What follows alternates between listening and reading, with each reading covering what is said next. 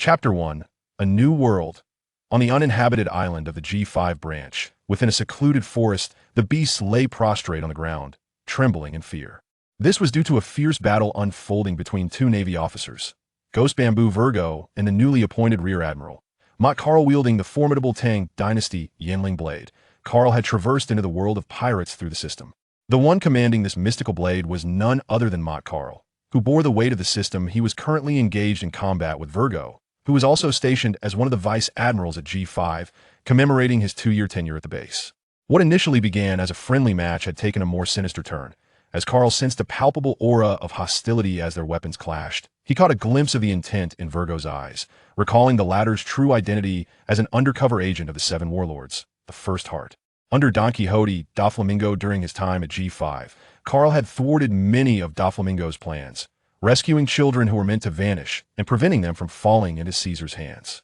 Perhaps it was these past deeds that incited the murderous intent Karl felt emanating from Virgo nonetheless. Virgo could not inflict harm upon Karl despite his mastery of haki. Karl, being a disciple of Garp, matched and even slightly surpassed Virgo's prowess. With a deft maneuver, Karl positioned the Yanling blade to counter Virgo's attacks. Creating an opening seizing the moment, he executed a swift thrust. With a flash, Karl's most rapid strike pierced through Virgo's defenses, leaving a crimson mark upon his otherwise haki-clad form. The duel had reached its conclusion. The appearance of blood signified the end of their friendly competition. Virgo's muscles remained taut as he processed the rapid growth of the man before him. When Karl first arrived at the G5 branch, he had barely attained the rank of Rear Admiral, yet now he held the upper hand. Virgo sensed a hint of animosity from Karl, an unsettling intuition creeping over him throughout the years in the New World. Karl had thwarted several of Joker's schemes, leading Virgo to believe that this man harbored grievances against him. However, it was time for Virgo to depart, as new orders had arrived from headquarters, necessitating his exit from the G5 branch. Karl extended his hand, stating, "Virgo, I appreciate your guidance this year. It is time for me to return. Let us share a drink when the opportunity arises." Virgo, donning his sunglasses, replied in a tone devoid of emotion, "Until we meet again, Rear Admiral Karl." Karl gathered his modest belongings, consisting of a few changes of clothes, and made his way to the port. After bidding farewell to his former subordinates, he activated the speedboat provided by the system and swiftly departed from the G5 branch, heading towards headquarters. In a room overlooking the port, Virgo watched as Karl receded into the distance. He activated the transponder snail fufufu. "Virgo, what is it?" Upon hearing a familiar yet audacious voice, Virgo spoke, "Doflamingo, be vigilant regarding a certain individual within the Navy. He seems to possess knowledge about us." Doflamingo, taken aback, found it surprising to hear such word from Virgo. Typically, individuals of this nature would have been dealt with by Virgo, yet now he was advised to exercise caution. Meanwhile, within the palace on the other end of the transponder snail, Doflamingo revealed a wicked grin. "Virgo, utter his name, Vice Admiral Karl." Unbeknownst to him, Karl, who was already on their radar, was nearing the Red Land, approaching the designated port of the Navy, thereby allowing him to return to the first half of the Grand Line without passing through Fishman Island. The Navy headquarters had yet to experience the summit war, thus it remained stationed in Marineford. Karl docked his speedboat at the port, where the station Navy personnel were aware of the Vice Admiral's swift vessel. Measuring less than 5 meters, it could traverse the sea with ease. However, the speedboat was only navigable on calm water. Should the Navy possess a stable maritime route, Karl would not dare to sail alone on the open sea. Having disembarked from the speedboat, Karl had not yet found his footing when his observation haki sensed an incoming attack from behind. He ducked, narrowly avoiding a striking leg that swept past his head.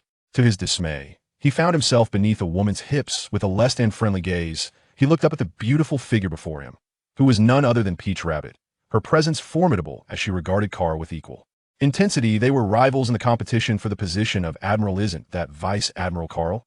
Wherever Peach Rabbit went, her admirers, including Chibuta, naturally followed. Karl, observing Chibuta with his hands stuffed in his pockets and an unsavory expression, sheathed his sword, the Shinyan blade. He knew that should a confrontation arise with Peach Rabbit, Chibuta would not remain idle.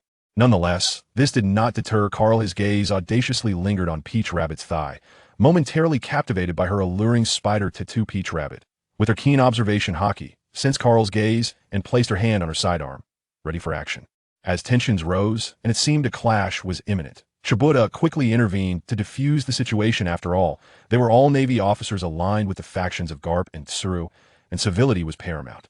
"Hey, you lot, Hurry and find Admiral Sengoku." Upon hearing this voice, the expressions of the three shifted dramatically, although there may have been underlying tensions among them. The arrival of this voice instantly united them, directing their focus towards its source, Admiral Akainu. Akainu regarded the group, having just returned to discuss matters concerning the admiral candidates. In addition to the individuals present, there were also his allies, Doberman and the Ghost Spider.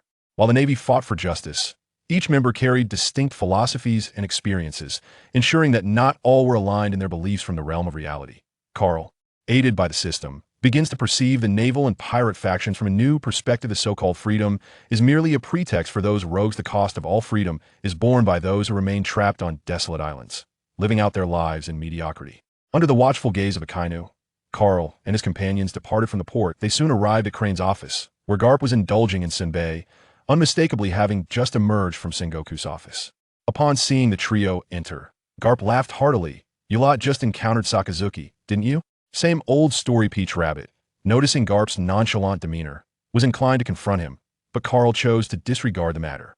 As a member of Garp's faction, he was indifferent to the so-called factional disputes. His greater concern lay with the Senbei in Garp's possession. The Senbei that could catch Sengoku's eye was undoubtedly of superior quality. Garp, observing the dwindling amount of Senbei in his bag, was visibly irked, a cross pattern forming on his forehead. "You rascal. Know when to stop with a powerful strike." Carl was sent flying from the sofa to the wall, enveloped in a familiar aura of haki, invoking memories of his first encounter with Garp 5 years prior. On a small island 5 years ago, upon arriving in the pirate world, Carl spent an entire month assimilating the memories of his predecessor. The son of an ordinary merchant ship captain, he had narrowly escaped a pirate attack by hiding in the ship's cabin. However, the battered merchant vessel, left unpiloted, was swept by the currents to a deserted island. The moment he set foot on the island, Carl activated his Golden Finger shopping system, a system that encompassed a store, professional development, and mission cultivation. The first task assigned by the system was to locate the mysterious merchant dispatched to the island and claim his inaugural novice gift pack. Gazing at the decaying beasts on the beach, Carl realized that this island was not devoid of peril, it was rife with danger. The merchant ship, having just been raided by pirates, was devoid of food and its weapons confiscated, leaving only a broken sword lodged in the planks. Having fully absorbed Carl's memories, he ceased to dwell on returning to reality. As hunger and thirst consumed his consciousness, he needed to forage for sustenance on the island, dismissing thoughts of danger and the mysterious merchant. His only desire was for food and water. Jumping from the deck onto the soft sand, Carl stumbled, his weakened state betraying him. Even though his original body had undergone some combat training, it could not withstand the torment of hunger. Yet, he retained his rationality and refrained from crawling towards the rotting carcass. Succumbing to illness on a deserted island would be tantamount to a slow and agonizing death. Spotting coconuts atop a palm tree, he identified them as the most accessible source of hydration. Summoning the remnants of his strength, he climbed the tree and, using the broken sword, severed several coconuts to quickly replenish his fluids and alleviate his discomfort. After quenching his thirst, Carl gradually regained his strength. Although he remained in a state of hunger, he ventured onto the island in search of prey. Even now, Ace and Luffy were able to procure food from the forest, so there was no reason he could not do the same. At the very least, Carl was far stronger after hydrating than he had been upon disembarking from the ship. Clutching the broken blade in his hand, which was his only source of security, he stepped into the forest and immediately sensed the ominous atmosphere within, aware that a moment's lapse could lead to his demise at the hands of hidden assassins. Tightening his grip on the fractured weapon, he delved deeper into the woods. However, fortune was fleeting. Before he could locate any edible fruit, he found himself targeted. A black panther lounged upon a rock, feasting on its prey. The instant the panther laid eyes on Carl, it fixated upon him. Initially, Carl felt a pang of envy at the fresh blood and flesh in the panther's grasp, but the creature's gaze soon alerted him to the imminent danger it had set its sights on. In a panic, Carl bolted, with the panther in hot pursuit. Fortunately, his smaller stature allowed him to weave through the underbrush, evading the panther's immediate grasp. Yet, the panther's immense strength enabled it to tear through the thicket, continuing the chase, and Carl could feel the chilling presence of its claws behind him. Fear ignited a surge of energy within his once weak body, propelling him forward, but he could only maintain a certain distance from his relentless predator. Carl understood that if this standoff persisted, he would meet his end. Once his stamina waned, the only hope for salvation lay with the enigmatic merchant on this island. He needed to find this merchant to access a novice gift pack for a counterattack. However, the whereabouts of this mysterious figure eluded him. leaving Carl to rely on sheer luck within the limits of his dwindling energy. Time was running out, and in his frantic desperation, he burst forth from the underbrush. A chill crept through Carl as he realized that without the obstacles of the thicket, he could not outrun the panther on open ground. Yet, hope surged within him as he spotted a figure in a black cloak on a small clearing ahead. Even without any system notification, Carl instinctively recognized this person as the merchant he sought. Reaching the merchant's location, Carl needed to retrieve the novice gift pack, but he required precious time he might not have, as the panther was poised to pounce.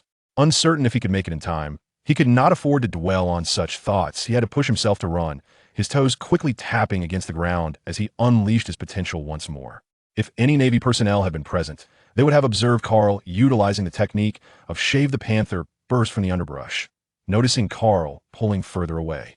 With a flicker of disdain in its eyes, it crouched low, preparing to lunge. Carl's figure appeared before it. How could a mere human outrun a beast? The panther was on the verge of striking, and Carl remained blissfully unaware. He was wholly immersed in his run, utterly oblivious to the panther lurking behind him. The panther's claws sprang forth, poised to ensnare Carl's flesh, ready to drag him back, thus concluding his post-meal warm-up in a most unfortunate manner. Just as the panther was about to strike, Carl had stepped into the mysterious merchant's range of influence. Engrossed in a sprint, Carl's mind was suddenly pierced by a mechanical voice.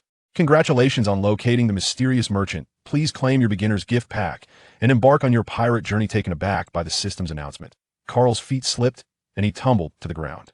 Rather than feeling joy at triggering the system, a chill coursed through him. A wild beast was pursuing him, and now, having fallen, his fate seemed sealed. Crouched on the ground, awaiting death, the passage of time felt interminable, yet the anticipated claws did not arrive. Upon raising his gaze, he saw the panther thwarted by an invisible barrier, unable to approach Carl. Carl exhaled a sigh of relief. He had narrowly escaped death. Moreover, he could now inspect the beginner's gift pack as the system chimed in once more.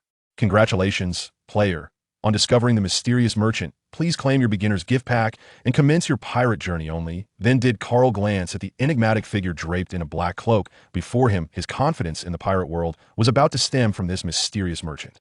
Welcome, welcome. The mysterious merchant uttered a greeting and unfurled his cloak. Instead of a small golden fish, a virtual screen materialized before Carl. Displayed on the screen was a glowing gift pack, while all other items remained obscured. In the lower left corner, his name appeared. More Carl. Following his name were the figures: berries, 0, soul coins, 0. As the name suggests, the shop system required all items to be purchased. Berries served as the universal currency in the pirate world, while soul coins were a currency Carl would need to decipher. Though Carl found himself penniless, this did not hinder his ability to browse the items within. A dazzling array of goods had been meticulously categorized: weapons, items, furniture, training materials, transportation, skills, mythological artifacts, and more. The inventory of the mysterious merchant was subject to random updates. Treasures available this time might vanish in subsequent visits. Furthermore, items in the mysterious shop could only be purchased with soul coins. As Carl contemplated how to amass wealth and acquire the treasures before him, the system issued yet another reminder: please claim your beginner's gift pack and embark on your pirate journey. The voice remained cold and mechanical, yet a countdown appeared in Carl's mind: 4:59. He had less than 5 minutes to claim the beginner's gift pack. Glancing back at the panther, now less than 5 meters away, Carl understood that claiming the gift pack would mean relinquishing the protection of the mysterious merchant. At that moment, he would directly face the panther's assault. Having traversed the pirate realm for an extended period, enduring the trials of the sea and grappling with the remnants of the former soul, Carl had reached his limit. He yearned for a reversal of fortune. Aspiring to rise to prominence within the world, a notification chimed, heralding the arrival of a novice gift pack. Congratulations, player Mort Carl, for receiving the novice gift pack. The mysterious merchant shall vanish in 5 minutes. As the countdown echoed in his mind, Carl remained unfazed. His body was undergoing transformation. The hidden injuries that once plagued him had been mended, and his energy restored. At this moment, he felt no hunger, his strength surpassing even that of his prime. A graceful, goose-feathered blade manifested in his hand, and through the system, he learned that the blade was named Xianyan, along with the initial skill bestowed upon him: Goose Flash. With the newfound combat prowess and a complete Xianyan in his possession, Carl felt liberated enough to discard the broken blade he had previously wielded. Outside the arena, the Black Panther observed Carl's escalating strength and began to waver. It had merely sought a light snack after its meal, but the refreshments before it now appeared perilous. The panther was unwilling to risk injury and thus present an opportunity for rival foes. After casting a disdainful glare at Carl, it swiftly turned and retreated into the depths of the forest. Upon witnessing the departure of the Black Panther, Carl felt a sense of relief wash over him.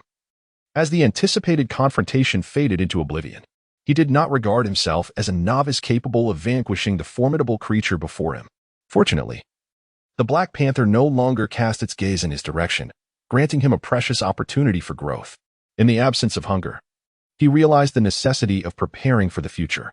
The system required currency, thus he could not remain on the island indefinitely.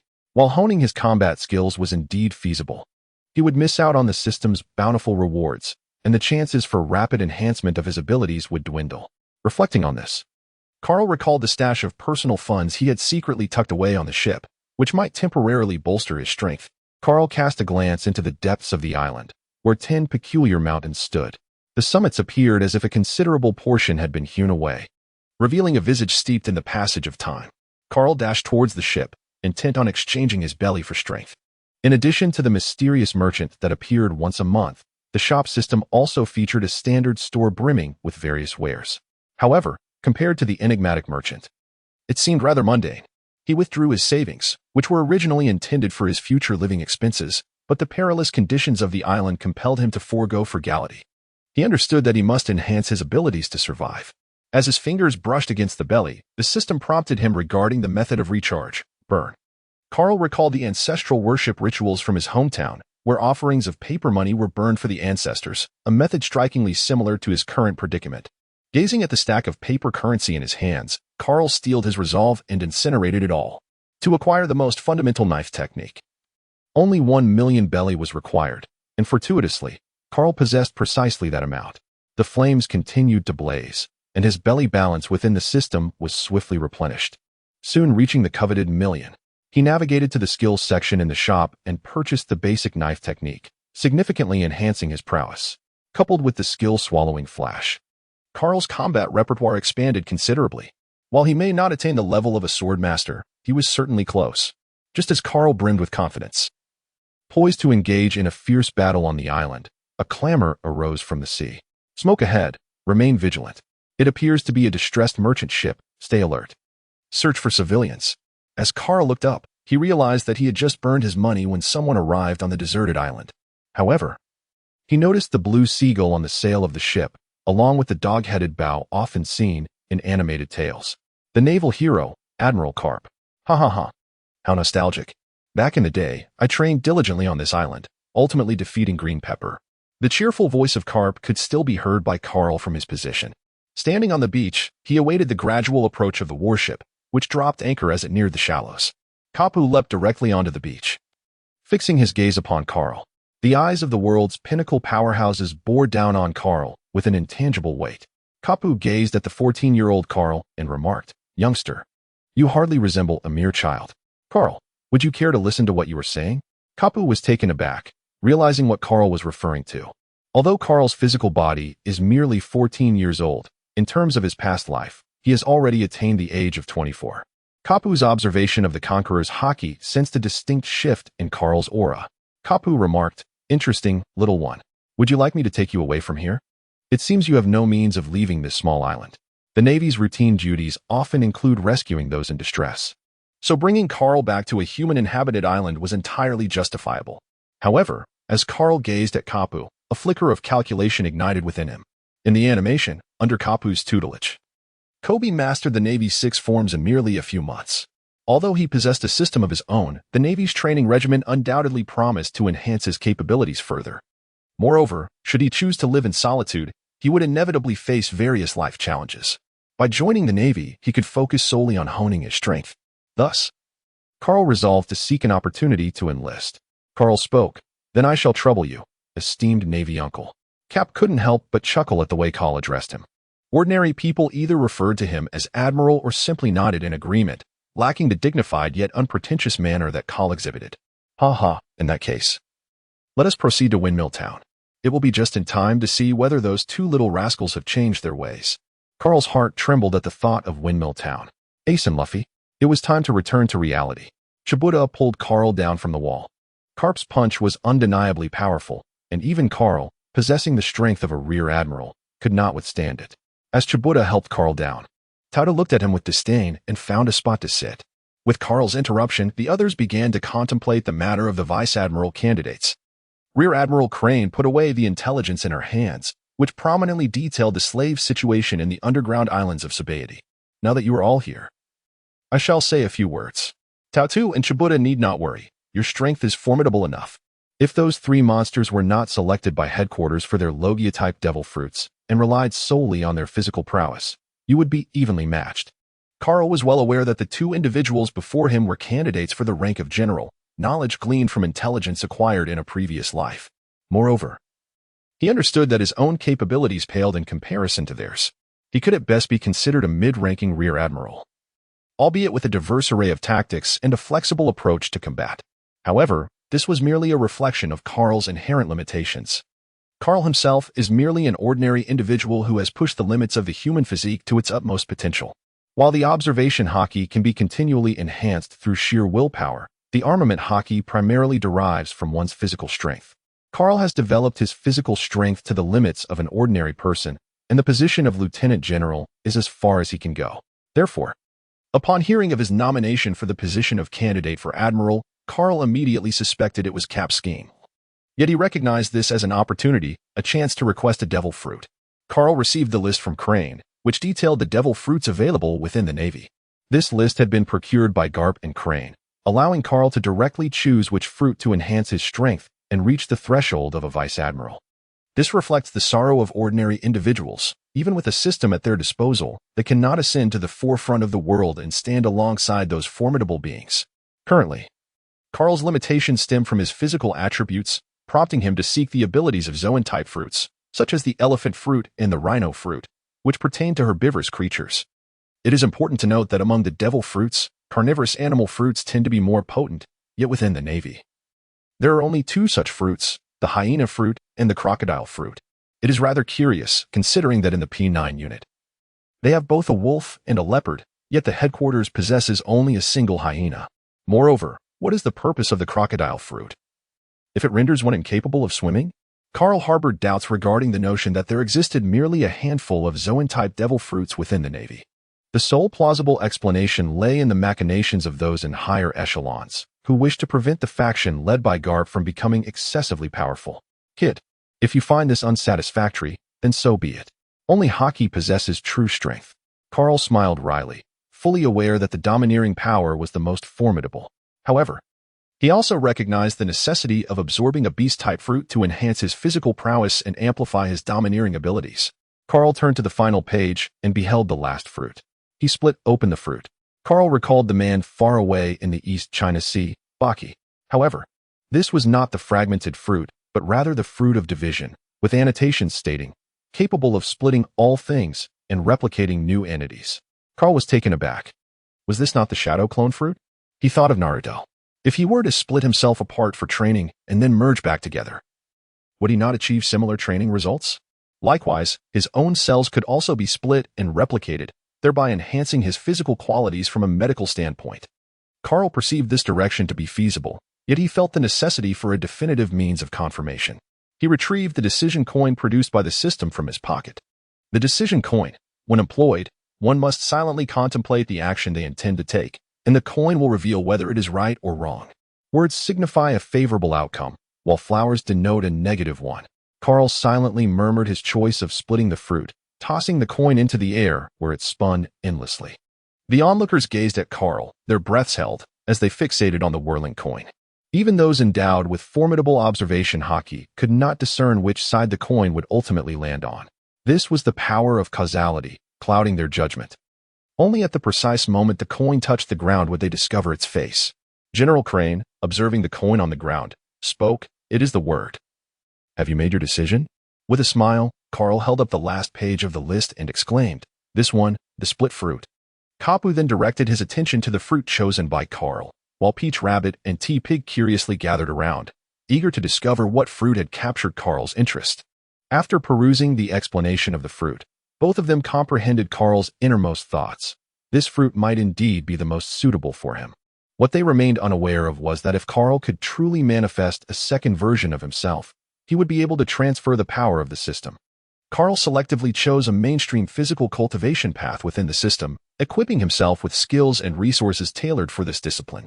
However, the system harbors numerous formidable frameworks awaiting his exploration. Admiral Crane submitted the results, and in the office, Sengoku received the information.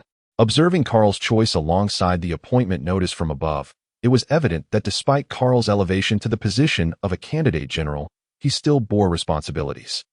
The appointment in Sengoku's possession originated from the 5 Elder Stars. Sensing an unusual atmosphere, Sengoku noted that, aside from Akainu, those 5 individuals exhibited an unusual interest in Carl. Furthermore, they intended to assign Carl to the Scientific Brigade, a realm overseen by Kizaru. After careful consideration, Sengoku concluded that Carl's collaboration with Kizaru and the scientific team could prove advantageous. He promptly affixed his signature of consent on the opinion document. Meanwhile, before the commencement of the candidate tournament, Carl found himself in the Navy headquarters cafeteria engaged in a drinking contest, his opponent being Peach Rabbit. The connection between Carl and Peach Rabbit stemmed from an accidental encounter during a bath, where Carl inadvertently glimpsed her bathing and instinctively whistled. Although initially unnoticed, Carl's frivolous gaze was swiftly caught by Peach Rabbit, solidifying their rivalry. Unbeknownst to the oblivious T-Pigs, he was preparing for his 999th confession, hoping to coax a drunken Peach Rabbit into a hazy acceptance. Ultimately, however, he faced rejection, leading Peach Rabbit to drag Carl back into the drinking contest. Upon witnessing this, Carp erupted into hearty laughter. With the arrival of the young Carl, a renewed vigor filled the air. As for Carl, after 5 years of naval life, he had fully assimilated into this world, embracing his own brand of justice. On an unnamed small island, shortly after Carl disembarked at the port, he was greeted by a strikingly tall beauty clad in a naval uniform. With a salute, she addressed him, Vice Admiral Carl, I am Karina, the Deputy Commander of the Scientific Corps. Welcome to your new assignment. Carl retorted, acknowledging that he would also be working here in the future. Thus he ought to adopt a more amiable demeanor. However, the long-legged beauty before him seemed less than welcoming to his presence. Now, as per the schedule, General Carl is requested to proceed to the training ground, where Dr. Vegapunk has issued specific instructions. Vegapunk, the legendary scientist. As a character yet to appear in the world of pirates, Carl felt a surge of curiosity. Moreover, he had heard whispers regarding his experiments, notably the transformation of the infamous tyrant, Bartholomew Kuma. If all went as anticipated, the tyrant would indeed be on this island at this very moment. Additionally, there was another individual Carl wished to encounter, who would also be present on this island, Bartholomew Kuma. Renowned as the man with the most guarded secrets, Carl aspired to learn advanced applications of haki from him. The technique known as SKDK, or flowing cherry blossoms, was still beyond Carl's grasp. He had the perfect opportunity to master it here. Accompanied by Karina, Carl made his way to the training ground, where individuals were already busy calibrating equipment.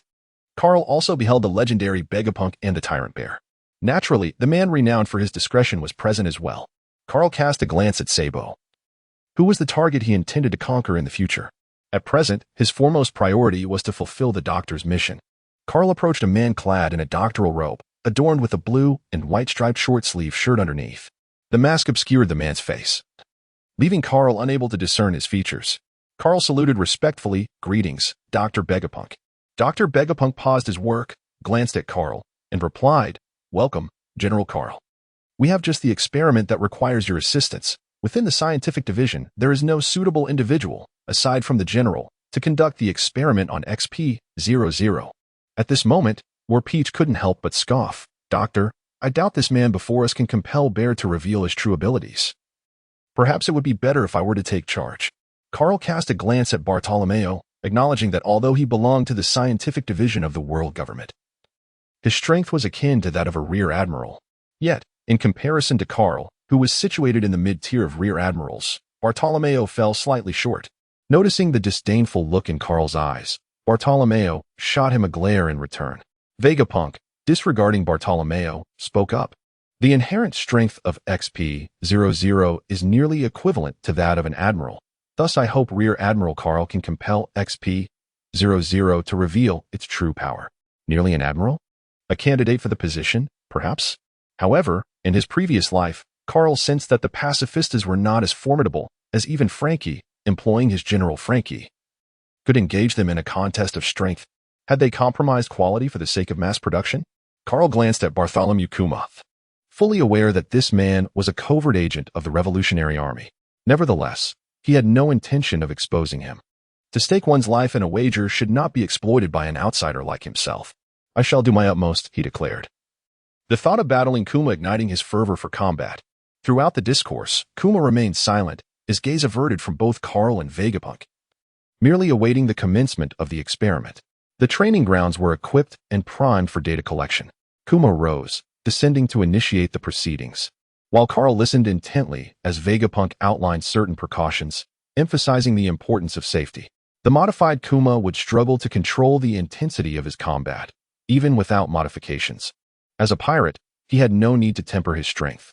Thus, this confrontation embodied a clash between the Navy and the pirates, with the embedded Den Mushi ready to relay the events. As Carl entered the training arena, he unsheathed his Xianyan sword and advanced deliberately towards Kuma. The latter set aside his reading material, recognizing the need to treat the approaching adversary with seriousness. With Kuma prepared, the moment Carl witnessed the book being laid down, he executed a shave, swiftly closing the distance to Kuma. Upon reaching the giant's side, Carl felt the overwhelming pressure emanating from Kuma's massive frame. Aiming his strike, he realized that he could at best inflict injury upon Kuma's midsection, targeting his head-wrist evasion. Yet, as Carl launched his attack, a pair of bear-like paws suddenly appeared before the blade. Such remarkable observation haki, Carl mused, as he was sent hurtling backwards, while airborne. His observation haki alerted him to the imminent threat of Kuma's counterattack. A colossal fist suddenly materialized in Carl's vision, threatening to engulf his head entirely. The tyrannical bear's assault had commenced. Such a massive physique could not only possess remarkable speed, but its strength was equally astonishing. This punch must be evaded, for otherwise Carl would find himself abruptly concluding the experiment. The swan returned. With a swift twist of his waist, Carl's body spun relentlessly, channeling immense force into the Xianyan blade as it whirled, a single strike potent enough to breach the defenses of the tyrant bear. The tyrant bear, sensing the formidable might of the blow, transformed its fist into an open palm, unleashing a shockwave from its hand, striking from outside Carl's attack range. The bear evaded the onslaught, redirecting the blade's trajectory towards its own assault. This maneuver neutralized the incoming threat, allowing Carl to land firmly on the ground and regain his footing. In their initial clash, Carl found himself at a disadvantage, utilizing his skills to deflect the tyrant bear's basic attack. Yet through this confrontation, he gleaned vital information about the bear's attributes, formidable strength and speed, alongside an exceptionally developed fruit ability and a keen mastery of observation haki, leaving little room to exploit any weaknesses. The sole vulnerability lay in its modified physique, which had weakened its armament haki. However, with a metallic body, even Carl, a master swordsman, required considerable effort to cleave through steel. The tyrant bear would not afford him such an opportunity, and Carl suspected that the metal encasing the beast was no ordinary iron. Nevertheless, Carl had a plan. He pressed forward once more, bringing his blade down with determination. The tyrant bear, keenly attuned to the trajectory of the Xianyan blade, raised its paw to meet the impending strike. Carl also perceived the capabilities of the bear paw as fleshball fruit, yet he still struck upon the bear paw. The power of Tai Chi. With a powerful strike, Carl was forcefully repelled once more. However, this time he did not get sent flying. Instead, the Xianyan blade was deflected. Seizing the momentum, Carl spun gracefully, employing the principles of Tai Chi to deftly redirect the overwhelming force, utilizing the tyrant bear's fruit abilities to his advantage. With a swift reverse motion, he delivered a decisive slash that struck the tyrant bear's mechanical form, cleaving through its exterior and carving a deep wound into the metal at its chest. Carl could feel the temperature of blood splattering. At this moment, the tyrant bear still retained its corporeal form. Carl pierced through the abilities of the tyrant bear. How is this possible? How could he possibly injure the bear? Exclaimed Sanzamaru from the sidelines, fully aware of the formidable strength of the tyrant bear, and unable to fathom that a young rear admiral like Carl could inflict harm upon him. Vegapunk observed the battlefield, although he could not comprehend the intricacies of the combat. It was evident that Carl's attacks had transcended the capabilities of the fruit. However, despite Carl's haki being entwined with his strikes, it was still insufficient to breach the tyrant bear's mechanical body fortified by haki. Haki is inherently a power of the human body, and logically, the tyrant bear, having transformed into a cyborg, should lack this ability. Yet, Vegapunk meticulously calibrated the ratio of flesh to metal, ensuring the most efficient integration of haki and metal. With Carl's presence, the future could serve as a template for addressing proportional concerns repeatedly. Vegapunk was quite pleased with Carl's arrival. The clash between the haki-imbued blade and the tyrant bear's metallic form merely left faint scars, having no significant impact on the bear. Instead, with each successful strike, Carl revealed vulnerabilities that allowed the tyrant bear to counterattack. Thankfully, due to his relatively diminutive size and agile movements, Carl managed to evade these assaults. He understood that a single misstep could lead to dire consequences, as the stakes of this battle were life and death for both combatants. Carl is preparing to unleash a new tactic. The swan swiftly darts towards the tyrant bear's eyes, delivering a precise strike to its vulnerable point, forcing the tyrant bear to evade. In a moment of urgency, it employs its fruit-derived ability to teleport away, which elucidates the reason behind the tyrant bear's recent reckless engagement with Carl. Carl's assault proved largely ineffective against him, while his own attacks posed a significant threat. As long as Carl's strikes remained perilous, the tyrant bear could retreat at will. The distance the tyrant bear created was anticipated by Carl, facilitating the execution of his skills. With a deft stroke of his finger along the blade of the Xianyin, the armed color of haki surged into the weapon, causing the Xianyin sword to instantly enlarge, transformed from a standard goose feather blade into a broadsword. The question arose, how could such a cumbersome weapon possibly strike the swiftly teleporting tyrant bear? Carl closed his eyes, preparing to unleash his second skill, the Void Mirror. Carl entered a state of absolute tranquility, his observation haki extending within a radius of 5 meters, capturing every occurrence within this domain. The tyrant bear sensed the formidable power emanating from Carl, particularly the ominous black blade, which it believed was sufficient to breach its defenses. This was also Carl's most potent technique, as he swiftly approached the tyrant bear. Under the imminent threat, the tyrant bear evaded the blade's edge, employing instantaneous movement to escape. However, it had already encroached upon Carl's 5-meter boundary. Its brief displacement was merely a utilization of momentum rather than a spatial transfer. Thus, Carl discerned the tyrant bear's position, halting his steps and racing towards the point where the bear would land. Having observed the patterns during their previous combat, he understood that, during instantaneous movement, one must land and require a moment to generate force. Consequently, when the tyrant bear reappeared, it became Carl's opportunity to strike. Realizing the overwhelming force of the impending blow, the tyrant bear recognized it could not evade and was left with no choice but to withstand the attack, channeling all of its armament haki into its palms. The tyrant bear thrust both hands forward, its massive frame combined with mechanical strength unleashing a tremendous force. Carl sensed the power emanating from the blade as it slid downwards, cleaving through the tyrant bear's paw. The enhancement of the armament color haki upon flesh and blood was significant, and a considerable portion of this haki was employed to shield his palm, rendering the bear's defense at this moment superior to that of its other bodily parts. Carl's power had waned, making way for the tyrant bear to unleash its own strength. The elasticity granted by the fruit's ability began to awaken. Sensing that Carl had exhausted his strength, the tyrant bear prepared to rebound away from him, yet the observation haki revealed Carl's intentions. In an instant, it retracted its fruit ability and teleported away. However, it had overlooked the fact that Carl, propelled by the rebound, spun his broad blade in a full circle, continuously tracking the tyrant bear's position. In the state of the clear mirror, Carl was acutely aware of the tyrant bear's location. Furthermore, the power of Tai Chi was a technique rather than a skill, allowing it to be used in conjunction with other abilities.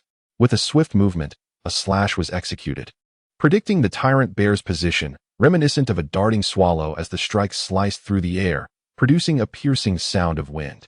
To the astonishment of Zentomaru, the blade struck the tyrant bear, sending it flying.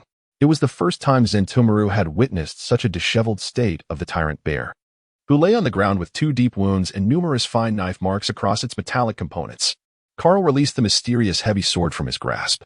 With his armed haki, he could only sustain its power for a mere 30 seconds, and after utilizing it for 10 seconds, he chose to relinquish it.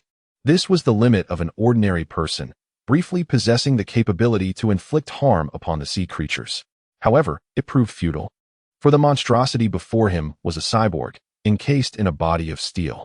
Carl delivered 2 formidable strikes, both of which were thwarted by metallic defenses. As a result, he merely depleted his opponent's equipment durability and expended some of his own stamina.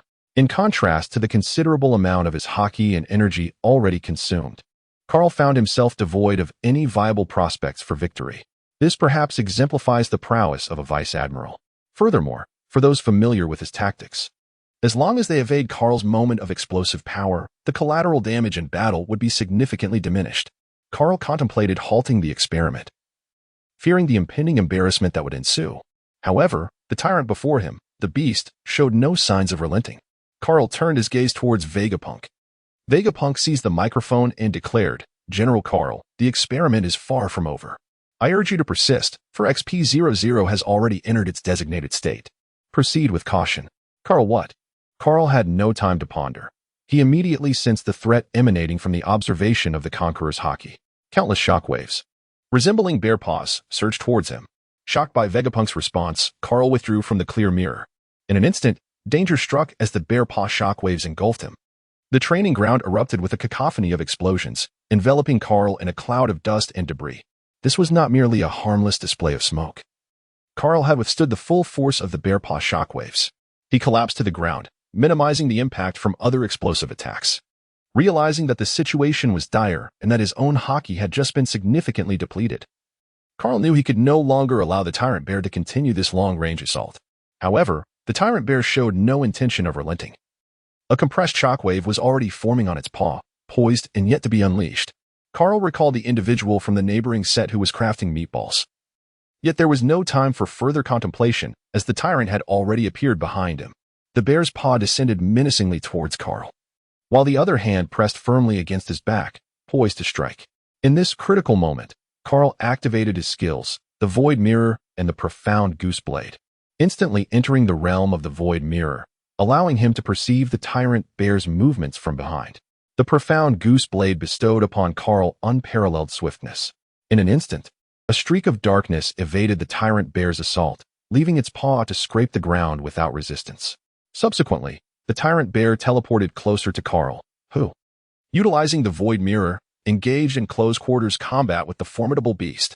The War Peach Ball was taken aback, astonished that Carl still possessed the stamina to contend with the bear, and that he could match its velocity, all thanks to the half length of the Profound Goose Blade in his grasp.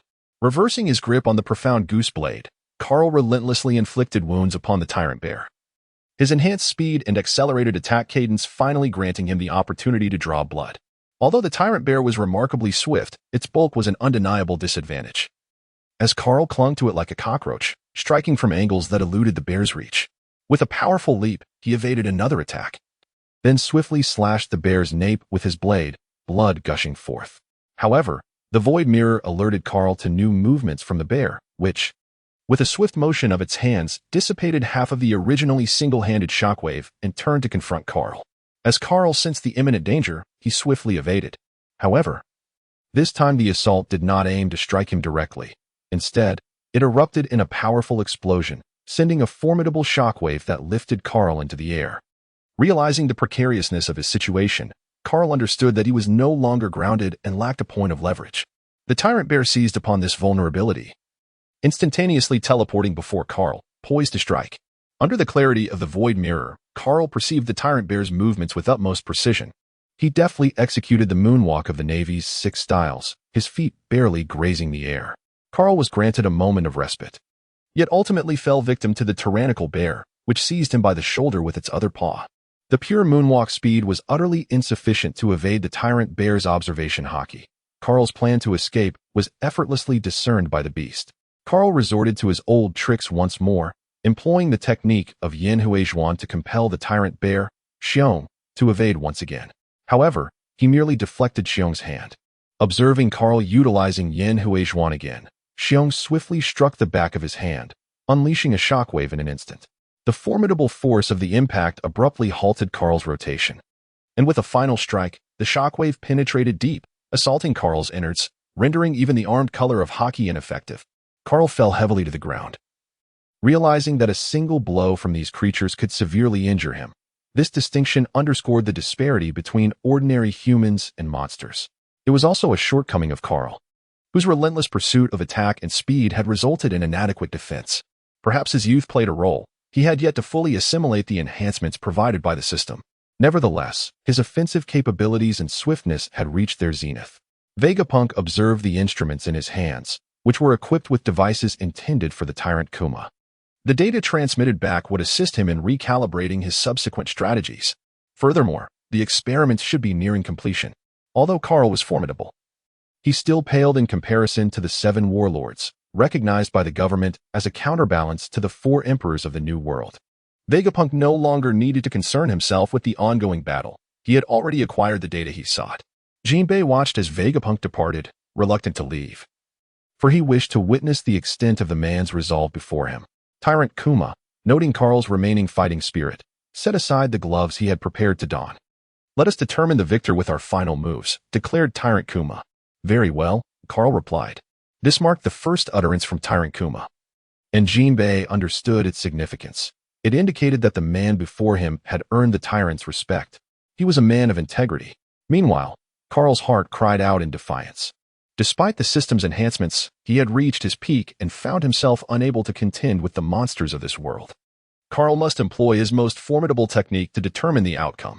The Xianyan knife in his hand has returned to its original form, and Carl has assumed his stance, with his left hand supporting the blade as it points directly at the tyrant bear.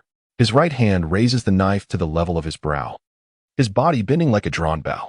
Carl was gathering his strength, while the tyrant bear relentlessly compressed the atmosphere. It was the terrifying impact of the 3-masted ship that had brought everyone to their knees. With both hands shielding against the shockwave, he gazed at the poised Carl and uttered, "Bear's impact." The bear's impact propelled forth with a swiftness surpassing its previous speed, hurtling towards Carl. Yet, before it could cover half the distance, Carl sprang into action. The pinnacle of velocity, the zenith of power. This allowed Carl to close the gap to the bear's impact in an instant. With just one more surge, he could surpass the bear's impact and aim directly at the tyrant bear. However, the lingering clarity within Carl's mind warned him that he must strike the bear's impact. Otherwise, he would soon find himself vulnerable to a back attack. Carl pressed forward, aligning himself with the ferocious bear impact and the tyrant bear, intent on vanquishing both foes in a single stroke. Soul Slash. He cleaved through the bear impact, instantly igniting a shockwave. The collision of the shockwave with the force of Carl's Soul Slash resulted in a tumultuous clash, causing his hands to tremble uncontrollably. The tyrant bear had already unleashed his attack, observing the struggle between Carl and the shockwave from a position of safety. The energy of the Soul Slash was steadily depleting. And ultimately, after neutralizing the bear impact, Carl's right hand hung limply by his side, his fingers still desperately clinging to the hilt of his blade.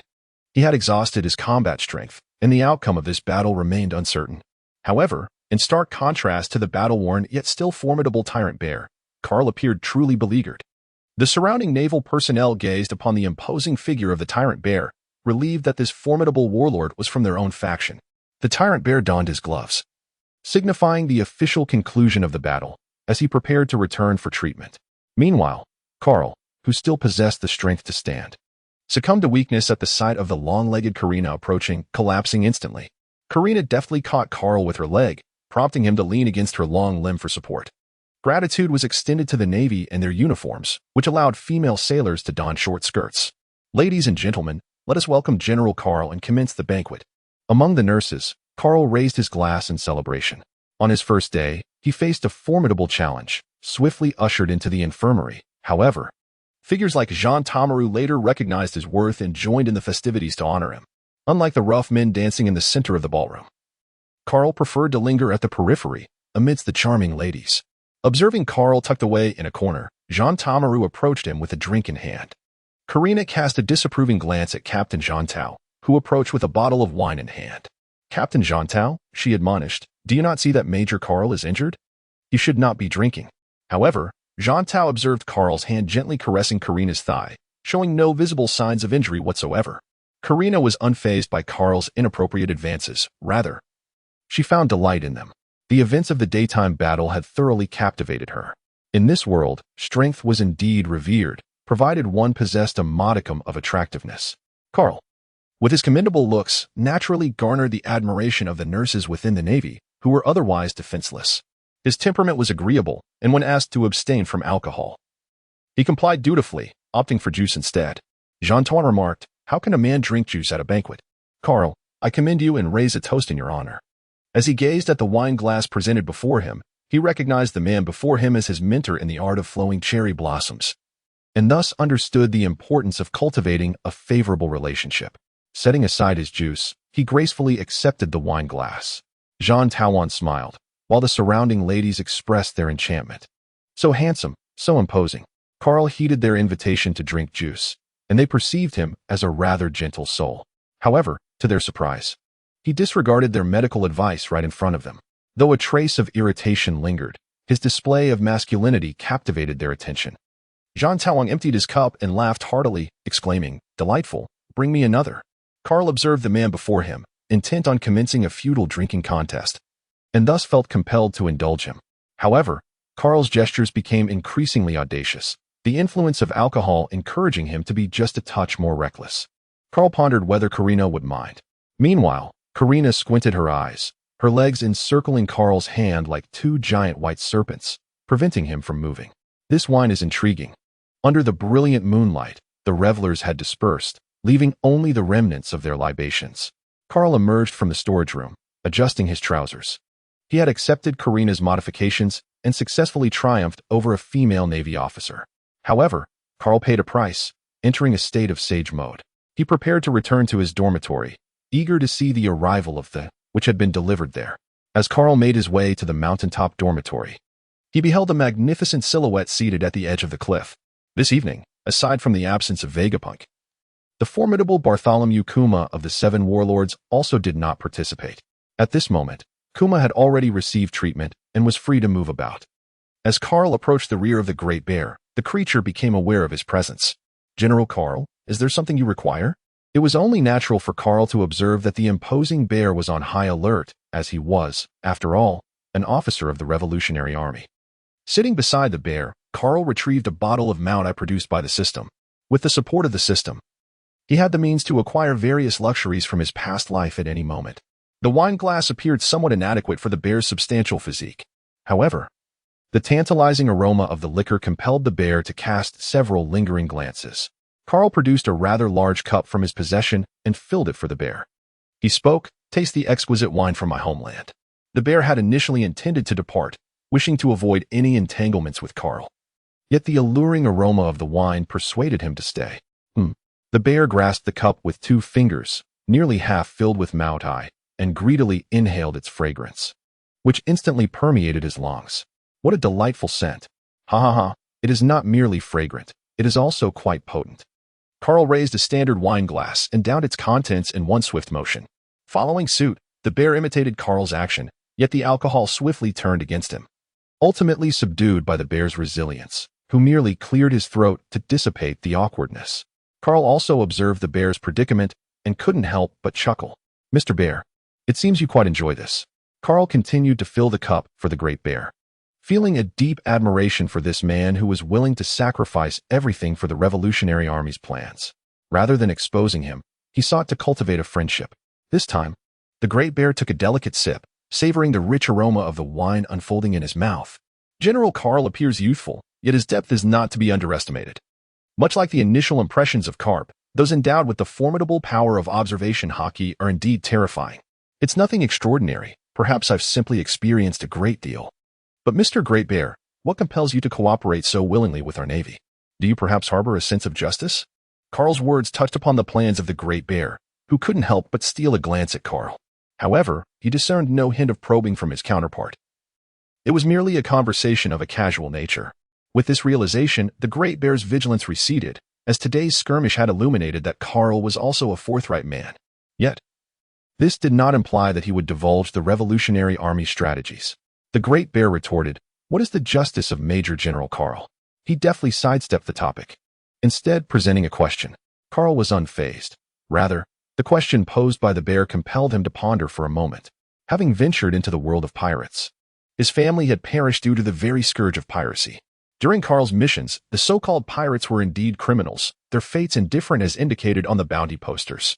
However, there existed a select few pirates who undertook adventurous exploits under the guise of piracy, akin to the Straw Hat Pirates that would emerge 2 years hence. Carl has been in constant contact with those who disrupt the lives of ordinary people, perpetrating acts of violence, pillage, and murder without remorse. Naturally, he is also aware that the world government is far from virtuous.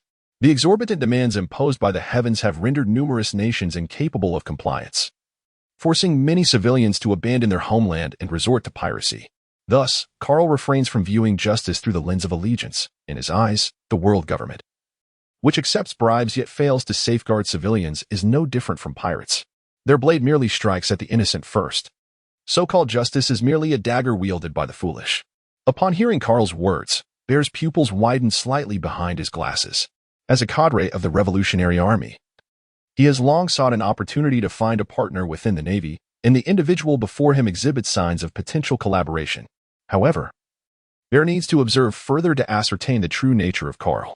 This world is vast, and it is utterly impossible to halt the actions we find objectionable. Yet, if you possess sufficient strength, you can achieve more and radiate influence far and wide. What Carl has expressed is not mere nonsense. It is essential to recognize that Garp has already realized such a dream. It is noteworthy that the East Sea, where Garp resides, is renowned as the weakest sea. Yet it is precisely Garp's formidable reputation that instills fear across the region. Tonight, there is still wine, and the Bear drinks as he listens to Carl articulate his vision of justice, the justice that commands respect across the four seas. Carl, feeling drowsy, returned to his dormitory, which, as befitting a major general, was well appointed with a bedroom, a living area, and a private bathroom, all perfectly equipped. Carl sipped a cup of hot tea, momentarily alleviating the fog that clouded his mind. He then turned his gaze towards the box in the living room, which, as anticipated, contained the coveted split fruit. The judgment of the decision coin was infallible, prompting Carl to unfasten the box. This was one of the benefits of joining the Navy. As long as one held a sufficiently high position, it was possible to leverage this platform for greater gains. Upon opening, a fruit adorned with a yellow skin, intricately patterned with spiral designs, lay upon the table. Carl gazed at the fruit before him, which bore a striking resemblance to a cantaloupe, uncertain of how to proceed. Having never tasted a devil fruit before, he found himself at a loss, locking eyes with the enigmatic fruit for a moment. Ultimately, he resolved to treat it as if he were consuming a cantaloupe, slicing open the fruit and, with a sense of normalcy, consuming the devil fruit. The instant it touched his palate, a wave of nausea surged within him. The amalgamation of various foods and alcohol threatened to force its way back up, nearly causing Carl to regurgitate. However, he managed to suppress the urge, recalling a discussion from an obscure forum in his previous life, wherein it was suggested that merely a bite of the devil fruit sufficed, while others claimed that consuming the entirety might enhance the likelihood of acquiring a superior fruit. Carl was uncertain about the veracity of the rumors. He suppressed his discomfort and consumed the entire fruit. In that moment, Carl became fully aware, experiencing the transformation brought about by the fruit. The first change occurred in his mind, where he sensed the emergence of fundamental information regarding the fruit. It was akin to a whisper from a demon, revealing its abilities. Not long after regaining consciousness, Carl began to feel a heaviness in his head. As he was on the brink of fainting, he heard the system issue a warning. Warning: unknown force intrusion detected. System undergoing update. Warning: unknown force intrusion detected. System undergoing update. Warning: unknown force intrusion detected. System undergoing update. The system issued 3 consecutive warnings, yet Carl remained oblivious. He succumbed to unconsciousness, reclining on the sofa. His consciousness returned to the realm of awareness, where he beheld his soul, represented as himself, being permeated by a force and then separated. For the first time, Carl entered the realm of consciousness and witnessed his own fragmentation, initially believing it to be a customary process. However, he soon sensed something amiss as 2 distinct voices began to emerge within the consciousness space. The power of the devil fruit, coursing through the fissures of Carl's amalgamated soul, began to separate his essence. It was the rift between the soul of the Carl from Earth and that of the Carl from the pirate world. Over the past 5 years, although Carl had grown accustomed to this duality, the 2 souls had yet to fully merge. Moreover, the souls from these divergent worlds influenced one another. The spirit shaped by a society governed by peace and law contrasted sharply with that of a tumultuous, chaotic existence. This clash of worldviews ultimately forged the present incarnation of Carl. The earthbound Carl was merely a youth who relished the adventures depicted in One Piece, captivated solely by the exploits of the Straw Hat Pirates. In stark contrast, the pirate world Carl, alongside the amalgamated Carl who had lived there for 5 years, was acutely aware of the brutal reality of piracy, an existence rife with arson, slaughter, and abduction. Initially, He joined the Navy to gain strength, but ultimately, it became a quest to uphold a sense of justice, akin to the training imparted by his mentor, Garp. At this juncture, the devil fruit was actively disentangling the conflicting aspects of his soul, striving to separate the discordant essences. Carl sensed that something was amiss. Yet he found himself unable to halt the peculiar abilities of the fruit. He could only stand by, watching helplessly as he split apart, with the two versions of himself collapsing onto the ground, exchanging bewildered glances. The Carl on the right gazed at his counterpart on the left, reminiscing about the events that had transpired over the past 5 years. Wow, this is truly astonishing. The powers of the devil fruit, he mused. Left Carl, with a scowl, regarded right Carl, having already recognized the unsettling reality. Their souls had been severed in half, and their mental faculties similarly divided, implying that Carl's observation haki would also be compromised. If the fruit's splitting manifested in this manner, then his physical form would inevitably split as well. Consequently, his physical prowess would diminish, raising concerns about his aspirations to become a candidate for admiral and ultimately, an admiral. At this juncture, Carl's consciousness had entirely bifurcated, leading to an extreme divergence in his psyche. Left Carl, more influenced by the pirate Carl and his 5 years of experiences, became increasingly preoccupied with the Navy and his own sense of justice.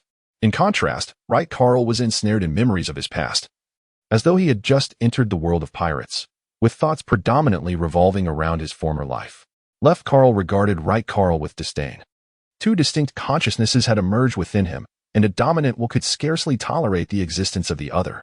In an immediate response, left Carl lunged forward, delivering a kick to right Carl.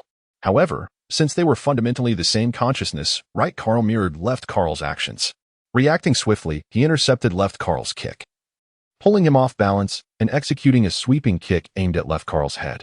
Left Carl, however, raised his elbow to block, causing right Carl's kick to collide with the solid bone of his elbow, resulting in immediate pain that prompted him to retreat. Left Carl, perceiving right Carl's sensitivity to pain, swiftly comprehended that any injury sustained in this realm of consciousness would directly impact their awareness, hence the heightened agony. Although left Carl would experience the same pain, he was merciless, relentlessly engaging right Carl in a tit-for-tat exchange of blows. In an instant, right Carl found himself overwhelmed, the memories of his former life weighing heavily upon him, instilling a sense of dread. Despite their shared identity, the split had engendered subtle differences in their personalities. Left Carl embodied the essence of a pure warrior, while right Carl resembled an ordinary person newly thrust into this world. Although both possessed identical combat capabilities, their disparate wills created a significant disparity in their current confrontation. In a flash, left Carl conjured a mystical blade, intent on eliminating the Carl before him, seeking to unify his consciousness. Recognizing left Carl's lethal intent, right Carl realized evasion was no longer an option. What you can do, I can do as well. Right Carl conjured a mysterious yin knife in his hand, and with the weapon in his grasp, confidence surged within him. He swung the formidable blade towards left Carl, but a sharp sound echoed as right Carl's knife shattered instantly, leaving a gash upon his body. Through the glimmer of the blade, right Carl perceived the murderous intent in left Carl's eyes. Left Carl returned once more, and this time, right Carl summoned the yin knife again to block the attack. Yet, it shattered once more. Left Carl understood that the disparity between their blades stemmed from their willpower, yet his opponent's resilience was formidable. He had not yet surrendered. Thus, left Carl had to seek an opportunity to dismantle right Carl's resolve. With a powerful downward strike, he shattered the yin knife. Left Carl declared, "You are merely a byproduct of a devil fruit, an appendage that must vanish." Right Carl retorted, "Get lost. I have yet to experience the ocean or savor freedom. We are at least the same person. Why seek to hinder me?" Upon hearing the word freedom, left Carl recognized that if he allowed right Carl to continue unchecked, the influence of his past life might lead him to become a pirate, which would have significant repercussions for him. He intensified his strength, once again breaking the yin knife. Left Carl's assaults accelerated, yet right Carl's conjured yin knife matched his speed, successfully deflecting all attacks. Left Carl realized that no matter how he struck, his opponent's resilience kept pace. Thus, he had to dismantle him from a psychological standpoint. Freedom? Do you wish to become a pirate, engaging in misdeeds and wreaking havoc? Have you forgotten the innocent lives you could not save over the years? Right Carl's memories stirred. He recalled his first mission when he had to helplessly watch pirates bully civilians right before him, merely to lure in bigger prey. For the greater good, for justice, for peace, he had remained indifferent to the cries for help. Furious, Right, Carl exclaimed. Whether a pirate or not is irrelevant. I simply refuse to be shackled. A man should be free. Upon hearing the word freedom once more, Left Carl's anger flared. Freedom is merely your excuse for lawlessness, devoid of morals and legal constraints. Do you truly believe you can control the demons within you? When you see something you desire but lack the means, would you resort to theft? When you encounter a woman who spurns you, would you force yourself upon her? If someone offends you, do you believe in slaughtering their entire family? Is this the justice you seek? Right, Carl retorted with rage. Stop imposing these fictitious scenarios upon me. I merely wish to pursue my own desires. While you are but a product of two souls, a monster shackled by chains. As the words of Right Carl faded, a stalemate ensued between the two. It was not that Right Carl's blade had dulled, but rather that Left Carl's inner turmoil had surfaced, acknowledging the truth in his counterpart's assertions. The notion ingrained in the original body of Mort Carl for 14 years had cast a profound influence upon him, painting pirates as embodiments of malevolence. Even the existence of the Straw Hat Pirates could not alter this perception, having traversed into this realm. The interaction of two souls over the span of 5 years had left Carl with an ambivalent stance towards the notion of piracy. Now, with their souls severed, they had become two distinct entities. The impact of his previous life had diminished, yielding to the prevailing ideology of the pirate world, extreme, dominant, and resolute. This had forged the Left Carl before Right Carl, and their confrontation lingered for but a fleeting moment. With a mere exertion, Left Carl shattered Right Carl's Shinyan blade. After repelling Right Carl, he declared, regardless of your assertions, pirates are inherently wicked. Do not be misled by the romanticized portrayals of pirates in your past life, such as those in Pirates of the Caribbean or One Piece. Understand that the most notorious pirate has already claimed an entire continent, displacing its populace. Thus, you must confront reality. Submit to my authority, and I shall guide you to reign over these seas. Right Carl, well aware that his opponent referred to the distant oceans of his former existence, recognized that he had now entered the realm of pirates. This world bore no relevance to him. He had no obligation to become a pirate himself. He merely yearned to escape, to experience a new world and its diverse customs. In his previous life, he was tethered by academia and employment, and the future loomed with the prospect of familial constraints. He longed for a life unshackled. In his former existence, even a moment of respite would be interrupted by an insistent voice urging him to strive. He had grown weary of such demands. Arriving in the pirate world, equipped with a system and 5 years of practical experience and skills, Right Carl could effortlessly reap the rewards. He felt akin to someone who had idled for 5 years, only to reconnect as the system perfected his character. He was now wholly qualified to find a small corner in the pirate world to relax. Reign over the seas, you say? With no real capability, you aspire to conquer the ocean? I am clear in my desires. I seek freedom, the liberty to act as I wish. What of being a pirate? This world operates as it does, indifferent to my presence. It will neither improve nor deteriorate because of me. The world incessantly weighs the virtues and vices of its inhabitants, perpetually embroiled in internal strife, spiraling from the zenith to destruction. Rather than fret over such matters, one should focus on oneself. Unmoved, Left Carl cleaved through Right Carl's blade once more, retorting with a cold smirk. What merit does your feeble will hold to utter such claims? This world is a pursuit of dreams. Those devoid of ambition are inherently weak. My dream is to transform this world, a dream of global magnitude, one potent enough to bestow upon me formidable strength. Right Carl was steadily retreating, on the verge of surrender. He harbored no grand dreams, relying solely on sheer will to persist thus far. The disparity between him and Left Carl lay merely in the strength of their resolve. If Left Carl could achieve it, so could he. Reflecting on his past 5 years, Right Carl pondered the strength for a counterattack. Memories of Carp and of meeting Luffy and Ace in Windmill Village flooded his mind. The Straw Hat, the war atop the summit, Carp's regretful gaze, and Dayton confronting the one she had feared for a lifetime. Right Carl realized the source of his power, the strength of belief, within the realm of consciousness. The two Xianyan swords began to clash rhythmically, and Right Carl took the initiative to engage in his opponent's assaults. With a mighty strike, the two swords shattered. Right Carl delivered a powerful blow, toppling Left Carl, and glared down at him, declaring, Luffy is destined to become the Pirate King, and Ace will not perish. Countless souls in his past life believed Luffy would ascend to the throne of piracy, lamenting Ace's demise. Even Right Carl felt unsurprised, particularly under the profound influence of his previous life. Left Carl remained unmoved, for it was too late. A luminous membrane formed between the two Carls, separating them. Left Carl had been attentive to his physical condition, which was now fully embracing the capabilities of the split fruit, having completely fractured.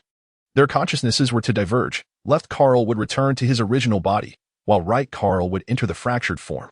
They exchanged glances, their paths destined to diverge. One would pursue his own brand of justice, reigning supreme, while the other would seek to mend regrets, standing in opposition. Left Carl gazed at right Carl and proclaimed, "From this day forth, you shall no longer be Mort Carl. Mort Casa, we shall meet upon the seas." Thereafter, their consciousnesses entered their respective bodies. Mort's consciousness restored rapidly within his original form. Observing Casa, still in the phase of merging consciousness and body, Mort refrained from wielding the Xianyan sword for execution. He sensed that while his body bore the frailty of the aftermath of the fracture, it had also slightly surpassed its limits. Drawing closer to the realm of those monstrous beings of the sea, the fruit's power remained with the original body. Meanwhile, the fractured doppelganger before him had suffered the side effects of the fruit but lacked its abilities. The gap between them would only widen. As for future events, he was aware. He wished not to cause Carp sorrow, and his intended actions would not intersect with Casa's, just as Mort contemplated how to deal with Casa. The telephone bug in the living room rang. It was Karina, with whom he had shared a fleeting romantic encounter the previous night. Carl picked up the phone and replied with indifference, "Hello?" Karen Lynn was taken aback by Carl's indifference, momentarily stunned, yet she proceeded to convey the matter that required her report. "General Carl, a supply ship has been seized by pirates, suspected to be the Nine Snake Pirates. Captain Bartolomeo has yet to make a move, and I require assistance in terms of combat strength." Carl sensed that his body had yet to fully recuperate, yet he remained unfazed. The system contained numerous potions capable of restoring him to peak condition, making him fit for the task at hand. "Very well, I shall head to the port now." Disregarding the still converging Casa, Carl departed. In the living room, only Mont Casa remained. Suddenly rousing from his prone position, Mont Casa began to assess his physical state. He had just emerged into a state of consciousness, yet his body remained ensnared in slumber, akin to the sensation of being pressed down by an unseen force. Thus, Casa was aware of the external circumstances and cognizant of Carl's utterances. Instinctively, he summoned the system, and the familiar interface materialized before him. Casa let out a sigh of relief. However, it wasn't long before Casa sensed something amiss. The name recorded in his system had transformed into Mort Casa. Casa struck the sofa, exclaiming in anger, "These are the skills that Casa must master." Shooting proficiency directly influences combat effectiveness, while weapon manufacturing pertains to Casa's future offensive strength and combat agility. As for the final mastery of elements and raw materials, these constitute Casa's knowledge of ammunition. The ability to create formidable bullets relies entirely on these foundational skills. However, progressing from novice to advanced levels requires an expenditure of 5 million, 10 million, and 100 million respectively, while the master level demands a staggering 1 billion. To attain mastery in shooting skills, Casa must expend the equivalent of a high-ranking official from a Four Emperors faction. Moreover, the acquisition of elemental control is particularly costly, with prices set at 10 million, 50 million, and 500 million. Achieving a master level requires a staggering investment of 2 billion. Casa possessed merely 90 million belly, a sum woefully inadequate to meet the necessary requirements for enhancing his skills. Just as despair began to envelop him, the system offered a timely reminder. "This month's mysterious merchant has made an appearance. Please search the island to discover the exquisite offerings of this month." Unlike the wares available in ordinary shops, which could be procured with sufficient funds, the items in the mysterious shop demanded a touch of fortune. Casa decided to first pay a visit to the enigmatic merchant, for he possessed a substantial amount of soul coins, ample enough for indulgence. Within the shop system, Bailey required the burning of resources to be transformed into system Bailey, while soul coins necessitated the vanquishing of adversaries, converting their spirits into currency. In recent years, based on the bounty list provided by the Navy, Casa has observed the following valuations of pirate souls. For pirates valued under 10 million belly, the soul is worth between 1 to 24 soul coins. For those ranging from 10 million to 100 million, the soul is valued at 300 to 500 soul coins. Pirates with bounties between 100 million and 500 million have souls valued at 800 to 1,200 soul coins. Those with bounties from 500 million to 1.5 billion are valued at 2,000 to 4,000 soul coins. As for pirates starting at 1.5 billion, Casa remains uncertain, but they are undoubtedly of considerable worth. Fortunately, when Carl departed, Karina informed only him, leaving others oblivious to his voyage. Thus, Casa felt no sense of incongruity while meandering alone at sea. As Casa sought the enigmatic merchant, a plan began to form in his mind, leading him to the location of the naval treasury. In the secluded grove of the rear mountain, Casa ultimately discovered the enigmatic merchant. The familiar silhouette, well known, unfurled the cloak to reveal a dazzling array of mysterious wares. The items emitted hues of blue and purple, with blue predominating, while purple constituted merely a quarter of the collection. The soul coins in Casa's possession are ample enough to procure a purple weapon and skill. Casa peruses the available merchandise, contemplating the trajectory of his future weapon enhancements. There exists a plethora of enhancement paths, categorized by attack attributes. They include elemental types and ballistic weaponry. In terms of combat modes, one may choose between melee and ranged engagements, while the level of operational complexity ranges from mechs to various firearms. Casa has merely 2 years. He must transform the world during the tumultuous period of war, seeking to amend past regrets. Thus, he must swiftly attain combat readiness and hunt pirates upon the vast seas, continually accruing soul coins. In the enigmatic merchant, he seeks opportunities that transcend even Carl. Casa oscillated between 2 items, now confronted with a decisive choice.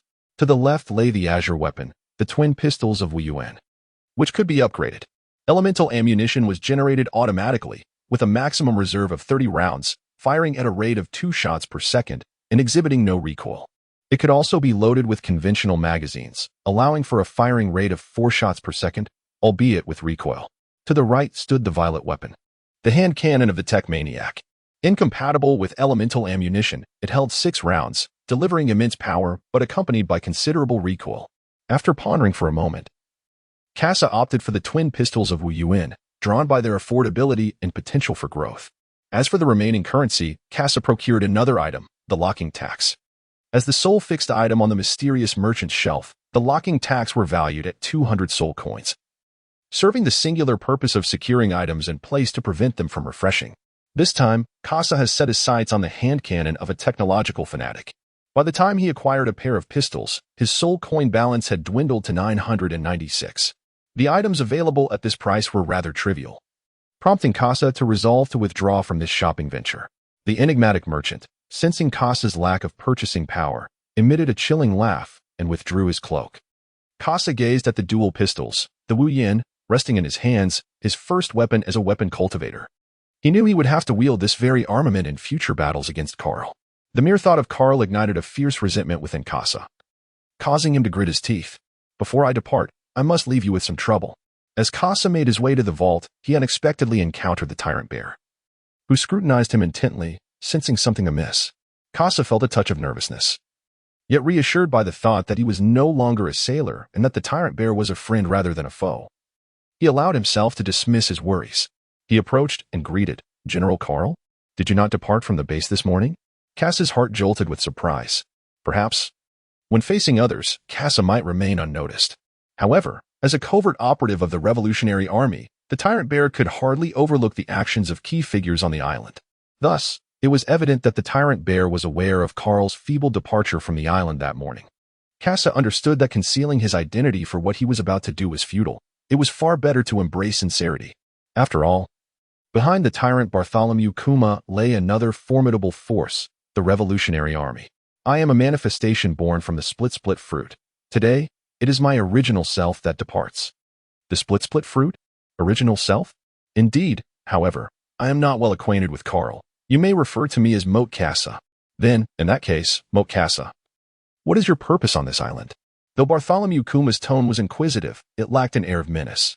Casa's observation ability remains unweakened, allowing for keen perception. It's nothing much, but Mr. Tyrant Bear, while we shall not disclose your identity, do exercise caution around Carl. A wave of tension surged through Tyrant Bear. He had not anticipated Casa's subtle warning regarding his identity. Moreover, the advice to be wary of Carl, his true self, struck a chord. I have had a falling out with Carl, so if the opportunity arises, we might collaborate. Farewell, Mr. Tyrant Bear. Casa departed on his own accord, igniting a fleeting impulse within the Tyrant Bear to eliminate him.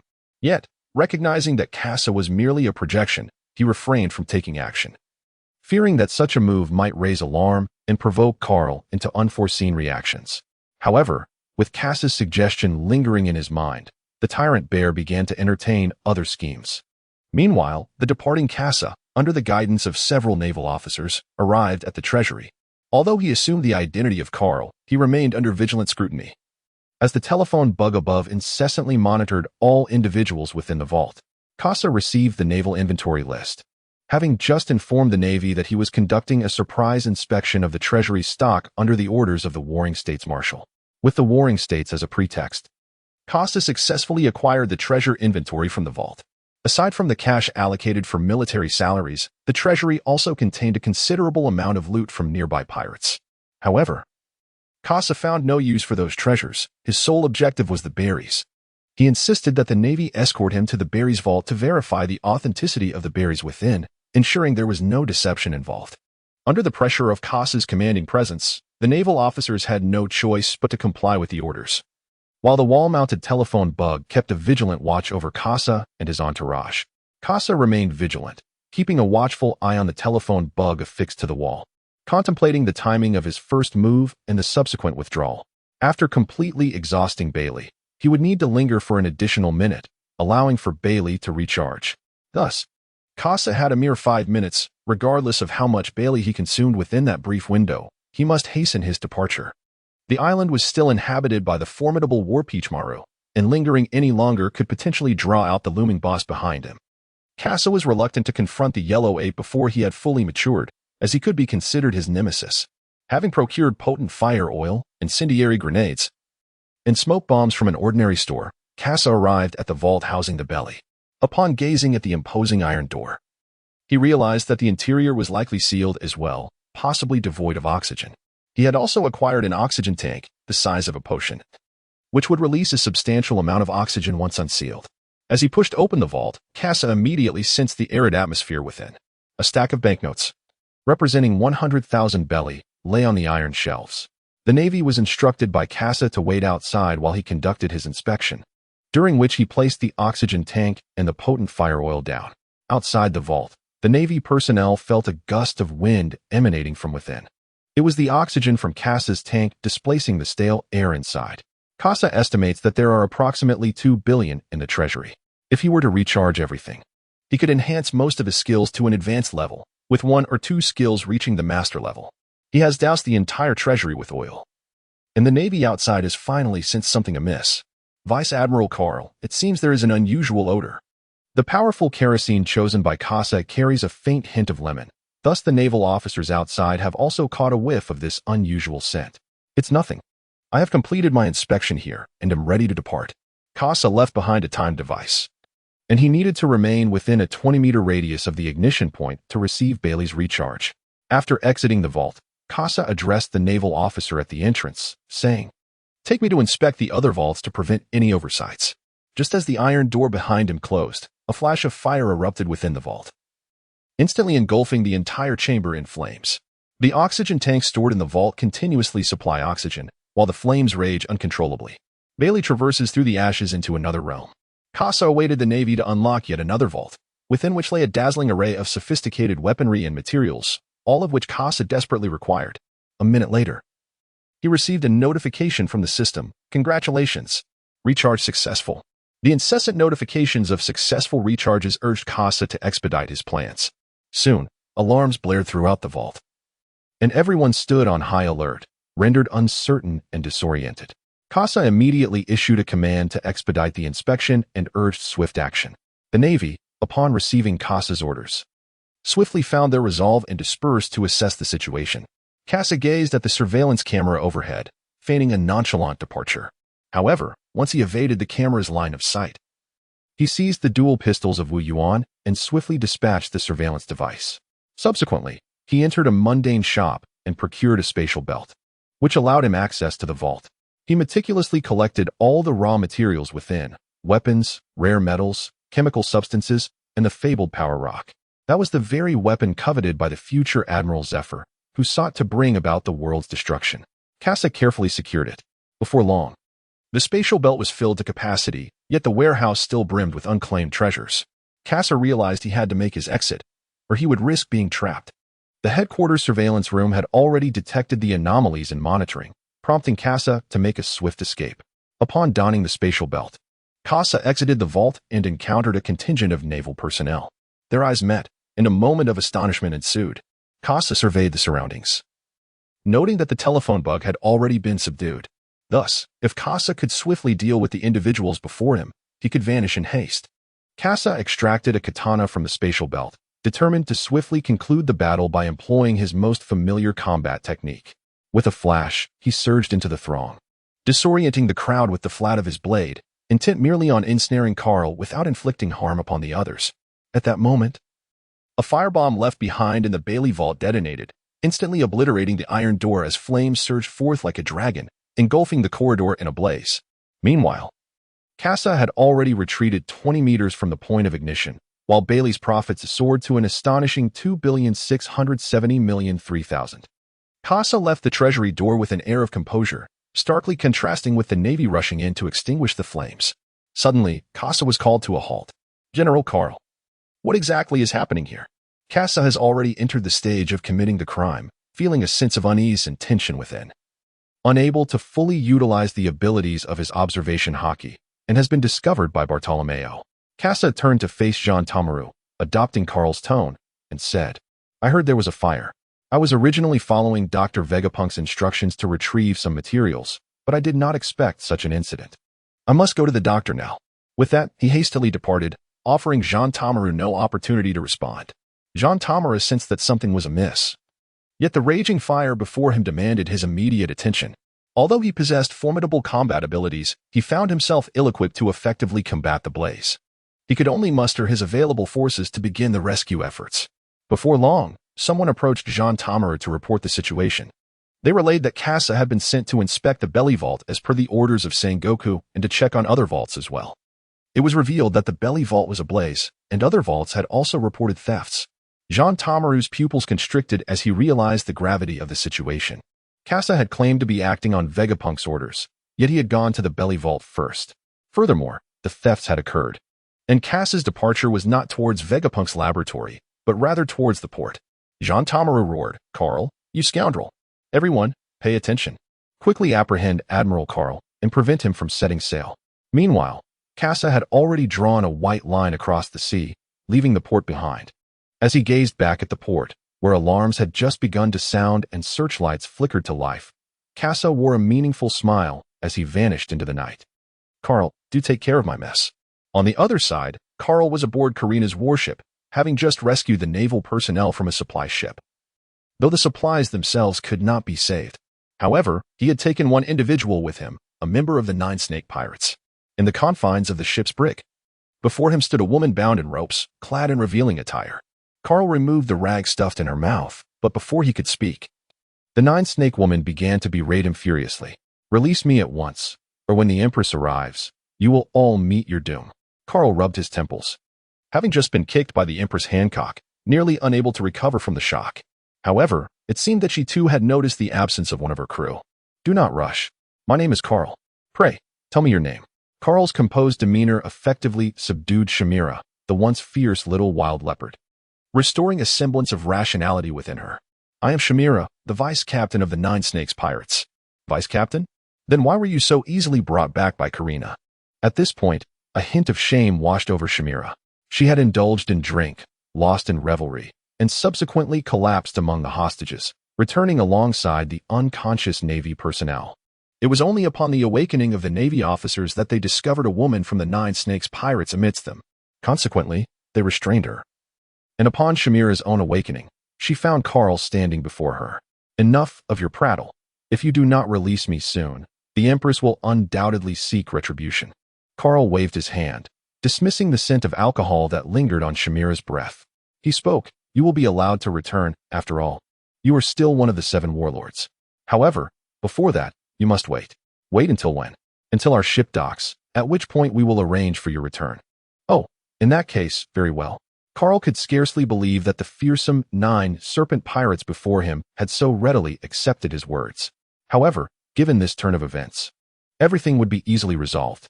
He released Shamira from her bonds, only to sense a looming threat through his observation haki, raising his hand to deflect Shamira's attack. Indeed, it was not so simple after all. Carl did not dwell on the matter for long. After subduing her, he locked her away in a cell. allowing her to unleash her vitriol from behind bars. Upon reaching the deck, they found the warship nearing the harbor. The imprisoned sailors erupted in cheers, believing their maritime ordeal was coming to an end and that they would soon return to familiar shores. However, the scene at the port was unsettling. As a multitude of people had gathered to greet them, this unexpected display brought a sense of comfort to the sailors, who were astonished to realize their significance. Carl gazed at the harbor, his brows furrowing slightly. His keen observation detected a hint of malice. Something felt amiss. Karina stood beside General Carl and inquired, "What is the matter, General Carl?" Carl likely understood the situation and responded, "It's nothing. I just need to trouble you a bit later." 3 question marks appeared above Karina's head, yet she refrained from inquiring further. Soon, the ship docked, and before Carl could disembark, he was met with a furious roar. "Carl, you scoundrel! You've set the entire treasury ablaze." Immediately thereafter, an axe descended from the heavens, striking Carl squarely upon his head. Carl deflected the strike with the Shinyan blade. Yet he remained in a weakened state from the recent effects of the cracked fruit. After dissipating the force of Jean Taoi's blow, he stepped back and said, "Captain Jean, let us discuss this calmly." "Calmly? How is that even possible? You have incinerated an entire year's worth of military salaries and research funding, over 100 billion berries. As Casa departed, he had only burned 2 billion. The subsequent 80 billion turned to ashes." Just as Wataru was about to take action, Karina stepped forward and said, "Captain, please hold on for a moment. Major General Carl has been with us all along. He fought alongside us against the 9-snake pirate crew at sea yesterday." Upon hearing this, Wataru was taken aback, exclaiming, "What? That cannot be. I saw him on the island last night." Karina was about to utter something when Carl raised his hand to halt her forthcoming words. "Captain Jean Tamaru, further discourse is futile.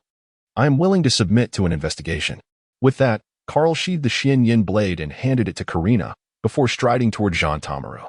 Observing Carl's lack of resistance, coupled with Karina's endorsement, Jean Tamaru began to doubt the authenticity of the individual he had encountered the previous day.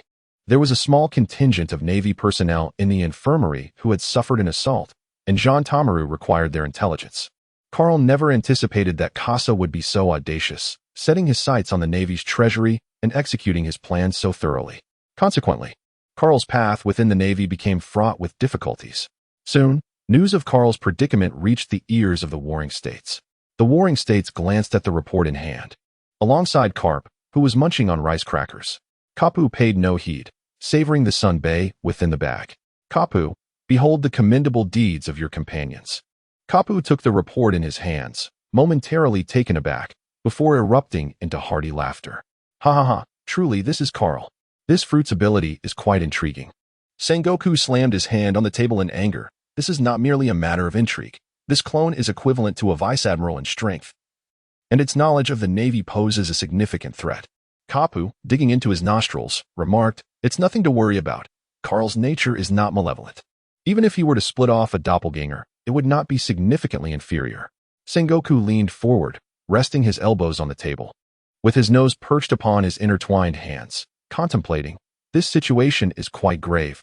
We must classify this doppelganger as a criminal and issue a bounty."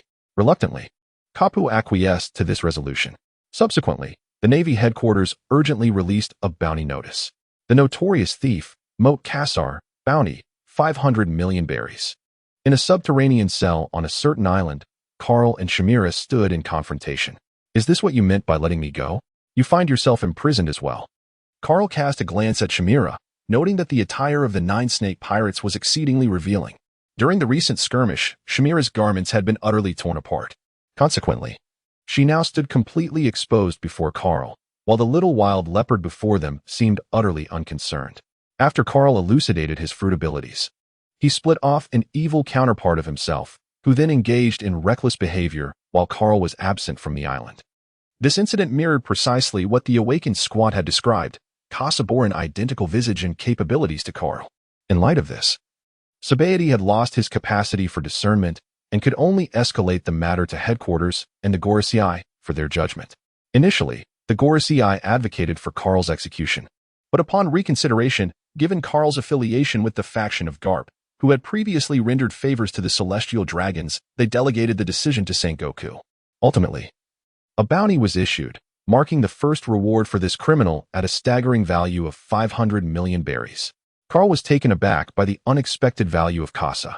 Before long, Karina arrived outside the cell, unlocking the door to set Carl free. Carl flexed his wrist and addressed Shamira, who was still on the ground, saying, "Rise. For I am prepared to escort you home." Shamira was taken aback. She had always believed that Carl was deceiving her, but to her astonishment, it was indeed the truth. Carl turned to Karina and said, "Provide her with a set of clothing. It is quite improper at the moment." The navy behind Karina revealed their disappointment. Although the dark confines of the cell obscured Shamira's appearance, her indistinct silhouette was enough to send their pulses racing. Karina cast a disdainful glance at the man behind her, realizing that it was indeed men like Carl who possessed a certain allure. However, Carl paid no heed to Karina's gaze. He picked up the bounty notice and noted the demand for only live capture. This requirement likely stemmed from the influence of the warring states, who wished to ensure that Carl would not be adversely affected by the demise of his counterpart.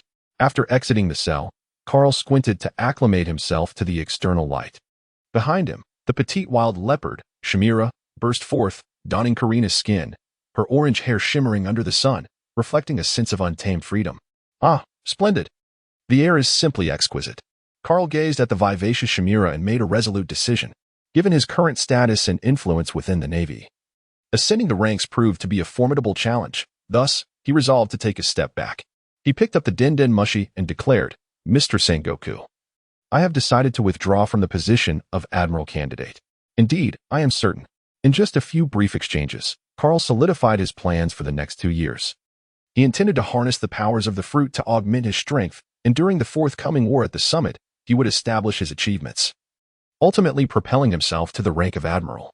Meanwhile, on an island infused with Spanish charm, Don Quixote da Flamingo, draped in a flamboyant flamingo cloak, regarded the bounty notice in his hand with his characteristic grin. 500 million, the Navy truly spares no expense this time. "Hey, da Flamingo. Hasn't this man raised suspicions about Virgo? Should I deal with him?" "No, this man is no longer part of the Navy, so he may not necessarily be our enemy. Buffalo, summon Gladius. I want him to pay a visit to Paradise. In the first half of the Grand Line, a place known to the world as Paradise, Casa concealed himself on a secluded island, digesting the resources acquired from Vegapunk Island. Of the 2 billion berries, only 5 million remained. Nevertheless, Casa's skills had been upgraded significantly. Shooting Master consumed 1,150 million berries. Weapon Crafting advanced 115 million berries. Elemental Mastery advanced 560 million berries. Material Mastery advanced 115 million berries. Merely in the realm of skills, Casa had expended a staggering 1,950 million berries. After accounting for some purchase tools, Casa found himself entirely out of funds. However, the fruits of his labor were considerable as he gazed upon the 5-winged pistol shimmering with a blue chill in his hands, resembling the Desert Eagle of his former life. The pistols were slightly larger than a standard handgun, affording Casa an array of enhanced functionalities. With advanced weapon crafting and elemental mastery skills, he was capable of modifying blue-tier weapons. The 5-winged pistols now ranked among the pinnacle of performance within the blue weapon category. The original elemental rounds had been divided into 3 distinct types: wind, fire, and lightning. Each could accumulate a charge of 30 rounds, and with the accompanying holster, the 5-winged pistols could be fully recharged within 30 seconds after being inserted into the holster. Casa has also produced ammunition for firearms, equipped with magazines, possessing the same formidable power as conventional weaponry. Casa is now eager to seek out a skilled opponent to test his abilities. With everything in place, he awaits the opportunity to enhance his practical experience. Furthermore, with his finances in disarray, Casa aspires to simultaneously pursue his quest as a bounty hunter, amassing combat experience while earning soul coins and berries. Casa departed from the quaint villa he had rented on the mountainside and made his way to the harbor. 3 evenings prior, he had arrived on this island in a hurried state, neglecting to thoroughly assess its surroundings before immersing himself in labor. It was only upon reaching the harbor that he noticed a skull flag fluttering atop the lighthouse. The flag, with its dark background, featured a grinning skull adorned with a diagonal crossbar, an emblem of the infamous 7 warlords of the sea, Don Quixote da Flamingo. Casa was somewhat taken aback to find himself in the territory of da Flamingo. No wonder he had caught a whiff of gun oil at the harbor. Just as Casa was contemplating modifications to his speedboat, he sensed someone watching him. Upon turning around, he saw a man with silver-white spiky hair and goggles gazing intently at him. Casa recognized the individual as a subordinate of Don Quixote Doflamingo. Although Carl had previously obstructed Doflamingo's schemes, Casa did not perceive that the individual was seeking retribution. Gladius also spotted Casa and, through the influence of Doflamingo's dark underworld, they uncovered the presence of a mysterious solitary figure on their island, which they promptly reported. Gladius received the intelligence and swiftly journeyed from the New World to Paradise to carry out the mission. Casa observed the laboring commoners in the port. Although these individuals toiled for Don Quixote Doflamingo, they remained oblivious to the fact that the weapons they dispatched heralded the demise of numerous families. Gladiolus watched as Casa departed the port, making his way toward the hillside villa.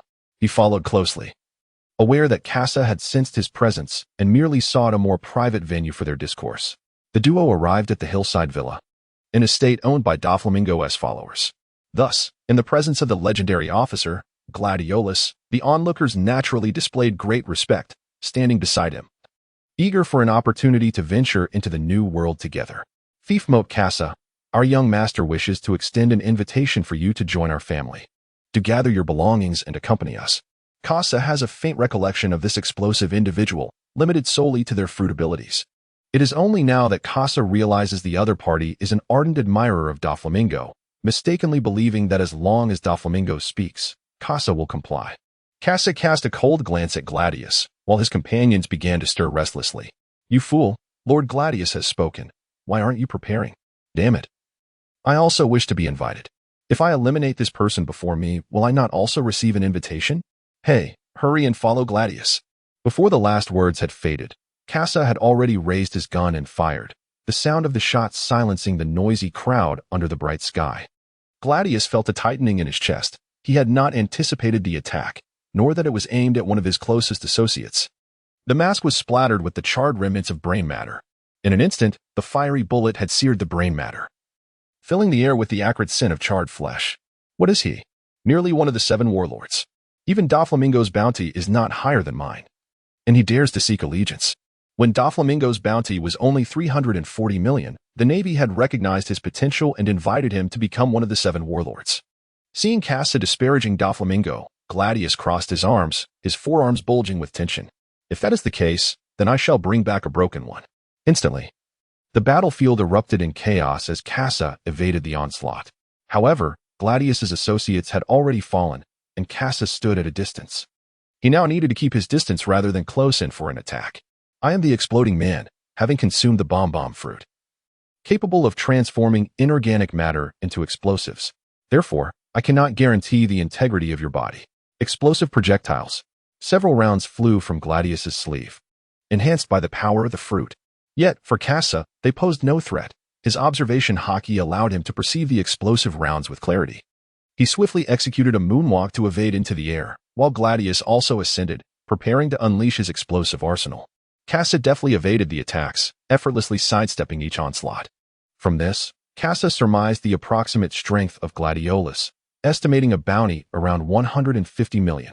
However, as a subordinate of Doflamingo, the Navy had long ceased to issue bounties on him.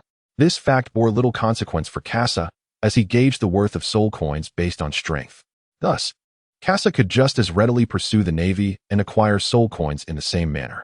Casa had discerned the strength of his adversary and was prepared to retaliate. This time, he did not evade the incoming explosive projectile. Instead, he stood resolutely before it. With a gentle flick of his finger, he adjusted the indicator on his dual pistols, transforming the incendiary round into a gust round. He aimed at the explosive projectile and squeezed the trigger, unleashing a compressed hurricane that erupted from the barrel, diverting the explosive round away from himself and sending it hurtling towards Gladius. The explosive projectile landed around Gladius, triggering a series of chain reactions, yet it bore no consequence. How could an explosion inflict harm upon its creator? However, Gladius sensed Casa's provocation. The steel helmet atop his head expanded instantaneously, amplifying the explosive force significantly compared to before. The helmet detonated. Casa did not evade. Instead, he raised both pistols once more and pulled the triggers twice in succession. This time, the muzzles did not emit a tempest. Rather, a powerful ball of compressed wind erupted after a brief delay. The concentrated gust surged forth, shattering the sharp fragments of the steel helmet. Casa tested his defensive measures, which proved to be remarkably effective. Geradius sensed something amiss. His own tactics were utterly futile, and he felt a palpable aura of menace. Now, Kasa was poised to employ his offensive techniques, redirecting the indicator towards the fire projectiles once more. Having already assessed the potency of a single shot, Kasa decided to experiment with the force of dual shots. With 2 swift pulls of the trigger, 2 blazing fire projectiles erupted from the muzzle, generating a shockwave as they instantaneously struck Euradius. In that fleeting moment of contact, the compressed flames erupted violently, engulfing Euradius and transforming him into a fiery figure, eliciting a frantic, despairing scream. The area struck had already carbonized, rendering him insensate, yet his body was overwhelmed by an excruciating heat. For a brief moment, Euradius was enveloped in agony, his mind rendered incapable of response as the inferno consumed him for 2 agonizing seconds. However, he swiftly detonated the remnants of his clothing, utilizing the blast to disperse the flames that clung to him. Kasa gazed upon the battered Gladiolus, knowing that a single shot would seal his fate. Gladiolus, aware of his impending doom, looked at Kasa and uttered, "The young master shall avenge me." The indicator of Kasa turned, shifting to the thunderous projectile. Before Gladiolus could utter a word, a bolt of lightning had already pierced through his forehead. The swiftness of the strike was such that he only heard the gunfire while his consciousness still lingered. Kasa also received a notification from the system. Acquire 820 soul coins. Kasa's judgment was indeed accurate. The opponent's strength had surpassed 100 million berries, though it had yet to reach 200 million. Otherwise, he would have been able to acquire 900 soul coins. At this moment, Kasa's soul coins had once again risen to 1,650. Previously, due to his exclusive purchases of blue weapons, Kasa had not expended many of his soul coins. Kasa has meticulously devised a plan to eliminate Doflamingo's subordinates. His ambitions extend beyond merely seeking formidable pirates to amass soul coins. He also desires for those pirates from the New World to seek him out, thereby ensuring a steady and sustained increase in soul coins. Kasa is also reflecting on the gains from this battle. The wind projectile demonstrates remarkable functionality, and Kasa possesses other combat techniques yet to be revealed, such as enhancing the power of fire projectiles and executing displacement maneuvers. The fire projectile, however, is excessively volatile and lacks speed, allowing those with formidable observation skills to evade it with ample foresight. In contrast, the lightning projectile can catch opponents off guard, as they may react, yet their speed fails to keep pace. Additionally, its penetrating power and paralyzing effects can be effectively utilized in various combat scenarios. Kasa gazed upon the chaotic port at the foot of the mountain. The disorder had commenced long before Gladius met his demise in a self-explosion, resulting in the death of his underlings. This indicated that Kasa needed to depart swiftly, otherwise it would precipitate the arrival of both the Navy and the Celestial Night Demons. Kasa had long been aware of the bounty issued by the Navy, yet he remained unfazed. For within the ordinary shops lay an exceptional item, disguising masks. Upon donning the mask, Kasa's visage was entirely transformed into that of an inconspicuous passerby. Henceforth, he would assume this identity to relentlessly pursue pirates within the paradise. Meanwhile, in the New World, at Dressrosa, Doflamingo crushed the microphone in his grasp. He had just received the news of Gladius's demise. Veins on his forehead throbbed like worms as he struggled to contain his burgeoning fury. Baby 5 and Buffalo quivered in trepidation beside him. Ultimately, Doflamingo could no longer suppress his wrath. His conqueror's haki erupted, shattering the glass around him. Moat Kasa, I never anticipated your hostility would run so deep as to provoke direct action against me. Initially, Doflamingo believed that Kasa merely sought to capture his attention by withholding information about Virgo. However, this confrontation made him acutely aware of his grave misjudgment. Inform the family and the entire underworld to hunt this man down. The bounty is set at 800 million. 2 years later, Fire Fist Ace ascended to the position of 2nd Division Commander of the Whitebeard Pirates. The New World remained an untouchable realm for the Navy, a domain belonging to pirates. Within Marineford, Carl stepped into Sengoku's office.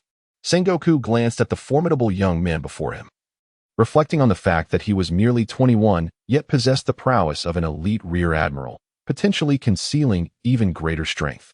I never expected that you would relinquish your candidacy for admiral and, within 2 years, evolve into such a formidable force. Carl gazed at Sengoku before him. Over the past 2 years, he had transcended the limits of his physical capabilities, harnessing the powers of the fruit to enhance his physical prowess, achieving the rank of elite vice admiral. Yet, he found himself at a bottleneck. further training yielded minimal results. Admiral Sengoku, is there a specific directive for recalling me from the scientific division? Sengoku handed over the documents in his possession to Carl. As Carl perused the intelligence dispatched from the Sabaody archipelago, he noted that the influx of pirates reaching the archipelago had significantly diminished over the past 2 years. The Navy's intelligence network had already uncovered reports of a gun-wielding pirate hunter operating within the Paradise, relentlessly pursuing pirates to exchange for berries. Upon observation, Carl immediately recognized Casa's actions. In the Paradise, there has emerged a pirate hunter known as Peter Parker, who is referred to as the Eye of Death, specializing in the extermination of formidable pirates. Furthermore, it is rumored that some individuals from the dark underbelly of the New World have connections to him. The intelligence department has also uncovered that this individual is likely the same man who vanished 2 years ago, your doppelganger, Casa. Upon hearing the introduction of Zhanghua, Carl realized that Casa's combat style had undergone a transformation. Particularly striking were the pair of technologically advanced dual pistols, indicating that Casa had opted for a combat approach that was entirely different from Carl's. I understand. Are you suggesting that I should apprehend him? Zhanghua furrowed his brows and pondered for a moment, replying, No, I merely wish for you to be informed of this news. At the very least, he has managed to eliminate numerous pirates in the Paradise, significantly contributing to its stability, and many nations now regard him as a hero. The purpose of summoning you here is to investigate the issues surrounding several naval branches. There have been numerous reports of military fund discrepancies, amounting to a staggering deficit of 50 billion. I require you to conduct a discreet investigation. Upon casting a fleeting glance at the naval branch from the Paradise, Carl instantly discerned that this matter was also orchestrated by Casa. Carl was plagued by a headache, pondering where all this money had vanished to. Meanwhile, at this moment in the East China Sea, Casa pressed the accelerator, bringing the modified speedboat to a halt at the seaside restaurant, Baladi. A recent skirmish had transpired here, and remnants of the Cluck pirate crew's vessels lingered in the vicinity. The pirates had long since been whisked away by a kin in a small boat. As Casa stepped onto the deck where the battle had recently unfolded, the chef, resembling a potato, greeted him. Mr. Casa, I apologize, but the restaurant is currently closed to patrons due to an unforeseen circumstance. How can that be? Wasn't it said that as long as someone is hungry, the restaurant will provide a meal? Ha ha ha, the chef who made that statement has since taken to piracy. Casa was aware that he had arrived too late. History had already progressed according to the narrative, and the Straw Hat Pirates had set sail for Cocoa Village. However, it mattered little, for Casa could directly make his way to Log Town, where he would encounter the Straw Hat crew. Casa observed the chefs bustling about as he stepped into the dining hall. At that moment, Redfoot Jipu approached with a bowl of fried rice. This is all we have for now, make do with it. Ah, a meal from the venerable elder with bare feet. How rare. The flavor must undoubtedly surpass that of Sanji. Casa has been in the East China Sea for over a month now. In order to address his dining needs, Casa frequently visits this maritime restaurant. Occasionally, he brings along some marine delicacies for Sanji to prepare. Initially, Sanji felt a tinge of dissatisfaction each time someone requested him to cook, especially when presented with an array of fresh ingredients. However, as he gradually became accustomed to Casa's continuous supply of exquisite produce, Sanji began to take his culinary endeavors more seriously. Casa casually offered a light compliment, alleviating Jipu's sorrow after Sanji's departure. You won't have many opportunities left, as that fellow Sanji is off to pursue his dreams. By the way, what ingredients have you brought this time? That piece of sea beast meat from the Calm Belt was quite formidable. It nearly caused a disaster. Casa sipped his tea, gesturing towards the speedboat behind him with his thumb. Today, I caught a fish, seemingly a coral fish from the West Sea, likely carried here by the currents. Zep felt a pang of desire to purchase the fish, yet Casa spoke first. Since Sanji is absent, I shall take my leave. I will visit you again next time. Zep was taken aback by Casa's abrupt departure and, in a moment of impulse, launched an attack using his towering chef's hat. Cassar remained oblivious to the impending threat and thus failed to evade it. You little rascal, thinking you can dine and dash at Bartai? Including the cost of the ingredients from before, you will leave everything behind. With a commanding tone, Zep summoned the chefs, who had been diligently working on the deck, to instantly appear in the dining area. These chefs, hailing from a maritime restaurant, possessed a ferocity that rivaled that of pirates. Casa harbors a certain degree of fondness for the Straw Hat crew and their entourage, not dwelling excessively on trivial matters. After all, it is merely money. Over the past 2 years, he has squandered nearly 100 billion on naval branches and as a bounty hunter. Amongst this expenditure, Casa has also incinerated the spoils of pirates, which has led him to regard wealth with utter disdain. However, despite his substantial financial reserves, he currently finds himself without a single coin to his name. With a cold chuckle, he feigned rummaging through his pockets, but in truth, he retrieved a flashbang from his spatial belt. He forcefully hurled it to the ground.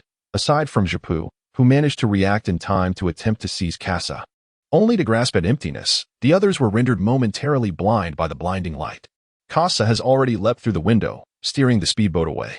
As Casa departed, he cast a significant glance at Zepp. What a terrifying old man, capable of perceiving my intentions. I nearly fell into his trap. Zepp, having once been a renowned captain of a notorious pirate crew, was well versed in various underworld tactics. Yet, at this moment, he felt a twinge of unease regarding the man who had appeared over the past month, displaying an excessive interest in Sanji. You little brat. The sea is far from simple. Exercise caution around this man. Meanwhile, on another small island in the East Blue, amidst the ruins, a man stood tall and called out to a figure below wearing a straw hat. Nami, you are my companion, aren't you? Nami covered her mouth, tears streaming down her face as she sobbed uncontrollably. She nodded in affirmation. Yes, the straw-hatted boy, Monkey D. Luffy. Bounty. 30,000,000, having defeated Arlong and his crew. This marked the first time the Straw Hat Boy Luffy found himself on the wanted list, just as the story unfolds. Casa arrived in Rogue Town ahead of schedule. Gazing at the familiar visage on the bounty poster, a few years prior, under the guidance of Carp, he had encountered Luffy and Ace in Windmill Village. However, this time, Casa would not present himself as Carl.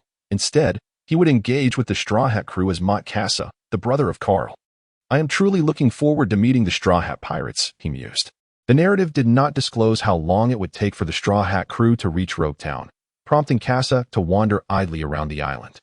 Any occurrences on the island would likely be instigated by the Straw Hat crew. Upon encountering Bartolomeo, whose signature green hair and prominent fangs caught Casa's attention, Casa stole a few glances. Hey kid, what are you doing? Do you have something to say to me?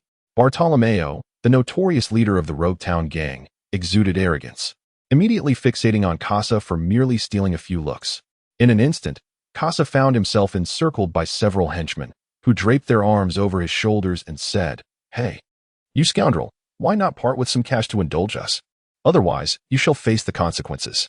Casa chuckled softly, leading the onlookers to believe that he held them in disdain. In truth, Casa did indeed look down upon them. Aside from Bartolomeo, the rest were merely nameless lackeys.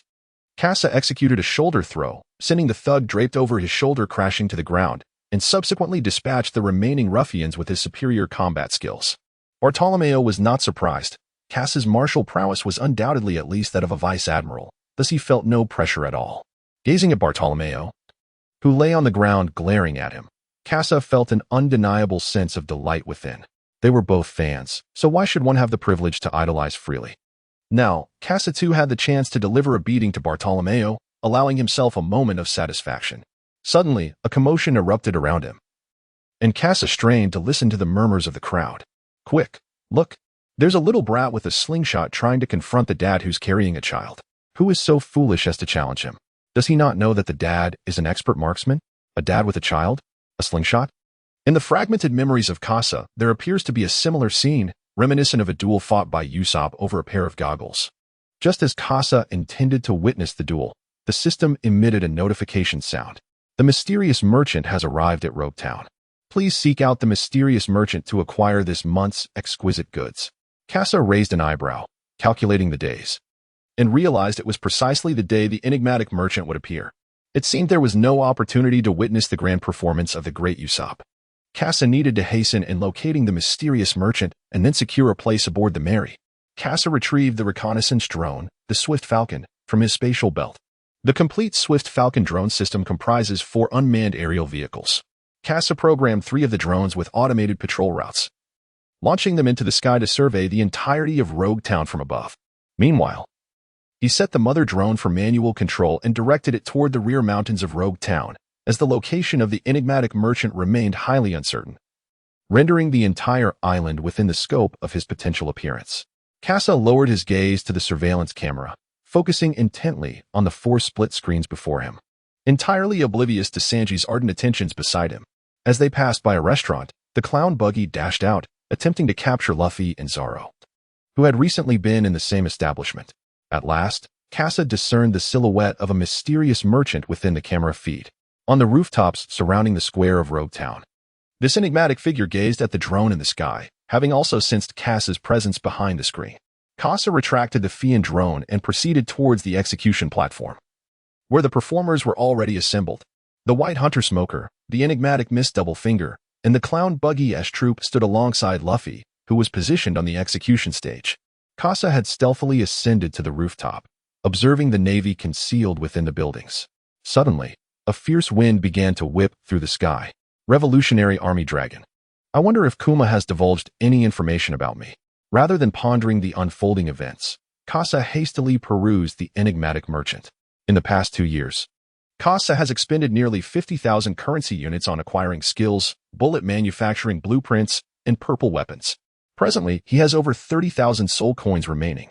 Casa has reached an impasse and is now awaiting the appearance of a mysterious merchant who may offer items that could facilitate his breakthrough. As for Bailey, he has consumed nearly 12 billion, utilizing most of it to craft a weapon valued at 2 billion Bailey, along with other combat supporting machinery, while the remainder has gone towards purchasing bullet materials. The pursuit of equipment repair has proven to be an exorbitant endeavor. Casa now finds himself in a state of destitution. He feels his fervor for Bailey rivals that of Nami. However, after perusing the offerings, Casa begins to feel disillusioned. On his initial glance, he merely skimmed through, differentiating items by their colors.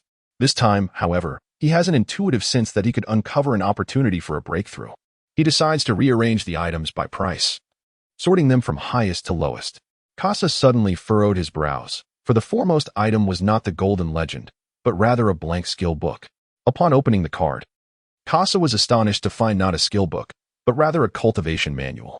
Unlike skill books, which can also be found within the shop system, cultivation manuals serve to enhance one's fundamental attributes: strength, speed, constitution, and mental fortitude. Furthermore, they provide methods to augment one's potential in the pirate world, transforming physical capabilities into the formidable powers of armament haki and observation haki. Casa is currently cultivating a golden scripture valued at 10,000, known as the Tian Ichu, primarily aimed at enhancing his mental fortitude and agility. Casa's physical attributes have reached their pinnacle, aside from the potential to enhance his mental fortitude. He is striving to maximize his speed. Yet now, a mysterious merchant has presented an unattainable gray-covered tome, an unpurchasable whiteboard manual. What kind of secret knowledge could it contain that renders Casa, with 2 years of savings, unable to afford it? Upon closer inspection of the whiteboard secret manual, Casa gasped in astonishment. 50,000 soul coins, yet Casa believed it was worth every penny. Manuals produced by the system are designed to unearth the body's latent potential. Once this potential is fully realized, even the most advanced manuals cannot enhance fundamental attributes. Perhaps manuals of the red tier could achieve such feats, but Casa, having only encountered golden tier manuals, found that none could transcend the shackles of bodily potential. However, the manual before him promised to break these chains and allowed for the simultaneous cultivation of other manuals. The Feast of Gluttony, Volume 1 offers the ability to devour flesh and blood, nurturing the foundational essence. By consuming the nutrients of all living matter, it transforms them into the source potential of the body, rendering it significantly more powerful. Note: food produced by the system is excluded from the scope of consumption. This manual is compatible with other manuals as well. Perhaps due to its status as only the first volume, it is categorized as white tier. Yet, the price in Casa's possession was insufficient to acquire the Feast of Gluttony, thus he could merely pin it down for later contemplation. The mysterious merchant appears once a month, not on a strict cooldown schedule. Sometimes they manifest at the end of September and the beginning of October, nearly a day apart. There are instances when they may not appear for over 50 days. Casa hastily gathered his soul coins to acquire the coveted tome. As he pondered, a sudden thunderclap resounded across the square, followed by a hearty laughter. Ha ha ha, what luck! I'm still alive. Hey Zoro. Sanji. Fools run. The Marines are here. Idiot. It's time to set sail. Miss Nami is waiting for us. Run.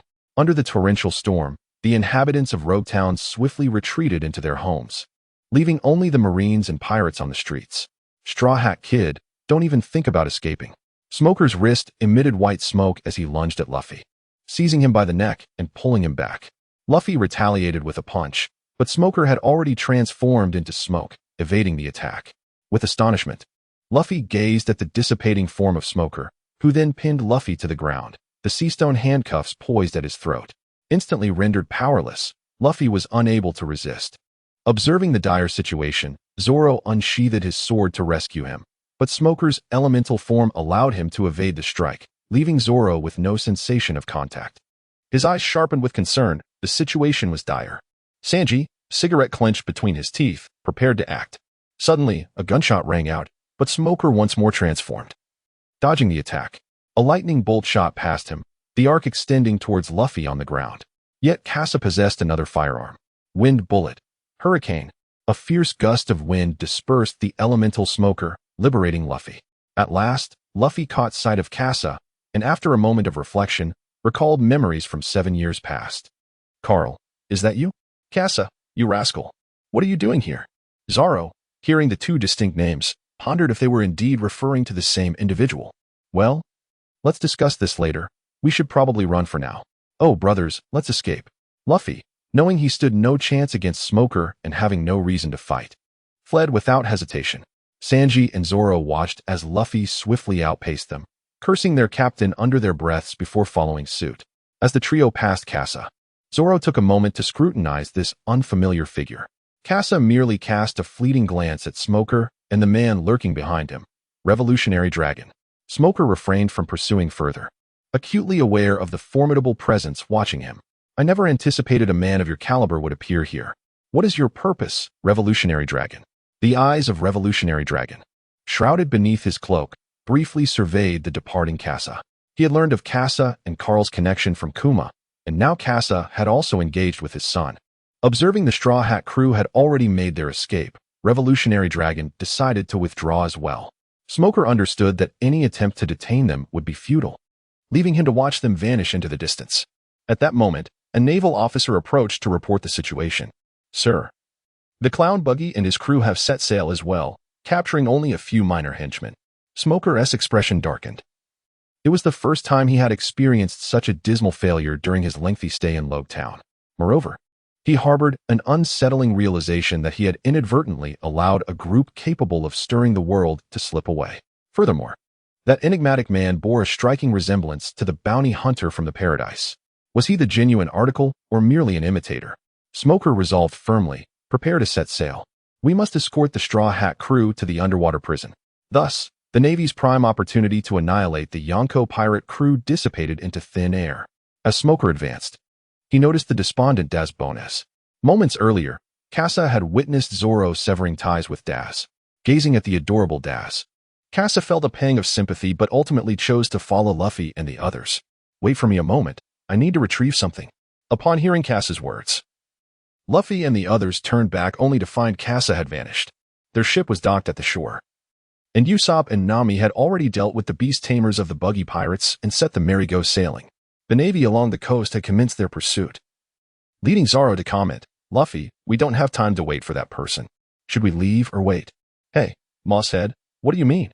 Casa is my friend, and he just saved us. Shut it, you pervert. This is for the captain to decide. Luffy pondered, watching the merry-go drift away. If he hesitated any longer, the three of them would be left behind in Logue Town. Let us go. Carl is quite powerful. Just as Luffy prepared to depart, a sharp sound sliced through the air from behind. A grappling hook pierced the rain, striking the mainmast of the merry-go. Hey, I'm leaving first. Casa, utilizing the grappling hook, descended directly onto the merry-go. Luffy, witnessing this spectacle, erupted into laughter at the absurdity of it all. He then extended his arm, grasping the railing of the merry-go, yanking the still struggling Zoro and Sanji along with him, propelling them onto the ship with a rubbery force. What are you ruffians doing to the merry-go? And who exactly are you? Why are you on the merry-go? Usopp caught sight of the four newcomers hiding behind the mast and questioned them, while Nami kept a wary eye on Casa, sensing something amiss and preparing to push Usopp into battle. Hey, Nami, why are you hiding behind me? Luffy exclaimed with a laugh. Haha, everyone, let us make our escape. Meanwhile, cannonballs continued to rain down around the Merry, and the situation remained dire. Sanji, exasperated, remarked, "You imbeciles, even in chaos, one must grasp the situation." Turning to Nami, he added, "Nami-san, your knight has arrived." Nami, puzzled, asked, "Sanji, who is this person? How did he end up on the ship with you all?" Sanji glanced at Kasa and then realized he was indeed present. "How on earth did you manage to follow us, Kasa?" Kasa lifted the coral fish in his hand and remarked, "No, I'm here to cook for you, the coral fish from the West Sea. It's a fine catch." Upon seeing the fresh ingredients, Sanji's interest was piqued once more. He took the ingredients and inquired of Usopp, "Usopp, what about the elephant fish from the West Sea?" Usopp, recognizing Kasa as a guest rather than an adversary, stepped out from the mast. "I put it inside. By the way, what is going on? Why can't we ever behave ourselves when we set sail?" Nami echoed, "Exactly." At that moment, Luffy leaped down from the upper deck, landing in front of Kasa. "Luffy, Sashi is ignoring you, Kasa." He then looked at Kasa with curiosity. "Aren't you called Kasa?" Kasa began, "Greetings. Allow me to formally introduce myself. I am Mokasa. It is a pleasure to meet you for the first time, Captain Luffy." Luffy replied, "Huh? But you look exactly like Carl." "Kasa, that is my brother." Luffy, "I see. You two really resemble each other." Indeed, Luffy harbored no suspicions. However, Zoro remained vigilant, observing Kasa with keen eyes. Sensing that the man before him was far from ordinary, exuding an air of a swordsman. At that moment, a cannonball struck near the Mary, causing the entire ship to tremble. Nami stumbled, nearly losing her balance. Kasa quickly steadied Nami, who expressed her gratitude before immediately shifting into a commanding demeanor. "Everyone, we must leave at once. This storm is peculiar. We need to evacuate swiftly."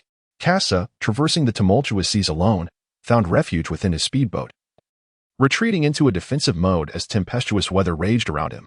Today, under Nami's astute guidance, he was taken aback by the sight of a seemingly rudimentary, single-masted sailboat navigating effortlessly through the ferocious storm. The Straw Hat crew exhibited an extraordinary synergy, one that Kasa felt utterly alienated from. His sole responsibility was to fend off the Navy's assaults. One by one, he struck down cannonballs, causing them to detonate midair. Smoker could only watch as the Going Merry sailed further into the tempest. His final opportunity had slipped away, compelling him to pursue the Straw Hat crew into the Grand Line. Once secured, the Straw Hat members celebrated with a barrel of sake, a ritual marking their entry into the Grand Line.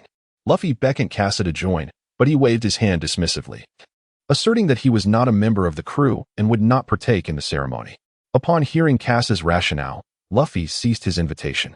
As the vibrant scene of animated adventure unfolded before him, Kasa retrieved his camera, capturing the moment to document his presence in this extraordinary realm and witness the birth of legends. With 5 jubilant companions raising their feet to shatter the sake barrel, their faces radiated with pure joy. Kasa captured the scene and took a photograph. At this moment, they were nearing the entrance of the Grand Line. No original plot from the animation or the storyline of the Millennium Dragon unfolded here, so they proceeded directly to the entrance of the Grand Line. As Nami analyzed the ocean currents, she identified the point of entry and successfully navigated into the flowing passages of the Grand Line. Despite encountering various obstacles along the way, the Straw Hat crew, through their own abilities, surged towards the pinnacle, swiftly advancing through the current straight into the Grand Line. Kasa gazed at the smiles adorning the faces of the 5 individuals, pondering how their expressions would transform upon encountering Labu. He was already prepared to document the moment. At that juncture, within the paradise of the Grand Line, a telephone snail aboard a warship began to ring, and Carl answered it. The telephone snail, instantly puffing on a cigar, exhaled a cloud of smoke before speaking. "Hello, is this Carl? Smoker? What is it?" "I have located the whereabouts of Mort Kasa. He is aboard the Straw Hat pirate ship. Furthermore, your vessel remains in Log Town." At this moment, Carl realized that Kasa intended to leverage the strength of the protagonist group to confront him during the Summit War. "I see.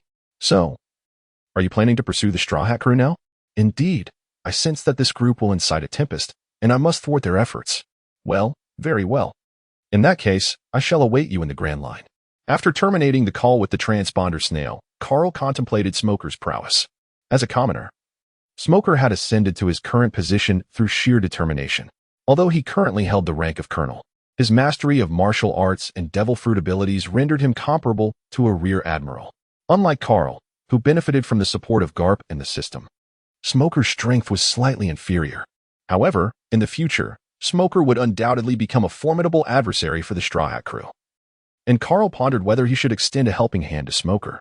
At that moment, the door to the room swung open. "Hey, Carl. The ship has arrived at the G1 base." Shamira, didn't I instruct you to knock before entering?" Shamira replied, "I am your aide. Why should I knock? Hurry up and finish, for I wish to go shopping." Carl gazed at Shamira, clad in naval attire, with a bow slung across her back and a quiver of arrows at her side. 2 years prior, after rescuing her from the ship of the Nine Snake Pirates, he had extended an invitation for her to join the Navy. Perhaps drawn by the allure of the outside world, Shamira consented, pledging to serve for 5 years before returning to the Amazon Lily Kingdom. Carl ascended to the deck, gazing at one of the naval branches plagued by a staggering financial shortfall, Branch G1, where nearly 2 billion had mysteriously vanished. He felt compelled to investigate how Casa had managed to abscond with such an enormous sum without raising any suspicion. The base commander of Naval Branch G1, General Squirrel, sported a distinctive mohawk, with his dark purple hair neatly tied back. "General Carl, it has been some time. I have received directives from Marshal Warring States to fully cooperate with your endeavors," he stated. "Very well, take me to the prison. I wish to interrogate those responsible for the treasury," Carl replied. "Indeed, however, it has been nearly a year since the incident. I believe they should pose no issues. They were all subjected to rigorous scrutiny before being entrusted with the treasury's guardianship," Squirrel expressed. He too found the inexplicable disappearance of military funds from a year prior perplexing. The truth remained elusive, and suspicions lingered over these individuals. Furthermore, the base was unable to provide clarity, leading the inspection team to conclude that mismanagement had resulted in the financial deficit. The personnel had not received their salaries for several months, with no funds to disperse. These sailors could easily turn to piracy, preying on the wealth of others. It was only when similar circumstances arose in several other branches that headquarters began to sense something amiss, prompting them to dispatch Carl for an investigation. The headquarters was also preparing for the distribution of military salaries but required justification. Otherwise, branches could fabricate excuses, leaving headquarters to bear the financial burden, a heavy toll indeed. Yet Carl's thoughts ventured further, recognizing that the wool is pulled from the sheep's back. The Navy was merely an institution under the world government, and these funds were allocated by them, which ultimately served the celestial dragons. Thus, all the wealth was, in essence, the celestial gold of the dragons. Consequently, in the end, it would be the common people who would bear the cost of these funds. If these issues remained unresolved, the military salaries for the branches in Paradise would not be dispersed, risking the transformation of these sailors into pirates, thus threatening the very fabric of society. Justice must manifest materially. Otherwise, the mundane struggles of life would erode the ideals of justice that these individuals hold dear. Casa presented Carl with a perplexing dilemma. The concept of justice, after all, is but a fleeting notion. Carl is also aware of this truth. Those who uphold justice are often free from material concerns. Even in death, there will be individuals to care for their families, allowing them to pursue justice without hesitation. This is also an obligation that the Navy should fulfill. Carl arrived at the prison, where the Wolverine pointed to 10 naval officers sprawled on the ground. These were the suspected sailors who had languished in this prison for a year. The sense of justice within them had long been eroded by the darkness of their confinement. "Please let me go, I beg of you. I am innocent. I implore you, my lord. I am blameless." Carl retrieved a bell from his pocket, a simple white prop purchased from an ordinary store. The gentle sound of the bell resonated, bringing a moment of calm to those confined within the cage. The Dormouse observed Carl, who seemed to conjure an array of peculiar items, a testament to his time spent in the scientific division. "Now, tell me, what transpired on the day your money vanished?" This inquiry had been posed numerous times over the past year, leaving a lasting impression on them all, prompting each to recount their version of events. On a particular evening a year ago, Navy Officer A, while on patrol, noticed Navy Officer B straying from his designated position, heading into his own patrol area. Sensing something amiss, Navy Officer A approached him for clarification. According to their internal patrol manual, any unauthorized personnel appearing within the patrol zone, without prior orders, should raise immediate alarms. Following the manual's directives, Navy Officer A demanded the secret code, but Navy Officer B was unable to provide it. Yet, inexplicably, Navy Officer A chose to let Navy Officer B pass, allowing him to wander within his patrol zone. Navy Officer B later claimed that he had been diligently patrolling along his assigned route, never straying from his post. According to the recordings from the surveillance bugs, there should have been documentation of the events. However, On that particular day, the surveillance bugs were afflicted with illness, resulting in all footage appearing distorted. Moreover, the 5 Navy personnel in the monitoring room failed to report the malfunction, nor did they request the technical team for repairs. They deemed all the anomalies of that day as normal and did not escalate the matter until the money had disappeared. At which point they realized something was amiss and reported it, only to be subsequently detained. As for the keys to the treasury, they were the responsibility of Navy officers C and D, who claimed that the captain had instructed them to verify the integrity of their keys, leading them to directly open the door to the vault housing the Bailey treasury, ostensibly for an experiment. Afterwards, however, both officers lost all memory of subsequent events. The captain later vehemently berated the two, asserting that he had never been present at the core vault location, nor had he ever uttered such words. When Carl heard these words, the captain remained fixated on the two individuals, suspecting that they were the ones framing others. However, there are a total of 3 keys to the vault. One of the keys is held by the base commander. The Weasel, when asked about this matter, stated that the key has always been securely stored in his office safe and has never gone missing. Throughout the entire incident, 7 individuals admitted to their actions, while 2 denied their involvement, with the points of contention also concerning these 2. Who, then, are the Navy personnel A and the captain of Navy personnel B and C who appeared before them? Carl observed Navy B and the captain, noting that they shared a common characteristic. Their physiques were alike, and they bore a resemblance to Carl's own stature. Carl has come to understand the situation. The art of disguise. Over the past 2 years, Casa has evaded the relentless pursuit of the Navy through this very art. If it were Carl, he would likely employ the same strategy. However, the disguise can alter only the face, not the physique. To avoid detection during infiltration, Casa chose to assume the form of a similarly built Navy lieutenant and captain. Yet, regarding the remaining individuals, why did they not report the peculiar circumstances of that day? In times of uncertainty, one must resort to quantum mechanics. All that Carl could contemplate was that Casa had purchased an item from the enigmatic shop, subsequently altering the will of those individuals. However, Carl could not divulge any information regarding the system in his report. Moreover, how would the matter of the 3rd key be resolved? In truth, at this juncture, the veracity of the situation had become irrelevant. What truly mattered was that Carl needed to gather evidence to substantiate that the perpetrator was indeed Casa, all while safeguarding the secrecy of the system. Otherwise, their fates would be irrevocably intertwined. The world government would not spare the system residing within Carl's mind, and the specter of a cranial examination loomed ominously. This is rather troublesome. If not handled properly, the Navy of this paradise will be rendered ineffectual, jeopardizing the ability to convene for the apex war. The strategic maneuvering by Casa may potentially influence the morale of the naval forces. Should the time come for engagement in conflict, a diminished presence from the party members or a lack of fervor in their contributions could significantly alter the course of the war. Carl, General Squirrel, please visit your office for a moment. Then, let us transfer these gentlemen to a different cell. We can ascertain their lack of involvement, but we merely seek to uncover the evidence. Squirrel, General Carl, do you know who is responsible? Carl, I have a general understanding, but without evidence, I must explore elsewhere. Squirrel, all right, I appreciate your efforts. Otherwise, we would be unable to maintain control here. The situation at the branch was far more dire than Carl had anticipated. Upon their arrival, he and his companions encountered a distinct lack of respect, coupled with an unmistakable aura of hostility. This may very well reflect the branch's animosity towards the central region, casting unfounded accusations upon them, all while withholding military pay for several months. Their families have begun to urge them to abandon the Navy. It is both perilous and devoid of any reward. Carl inquired about the situation in the office at the headquarters. On that day, in addition to the disappearance of funds, the boiler room within the base had remained operational. Upon receiving this information, Carl proceeded to the branch where a military payroll discrepancy had occurred a month prior, hoping to uncover some clues. Upon returning to the ship, Shamira had just finished her shopping in town. Carl seized Shamira and instructed, "Please make a trip to the little garden and relay a message for me."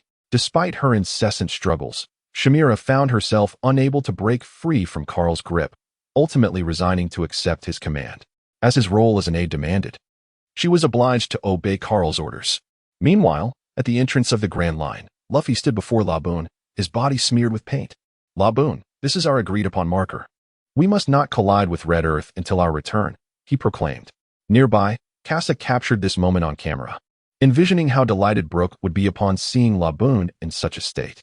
Emerging from Laboon's belly, Vivi and the king knelt before Nami, pleading for her assistance to return them to Whiskey Peak. Sanji took advantage of this interval to prepare a delightful meal featuring both the symbol fish and coral fish. One of the crew members from the Going Merry brought over the dishes, prompting Usopp and Zoro to halt their activities and rush to partake in the feast.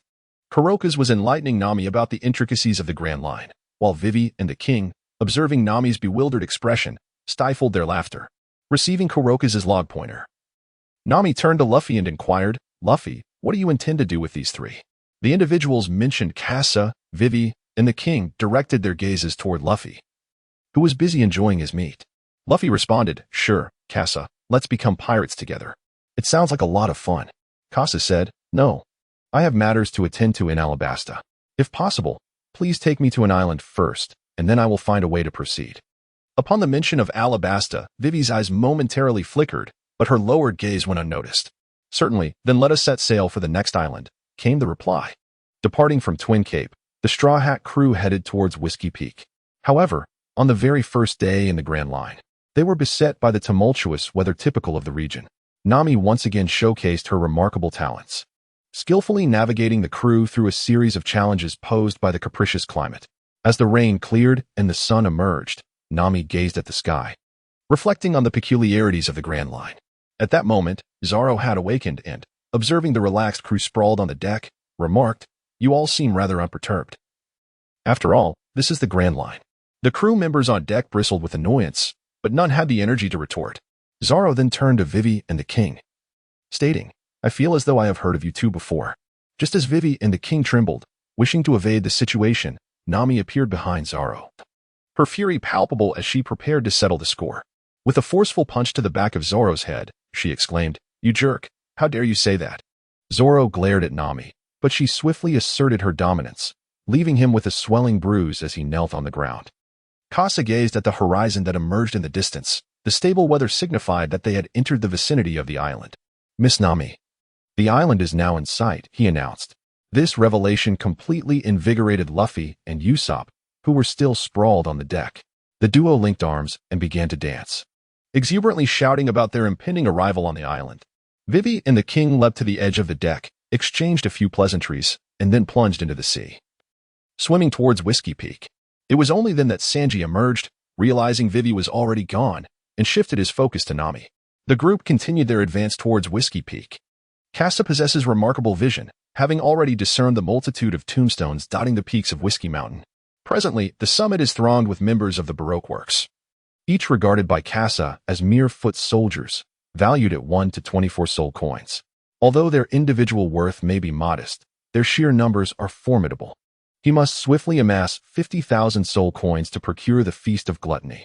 Zoro had been scrutinizing Casa intently, shifting his focus upon the departure of two suspicious individuals. A sudden aura of menace inexplicably emanated from Casa, which Zoro perceptively noted. Usopp, observing the welcoming spectacle along the shores, exclaimed, "Look, they are welcoming us."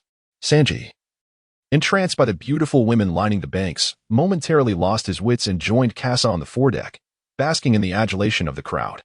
Nami and Zoro exchanged glances, sighing in resignation at their captain, who was enthusiastically waving to the throngs from the figurehead of the Going Merry. Eventually, after Casa and Usopp attended to the ship, they too merged into the crowd and entered the tavern to partake in the festivities. Luffy indulged in his meal, while Zoro and Nami engaged in a drinking contest. Sanji found himself surrounded by beautiful women, and Usopp reveled in song upon the table. As Casa joined in, he sipped his drink while teasing the assassin clad in a nun's attire, his hands wandering beneath her garments. He was not like Sanji, a lecherous man with lustful thoughts yet lacking the courage to act, merely content to toy with the shoulders of the beautiful women around him. Casa had already slipped beneath her garments, his hands roaming freely, causing the nun to entirely forget her original intent. As time passed, the Straw Hat crew began to feel fatigued. Luffy, having satisfied his appetite, succumbed to slumber. Nami stood at the end, clutching her wine glass, victorious in the drinking contest. Usopp and Sanji, overwhelmed by the libations, had also fallen under the influence, leaving only the members of Baroque works still standing. Icolum and the others outside deliberated on how to eliminate those within. Upon witnessing the defenseless captain, worth 30 million berries, collapse, Icolum felt a surge of confidence. However, Under the bright moonlight, a beast-like man observed them intently. "Hey, my companions have worked hard today. Might we allow them a moment's respite?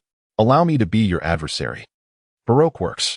The crowd looked up to see Zoro, a playful smirk gracing his face as he regarded them. The mention of Baroque work startled them. It was their hidden secret. In that case, a new gravestone shall be added atop Sanin Rock. Come at me. After all, he is merely a swordsman. Zoro descended into the throng, raising his blade to rest within Ikelim's hair. Casa observed as Zoro began to wreak havoc amidst the crowd and turned to the approaching Nami. Remarking, "Miss Nami, your tolerance for alcohol is quite impressive." Nami, feigning modesty while covering her mouth, replied with a playful smile, "How could I possibly be inebriated?" An island welcoming pirates is inherently suspicious. However, despite her words, Nami couldn't help but think of the three individuals still asleep in their room. Those three fools. It's fortunate that both Zoro and you, Casa, have managed to remain alert. What on earth is happening here? Casa pointed below at Ikelim, saying, "Inquire of him. He appears to be the leader here." Casa glanced at the battlefield, noting that Zoro was testing his sword, having just acquired the Sandai Kitetsu. Zoro was already engaging in practical combat with it. However, for Casa, the circumstances on the island presented a rare opportunity. He intended to sharpen his skills and earn some money. "Miss Nami, I wish to assist Zoro. I hope you don't mind." "Eh? That's unnecessary. Zoro will manage just fine." As soon as Nami finished speaking, Casa retrieved a long spear from his spatial belt. It was the first-generation sniper rifle, crafted by Mont Casa himself. This weapon, akin to a weapon of a previous life, had attained a blue-grade level. Observing Nami's astonished expression, Casa elaborated, "This is a specialty from my hometown. This belt possesses substantial space, allowing for the storage of numerous items." Nami replied, "Impressive. That must be really convenient."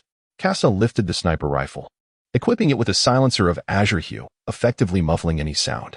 At this distance, there was no need for a scope. He simply aimed with the natural landscape. With each pull of the trigger, another life was silently extinguished. There was no chaotic carnage, for this sniper rifle had been meticulously crafted by Casa, prioritizing stealth over lethality.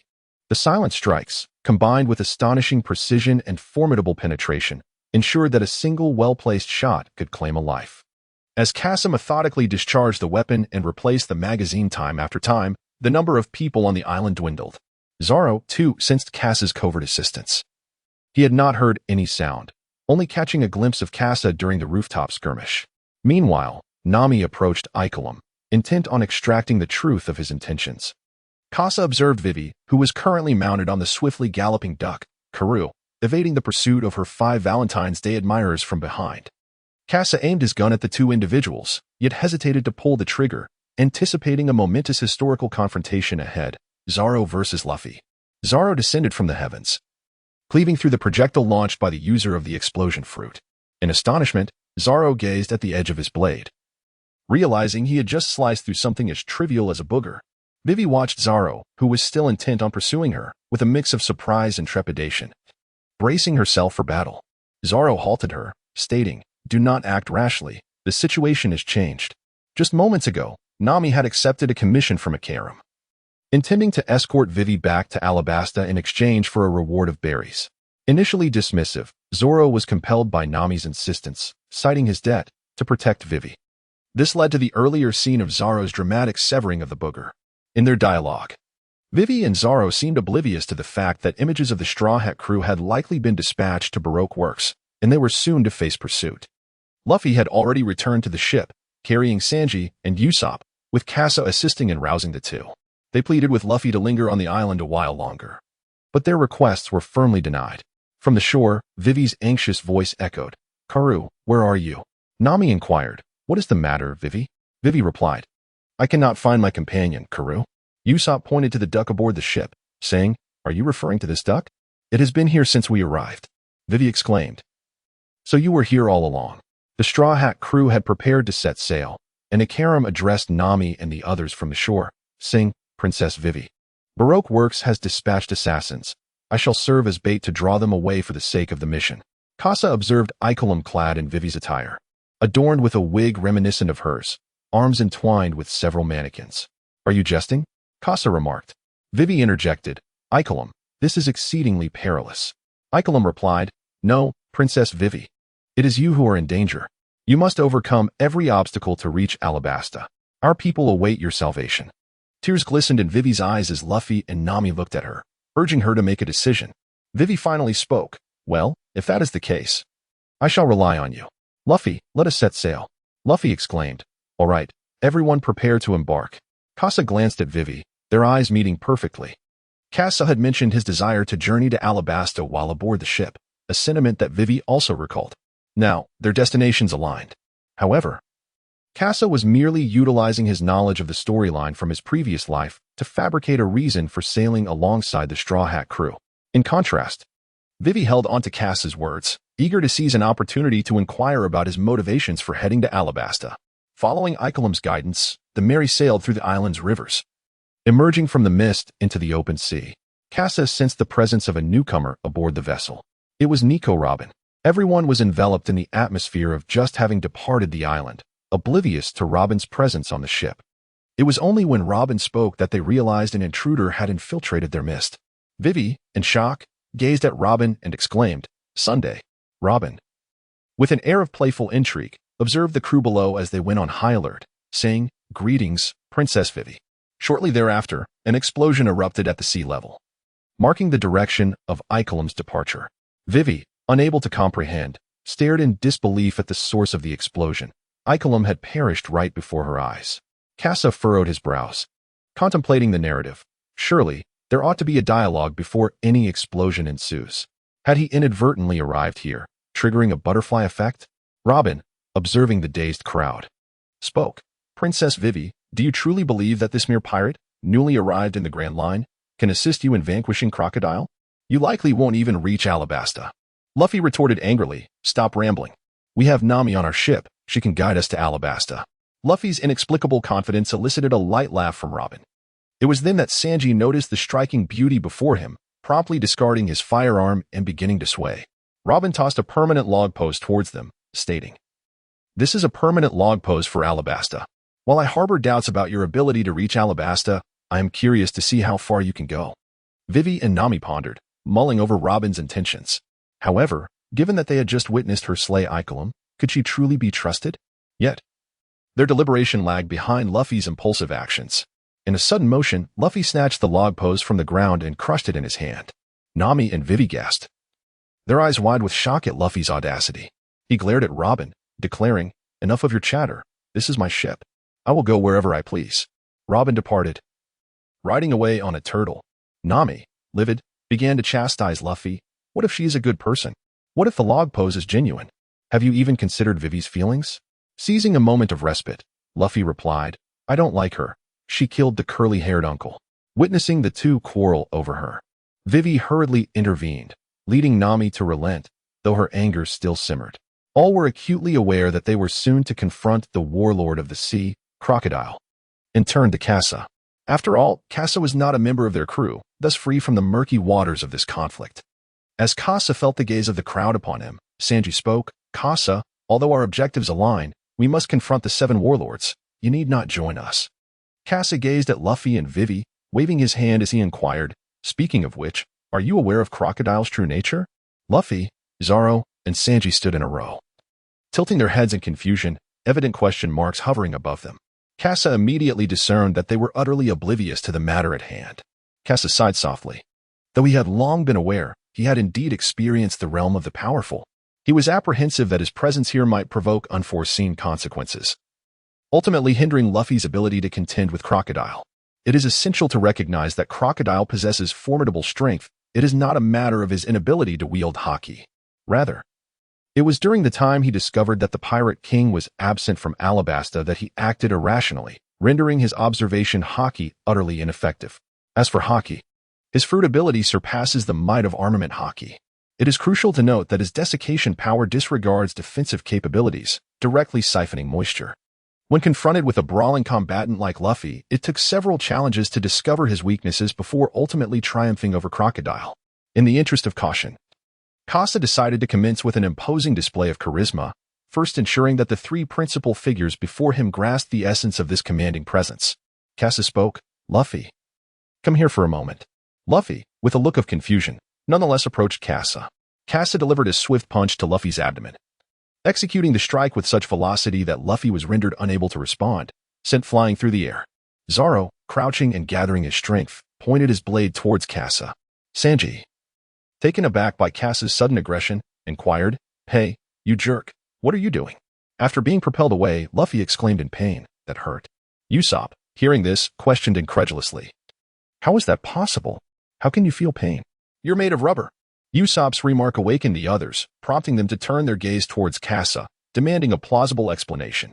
Kasa spoke. This is the power that one must master to navigate the Grand Line, a force wielded by the formidable in this world, Haki. Luffy and Zoro. You have both encountered those who possess this extraordinary ability. The words of Kasa awakened the two. Luffy recalled Garp, while Zoro thought of Mihawk. As for Sanji, his expression darkened as he reflected on his past experiences within the Vinsmoke family, where he had encountered similar information. Haki is a weapon capable of countering devil fruit users, allowing for direct confrontation. For instance, Luffy can be struck, and similarly, the smoke man you encountered in Logtown can also be apprehended by Haki. Sanji inquired, "Is there a connection to Crocodile? After all, he is a user of a Logia-type devil fruit." Kasa nodded and said, "Indeed, and he is a remarkably powerful individual. Without the presence of Haki among you, the only feasible way to defeat him would be to identify his vulnerabilities." Kasa gazed at Luffy and remarked, "Mr. Garp must have trained you from a young age. Your physique possesses the potential to awaken Haki. Therefore, Luffy, you are likely the only one with the opportunity to master Haki in a short span and subsequently defeat Crocodile." At that moment, Usopp interjected, Is there a possibility for me to acquire such a capability?" As a future member of the Timid Trio, Usopp harbored a desire to assist Vivi. Kasa gazed at Usopp and remarked, "Indeed, there exists another form of Haki, albeit not the kind of armament Haki you are familiar with." Kasa gazed at Zoro and said, "Zoro, come and see what I can do." With that, Kasa shut his eyes. Usopp exclaimed, "Hey, don't act recklessly." Nami cautioned, "Zoro, be careful." Sanji added, "Mosted, watch yourself." Kasa, with his eyes closed, said, "It's all right. Come at me with murderous intent." Subsequently, Zoro aimed for Kasa's neck and struck with his blade, leaving the onlookers in a state of astonished disbelief. Kasa merely took a step back, evading the attack, maintaining his eyes closed. He spoke, "Haki is divided into two categories, armament Haki and observation Haki. The earlier attack that reached Luffy was executed using armament Haki, whereas I am currently employing observation Haki, a form of Haki that allows one to foresee the attacks of others." As Kasa deftly evaded Zoro's onslaught, he elaborated on the intricacies of the observation Haki. The crowd experienced a moment of enlightenment. However, it was Zoro who felt the most profound impact. The sensation he had previously encountered with Mihawk resurfaced. It was not merely a disparity in swordsmanship, but rather a chasm in their Haki. Zoro's excitement surged as he realized he, like a frog at the bottom of a well, had discovered a ladder leading to the vast expanse of the New World. With the sword Wado Ikamanji unsheathed, he gripped it tightly. Cassar sensed the impending danger, finding it impossible to both evade and narrate, fully plunging into a state of combat. Tornado. Crystal mirror. Kasa entered a state of absolute concentration, discerning the flaws in the spinning blade. His arm enveloped in the might of Haki. He then pressed against the point of force. The fierce whirlwind came to an abrupt halt, and silence enveloped the Mary. Zoro was astonished. The sensation was akin to having his attack deflected by Mihawk's dagger. With the Kinbunchika Haki identifying the weakness, Zoro found his strength utterly ineffective. "This is Haki. If you wish to learn, I can teach you, as a fare for taking me to Alabasta," Kasa offered. Upon hearing Kasa's willingness to accompany them to Alabasta, Luffy leaped with excitement. "That's amazing. Sanji, prepare a feast. Kasa is joining us." "Hey, I never said that," Kasa retorted. "All right then, I'll go prepare food as well." "I'm getting hungry," Usopp chimed in, his interest in Kinbunchika Haki now surpassing that of Busashoka Haki. As a marksman, the foremost priority remained survival. Kasa shared this sentiment. At the very least, for someone like Zoro to approach him, a price of life would need to be paid. Zoro retracted his three swords, gazing intensely at Kasa, and implored, "Please, teach me Haki." Noting Zoro's lack of hostility, only a fervent desire for mastery, it was evident that he was a man willing to kneel before Mihawk to protect Luffy's dream. "Of course," Kasa replied. "And one more thing, Luffy, come here. You are the main force in defeating Crocodile." The weather was splendid, with the sea under a clear blue sky. Suddenly, a scream echoed from the Mary. "Ouch. Hey, Kasa, are you doing this on purpose?" Quit the chatter and focus. Every pirate on the seas wields haki. Why not you? Be honest, Kessa admonished. With a resounding thud, Luffy was sent flying once more, crashing against the kitchen's outer wall. Inside, Nami and Vivi, hearing the commotion, questioned Sanji, is haki really that difficult? As he cooked, Sanji pondered for a moment. It's somewhat challenging. At the very least, I haven't figured it out yet. What about you, Green Algae Head? Zoro, however, disregarded Sanji's inquiry. He had not yet accepted Kassa's training, instead holding the Sandai Kitetsu, contemplating Kassa's advice. Kassa, Zoro, are you aware of the distinction between swordsmen and others? Zoro gazed at the 3 blades at his waist, each one embodying the aspirations he shared with another. Zoro, is it the weight? Kassa tapped Zoro on the head, saying, It's not about the weight. I asked you to distinguish, not to share your dreams. Kassa had no intention of guiding. Instead, he straightforwardly declared, The sword is the essence of the swordsman. Everything else is merely auxiliary. To master the aura, one must first gain proficiency with their own blade. On the Whiskey Peak, Zoro practiced with his swords, gaining insight into the distinctions between the Sandai Kitetsu and the Shuswei. One blade was sharp and restless, while the other was nimble and obedient.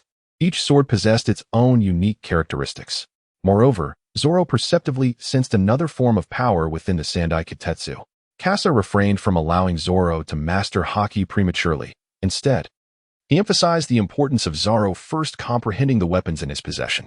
As a formidable swordsman with the prowess of a vice-admiral, Kassa inherently understood the path a swordsman must traverse. Zoro's gaze fell upon a volume of the 300 Tang poems nearby, which Kassa had suggested could enhance the potency of his techniques. Upon curiously flipping it open, he was immediately enveloped by its grandiose spirit.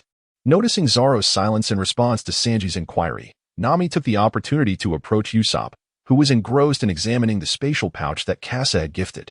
Nami said, Hey, Usopp, I wish to assist Vivi as well. Could you craft a weapon for me? Meanwhile, Vivi gracefully carried a tray towards the aft deck. Kassa is instructing Luffy on mastering the art of armament haki, utilizing haki-imbued fists to enable Luffy to directly experience the essence of this formidable power. However, this approach proves to be somewhat taxing for Luffy. After delivering a punch that momentarily knocks the wind out of him, Kassa has moderated his strength, employing only a fraction of his haki to provide Luffy with a tangible sensation of its potency. Kassa inquired, How does it feel this time? Luffy composed himself and responded, It seems your punches have lost some of their strength. Kassa remarked, Indeed, the armed color of haki can be envisioned as an invisible armor. Just now, my haki diminished, which signifies a reduction in my armor and, consequently, a decline in my defensive capabilities. Vivi approached the two from behind and interjected, Gentlemen, I appreciate your hard work. Please, take a moment to enjoy a refreshing juice and rest. Luffy turned his gaze towards Kassa, acknowledging the importance of respecting his insights as he continued to learn. Kassa nodded lightly, casually picking up a cup of juice, only to find that Luffy had already finished his. He then inquired, Delicious. Vivi, is there any more? Vivi replied, Yes, Sanji has prepared quite a lot. Luffy exclaimed, Then I shall go and have a few more cups. On the rear deck, only Kassa and Vivi remained. Vivi turned to Kassa and said, Thank you, Mr. Kassa. Kassa took a sip of juice and remarked, It's nothing, after all. I will part ways with you once we reach Alabasta. Please be cautious then. Vivi nodded in agreement, saying, Indeed, but regardless, I must express my gratitude to you. Without your help, we would have been at a loss on how to confront Crocodile. Kassa grinned and said, It's all right. Luffy is capable of winning. Kassa's confidence in Luffy momentarily eased Vivi's concerns. Just after having his fill of juice, Luffy, who had been unceremoniously kicked out of the kitchen by Sanji, spotted the horizon ahead. He exclaimed, Everyone, I see land. Luffy's voice captivated all, drawing them to the front deck where they beheld an island with 2 towering peaks. Luffy inhaled deeply, savoring the primal essence emanating from the island. I can smell the scent of adventure. Sanji, prepare me a pirate bento. I am ready to embark on an adventure. Sanji, still occupied with washing dishes, glanced at the eager Luffy and replied, All right, just give me a moment. The others busied themselves with preparations to disembark, unaware of the events that awaited them on the small island. Meanwhile, giants and approaching assassins continued to lurk in the jungle, watching over Kassa's woman. At last, I have awaited your arrival, Mont Kassa. The Grant Line, Navy G8 Branch, Barren Fortress. In the office of Commander Jonathan at the fortress. Carl sipped his steaming tea while observing Jonathan as he retrieved a report. This document pertained to the theft that occurred a month prior at the Treasury. Contrary to the assessment of the inspection team, Jonathan categorically classified the incident as theft. Furthermore, the primary suspect was believed to be the notorious thief, Mort Casa. Jonathan remarked, "General Carl, take a look at these reports. There are certain issues that remain unclear. Perhaps, as the subject involved, you might possess insights into how the thief executed this act." Carl turned to the final page of the report, where he discovered the remnants of ash from the boiler room. Amidst the ashes lay several bills of Bailey, not yet completely consumed by flames. The stolen 3 billion Baileys never left the fortress. If all goes as expected, they have already been incinerated. This aligns with the modus operandi of the Phantom Thief from 2 years ago, which raises my suspicions regarding their involvement. However, I remain perplexed as to their motives and how they managed to transform our comrades in such a manner. Jonathan picked up his cup of black tea and continued. Perhaps that day unfolded as such. The Phantom Thief must possess the ability to disguise themselves, allowing them to infiltrate our ranks by assuming the guise of familiar faces. This could also explain why the Navy has been unable to locate them. Secondly, regarding the key, it may either pertain to the powers of the fruits or the advanced technology within the scientific division. If we can resolve the issue of the key, we will ultimately need to address the peculiarities of the Navy's actions. Carl observed that Jonathan had nearly elucidated everything for him, and he now comprehended how to compose his report. Regarding the abilities of fruit and technology, it was sufficient to present them in a cohesive manner. Carl interjected, guiding Jonathan, perhaps it pertains to hypnotic abilities. Tina recently took in someone with such powers, and I suspect it is related. Jonathan's eyes widened in realization, understanding that there was indeed another layer to this situation. He then addressed Carl, stating, that clarifies everything. It is all the fault of that Phantom Thief. The inspection team need not linger here any longer. Jonathan gazed at Carl, seeking his affirmation. In truth, the reality of the matter had become trivial. They were all aware that a scapegoat was necessary to restore the confidence of the naval forces in the headquarters. As Carl departed from the G1 branch, he understood that Sengoku's true intention was not to conduct an investigation, but rather to evaluate him. It was a test to see if he would be willing to shift all responsibility onto Casa. Upon hearing that Jonathan had preemptively disclosed the report, Carl realized that this was the outcome of their prior deliberations. Otherwise, if things continued down this path, the Navy, sustained only by military salaries, would likely rebel. Carl folded the report, relying on the still smoldering Bailey to secure a conviction, even if that Bailey was not the one burned that day. I understand now. I shall know how to write when I return. Thank you, General Jonathan. In the Great Waterway's charming little garden, Luffy was already soaring among the brachiosauruses, while Vivi and the swift-footed watched in astonishment as Luffy persistently provoked the majestic creatures in the air. The rest of the Straw Hat crew, Zoro and Sanji, engaged in a hunting competition, while the group of friends trembled in fear aboard the ship. As for Casa, he was currently navigating through the dense forest in search of the fifth-tier individuals. However, Casa sensed something amiss. The whispers of the insects around him suddenly ceased, and the beasts tucked their tails in fear. At this moment, Casa had reined in his killing intent. What could possibly have alerted these creatures to the impending danger?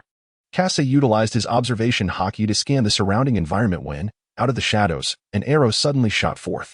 The attack was exceedingly stealthy, devoid of any sound of slicing air, yet it traveled at remarkable speed, forcing Casa to narrowly evade the assault. Casa's gaze sharpened, recognizing the formidable strength of his opponent. The silent arrows wielded a potent force, yet Casa had already entered a state of combat, leaving no opportunity for the adversary to locate him. His observation haki extended, endeavoring to trace the opponent's whereabouts. Casa's observation haki is particularly sensitive to lethal intent, and the closer the proximity, the more comprehensive the information received. Presently, Casa's observation haki can extend up to 500 meters, with a remarkable precision of 50 meters. Although the observation haki reaches out to 500 meters, an arrow suddenly materialized from within the 50-meter range, traversing the distance in less than a second, hurtling directly towards Casa.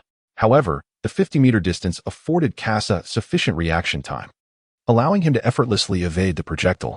Following the trajectory of the arrow, Casa launched a lightning projectile in retaliation. Its speed surpassed that of the arrow, yet it also missed its target. Casa discerned that the adversary had shifted their focus, and another strike was imminent, this time from a different position. With the enemy concealed and Casa exposed, He could only retaliate based on the trajectory of the incoming attacks. However, the foe was a seasoned hunter, adept at evading and repositioning with each shot fired. As Casa ran and shot, preparing to escape the dense forest, arrows once more assailed him from behind. However, this time, the projectiles did not advance in a straight line. Instead, they sliced through the air like a gliding dragon. This phenomenon was typically associated with the arrow shafts. Stiffer shafts exhibited minimal deformation during flight, thus ensuring greater stability, while softer arrows experienced significant distortion when drawn, causing them to swim through the air like a fish. Casa had anticipated and evaded the initial onslaught. Yet he was utterly unprepared for the subsequent volley of arrows that followed. As the arrows neared within a mere 5 meters of Casa, the trailing fletching of the arrows below collided with those above, altering their trajectory. The paired arrows adjusted their assault, now zeroing in on the evading Casa. Casa sensed the impending danger, yet the 5-meter gap rendered his movements inadequate to respond in time. He could only rely on his armed color hockey to endure the impact. Struck by the mother arrow, Casa was sent flying, disappearing into the underbrush. Seizing the opportunity, Shamira unleashed a relentless barrage of arrows. The torrential onslaught of projectiles surged toward Casa, stirring up a cloud of dust that obscured him from view. For 10 seconds, Shamira expended her full strength, only to find her quiver depleted of arrows. As she awaited a moment to regroup, Carl provided her with a pouch containing an infinite supply of ordinary arrows, albeit with a cooldown period of 10 seconds. Casa raised the arm guard in his hand, the inscribed magical array now activated, though its energy had been expended. Yet, despite the smoke, he remained unscathed. Shamira's assaults were entirely thwarted. Furthermore, Shamira's position was revealed, as the initiative had slipped from her grasp. The Casa rotated the dual-gun indicator of the Martial Phoenix. Left fire, right wind. The twin guns unleashed their fury. The fire projectile surged forth first, followed closely by the wind projectile, striking upon the fiery orb. The dual assault of wind and fire, akin to the blossoms of the phoenix flower. The dispersing fireball enveloped Shamira's location, the flames harnessing the power of the wind. The unleashed fireball was no less potent than an ordinary fire projectile. The ground was entirely shrouded by the fireballs, leaving Shamira with no choice but to take refuge in the air. She gracefully ascended, gliding through the sky. Casa was somewhat perplexed upon witnessing the opponent employing the moonwalk technique. Although the adversary had clearly utilized the archery skills of the 9 serpents, they also exhibited the Navy's moonwalk. Casa had never heard of such an individual within the Navy, especially considering that this character was not meant to appear in the original storyline. Casa recognized that the adversary belonged to Carl and promptly resolved to hold nothing back, preparing to exert his utmost effort. Although the moon step allows for aerial movement, it is not particularly convenient, rendering Shamira effectively a target at this moment. As Kasak switched to the lightning projectile, he aimed at the airborne Samira. Sensing imminent danger through her observation hockey, Samira swiftly activated her ability. With the power of the Zoan-type hummingbird fruit, wings sprouted from her naval attire, piercing through it. In an extraordinary maneuver, Samira deftly retreated, evading the lightning projectile, which was the swiftest of attacks. As Casa unleashed a torrent of firepower, Shamira remained at a distance of 100 meters, skillfully evading Casa's attacks with the nimbleness of a hummingbird in the air. Shamira occupied a superior position. In conventional combat, the battlefield lay upon the ground, where regular shooting was merely a 2-dimensional endeavor. However, aerial combat transformed into a 3-dimensional realm, compelling Casa to account for myriad factors, as the airborne sanctuary offered an abundance of evasive maneuvers. Moreover, Shamira, embodying the essence of the hummingbird, possessed the unique ability to hover in reverse, a trait unparalleled among avian species. The thunderous projectiles of Casa have been entirely expended. He realizes that from his current position, he is utterly incapable of launching an assault on Shamira. Thus, he must reveal his trump card, with a glimmer of the spatial belt. For flying swords materialized beneath and behind Casa. Casa stood firmly atop the most formidable flying sword, a remarkable contraption that had cost nearly 2 billion berries to construct. Though it appeared to be a mystical weapon from a fantasy realm, it was infused with cutting-edge technology. The magnetic levitation system, combined with wind element propulsion and 3 fully charged subswords at the rear, elevated Casa's aerial combat capabilities to unprecedented heights. Shamira gazed at Casa standing on the flying sword, a hint of astonishment flickering across her features as she sensed the looming danger. In an instant, she retreated, seeking refuge within the skeletal peaks. Kasa accelerated swiftly, effortlessly closing the distance to within 50 meters of Samira. Within this range, every move Samira made was anticipated by Kasa. Even the elusive patterns of the hummingbird could not evade Kasa's assault. Wind bullet. With a double pull of the trigger, a gust of energy surged towards Samira. Though she attempted to evade, the blast erupted before her, propelling her directly into Kasa's path. Engulfed by the ferocious winds, Samira found herself unable to maintain control, helplessly witnessing Kasa aim his weapon at her. Flame barrage. With a delicate squeeze of the trigger, rhythmic bursts of incendiary projectiles were unleashed, relentlessly forcing Samira downwards. Despite her attempts to shield herself with her wings, even the empowered feathers under the influence of armament haki could not withstand the searing assault. Beginning to melt under the onslaught, as Samira descended to the ground, she struggled to dissipate the impact of the fiery projectiles. Cast a sword on his flying sword. Arriving before Samira, gun aimed at her head, demanding, "Who are you, truly?" Samira raised her hands in surrender and replied, "Cal has sent me to convey a message to you." The battle at Kasa stirred considerable commotion, yet the Straw Hat crew remained oblivious to it. At this juncture, Luffy found himself ensnared by Mr. Golden Week's colorful hypnosis, seated upon a picnic blanket while sipping tea. The candelabra held Zoro, Nami, and the others, all rendered immobile, entering a state of wax-like rigidity.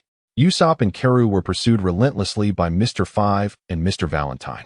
Suddenly, a barrage from Kasa struck Usopp from behind, a flame materializing to thwart their assailants, prompting Usopp and Karu to dash back to the candelabra. There, they beheld the three immobilized figures in the ineffectual Luffy. Usopp, incensed, exclaimed, "Hey, Luffy, what are you doing? Everyone's in this predicament, and you still have the audacity to sip tea." Unable to hear Luffy's explanation, Usopp recalled the flame that had recently saved him, an epiphany illuminating his mind. He understood how to rescue Zoro and the others. Kasa had gifted Usopp a spatial bag, enabling him to carry more items. Usopp circled the candelabra, pouring oil directly upon it. At that moment, the candelabra was unguarded, leaving Usopp unimpeded. A spark ignited the candelabra, unleashing the beast within. Mr. Five and Mr. Valentine arrived belatedly, encountering Zoro, who had previously defeated them soundly, with an audacious demeanor. Mr. Five declared, "This time, you shall witness the might of the bomb fruit." He brandished a firearm, inhaling deeply to fill it with explosive gas, aiming at Nami and Vivi, who instinctively sought cover. Ultimate gunpowder star. The explosion momentarily captivated Mr. Five's attention, redirecting the gun's aim toward Usopp. Usopp, taken aback, shouted, "Zoro, it's up to you." Suddenly, Mr. Five felt as though time had frozen before him, only to collapse thereafter. Three-sword style, demon slash. Nami delivered a swift kick to Luffy, rousing him from his hypnotic state. Though Mr. Golden Week had long since fled, Nami furiously chastised, "You fool, we nearly perished." Luffy quickly apologized, relieved that Usopp was there to assist. At that moment, Mr. 3 emerged, having just utilized his powers to render his body entirely waxen. Candle Champion, color enhancement. Luffy's vision blurred momentarily, but Nami's punch brought him back to reality. "Hurry and deal with him," Nami urged. "All right, this time I shall shatter his candle," Luffy resolved. Previously, Luffy's ordinary strikes had proven ineffective against Mr. 3's wax, compelling him to engage in a direct confrontation with the waxen armor. Yet now, Luffy discerned the means to shatter his opponent's waxen defenses. He recalled how Kasa had employed the armament haki, undergoing a profound transformation. Zoro observed the subtle shift in Luffy, his gaze sharpening as he seized the opportunity to learn, clandestinely mastering the haki technique. Champions Combat. Level the battlefield. With a series of relentless punches, he leveled the ground, charging directly at Luffy. Luffy was still absorbing the essence of haki, and his fist began to undergo a subtle transformation. Armed haki, hardened like rubber pistol. Luffy unleashed a powerful punch that shattered the waxen armor, sending shards flying, along with a spray of blood from Mr. 3's mouth. Luffy gazed at his fist, realizing he had indeed manifested this power, and its potency had significantly increased. According to Kasa, armed haki serves merely as a layer of armor, enhancing one's defensive capabilities. The body possesses a protective mechanism that regulates its strength, preventing it from unleashing its full potential. Typically, a human can exert only 70% of their strength. Those who have undergone training and combat can access up to 85%. However, with the introduction of armed haki, the body's protection is lifted, allowing the individual to harness their entire strength. This is why the potency of attacks escalates upon utilizing armed haki. Luffy felt the immense power of haki and recalled the sensation of Carp's formidable punch. At that moment, Kasa emerged, effortlessly dispatching the fallen Mr. 5, having recently encountered Mr. Valentine in the forest. Kasa subsequently healed, observing that everyone else was at peace, with only Zoro's ankle wound appearing particularly alarming. Kasa exclaimed, "Hey, everyone, it was quite good." Usopp retorted, "No, I nearly met my demise." With that, Usopp collapsed. Kasa approached Luffy and remarked, "Remember this feeling. You should endeavor to experience it more often in the future." Zoro staggered towards Kasa, intending to speak, but Kasa bent down and seized Zoro's foot, lifting him effortlessly. Zoro exclaimed in anger, "Hey, what do you think you're doing?" Kasa spoke, "Do not move. Let me tend to your wounds first." Kasa retrieved a bandage from the spatial belt and carefully wrapped Zoro's wound. The hemostatic bandage, produced by the system, was designed to expedite the clotting process. After the bandaging was completed, Kasa spoke up, "I am aware of what you wish to convey, yet the intention to sever iron is not difficult to grasp. You merely need to attune yourself to the sword in your hand." Kasa once again began to evade responsibility, while at that moment, the giant had already awakened. Meanwhile, aboard a warship in the Grand Line, Carl had completed the report and was preparing to return to headquarters to present it. At that moment, the phone rang. It was Shamira. "Carl, how are things? How is Kasa?" Shamira, in anger, "Can't you show some concern for me first? I nearly lost my life." "Carl, is he truly that formidable now? You still possess the strength of a major general." Shamira, "You have no idea how terrifying your doppelganger is. You cannot fight him, nor can you escape." Carl recalled Shamira, who possessed the ability of the hummingbird fruit. This extraordinary fruit was seized by Carl during his training aboard a pirate ship, granting him remarkable agility in the air. However, he was taken aback to discover that Shamira still fell short in this aspect compared to Kasa. "Carl, this is something I had not taken into account. Has the word spread?" What was his reaction? Shamira, "Why should I care?" "Carl, huh?" Shamira, sensing Carl's displeasure, quickly rephrased, saying, "That is precisely how he responded." Carl, "Then hurry back to headquarters and write a report describing Kasa's strength." Shamira M9, "I won't write it, you bastard Carl." Seeing that the phone bug had already fallen asleep, Shamira realized her words were now meaningless. At this moment, she was covered in wounds. Quickly taking out the third-tier Chingmudan that Carl had exchanged for her, the injuries on her body visibly began to heal. Shamira gazed at the massive hole in the skeletal peak before her. Her battle with Kasa had not yet reached the skeletal summit. Only that Kasa had inquired about Carl's current strength. Kasa drew forth his weapon and launched an assault. In juxtaposition, Shamira's response to Kasa was simply, "His mightiest strike pales in comparison to yours." Satisfied with the reply, Kasa departed contentedly. However, unbeknownst to him, the formidable attack Shamira referred to was one executed by Carl a year prior. Nami fell, mirroring the plot, collapsing before the Straw Hat crew. Kasa possesses a means to cure Nami, yet such an action would irrevocably alter the ensuing narrative of the Straw Hat crew, preventing them from retrieving Chopper at Drum Island. Standing atop the lookout tower, Kasa reflects on Carl's words. The rectification of fate demands a sacrifice. Kasa is aware that Carl is referring to his involvement with the Straw Hat crew, which has altered the original narrative. Kasa discerned something amiss from the subtle hints in the small garden. Certain plot lines had indeed shifted, yet the overarching narrative remained largely unchanged. Nevertheless, Kasa held on to Carl's words. Choosing to release Mr. 3. Not only was he needed in the impending war, but Kasa also felt that Mr. 3 would play a significant role in the future. At that moment, a figure emerged on the sea, causing a stir on the deck, and Kasa realized that Valpo was about to make his entrance. A submarine surfaced, and Valpo leaped aboard the Mary. Just as Valpo was about to open his mouth to engulf the Mary, the tension thickened. Kasa leapt from the sky, delivering a powerful kick. This scene, which was never meant to unfold in the original narrative, was nonetheless executed by Kasa.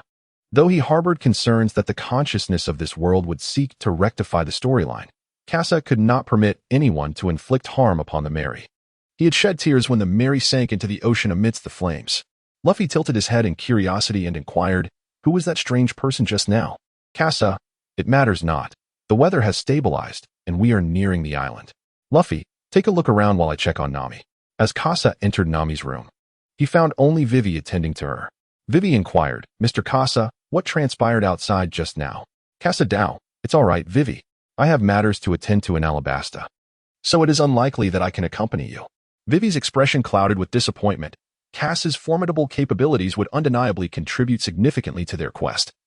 Yet he had made it clear that he could not join them. Lying in bed, Nami spoke up.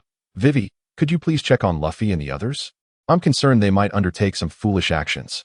Nami, perceiving Vivi's disheartenment, fabricated a reason to send her away. As she rose, Kassa promptly assisted Nami to her feet. Nami, gazing at Kassa with a feeble expression, said, Kassa, though I am uncertain of your intentions for boarding our ship, I am truly grateful for the information you provided regarding Crocodile. Kassa was taken aback to find that Nami had perceived her intentional approach towards the Straw Hat crew. Remained in silence. It seemed that even if she wished to join the crew, it was not guaranteed. Zoro's initial hostility and Nami's constant vigilance towards her were palpable. Nami said, but I still wish to ask for your help with that poor child, Vivi. At that moment, Nami was so weakened that she could not even shed tears. Upon reflection, Vivi was merely a 16-year-old girl, younger than Luffy, yet she had already infiltrated the Baroque works and uncovered clues about its mastermind. Vivi bore the heavy burden of her nation's fate. Previously, she had only admired Vivi from afar in the anime, but now, having interacted with her personally, she recognized that Vivi was a remarkably powerful princess, capable of supporting Alabasta. Kassa is aware that in the end, Vivi will rescue Alabasta. Yet he harbors concerns that the consciousness of the world may undergo alterations. Kassa rose and gently laid Nami down on the bed. Then took the Sanjuang Qingmu Dan and placed it in Nami's mouth. Although the Sanjuang Qingmu Dan could not save Nami, it could alleviate her current condition, allowing her to enjoy a moment of restful slumber. As Kassa emerged, he beheld Luffy kneeling on the deck, beseeching Dalton to allow them to set foot on the island and rescue Nami. The narrative commenced, yet Kassa harbored no intention of venturing onto the island. The individuals destined to disembark had been determined, akin to the original storyline, with Usopp substituting for Zoro and Kassa remaining alongside him. With Kassa's presence, Usopp felt at ease to guard the ship, and simultaneously, Nami's climate act could receive an enhancement thanks to Kassa's capabilities. Usopp's skill set was rather peculiar. He exhibited remarkable shooting prowess, deft hands, and a robust vitality. Once, Kassa contemplated methods to enhance Usopp's offensive capabilities.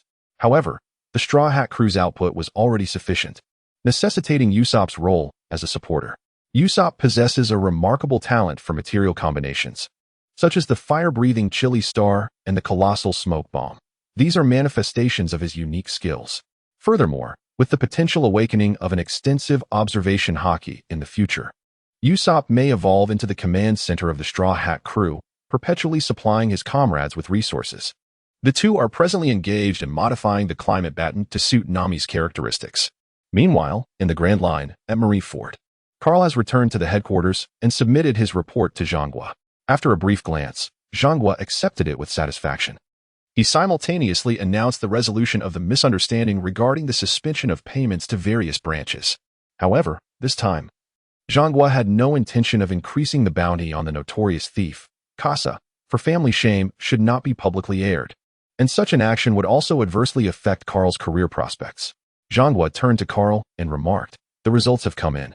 The Eye of Death has confirmed that it was indeed the phantom thief, Kassa. He possesses the ability to disguise himself." Carl replied, "Indeed. And the report in my possession indicates that the strength of the phantom thief Kassa has now ascended to that of an elite vice-admiral." Upon hearing Carl's assessment, the threat posed by Kassa during this tumultuous era of warfare has consequently escalated to a new level. The presence of Kassa transcends mere combat prowess. The adversary's understanding of the Navy poses a significant threat. Over the past 2 years, while Kassa has ensured tranquility for Paradise, he has simultaneously exerted a considerable influence on the various branches. Sengoku, Carl, we can no longer allow Kassa to persist in this manner. He must be swiftly dispatched to impel down. Carl received new orders and departed from the office of the Warring States. Meanwhile, Shamira had just arrived outside the office, guided by the hummingbird fruit and the life paper, enabling her to return to Malinfudo in the shortest distance and at the swiftest pace. Shamira spoke, "Old man. He has summoned you to his place for some celestial rice crackers." Carl seemed to recall something and, after a moment of contemplation, spoke up, "No. I will make a trip to Sakasaki.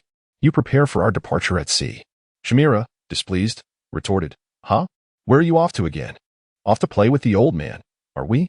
Carl spoke in an unwavering tone. Let us venture to Alabasta and avenge you. Shamira exclaimed with excitement. Hooray! Meanwhile, beyond Drum Island, under the collaboration of Kasa and Usopp, they finally succeeded in creating Nami's scientific climate act. Kasa has optimized the first version of the climate baton in the narrative, seamlessly transitioning to climate baton 2.0. Suddenly, a series of explosions reverberated across the island, prompting Kasa to instinctively grab a camera and capture the moment. Amidst the fluttering cherry blossoms, Tony Chopper joined the crew. Aboard the Mary, Kasa continuously pinched Chopper's cheeks. Achieving the milestone, pinched Chopper's cheeks. Chopper, taken aback by Kasa's exuberance upon boarding, pushed Kasa's hand away, feeling somewhat unaccustomed to such warmth. However, having already undergone the playful initiation by Luffy and Usopp, Chopper had embraced his role within the mischievous trio, soon to also become part of the timid trio. On the rear deck, a bolt of lightning struck Sanji, who was caught peeping. Although his body was charred, his eyes sparkled with hearts. With Kasa's third-generation Aoki Dan and Chopper's medical assistance, Nami had already recovered and was becoming familiar with the climate baton. Grateful, Nami glanced at Kasa, appreciating that. Rather than other methods, Kasa had empowered her to assist Vivi. Usopp shouted, "Doctor, we need a doctor. Sanji has collapsed." In a panic, Chopper echoed the call for a doctor. Before Chopper could fully comprehend the situation, Kasa gently pressed down on Chopper's hat, declaring, "You are the one." Realizing his role, Chopper hurriedly grabbed his medical kit to attend to Sanji. Meanwhile, Zoro seemed to have experienced a revelation atop the snowy mountains.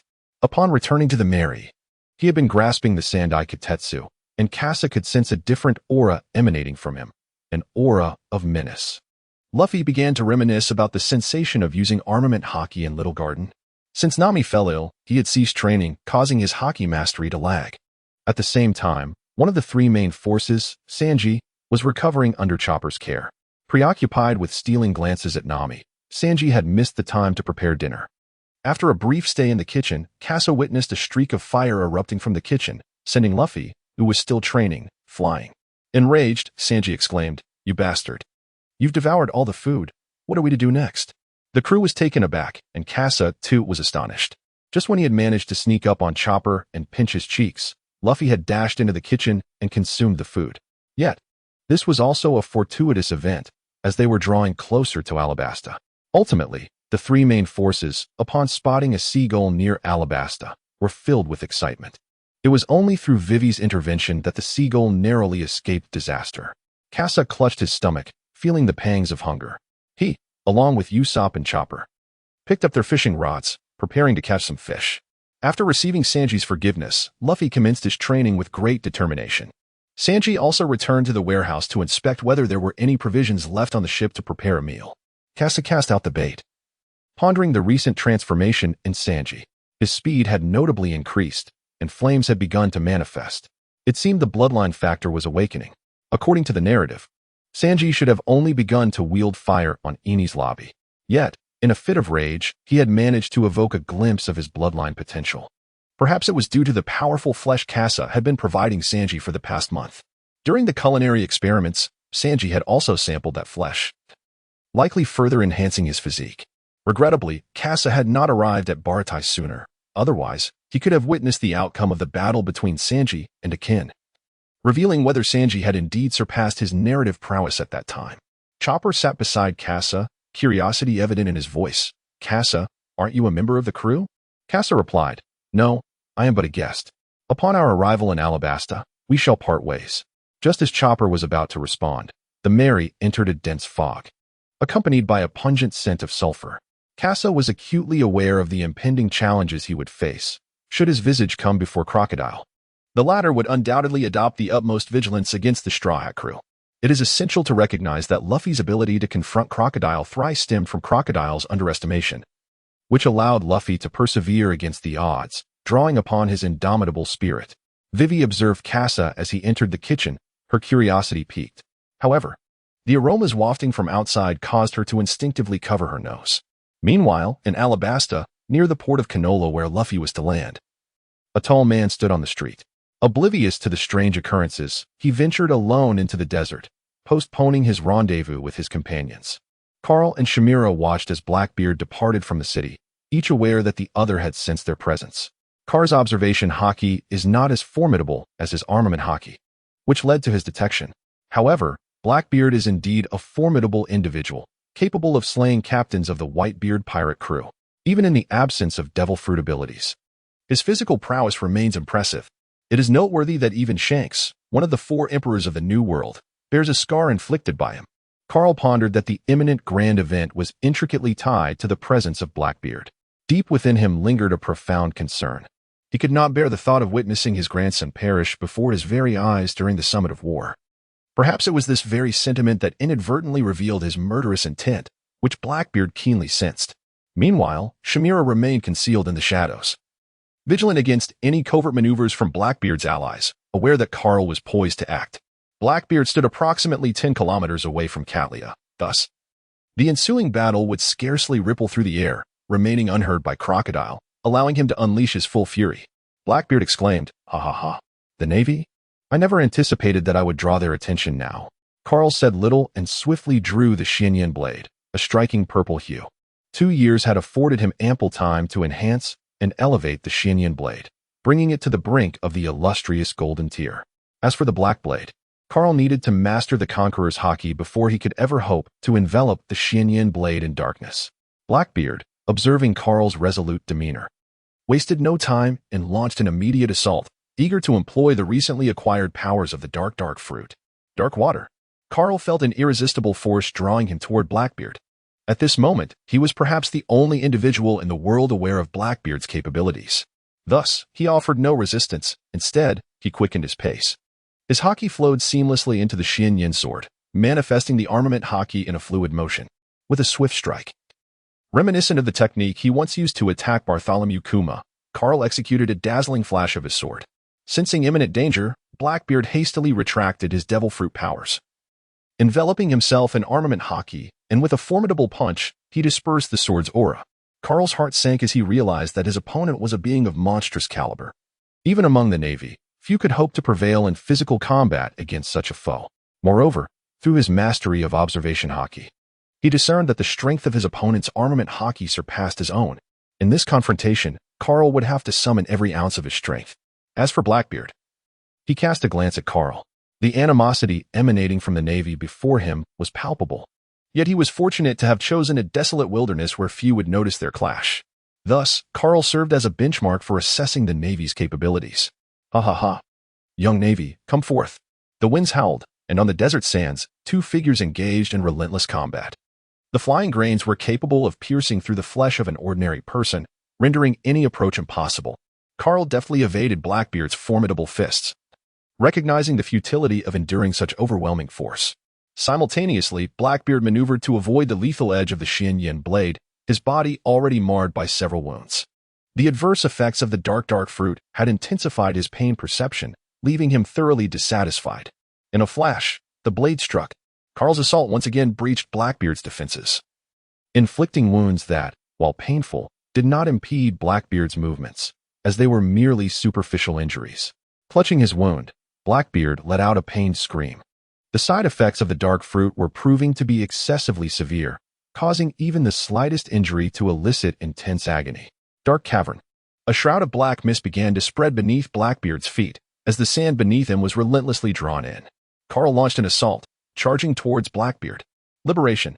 Countless grains of sand were instantaneously unleashed, resembling a barrage of shotgun pellets.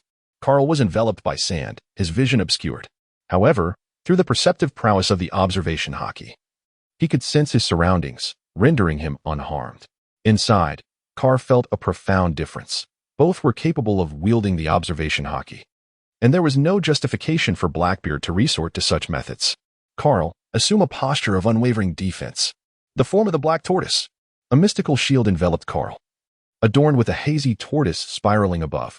Blackbeard emerged from the swirling dust, delivering an ostensibly ordinary punch, cloaked in lethal intent, directly upon the form of the tortoise. Blackbeard refrained from employing haki, and with his concealed aura, unleashed a formidable strike that should not be underestimated. The tortoise's form was shattered, exceeding the threshold of endurance. Yet no counterattack was forthcoming. Observing the ineffectiveness of his blow, Blackbeard swiftly alternated his fists, landing a left hook upon Carl's left chest.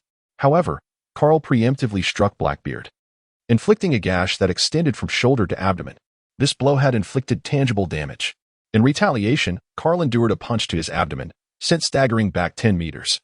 Blood trickled from the corner of Carl's mouth. Even with the protection of his armament haki, he sustained injuries, with nearly 2 ribs fractured, as Blackbeard writhed on the ground.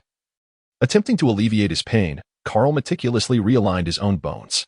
If he did not, the jagged edges could puncture his lung lobes, severely hampering his ability to fight. Sensing imminent danger, Blackbeard became aware that Carl was already upon him. Release. The sand within the hidden passage surged forth once more. Concerned that Blackbeard might once again harbor lethal intentions, Carl hastily halted his advance. He maneuvered around the sand, only to come face to face with Blackbeard, as both had unwittingly chosen the same course. In a moment of urgency, Carl swiftly drew his blade while Blackbeard unleashed a fist entwined with haki. Boom! A shockwave erupted between them, scattering the sand and gravel in an instant. Moments later, the outcome of their clash was revealed. Carl was sent hurtling backward.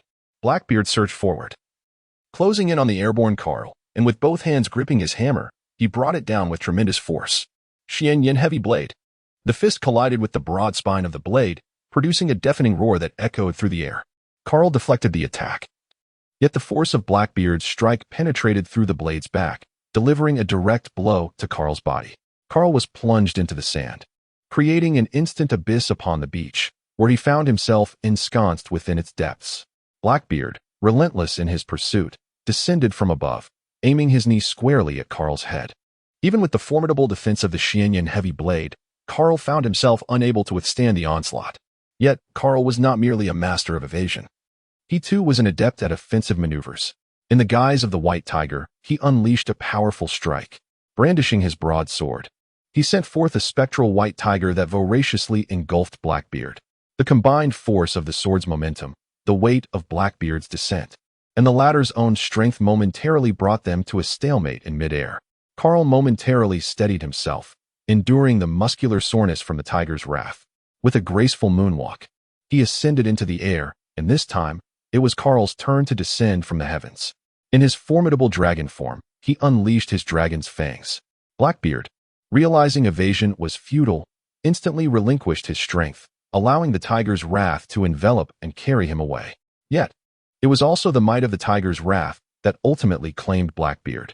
Carl's dragon tooth strike missed its mark. The power of Tai Chi surged forth. Yet, in midair, Carl deftly rotated again, harnessing the momentum of the dragon tooth's force, and turned his gaze towards the helpless Blackbeard suspended in the air. Tai Chi Dragon Tooth. With a burst of movement, an aura of energy erupted from his position, and Carl instantaneously materialized before Blackbeard. The fusion of the moonwalk and shave techniques enabled Carl to unleash an unparalleled velocity.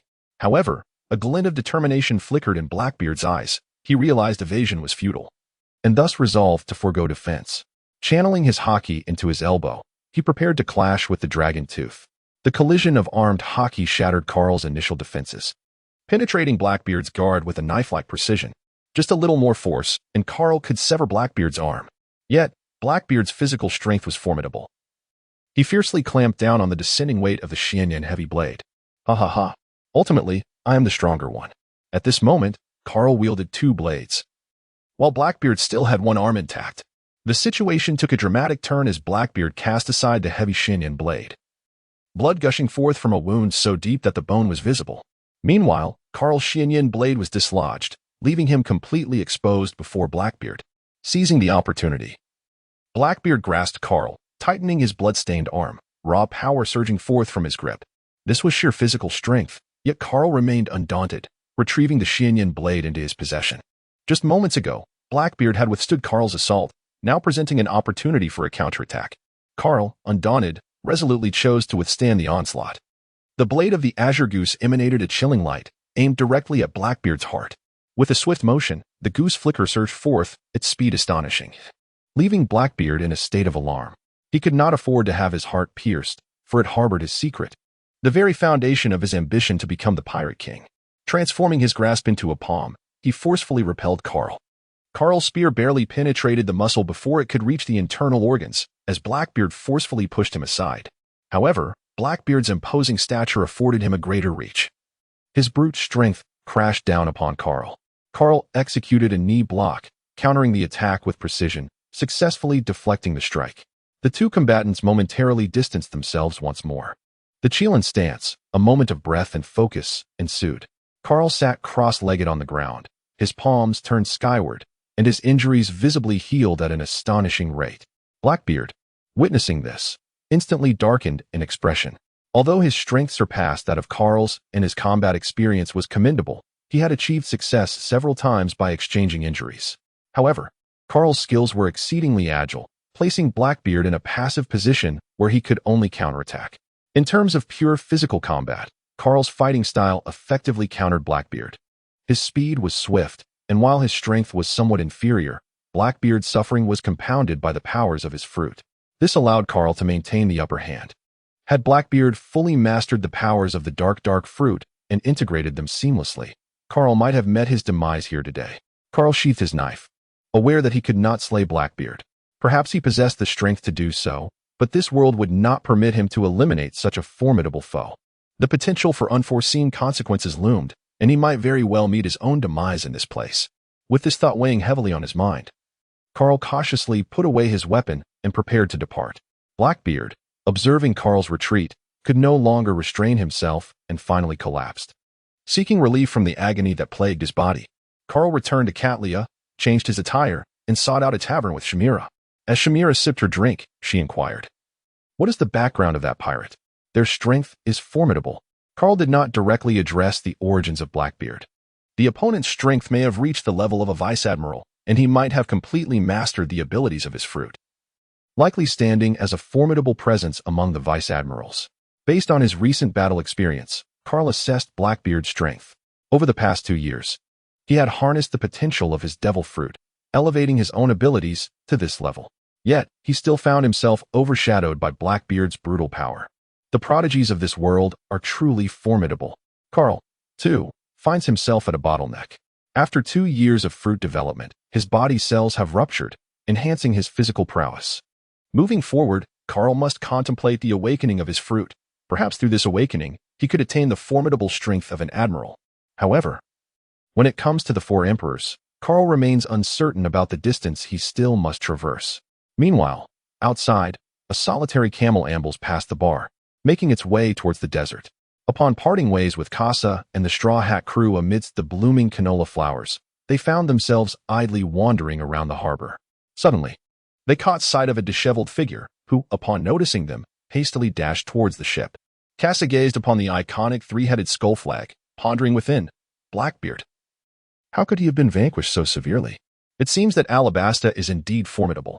As he turned to depart, Casa caught sight of a familiar silhouette. His heart skipping a beat. How could she be here?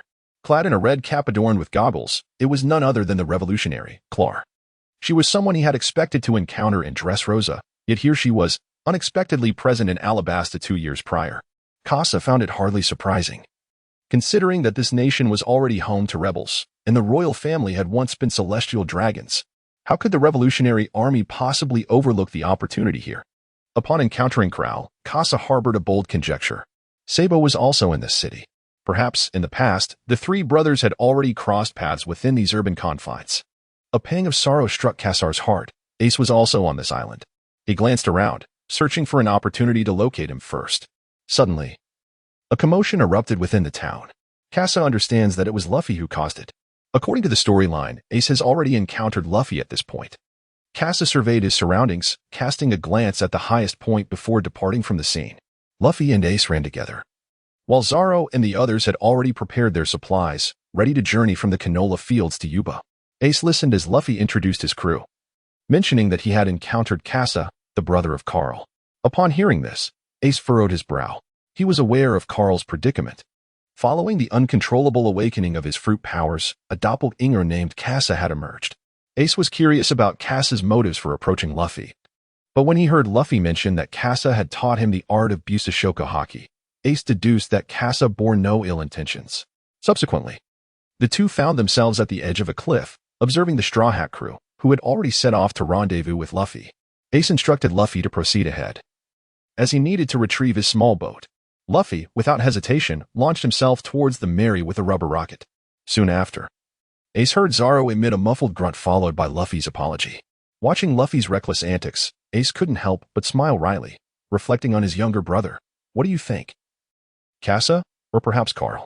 Casa emerged from behind, unexpectedly encountering Ace. He had initially intended only to bid them farewell, while discreetly assisting in eliminating the pursuing agents from the Baroque works. Casa. Sasa disregards Dana. Ace. Just call me Casa. Ace turned around, arms crossed, scrutinizing Casa, attempting to discern something. Casa gazed directly into Ace's eyes. Although he harbored the intention of rescuing him during the battle atop the summit, it did not imply that he would resort to flattery. Furthermore, Ace, much like Luffy and his companions, possessed an unwavering stubbornness, making it impossible to sway him. If even Whitebeard could not persuade him, Casa would undoubtedly find it equally futile. Casa, it is said that your arrival at the paradise is due to the affairs concerning the Whitebeard pirates, is it not? Ace's expression darkened. That scoundrel Teach has brought disgrace upon the Whitebeard pirates. I shall find him. Seeing the unwavering trust the other party had in him, Casa chose not to reveal that he had encountered Blackbeard at the port, nor did he intend to disclose that Sabo was still alive. Casa still recalls Carl's words. He is reluctant to alter the plot too drastically in the early stages, fearing a loss of narrative control. At the very least, Casa currently feels a sense of well-being, as everything remains within his grasp. Casa replied, Luffy has seen it, and you have too. Next, we shall see Old Man Garp. Wishing you the best of luck. Casa continued his ascent, having spotted the fleet emerging behind the Straw Hat crew, which began its assault. Ace, witnessing the attack on his comrades, hastily departed to offer his assistance. On the rear deck, the three primary members of Luffy's crew tirelessly intercepted the cannonballs aimed at the Mary. However, the projectiles exploded in close proximity to the ship, adversely affecting its speed, while the pursuing fleet drew ever nearer, the bombardment intensifying. Sanji once again kicked a cannonball away, sending it crashing onto the deck. Damn it, if only Casa were here, he lamented. Zoro retorted, don't be foolish. He is not part of our crew and has no obligation to accompany us. Luffy exclaimed in frustration, this is never ending. Suddenly, a laser beam pierced the coastline, instantly obliterating a ship and alleviating the Mary's peril. Luffy gazed towards the shoreline, faintly perceiving Casa waving at him, and he reciprocated with a wave of his own. Casa lowered his hand, astonished that Luffy could actually perceive him. Just moments ago, it was Casa's assault, Thunderbolt Laser, in the realm of Casa. Each of the dual pistols known as the Skyhawk is equipped with 15 elemental rounds and standard ammunition, through 2 years of modifications and enhancements aided by crystalline technology. These pistols have ascended to a violet tier, akin to the supreme blade of swiftness. Presently, every elemental round of the Skyhawk possesses 3 distinctive modes: the single-shot Thunderbolt, the dual-shot Thunderclap, and the long press, starting from 5 rounds to a maximum of 15, laser. The recent laser strike is capable of obliterating a vessel with a single blow.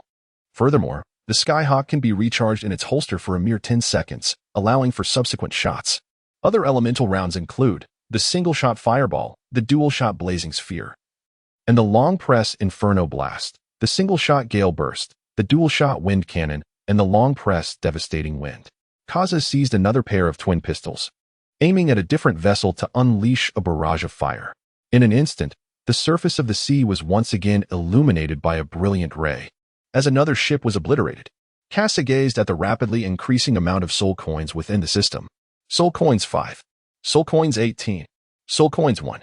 Soul coins 9. In an instant, Casa's soul coin total finally surpassed 40,000, reaching an impressive total of 43,225.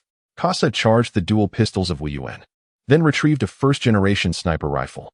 Through the blue scope, he discerned the faint life signs of Baroque members on the surface of the sea. He commenced a precise series of shots, striking fear into the hearts of pirates. The entity that had long been silent for over a month had reemerged. In the end, Casa was inevitably influenced by Carl. For those pirates who engaged in nefarious deeds, their actions were devoid of mercy. They descended to the depths of moral depravity, as each life was reduced to mere figures in the currency of souls. Cassar has eradicated all vessels at sea level, save for the Mary, and his soul coin balance has now reached 46,803. Though they are merely foot soldiers, their overwhelming numbers are insurmountable. Casa's combat style is characterized by devastating area of effect attacks, coupled with an inescapable sniping capability, leading to the annihilation of the countless elders of the Baroque works. The commotion caused by Casa also caught the attention of Smoker, who was still at the harbor. Observing the scene, Smoker found himself in a dilemma. On one side stood the notorious Mott Casa with a bounty of 500 million. And on the other, the seemingly formidable yet merely 30 million bounty Straw Hat Luffy. Just then, a man appeared at the harbor, addressing Smoker. Smoker, pursue the Straw Hat Kid. Casa has sent me. Upon recognizing the newcomer, Smoker felt a sense of relief and ordered his crew to board the warship, commencing the pursuit of Luffy and his companions. However, by the time they set sail, Luffy and his crew had already distanced themselves significantly. Carl gazed at Casa atop the mountain. He and Blackbeard had already healed their injuries using the 5-turn blood dragon elixir and had fully regained their strength. Casa sensed a formidable presence emanating from the port, extending beyond 500 meters, prompting him to examine it through the scope of his sniper rifle. It was Carl. The two were intrinsically connected, and upon seeing Carl, Casa immediately recognized that his counterpart had transcended his previous physical limits, reaching a new pinnacle. Carl also noticed Casa's gaze. The latter's physical prowess still lingered at the level it had 2 years prior, yet his observation haki had markedly improved. Had it not been for the commotion caused by Casa's attacks at sea, Carl might not have detected his presence. Casa's observation haki extends to a 50-meter area of omniscience, escalating to a 500-meter combat zone, and further expanding to a 2,000-meter detection domain. In comparison to Carl's 5-meter clear mirror, Casa's abilities are vastly superior. However, when it comes to armament haki, Casa must tread carefully. Carl has reached his physical limits, yet his mastery of armament haki is still developing, indicating potential for further enhancement. At the moment their gazes met, the system issued a notification. A mysterious merchant had appeared, prompting them to seek him out to procure this month's exquisite offerings. The expressions of both men shifted slightly, as they were uncertain whether the mysterious merchant would permit only one of them to make a purchase. Thus, they found themselves in a competitive dynamic. Casa felt a sense of urgency. His current balance was insufficient, and should he miss this opportunity, the effects of the pin would dissipate, leading to the refreshing of the gluttonous feast. Therefore, despite his financial constraints, Casa was determined to locate the mysterious merchant and acquire the pin to once again secure the gluttonous feast. On the other hand, Carl's thoughts were more straightforward. He aimed to capture Casa and then leisurely search for the mysterious merchant. It is important to note that Sainting Island, where Alabasta is located, is an immense landmass, making the pursuit of the mysterious merchant a formidable challenge. Casa has deployed the Fiend drones for unmanned aerial vehicles capable of surveying the surroundings within a 10-kilometer radius. However, it wasn't long before Casa sensed that something was amiss. Carl had transformed into a swirling mass of darkness, rushing up the mountain. As Casa pondered, he thought, "So you wish to confront me first? Perhaps your direct combat prowess surpasses mine, yet my methods of warfare are decidedly superior. An ADC adorned with a complete set of items possesses a fighting chance against a Fiora lacking in mobility, with a spatial belt conjuring flying swords." 3 blades encircled him as Casa soared into the skies, while Carl had only just reached the summit. One soared above, while the other remained grounded. Casa maintained a distance of 300 meters, remaining firmly within the battlefield, while Carl's lunar step was utterly incapable of matching Casa's aerial velocity. Consequently, Carl was destined to be toyed with and ultimately perish at Casa's hands. This had been Casa's meticulously devised strategy from the outset. Not only Carl, but the majority of formidable individuals within the pirate realm would meet their demise at Casa's merciless whims, save for those peculiar fruit users. Carl also discerned that recklessly confronting Casa would lead to his demise due to Casa's combat prowess. Thus, he began to peruse Taobao, acquiring an ability report from an ordinary shop. Upon the report, he inscribed Casa's name, which would reveal the attributes of Casa's abilities and the current state of his equipment. Makasa, unfold. Dual guns of the Celestial Sparrow, purple. Unfold. Flying Swallow Reconnaissance Drone, blue. Unfold. Sci-Fi Flying Sword 2, 0 blue. Unfold. Spatial Belt 2, 0 blue. Unfold. Although other aspects of Casa have yet to be unveiled, the information at hand has already been disclosed. Casa had not anticipated this particular aspect. He had forgotten that he too possessed a system, replete with an array of peculiar items at his disposal. However, Casa deemed it unnecessary to employ a skill report, for he had already discerned the elemental powers of the 4 symbols in the Qilin that resided within Carl, using another item, the Pin of the Spirit Master, damaged. These abilities were of a purple-grade caliber. Casa remained cautious of his opponent, Yet he believed that as long as he maintained a proper distance, he would face no fear. Carl was not in a hurry to take action, allowing Casa to depart into the air. He had already ascertained through the data that the flight duration of Casa's sci-fi flying sword was merely half an hour. Carl, possessing remarkable patience, awaited the moment when Casa descended to the ground, for that would be the time when his opportunity would arise. Casa is content with the current situation, as it allows him to leverage the advantages of the Fian drone to locate the enigmatic merchant first. Casa intends to commence his search in the coastal regions.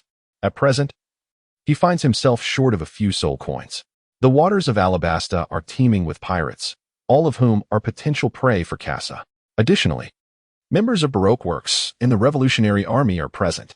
Should circumstances necessitate, Casa may have to redirect his focus towards another formidable force, the Navy. Meanwhile, as the two continue their pursuit, within the rain-soaked confines of a gambling den, Crocodile has summoned all his subordinates, making his first appearance before them. Leveraging the notoriety of the 7 warlords, he unveils a scheme dubbed Paradise. The gathering is met with astonishment, prompting everyone to align themselves accordingly. It is at this moment they learn of Princess Vivi's continued existence within the Straw Hat Pirates, as Mr.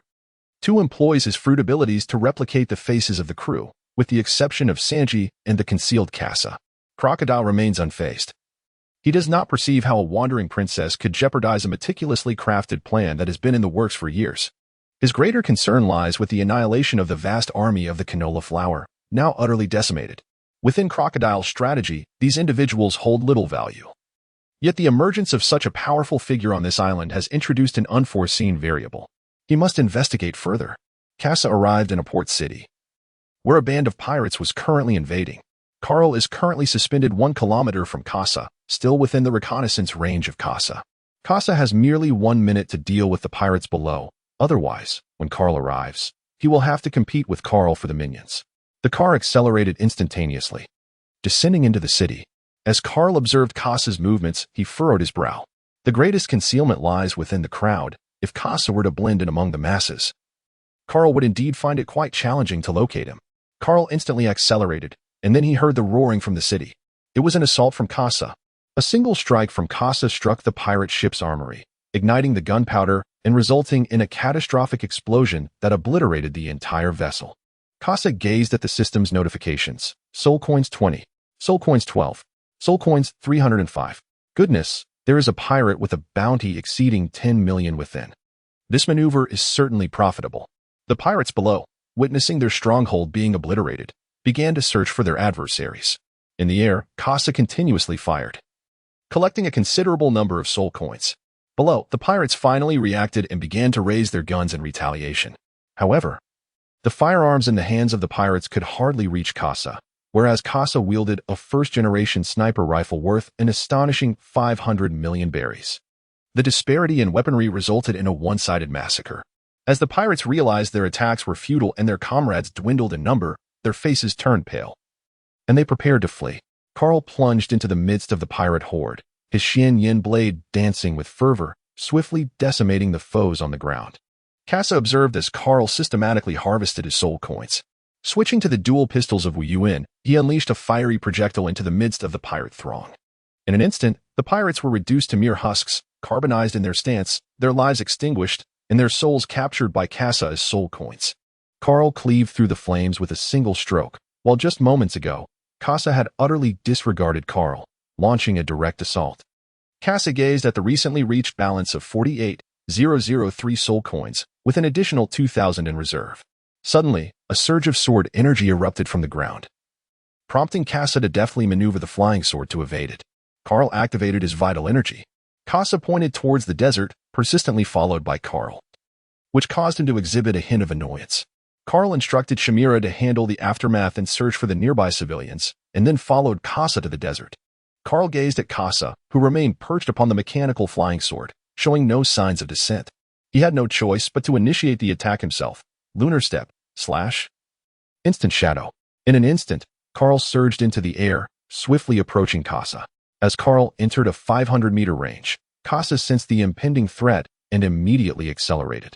However, the time consumed in this acceleration allowed Carl to close the distance to 200 meters, with sword energy relentlessly striking the ground before Casa. Casa, Perceiving the formidable presence of Color Emperor's haki, deftly evaded each attempt. However, Carl's intention was not to assault Kasa, but rather to ensnare him. Carl's assault proved effective, narrowing the distance to within 100 meters. Just as Carl prepared to launch another attack, Kasa turned and fired a shot. The lightning-fast projectile struck with astonishing speed, catching Carl off guard, forcing him to abruptly halt and pivot to evade. However, this momentary delay allowed Kasa to widen the gap once more. Kasa's gaze sharpened as he assessed whether your stamina surpassed the abundance of his ammunition. The flying sword maintained a steady velocity while Kasa unleashed a series of precise shots, compelling Carl to retreat to a distance of 200 meters, which was Kasa's optimal range for assault. Switched to incendiary rounds. The fiery projectile erupted from the muzzle, a dragon of flame unleashed. Carl, utilizing his observation haki, discerned that the location he intended to evade was already compromised by additional threats, thus he resolved to withstand the oncoming inferno. Enveloping himself in armament haki, he shielded his form and then raised his arm to confront the incendiary round. The fiery projectile traversed the 200 meters with relentless speed, hurtling towards Carl. Tai Chi power. The fire dragon spiraled in Carl's grasp, prompting Kasa to swiftly reposition himself. However, Carl's counterattack was imminent. The incendiary round was deflected back, its trajectory now quicker than its initial approach. Kasa was forced to pivot urgently to evade, but this delay allowed Carl to close the distance once more. The essence of their combat lay in the manipulation of distance. As Carl drew nearer, Kasa's proficiency in close combat rendered him vulnerable to Carl's advances.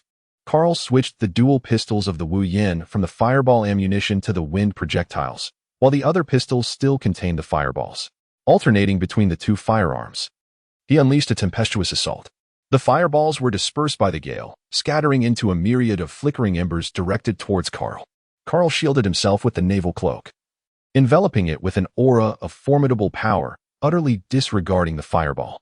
Upon witnessing this, Kasa pulled the triggers with both hands. Fiery projectiles combined with the tempestuous winds unleashed a scorching gust. A wave of searing heat surged towards Carl, though devoid of flames. The formidable temperature was sufficient to instill fear in him, rivaling the scorching intensity of Akainu's magma fruit.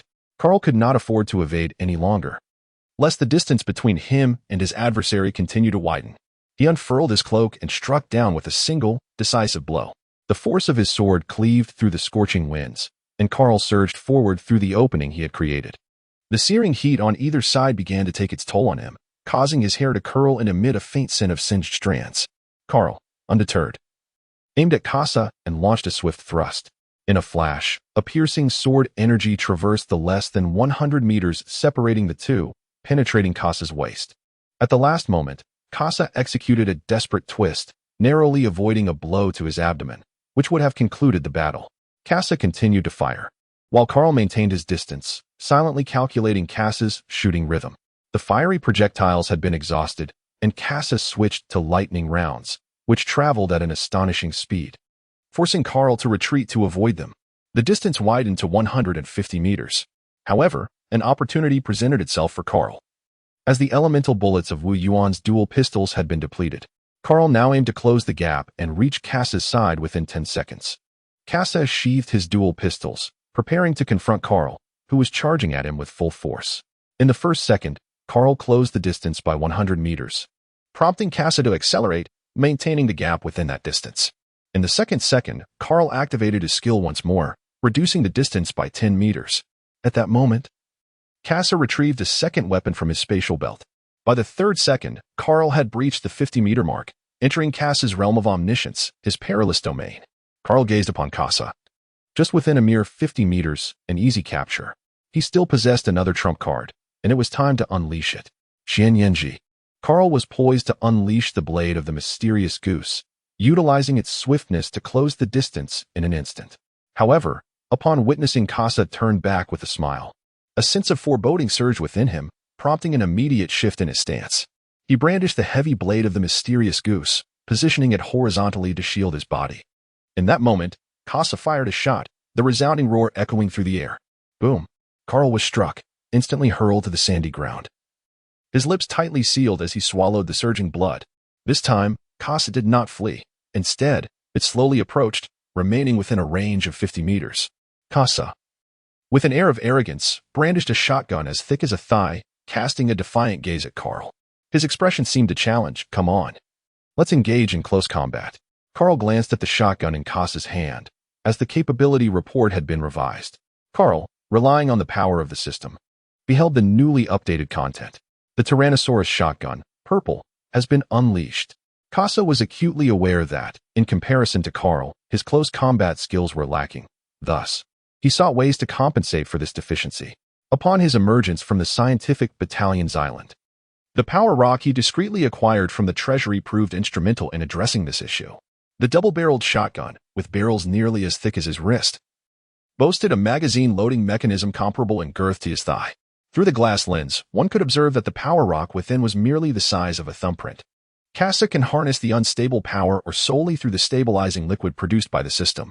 The Tyrannosaurus shotgun is capable of categorizing power or the size of a thumb into 3 distinct levels of attack: 10 energy explosive rounds, 50 energy Tyrannosaurus rounds, and 90 energy ultimate explosive rounds.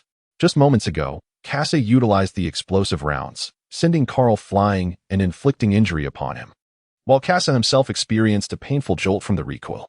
The Tyrannosaurus shotgun can chamber 4 rounds, allowing for 2 shots with each firing. Carl acquired this information from the capability report. All he needed to do was evade the assault and, taking advantage of the opponent's reloading time, strike back effectively. Suddenly, a deep pit appeared on the ground. This was the result of Carl unleashing his ultimate speed. Within a 50-meter radius, Kasa was acutely aware of Carl's movements. Advancing rather than retreating, Kasa brandished the Tyrannosaurus shotgun, intent on engaging in a direct confrontation. His proactive approach to close the distance took Carl by surprise, instilling in him a heightened sense of caution regarding the formidable power of the shotgun.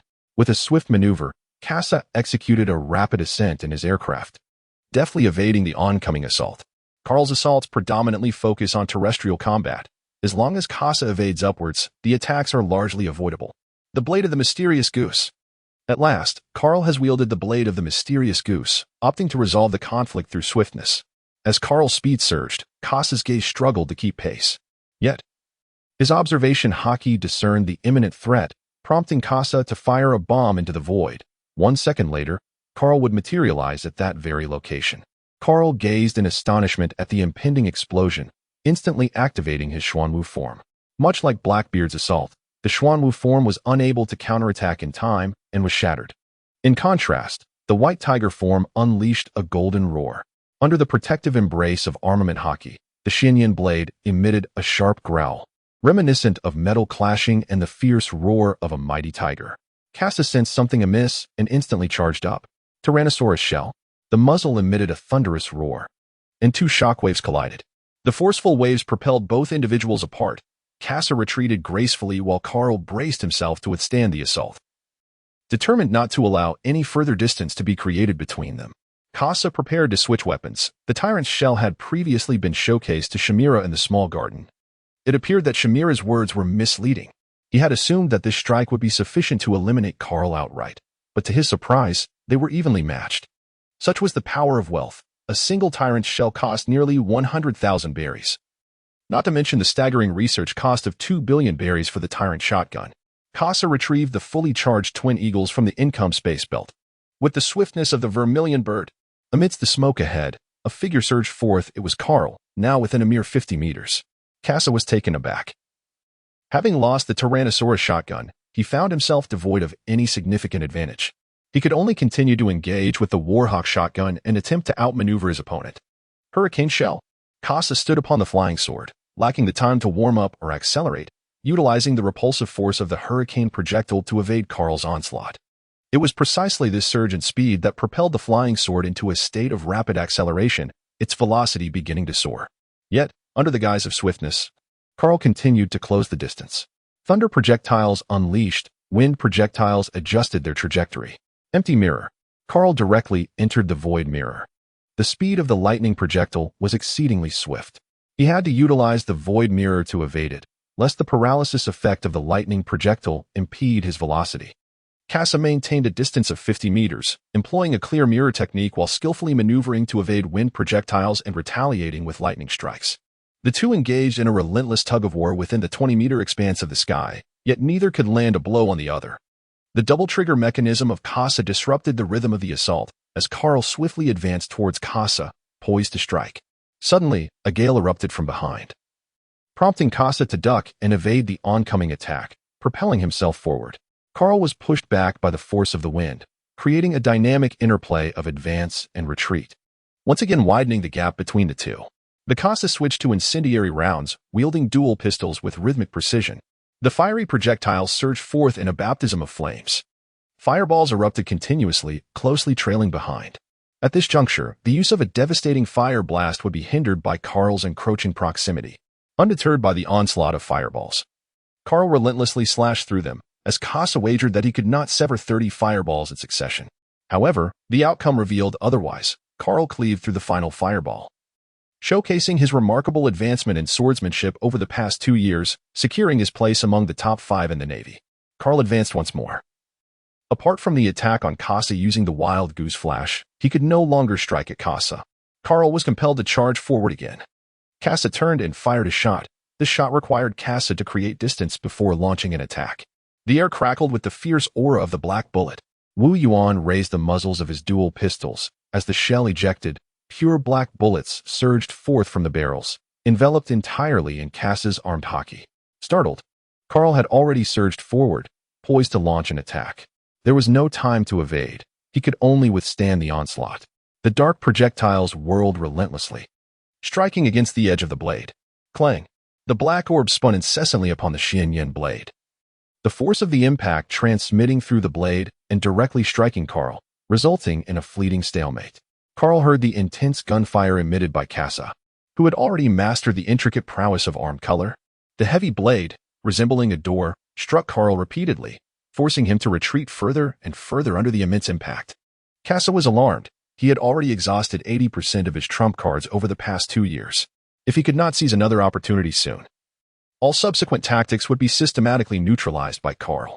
Casa had already begun to harbor thoughts of retreat, feeling a compelling urge to flee that Carl could not possibly impede. Just as Casa was poised to conclude the battle and make his escape, a surge of sword energy composed of granules of sand surged towards both Casa and Carl. The Desert Blade. As the Casa ascends, peril lurks at every turn.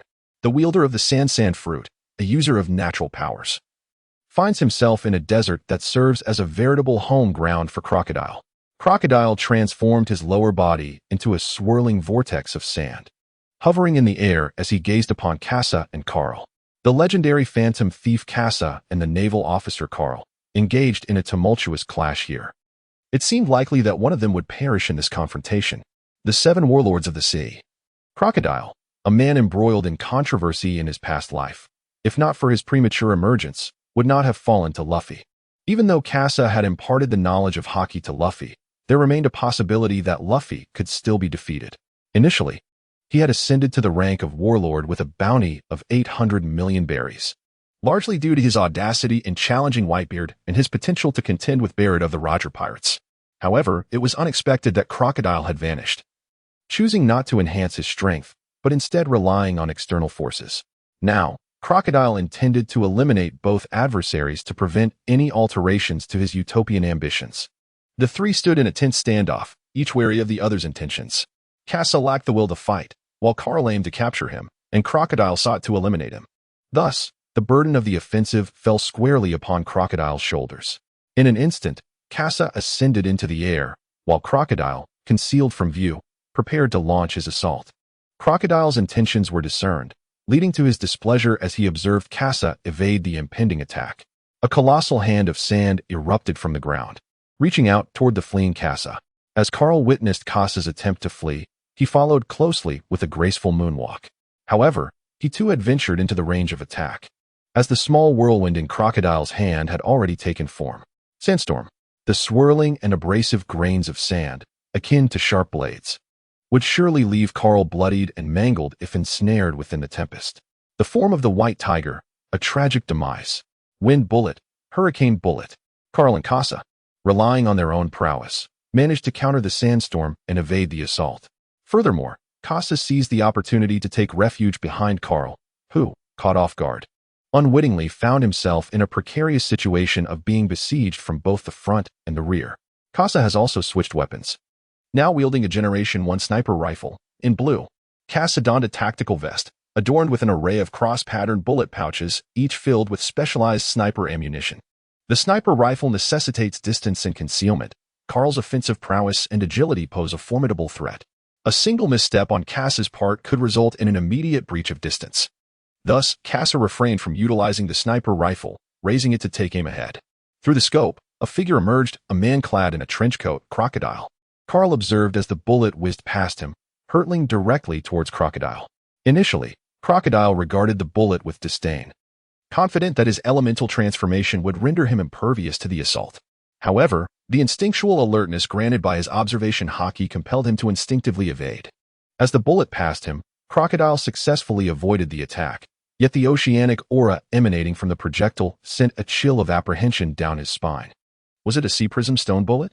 Casa withdrew a bullet, named Ocean Mist, from the ammunition pouch and deftly inserted it into the side of the barrel. With the resounding sound of metal components being drawn back, the loading was successfully completed. The parts of the sniper rifle were exceedingly intricate. The need to apply armed color to the bullet required numerous components, rendering the process inefficient. Thus, Casa opted to procure the Ocean Mist in its ordinary form. This would imbue the projectile with the essence of the ocean, allowing even a conventional bullet to possess the qualities of a sea stone bullet. Crocodile sensed the impending danger. Firearms in the pirate world remained formidable, granting ordinary individuals a brief surge of offensive capability. Furthermore, the technological disparity in the pirate realm was vast. Alongside archaic flintlock pistols, there existed futuristic pacifist laser cannons. Even Usopp could harness the potential of his slingshot through the clever amalgamation of materials, yielding formidable power. No one dared to underestimate the potency of an adversary's weaponry, and Crocodile was acutely aware of the threat posed by that recent shot. Unable to reach his opponent while simultaneously facing Casa's assault, he recognized the gravity of the situation. Naval officers of the rank of Rear Admiral were adept in the use of dual-color haki, complicating this battle further. Carl also observed that Casa had shifted his attack target towards Crocodile. He contemplated the possibility of joining forces with Casa, as the latter might also seize the opportunity to eliminate Crocodile in order to earn soul coins. Carl chose to refrain from action. Crocodile is a pivotal character in the narrative, and his demise is not an option. On a certain night a year prior, Carl had consulted a decision coin regarding altering the storyline, only to receive a negative outcome. Carl realized that the consciousness of this world would not permit him to arbitrarily alter its original trajectory, at the very least, prior to the Summit War. Carl wished to avoid excessive upheaval that could compromise his grasp on the future. Carl sheathed his knife and departed in another direction. Crocodile and Casa exchanged glances, and as a sinister smile gradually appeared on Crocodile's face, Casa had already turned and fled towards the sea. Casa was reluctant to engage in combat with Crocodile, as he wished for Crocodile to become a valuable ally for Luffy. Crocodile attempted to pursue, but he was unable to catch up and ultimately had to relent. The fierce wind swept across the desert, erasing all traces of the battle between Carl and Casa. At that moment, a figure emerged from the dunes. He removed his goggles and placed them atop his hat, then dialed a number using a transponder snail. "Clar, I have located the man that Kuma mentioned." Clar replied, "I have completed my investigation as well. It appears that the 7 warlords are orchestrating the events from behind the scenes, and the Royal Army has not harmed any civilians. We are preparing to leave this island. The Revolutionary Army is active in several nations suffering from turmoil, yet news from the seas is scarce. Only the Navy and the underworld have access to reliable information from the outside world. The news of the uprising in Alabasta has only recently reached the Revolutionary Army, revealing it as a plot by the 7 warlords, and the situation has already spiraled out of control. The Revolutionary Army has concluded that their efforts would be futile and is preparing to depart the island." Meanwhile, Casa found himself perched upon a rocky outcrop in the sea. As 3 flying swords behind him dimmed, shifting from being pursued by Carl to being hunted by Crocodile, Casa expended a total of 3 energy swords, each costing 10 million. Ultimately, he earned nothing, merely expending a single Luffy in the process. Fortunately, Casa's ammunition is plentiful, though he lacks berries. He must seek a venue to procure some funds. After much contemplation, Casa realized there exists a place certain to be lucrative, Rain Base, the stronghold of Crocodile. Yet, the thought of infiltrating Crocodile's territory heightened the peril involved. Moreover, the island harbors enigmatic merchants, compelling Casa to venture to Rain Base. where he plans to hunt down some members of the Baroque works to replenish his soul coins. After considerable reflection, Kasa conceived an idea. He intended to seek out some dancing powder. The following day, Kasa finally located the dancing powder that Crocodile intended to use to ensnare the king at a port and took away a bag of it. As Kasa advanced towards the rain-soaked area, Luffy and his crew, having just parted ways with Ace, were navigating their own paths. Ace, having received news of Blackbeard, prepared to set sail, while Luffy could do nothing but watch him depart. The two brothers embarked on their separate adventures, content in the knowledge of each other's well-being. Upon Luffy's arrival in the rain-drenched locale, chaos ensued, and Kasa observed the scattering Straw Hat crew from atop a rooftop. It was inevitable that Sanji would ultimately be called upon to restore order. Kasa grasped the disguise and, in tandem with Luffy and his companions, stepped into the rain-soaked casino. The moment Luffy incited a commotion, Kasa would stealthily infiltrate the vault to commence the replenishment. Kasa, disguised as an ordinary gambler, meandered through the various gaming tables, swiftly identifying his target. As he approached the casino manager, he caught sight of a familiar figure beside the slot machines. With his blonde hair and sunglasses, it was Sanji. Sanji sensed Kasa's gaze and turned to look at him. Although the silhouette seemed familiar, the face did not match. So he continued to instruct Chopper via his phone bug to distract Crocodile. Kasa withdrew his gaze, realizing that Sanji was on the verge of initially awakening his observation haki. As he could already perceive Kasa's stare, Kasa approached the casino manager, producing a hypnotic pendulum to induce a trance. He instructed the manager to lead him to the vault. As the door erupted with a resounding explosion, chaos ensued among the patrons, who began to flee the casino in panic. Kasa had already made his way to the vault, where he beheld a magnificent pile of berries, filling the entire chamber, and a sense of satisfaction washed over him. Once Luffy and his companions were rescued and Crocodile set off in pursuit, Kasa would have ample time to execute his plans. Activating his observation haki, he confirmed that the Straw Hat crew had indeed been liberated. He then retrieved oil and oxygen tanks, embarking on his grand endeavor of replenishment. As flames ignited, an alarm blared throughout the vault. Meanwhile, remnants of Baroque works left in the casino began to surge towards the vault. Kasa held his dual guns, ready to defend. Meanwhile, atop the desert, the Straw Hat crew had boarded the moving crab, advancing towards Alyabarna. At that moment, a golden hook ensnared Vivi, and only Luffy, who was closest, reacted swiftly. He attempted to pull Vivi back, yet the golden hook still carried her away. Luffy shouted to his departing companions, "Vivi, everyone, head to Alyabarna and wait for me." The others gazed at the falling Luffy and the imposing figure cloaked beside him, Crocodile. Crocodile looked down at Luffy, who was planted on the ground, showing no inclination to attack. To him, ambushing such a lowly pirate would tarnish his reputation as one of the 7 warlords. Crocodile remarked, "Nico Robin, check on Rain Base. I've heard there's trouble there." Nico Robin observed the fearless Luffy. The battle was about to commence, and she was uncertain how Luffy would meet his demise here. Luffy, watching Robin turn away, stretched his muscles and declared, "So you're Crocodile, the one who has taken the people of Vivi's country." Upon hearing Luffy's Na'vi words, Crocodile smirked with satisfaction. To him, the cunning acquisition of a nation was a testament to his prowess. Crocodile replied, "Taken, you say? As a pirate, isn't it only natural to seize what one desires?" His tone and demeanor ignited a fierce anger within Luffy. "You bastard, I'm going to knock you out," he retorted, launching an attack with his gum-gum pistol. Crocodile, sensing the incoming strike with his observation haki, evaded effortlessly by transforming into sand. Desert Blade. A vertical surge of sword-like energy shot towards Luffy, who nimbly performed a backflip to evade. Gum-gum machine gun. Sandstorm. Luffy's assault was thwarted as Crocodile unleashed a gust of wind.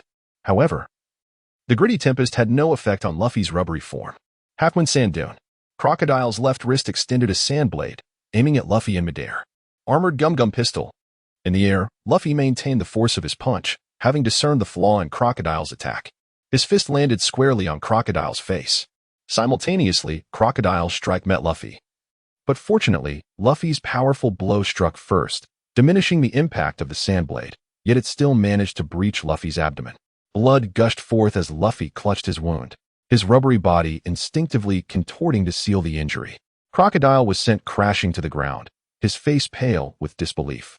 He had never anticipated encountering someone capable of using haki in the first half of the Grand Line, especially not this brash youth before him. This time, he retracted his earlier disdain. It is worth noting that Crocodile had only regarded Luffy as an equal adversary during their last encounter, having previously underestimated him as a mere inferior pirate, which had afforded Luffy the opportunity to exploit the weaknesses of the Sand fruit and Crocodile's combat style. Luffy sensed Crocodile's newfound seriousness. He was no longer the impotent opponent he had faced against Smoker. Luffy had begun to grasp the fundamentals of armament hockey. Rubber shotgun.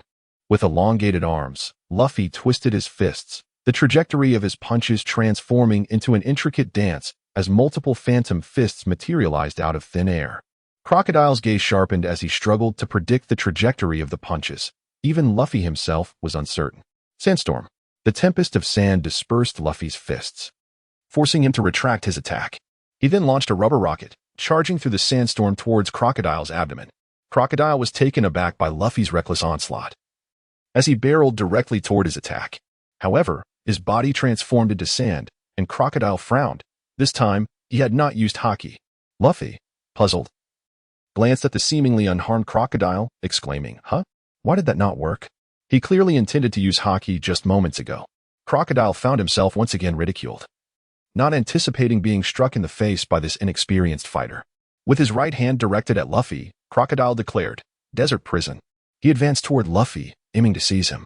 Caught off guard, Luffy found his right arm ensnared. As Crocodile's triumphant laughter echoed and Luffy's eyes widened in fear, his right arm began to wither away. After breaking free, Luffy quickly drank water to replenish his fluids, his arm instantly restored to its former state. Crocodile remarked, "The abilities of devil fruits vary from person to person.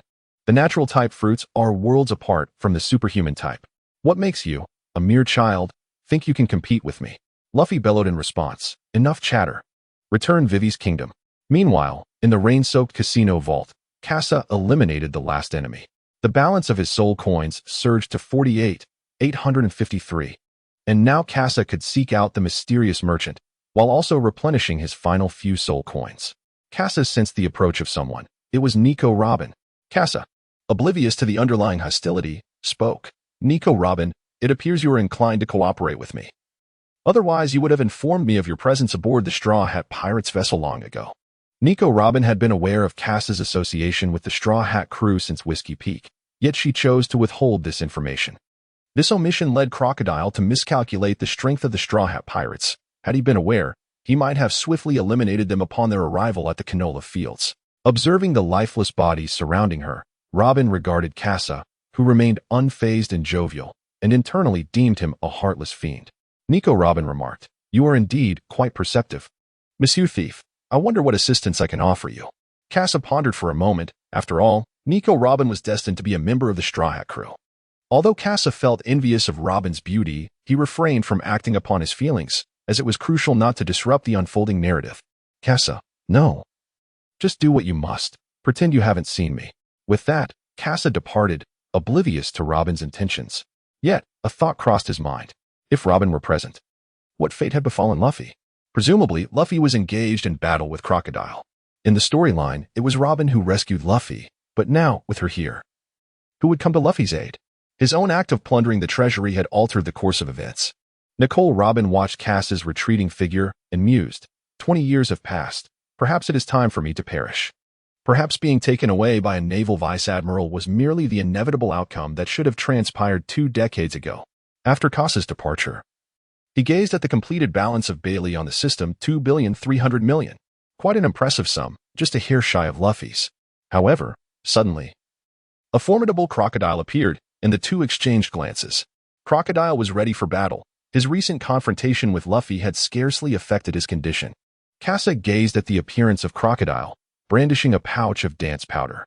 Upon catching a glimpse, Crocodile's expression shifted dramatically. His vulnerability had been laid bare. Otherwise, Casa would not resort to such a threat. Beneath the drizzling skies, Crocodile found himself wilting. He regarded Casa with disdain. Yet Casa merely continued to raise the pouch of dance powder, his intentions unmistakably menacing. Crocodile weighed the pros and cons. "Are you intent on rescuing that little brat sprawled in the desert?" Casa maintained an impassive expression. He could not allow Crocodile to discern his true intentions. His priority was to first breach the other's defenses. "Casa, no. I must first journey to Alubarna. I wonder if Mr. Crocodile would care to accompany me." Alubarna is the final destination of the Ideal Country project, yet Cass's words expose its fragile nature. Crocodile perceives the plan as lacking rigor, suspecting the presence of infiltrators within. Reflecting on the recently dispatched Nico Robin, Crocodile reaches a resolute conclusion. Disregarding Kassa and soaring into the rain-soaked skies, Kassa remained vigilant, observing Crocodile, and waited until he had distanced himself. Kassa hastily soared forward. Although Luffy had been defeated in the narrative before, the current circumstances were drastically different. Luffy's haki could compel Crocodile to deliver a fatal blow. Kassa needed to reach him swiftly. At last, Kassa spotted a depression in the desert, within which lay a crimson garment. Without hesitation, he plunged into the sands, grasping Luffy, who still clung to a flicker of consciousness. Luffy was battered and bruised. His abdomen bore grievous wounds, his arms were withered, and his shoulders had been punctured by poisonous hooks, causing the flesh to tear and the muscle to decay. Fortunately, Kassa was present. Otherwise, Luffy would have perished from the poison. Drawing a third-tier Chingmu Dan from his belt to alleviate the dire situation, the elixir began to counteract the toxin coursing through Luffy's body, and his breathing gradually steadied. Kassa also infused saline solution, reviving his withered arms. With all preparations complete, they awaited Luffy's recovery. However, night had fallen, and Kassa needed to escort Luffy to the town. Otherwise, the evening's chill would hinder Luffy's recuperation. The rain-soaked terrain was inaccessible, so they decided to advance to Alubarna first. Meanwhile, Zoro and the others were crossing the Santora River. Aside from an assault from a giant catfish, they successfully traversed the river. Nami consoled a worried Vivi, who, since Luffy had awakened her in the desert, had staked her life and that of the Straw Hat crew to prevent the outbreak of war. The bond between Vivi and the Straw Hats deepened, and Nami noticed Vivi's concern for Luffy. Nami reassured her, saying, "Do not fret. Luffy will defeat Crocodile and will be waiting for us in Alubarna." Outside Alubarna, in the desert, King Cobra had been abducted by high-ranking agents of Baroque Works. Chaos reigned within the city as Bell had gone to Rain Base and was now unreachable. With the king missing, only Gar remained to maintain order. The rebel army had also arrived at Alubarna, preparing for the final confrontation. Meanwhile, within Alubarna, Carl hid in a residential building as the townspeople had already evacuated. He concealed himself in an abandoned apartment, aware that this location would be the site of the ultimate battle, though he did not share this information with Smoker. Smoker, occupied with other matters, chose not to pursue Luffy further, but instead sent to Shiji to engage and observe the nation's fate. Carl connected to Shamira's phone, and before he could utter a word, he heard her incessantly hurling invectives on the other end. Carl leisurely sipped a cup of tea before he began to listen to Shamira discuss the matter at hand. Shamira monitored the situation in Rainy Island, the theft by Kassa, Crocodile's triumph over Luffy, and Kassa's rescue of Luffy. Kassa has become intricately entangled with the Straw Hat crew. If Carl were to take Kassa away at this moment, the ensuing butterfly effect triggered by Kassa could only be resolved by the Straw Hat members. This would result in an even greater impact. Carl can no longer take Kassa away. He must remain to witness the conclusion of Alabasta and observe the extent of the narrative alterations. In the vast desert wilderness, the Run Duck Brigade leaves a trail of yellow across the sands. The members of the Baroque Works, observing the dispersing Run Duck Brigade, also opt for a divided course of action. Carl watched as the Straw Hat crew continued to unfold the narrative, escorting Vivi to Alabasta. Carl gazed at the distant swirling sands, once merely a spectator behind a screen during the final battle, now standing amidst the scene. He could feel the warmth, the humidity, and the acrid scent of gunpowder, along with the impending tang of bloodshed and the essence of warfare that would soon manifest. Carl chose to remain an indifferent observer, as everything had already been predetermined. Meanwhile, within the palace of Erebana, Kassa and Luffy, along with the deputy commander of the Kingdom's Guard, Hayabusa Bell, were present. After saving Luffy, Kassa was suddenly confronted by Bell, the Falcon, who soared through the air. Kassa approached him, identifying himself as Vivi's companion and seeking assistance. However, Bell remained skeptical, fixated solely on returning to Alubarna, disregarding Kassa's pleas. As Kassa persistently pursued him, matching his speed, Bell grew wary and attempted to eliminate Kassa, only to find himself subdued by him. Luffy, relishing a meal, turned to the bound Bell, who was tied up like a rice dumpling, and said, "Thank you. Treat me to dinner." Bell, infuriated, exclaimed, "Release me at once. Do you even comprehend the gravity of your crimes? Kidnapping a member of the guard, infiltrating the palace, and thievery. Casa observed that Belle possessed none of the gentle and refined demeanor typically portrayed in anime. She was utterly enraged. This reaction was hardly surprising, considering she had been abducted from her doorstep and subjected to the indignity of witnessing her captors feast upon the very sustenance of her own household. Casa patted Belle's head and said, "All right, I shall release you shortly. Garl has gone to prepare for war and decide from us. There is no one else in the palace." At that moment, however, Casa's observation haki sensed the presence of 3 intruders within the palace: Crocodile, Nico Robin, and the controlled Cobra. Casa was contemplating his next course of action. He believed it was time for him to depart. The reason Nico Robin was able to board the ship was that Luffy had rescued her, which facilitated her joining the crew. Casual as it may be, let the battleground of Luffy and Crocodile transition into the annals of history. Casa addressed Luffy, who was still focused on his meal, saying, "Luffy, finish your food quickly and prepare yourself. Crocodile is on his way." Both Luffy and Belle were taken aback, prompting Luffy to hasten his eating, while Belle struggled even more fervently. Casa swiftly severed the ropes binding Belle, causing him to spring forth instantly, brandishing the knife menacingly at both Casa and Luffy, radiating an air of heightened vigilance. Casa spoke, "Do not dwell on it.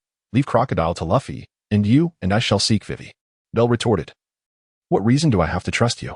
Casa, with a firm grip on the dual guns of Wu Yuan, threatened, "It would be effortlessly simple for me to take your life." The strength of Casa was perceived by Belle. However, he could not comprehend why Crocodile was not dealt with by Casa, but rather by another insignificant figure lacking in presence. Observing that Luffy had already finished his meal, Belle detected a slight change in Luffy. His stomach appeared to have grown a tad larger. Noticing something delightful in the kitchen, Luffy hurriedly seized it, and Casa recognized it as the water bucket from the narrative. Indeed, during his initial skirmish, Luffy had discerned Crocodile's fear of water. Yet, Crocodile was already aware of Luffy's capabilities and would not confront him head-on. Instead, he would utilize his observation haki to evade attacks by elemental transformation. At this moment, Luffy's observation haki had yet to awaken, rendering the prospect of him defeating Crocodile even more challenging than the original storyline suggested. Once Luffy had equipped himself, he declared, "All right. After a hearty meal, I'm ready. That scoundrel Sand Crocodile, this time I will certainly knock him away." Belle gazed at Luffy's peculiar appearance, somewhat perplexed. At that moment, the sound of explosions erupted from outside. The war had commenced.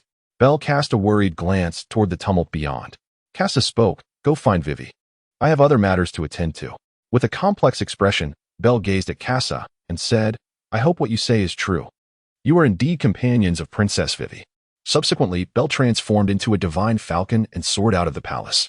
However, this commotion caught the attention of Crocodile in the front hall, who had just pinned Cobra against the wall. Assuming it was merely another member of the palace guard, he paid little heed to the disturbance. Casa sensed that Crocodile was motionless, so he took flight from another angle, leaving Luffy to search for Crocodile alone. The flying swallow drone had already been activated, and Aruba had transformed into a battlefield where Casa could amass the final soul coins. Though they were innocent, death is inevitable. It is better to perish at the hands of Casa than to face a futile end.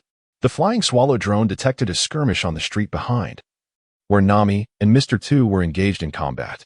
Unlike the chaos depicted in the narrative, Nami had familiarized herself with the climate baton in advance, and with Mr. Underestimating her, she struck with a perfect combination of Mirage Tempo and Thunderbolt Tempo. She swiftly eliminated one opponent, becoming the first member of the Straw Hat crew to secure a victory. Observing the fallen Mr. who still clung to a flicker of life, Nami chose to disregard him and prepared to seek out Vivi. Meanwhile, Casa, witnessing this scene from the air, seized his sniper rifle and delivered a final shot to the barely breathing Mr. Soul coins 350. His balance now stood at 49,203. Apart from Mr.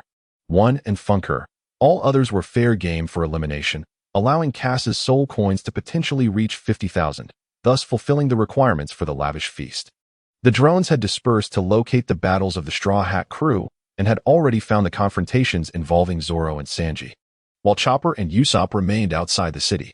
Casa suddenly recalled a crucial detail: if the palace engaged in battle prematurely, denying Crocodile the opportunity to engage in his verbal theatrics, then the bombs in the square would remain unaddressed. Casa was taken aback, realizing that the will of the world awaited him. If he had known that his actions would alter the course of events, resulting in the explosion of the bomb and the potential loss of more lives, including possibly several members of the Straw Hat crew, he would have been overwhelmed with dread. Casa seeks the bell tower, with 2 Baroque members beside the bomb, which also represents a potential source of income. Carl observed Casa soaring through the skies with unrestrained abandon. A twinge of envy stirring within him for Casa's technologically advanced flying sword. Although the shop system offered an array of items, Carl's supply of Bailey remained scant. Aside from hunting pirates and utilizing their treasures for replenishment, he found little opportunity to amass wealth. Unlike Casa, who reveled in freedom, Carl possessed an abundance of soul coins. As even the most modest of minions in the New World yielded a minimum of 300 soul coins. However, his frequent purchases of decision coins and causal artifacts, compounded by the acquisition of a skill package valued at 100,000, left him with no resources to indulge in other acquisitions. Most of Casa's weapons are developed in-house, requiring only sufficient funding for raw materials. However, unbeknownst to Carl, Casa's expenditure on raw materials is nearing a staggering 10 billion bellies. As Casa meticulously dismantled the bomb, he observed the images transmitted by the drone. Beside him, 2 members of the Baroque works lay lifeless, contributing 350 soul coins to Casa's tally, which now stood at an impressive 49,553. At that moment, Zoro concluded his battle. Lacking Casa's guidance, he had to rely solely on his understanding of the intent to cut iron to achieve victory. Fortunately, thanks to Casa's reminders, Zoro did not find himself on the brink of death before comprehending the essence of his technique, unlike in the storyline. After exchanging a few blows with Mr. One, he skillfully dispatched him with a single strike from his sword, Enma. Zoro's face lit up with excitement as he held the 3rd-generation Enma, feeling the ominous aura emanating from the blade influence him. Sanji, having finished his fight later, appeared to have awakened his bloodline factor. Yet he did not employ his diable jam during this confrontation. Furthermore, the persistent illusion of Nami created by Frankie kept Sanji under control, resulting in him sustaining more injuries. Nevertheless, he emerged victorious, and now the focus shifted to Chopper and Usopp's side. In Casa's domain, both individuals possessed 350 soul coins. The foes of Chopper and Usopp were even more formidable than Mr. 3, leading Casa to believe that by capturing these 2, he could fulfill the necessary conditions. At that moment, a tempest erupted within the royal palace, signaling the commencement of battle. Just moments ago, Vivi, Belle, and Gakka had arrived at the palace entrance, only to witness Cobra pinned against the wall. Driven by a fierce desire to protect, Gakka transformed and rushed forward, intent on rescuing the king.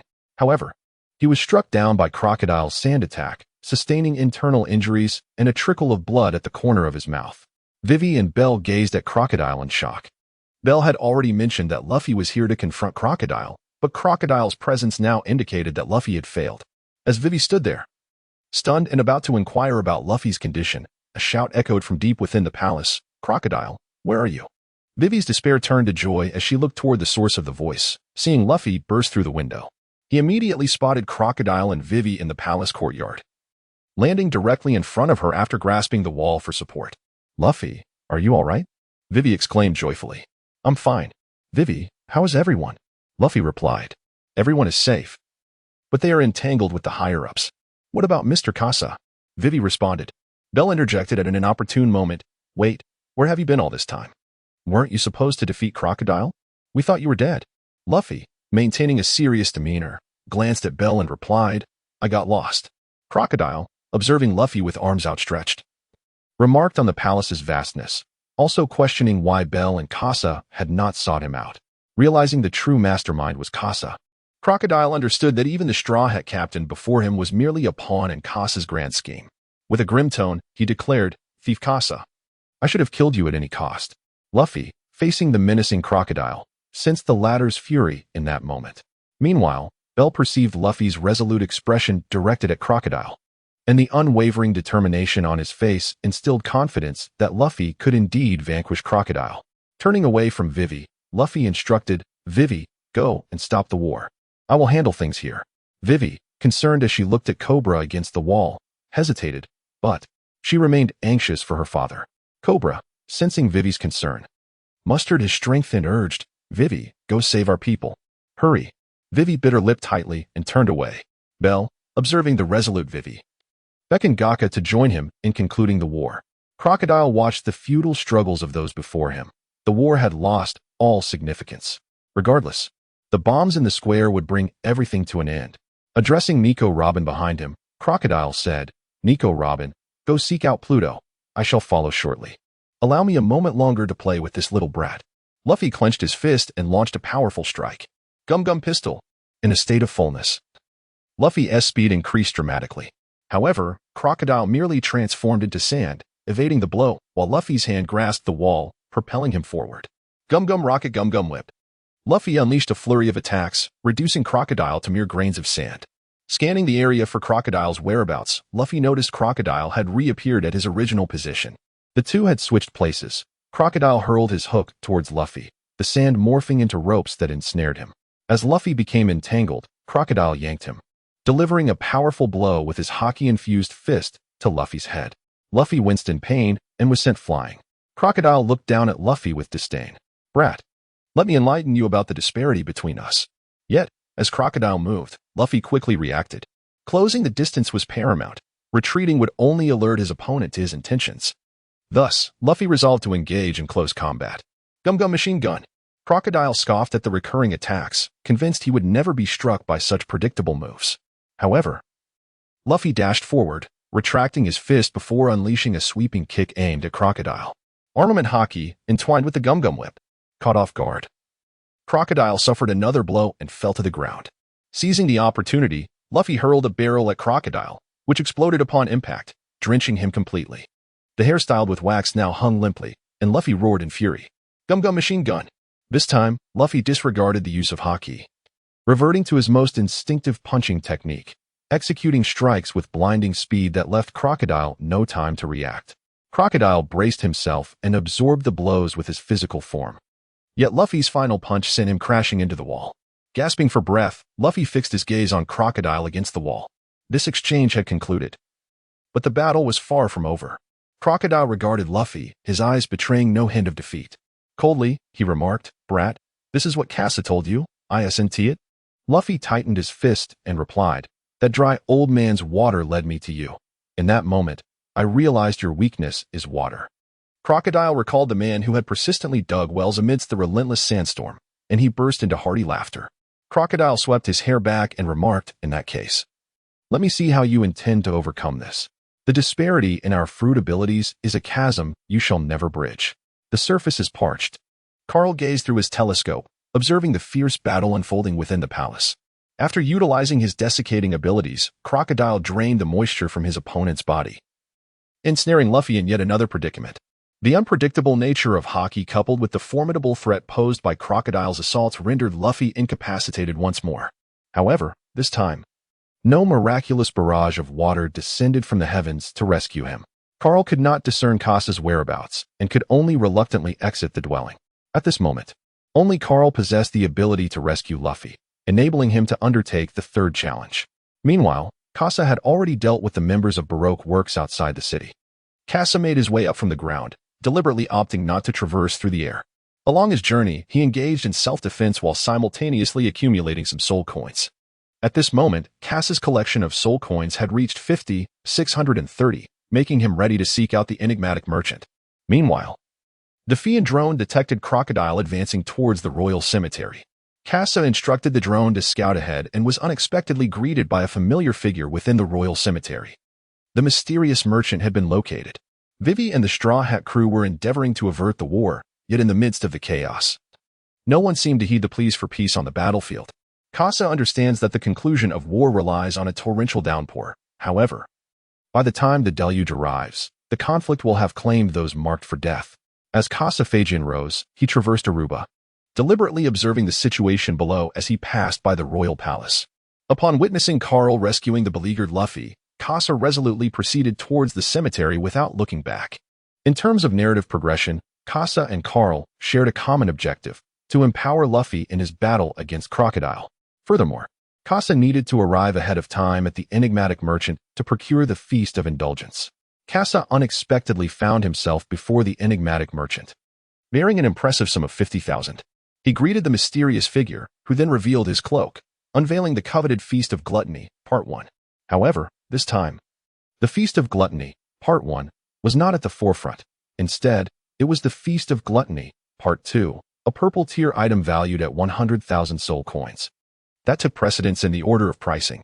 Casa felt fortunate to have retained 500 soul coins to purchase the locking pins. Otherwise, he would have missed the opportunity for a mid-length narrative. Upon acquiring the Feast of the Gluttonous Devourer, Part 1, Casa swiftly found an influx of knowledge regarding the cultivation technique within his mind, while simultaneously, the primal energy of the Gluttonous Devourer coursed through his body. The Feast of the Gluttonous Devourer is an ancient technique inspired by the innate abilities of the primordial beast, the Gluttonous Devourer. Through the act of consumption, it fortifies one's foundation and enhances physical prowess, serving as one of the rare methods capable of unlocking human potential. The reason why the Feast of the Gluttonous Devourer, Part 1, is classified merely as a white-tier technique is primarily due to its focus on the foundational stage of consumption, which has yet to translate into tangible strength. Furthermore, the ingested sustenance requires the subsequent application of the Feast of the Gluttonous Devourer, Part 2, for transformation. Among the 50,000 soul coins, the most valuable asset is the gluttonous energy, endowing Casa with the extraordinary ability to consume all things. Casa felt no surge of power. The expenditure of 50,000 soul coins yielded no noticeable effect, leaving him somewhat disheartened. However, he had already embarked on the path to strength, and the obstacles that once hindered him had vanished. Now, Casa must focus on consuming and accumulating wealth, striving to amass 100,000 soul coins in order to acquire the Grand Feast of the Gluttonous Decision, a mid-length work. Casa has secured the locked pin, and the Grand Feast has been concluded. For at least over a year, Casa need not contemplate purchasing anything from the enigmatic merchant, and he must embark on the journey of saving money once again. At this juncture, Luffy has also made a full recovery. Carl's 7-turn Linglong pill has restored Luffy's state, even providing him with surplus energy to replenish his strength. Guided by Dasky, Luffy sets out in search of Crocodile. Meanwhile, Dasky, having experienced the tumult of war, finds herself profoundly shaken as she observes the pirates, whom she was meant to capture, fervently striving to halt the conflict. Particularly, the man who uses the back of his blade to prevent the war has illuminated Dasky's understanding of her current responsibilities. Dasky declares, "Everyone, pay attention. Stop the war." The Navy also joins the ranks to thwart the conflict. Casa, noticing Luffy in the royal tomb, becomes aware that Luffy is searching for Crocodile, yet he has yet to direct him to Crocodile's whereabouts. Before Casa can guide him, Luffy senses Crocodile's location and dashes into the underground tomb. Casa wished to follow along, eager to witness how Luffy would triumph over Crocodile. However, a figure emerged behind Casa, prompting him to turn and meet Carl's gaze. Casa inquired, "Are you not concerned about the outcome? What if Juan Ruelong were to perish?" Carl replied, "It shall not be so. The world will steer fate back onto its rightful path. Luffy will emerge victorious, Ace shall be captured, and the great war atop the summit will commence." Seeing Carl so confident, Casa felt a twinge of annoyance and retorted, "What if I take my crew of Straw Hats to the underwater prison to rescue Ace in advance?" Carl, with a smile that belied his anger, remarked, "With my full strength, alongside Warden Magellan, we no longer require the assistance of the admirals near headquarters. Which one do you believe you could defeat? Are you seeking to bring an early end to the Pirate King's legacy? It is evident that, given the current state of the Straw Hat Pirates, they stand no chance against the 3 formidable individuals Carl has mentioned." Having clashed with Casa, Carl's full power was barely matched, leaving them evenly poised. The firepower of Casa is amassed through wealth. Carl merely needs to expend his stamina and subsequently consume the stamina potions offered by the ordinary shops to replenish his energy, leaving Casa in utter despair. Casa shrugged helplessly and said, "Well then, what do you wish to do now? Are you planning to capture me? Regardless, I can easily escape." Carl shook his head, saying, "No, you have altered the fate of the Straw Hat crew, and all corrections must be your responsibility. Moreover, I have left you a gift in Water 7, hoping you can embark on the quest of Water 7 alongside them." Having uttered these words, Carl prepared to depart. He had never confided in anyone about his visit to Aruba, thus he must return to reunite with Shamira. As for this place, it would be entrusted to Dasky to manage. Smog would also ascend from colonel to brigadier general, in accordance with the narrative. Kasano gazed thoughtfully at the departing Carl, reflecting on their shared past as one and the same. Surely he must be aware of the predicament Carl had left him in at Water 7, for he himself had once done the same. Meanwhile, tremors emanated from the depths below, signaling that the battle between Luffy and Crocodile raged on. Casa presently harbors no desire to witness the outcome. The conclusion is already predetermined. The war is only just commencing, and he must assist Vivi and her companions in bringing it to an end. Within the subterranean tomb, dust swirls ominously. Straw Hat Boy, why do you persistently cling to me? What is it that you seek? I can grant you anything. Do you desire treasure? Territory? Or perhaps women? I can provide it all. Crocodile's voice, laden with suppressed fury, echoes through the chamber. Nico, Robin, and Cobra are cast into a corner. Nico had recently attempted to strike Crocodile, who retaliated with a forceful blow that felled her. Their collaboration has met its irrevocable end. Crocodile, aware that the Pluton is not present in Alabasta, lets his pent-up rage culminate in an assault on Robin. I demand you return this country to me. Luffy delivers a powerful punch to Crocodile's abdomen. No water, no blood, solely relying on his haki to land the blow. Crocodile gazes at Luffy. Through their 2 life-and-death battles, he has witnessed the evolution of this straw-hatted man, from an uncertain mastery of haki to a complete command of armament haki. Crocodile removes his golden hook, revealing a poison blade within. Kid, since it has come to this, let us fight in the manner of pirates. Luffy resolutely replies, oh. Crocodile charges forward, engaging in close combat. His poisoned hook lunges toward Luffy, who had already recognized its peril during their initial encounter and deftly evades the attack. Crescent Sand Dune. Crocodile's poison hook serves merely as a feint. The true assault emanates from his right hand's capabilities. Luffy braces himself, his haki enveloping him to bolster his defenses. The strike merely grazes Luffy's skin, inflicting minimal damage. The combination of haki and Luffy's inherent resilience renders Crocodile's attempts ineffective. Crocodile, realizing this, grits his teeth as he fixates on Luffy. His haki is not yet capable of intertwining with the powers of his devil fruit, resulting in insufficient offensive strength. Rubber Spear. Luffy executes a kick that disrupts Crocodile's stance, but the attack is anticipated due to Crocodile's keen observation. Luffy's offensive is still countered by Crocodile, whose mastery of observation haki presents a stark advantage. Luffy's enhanced physicality, bolstered by his fruit's abilities, surpasses Crocodile's strikes, preventing him from breaking through Luffy's defenses. However, Crocodile possesses a secret technique, desiccation, which disregards defensive capabilities.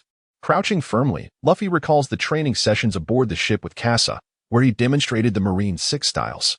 He gazes at Crocodile and declares, I am grateful for encountering you here. It has revealed to me the boundless possibilities of the rubber fruit. He prepares to enter Gear 2. Luffy's body radiated a vivid crimson hue, his heart functioning like a pressure pump, relentlessly supplying blood throughout his form. While steam erupted from him, dispersing Crocodile's swirling sands. Crocodile, taken aback, found himself unable to anticipate Luffy's speed. Jet Pistol. With a resounding clash, their fists and elbows collided, the force of their haki meeting in a fierce encounter. Crocodile, unwilling to underestimate his opponent, braced himself for the impact. Yet, Luffy's strength prevailed. Crocodile was sent flying, retreating against the wall, where a sudden flash of red appeared. Jet Spear. Crocodile was kicked away, crashing into the wall. In the enclosed graveyard, a ferocious sandstorm erupted, more powerful than before, threatening to topple the very pillars that supported the structure. Jet Rocket. Luffy aimed to capitalize on his momentum, intending to deliver a decisive blow to Crocodile. However, the intensified sandstorm hindered Luffy's speed, allowing Crocodile to evade once again by elemental transformation. Luffy's strike collided with the pillar behind Crocodile, shattering it completely. As danger loomed, Luffy, even without the foresight of observation haki, sensed Crocodile's impending attack. With swift precision, he propelled himself away from his original position. Yet, a sand rope suddenly ensnared his waist, impeding his movement. A fleeting glance revealed the glint of a deadly hook, poisonous and menacing. In a moment of crisis, Luffy's feet exhibited the flexibility of rubber, contorting in an extreme maneuver to crush the poisonous hook beneath him, severing it. You underestimate me, little brat. How will you defend against this? Desert Prison. Crocodile's hand seized Luffy, intent on extracting the moisture from his body with all his might. Armament haki. Luffy enveloped the captured hand with his haki, a crucial decision that slowed Crocodile's absorption of moisture. Crocodile's eyes widened in shock. He had not anticipated Luffy's rapid response. This brief window allowed Luffy to mount a counterattack. Jet Spiral Bullet. Though Crocodile seemed to have Luffy under control, he had inadvertently exposed a vulnerability, granting Luffy the opportunity to strike. With a resounding thud, Crocodile's grip faltered, and Luffy was propelled into the ceiling. At this moment, Crocodile finally sensed his impending defeat. Consumed by rage, he shouted, "Straw Hat Brat! Why do you persist in thwarting me?" Desert Golden Blade. Crocodile unleashed his ultimate strike with all his might. Luffy crouched, gathering his strength, inhaling deeply to expand his body, rotating to amplify his power, all while aiming at Crocodile suspended in midair. "I promise to defeat you and restore Vivi's kingdom." Jetstorm. With Haki-enveloped fists, he struck down upon the Desert Golden Blade, unleashing a storm of yellow sand in the process. With a fierce roar from Luffy, his fist shattered the sand blade, landing powerful blows upon Crocodile. On the ground, Casa seized Kosha, bringing him before Vivi. Upon seeing his former friend, Vivi, Kosha ceased his resistance. After Vivi unveiled the sinister plot behind Crocodile, Kosha recognized the futility of the conflict and resolved to halt the war. At that moment, near them, amidst the chaos of the battlefield, the earth erupted as Crocodile was sent flying through the mist by a single punch. Vivi and Kosha beheld the mastermind, Crocodile, being hurled through the air before crashing to the ground, incapacitated, realizing that Luffy had triumphed over him. Nearby, Casa had already raised his camera to capture the scene, the moment of Crocodile's defeat, a spectacle that captivated all present on the battlefield, their disbelief evident as they gazed upon the fallen figure of Crocodile. Seeing this, Vivi and Kosha immediately stepped forward, drawing the attention of both the royal army and the rebel forces. The war was over. They urged everyone to lay down their arms. Above Marineford, Sengoku perused the reports from Call and Smoker, which detailed two significant events in Alabasta: Crocodile's treachery and the capture of the phantom thief, Casa. The narrative surrounding Crocodile's betrayal would be framed as a discovery by the Navy, leading to his apprehension. As for the underlying matters, Sengoku had means to silence the press and the involved parties, including Morgans and the Nefertari royal family. However, it was Call's report that truly pained Sengoku. Was the prowess of the phantom thief truly so formidable that even Call could not apprehend him? Sengoku recalled a certain individual who might succeed in capturing Casa, albeit it would seem an excessive measure. He perceived that Call was spiraling out of control. From others, Sengoku learned of Call's frequent interactions with Akainu and his mysterious disappearances, suggesting clandestine meetings with various individuals. As Fleet Admiral, the only entities capable of keeping such secrets would be other organizations of the world government, the CP Agency, or the higher echelons of the Gorosei. Sengoku resolved to seek an opportunity to question Garp about why his protege had aligned with factions contrary to his own. Meanwhile, Call was aboard a warship heading to the headquarters, reflecting on his journey to Alabasta, where he had confronted Blackbeard and tangled with Casa. He had come to understand the chasm between himself and true monstrosities, as well as the distinction between mere tools and genuine mastery. Carl's swordsmanship has surpassed Casa's weapon mastery. However, Casa still possesses ample room for improvement. He has the potential to infinitely enhance his offensive capabilities, fortify his observation haki, and augment his speed. Conversely, Carl, as a melee swordsman, must elevate his overall proficiency. Attributes such as strength, defense, and speed are all indispensable. His sense of justice prevents him from appropriating funds that do not belong to him, resulting in the shop system being inadequately utilized. Even the mysterious merchant, after being usurped by Casa, left Carl with a year-long accumulation of 100,000 that remains unspent. His strength has become insufficient. Carl has made a breakthrough.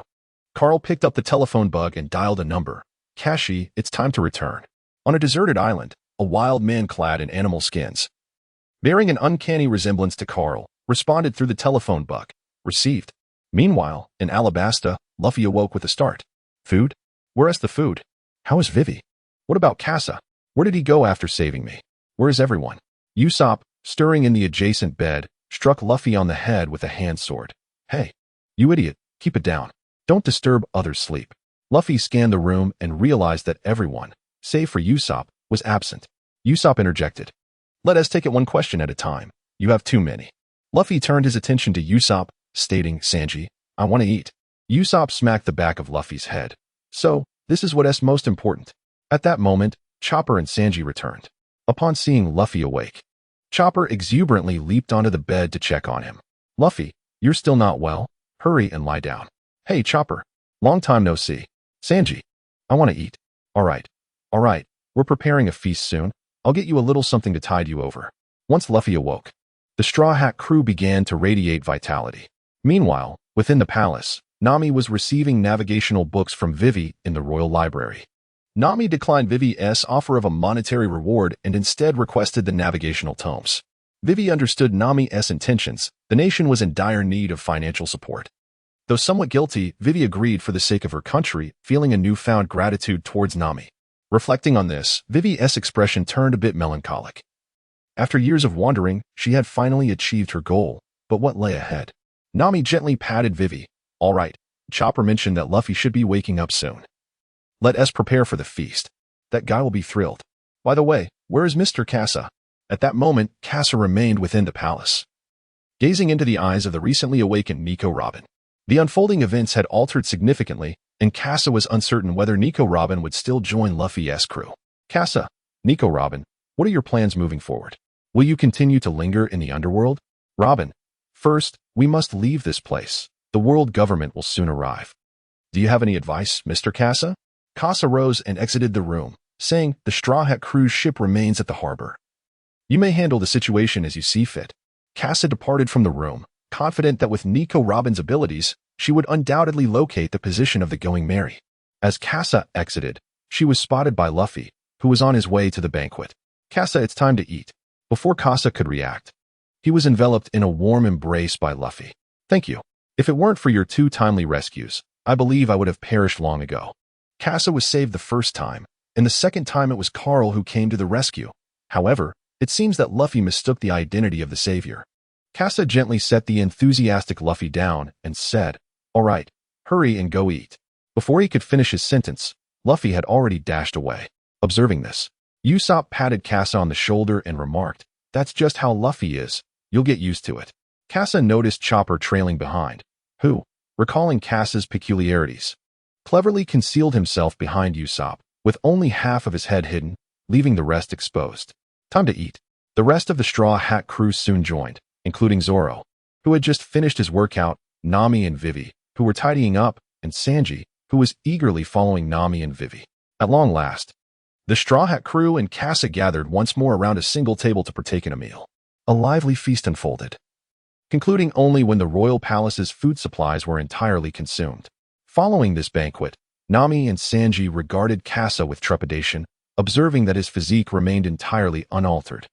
It was noteworthy that while Luffy had already overindulged to the point of distortion, Casa had consumed even more without any apparent consequence.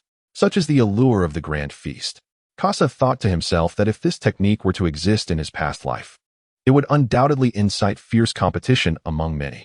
Not only does it provide sustenance without adding weight, but it also promotes excellent health. Although Casa did not perceive any changes in his body, the system displayed a progress bar for the Feast of Gluttony technique. At this moment, he had yet to replenish even 1% of his bodily energy. Only upon reaching a full 100% would he meet the requirements to cultivate the Feast of Gluttony, medium level. As the crowd entered the grand bathhouse, remnants of the feast had splattered onto their garments, prompting them to seek cleansing in the bathing area. With this thought, Casa found himself momentarily immobilized. He could not afford to miss the iconic scene of the Fist of Happiness, a moment every sea fan longed to witness. Reluctantly, he surrendered his spatial belt, wishing to secretly capture the moments with his camera, yet with Sanji present, his chances seemed slim. Inside the bathhouse, the mischievous duo had already commenced their antics. Chopper, having been caught by Zoro for a back scrub, would have otherwise joined in. Sanji appeared composed, yet his steps gravitated towards the wall of the women's bath, ear pressed against it, listening intently to the sounds emanating from the adjacent area. Sanji was pursuing his dreams, and Casa felt it was not his place to intervene. Sitting beside Sanji, he draped his arm over Sanji's shoulder and suggested, shall we sneak a peek at the women's bath? How can you even think of such a thing? You must know that Miss Nami is next door. Sanji began, but his words faltered as images of Nami and Vivi bathing flooded his mind. Well then, let us go take a look. Usopp, hearing this from Cobra, smacked the king on the head, exclaiming, hey, you old pervert, is this really acceptable? Casa retorted, why not? We cannot defy the king's warm invitation. Thus, the men in the bathhouse lined up against the wall, peering into the adjacent women's bathhouse. Nami and Vivi were engaged in whispered conversation. Vivi, preoccupied with her thoughts, remained oblivious to the row of men spying on them. It was only when Nami alerted her and unleashed her Fist of Happiness, sending the intruders sprawling to the ground, that the situation became clear. Sanji, upon hearing Vivi's gasp of surprise and Nami's laughter, could not help but convulse on the floor once more, a fountain of blood erupting from his nose. Casa pinched his nose, marveling at the overwhelming spectacle before him, the exquisite beauty and delicate allure. Even though Casa had perused numerous volumes in his past life, he found himself ensnared by this intoxicating experience. The price of 100,000 was well within his means. The evening's revelry continued unabated, the recording instruments nearing completion, and the time for their departure approached. By the time the group returned to their quarters, it was nearing the witching hour. Sanji elaborated on the current situation on the island. The Navy was relentlessly searching for them, yet they dared not pursue further. Thanks to the protection of the royal family, they were acutely aware that the Straw Hat crew resided within the palace, and recognized them as the heroes destined to save this nation. Meanwhile, Das Bones, tasked with capturing the Straw Hats, turned a blind eye to their presence. However, the intervening Navy could not be so easily swayed. To prevent any repercussions for Vivi and her companions, they knew they must depart. Luffy wished to host one final feast before their departure, but was dissuaded by Nami's persuasive fist. Sporting a swollen head, Luffy began his search for Casa, hoping to invite him aboard. At that moment, Casa was in Robin's room, where she had already left to gather her belongings. During these 3 days, Casa had not been idle. He was upgrading his weaponry, crafting the sniper rifle 2.0, with production costs soaring to 1 billion. Distance was the essence of a marksman. Thus, Casa focused on enhancing his shooting range. While his observation hockey could cover a distance of 2,000 meters, the newly upgraded sniper rifle 2.0 boasted a lethal range of 5,000 meters. Coupled with Casa's masterful shooting skills, he could strike with precision within that expansive range. This modification addressed the rifle's range and ammunition compatibility. In the design of Casa, the initial sniper rifle was merely a conventional firearm, lacking the capability to utilize elemental ammunition. The upgrade to version 2.0 merely introduced a selection of specialized bullets, including armor-piercing rounds, incendiary shells, dum-dum bullets, and explosive projectiles. These formidable weapons would empower Casa to eliminate Carl from a distance with remarkable efficiency.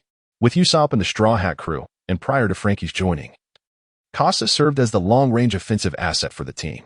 Presently, Casa is contemplating a pressing question: how to seamlessly and authentically integrate into the Straw Hat crew. Especially considering the prior rejections of Luffy's numerous invitations without having formally accepted any of them. Casa was plagued by a headache, as he had inadvertently influenced the narrative arc of the Straw Hat crew, compelling him to follow along. Otherwise, when they reached Water 7, the troubles left by Carl would directly impact the crew. As Casa pondered this predicament, a swift brigade of running ducks emerged from the city. Indeed, it was the Straw Hat crew who had prepared to set sail in accordance with the unfolding storyline. Luffy was still lamenting Casa's absence, lost in sorrow, while Nami appeared equally despondent. Everyone assumed that Nami was still grappling with the heartbreak of parting from Vivi, and her confidant, Usopp, offered a few words of consolation. Then, Nami spoke. "Everyone, I have relinquished Vivi's reward of 1 billion berries." The group was taken aback, and Luffy snapped out of his melancholy. Chopper could not contain himself. "Are you a devil?" This immediately captured Nami's attention. "Chopper, you still owe me 100,000. Chopper exclaimed, "Huh? I'm just a reindeer. I know nothing." Nami retorted, "Enough chatter. You all, hurry and hand over the money." The crew fell silent, as all their funds were with Nami. How could they possibly afford the cost of this fist of happiness? At this juncture, Sanji conceived a bold idea. 100,000 at a time, he mused, his heart aflame. Explosions erupted around them, as naval cannonballs rained down near the Mary. Fong Cly had already been subdued by Tina, and Casa surveyed Tina, with whom he shared a distant acquaintance. It was not that he did not wish to rescue Fong Cly. Rather, Luffy's presence in the underwater prison necessitated his attention.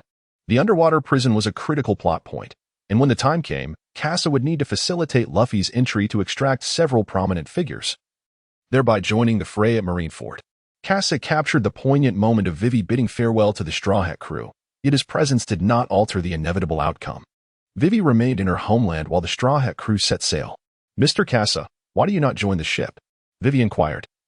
Having assumed that Casa would embark on the journey with Luffy and the others, Casa let out a deep sigh, lamenting that had he known better, he would not have declined Luffy's invitation. His pretentiousness had led to his own misfortune. He turned to Vivi and said, "I have something to present to you." Upon seeing Casa produce a ring, Vivi seemed to recall something, a blush creeping onto her cheeks. Casa understood that Vivi had misunderstood and spoke up, saying, "In the event of a threat, simply press the button on the ring. No matter where we are, we will come to your aid."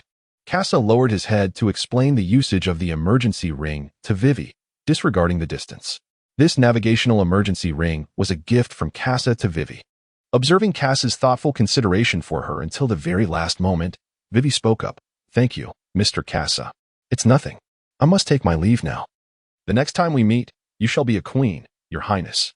At that moment, the Straw Hat crew, hiding between the railings, gazed longingly in Vivi's direction and lamented in unison, "How lonely it feels."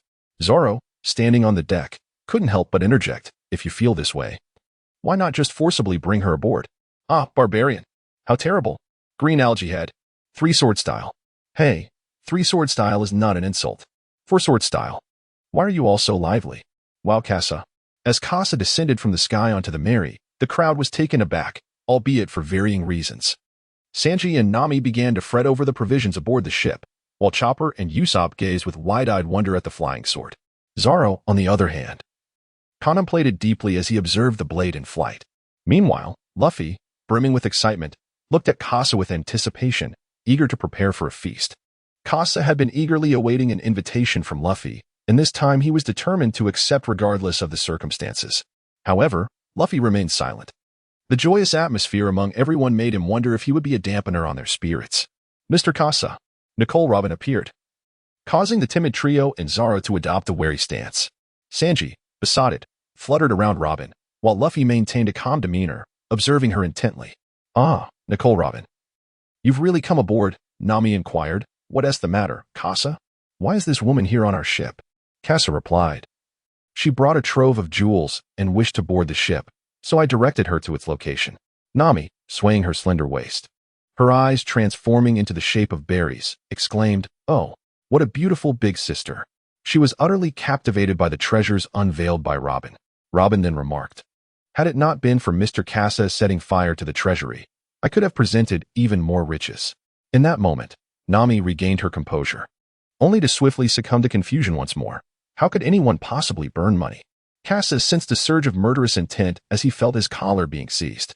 Upon seeing Nami's furious expression, he spoke, "Casa, why did you do this?" Casa swallowed hard, hesitant to respond on this matter, for it could serve as the very catalyst for animosity between him and Nami. One cherishes wealth above all, while the other spends it with reckless abandon. Casa produced a stack of berries and spoke, "This amounts to 100,000 berries, the price of the fist of happiness."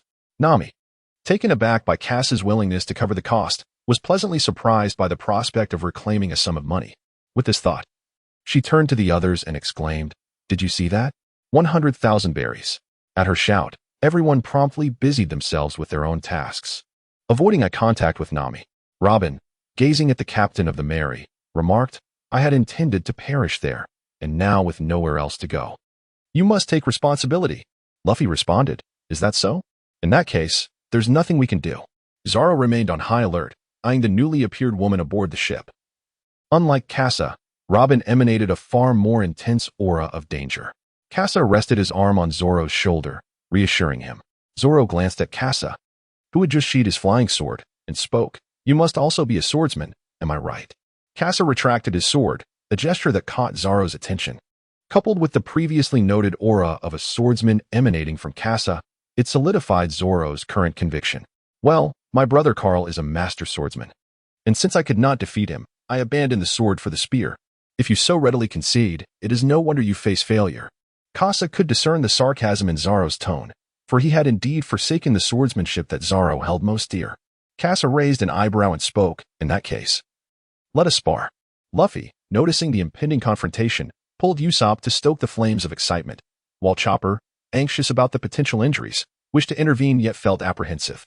Sanji, witnessing the scene, exclaimed, "Oh, Casa, give it your all. If you win, I shall treat you to extra dishes tonight." Luffy chimed in, "Oh, that's favoritism. I want extra too if I win."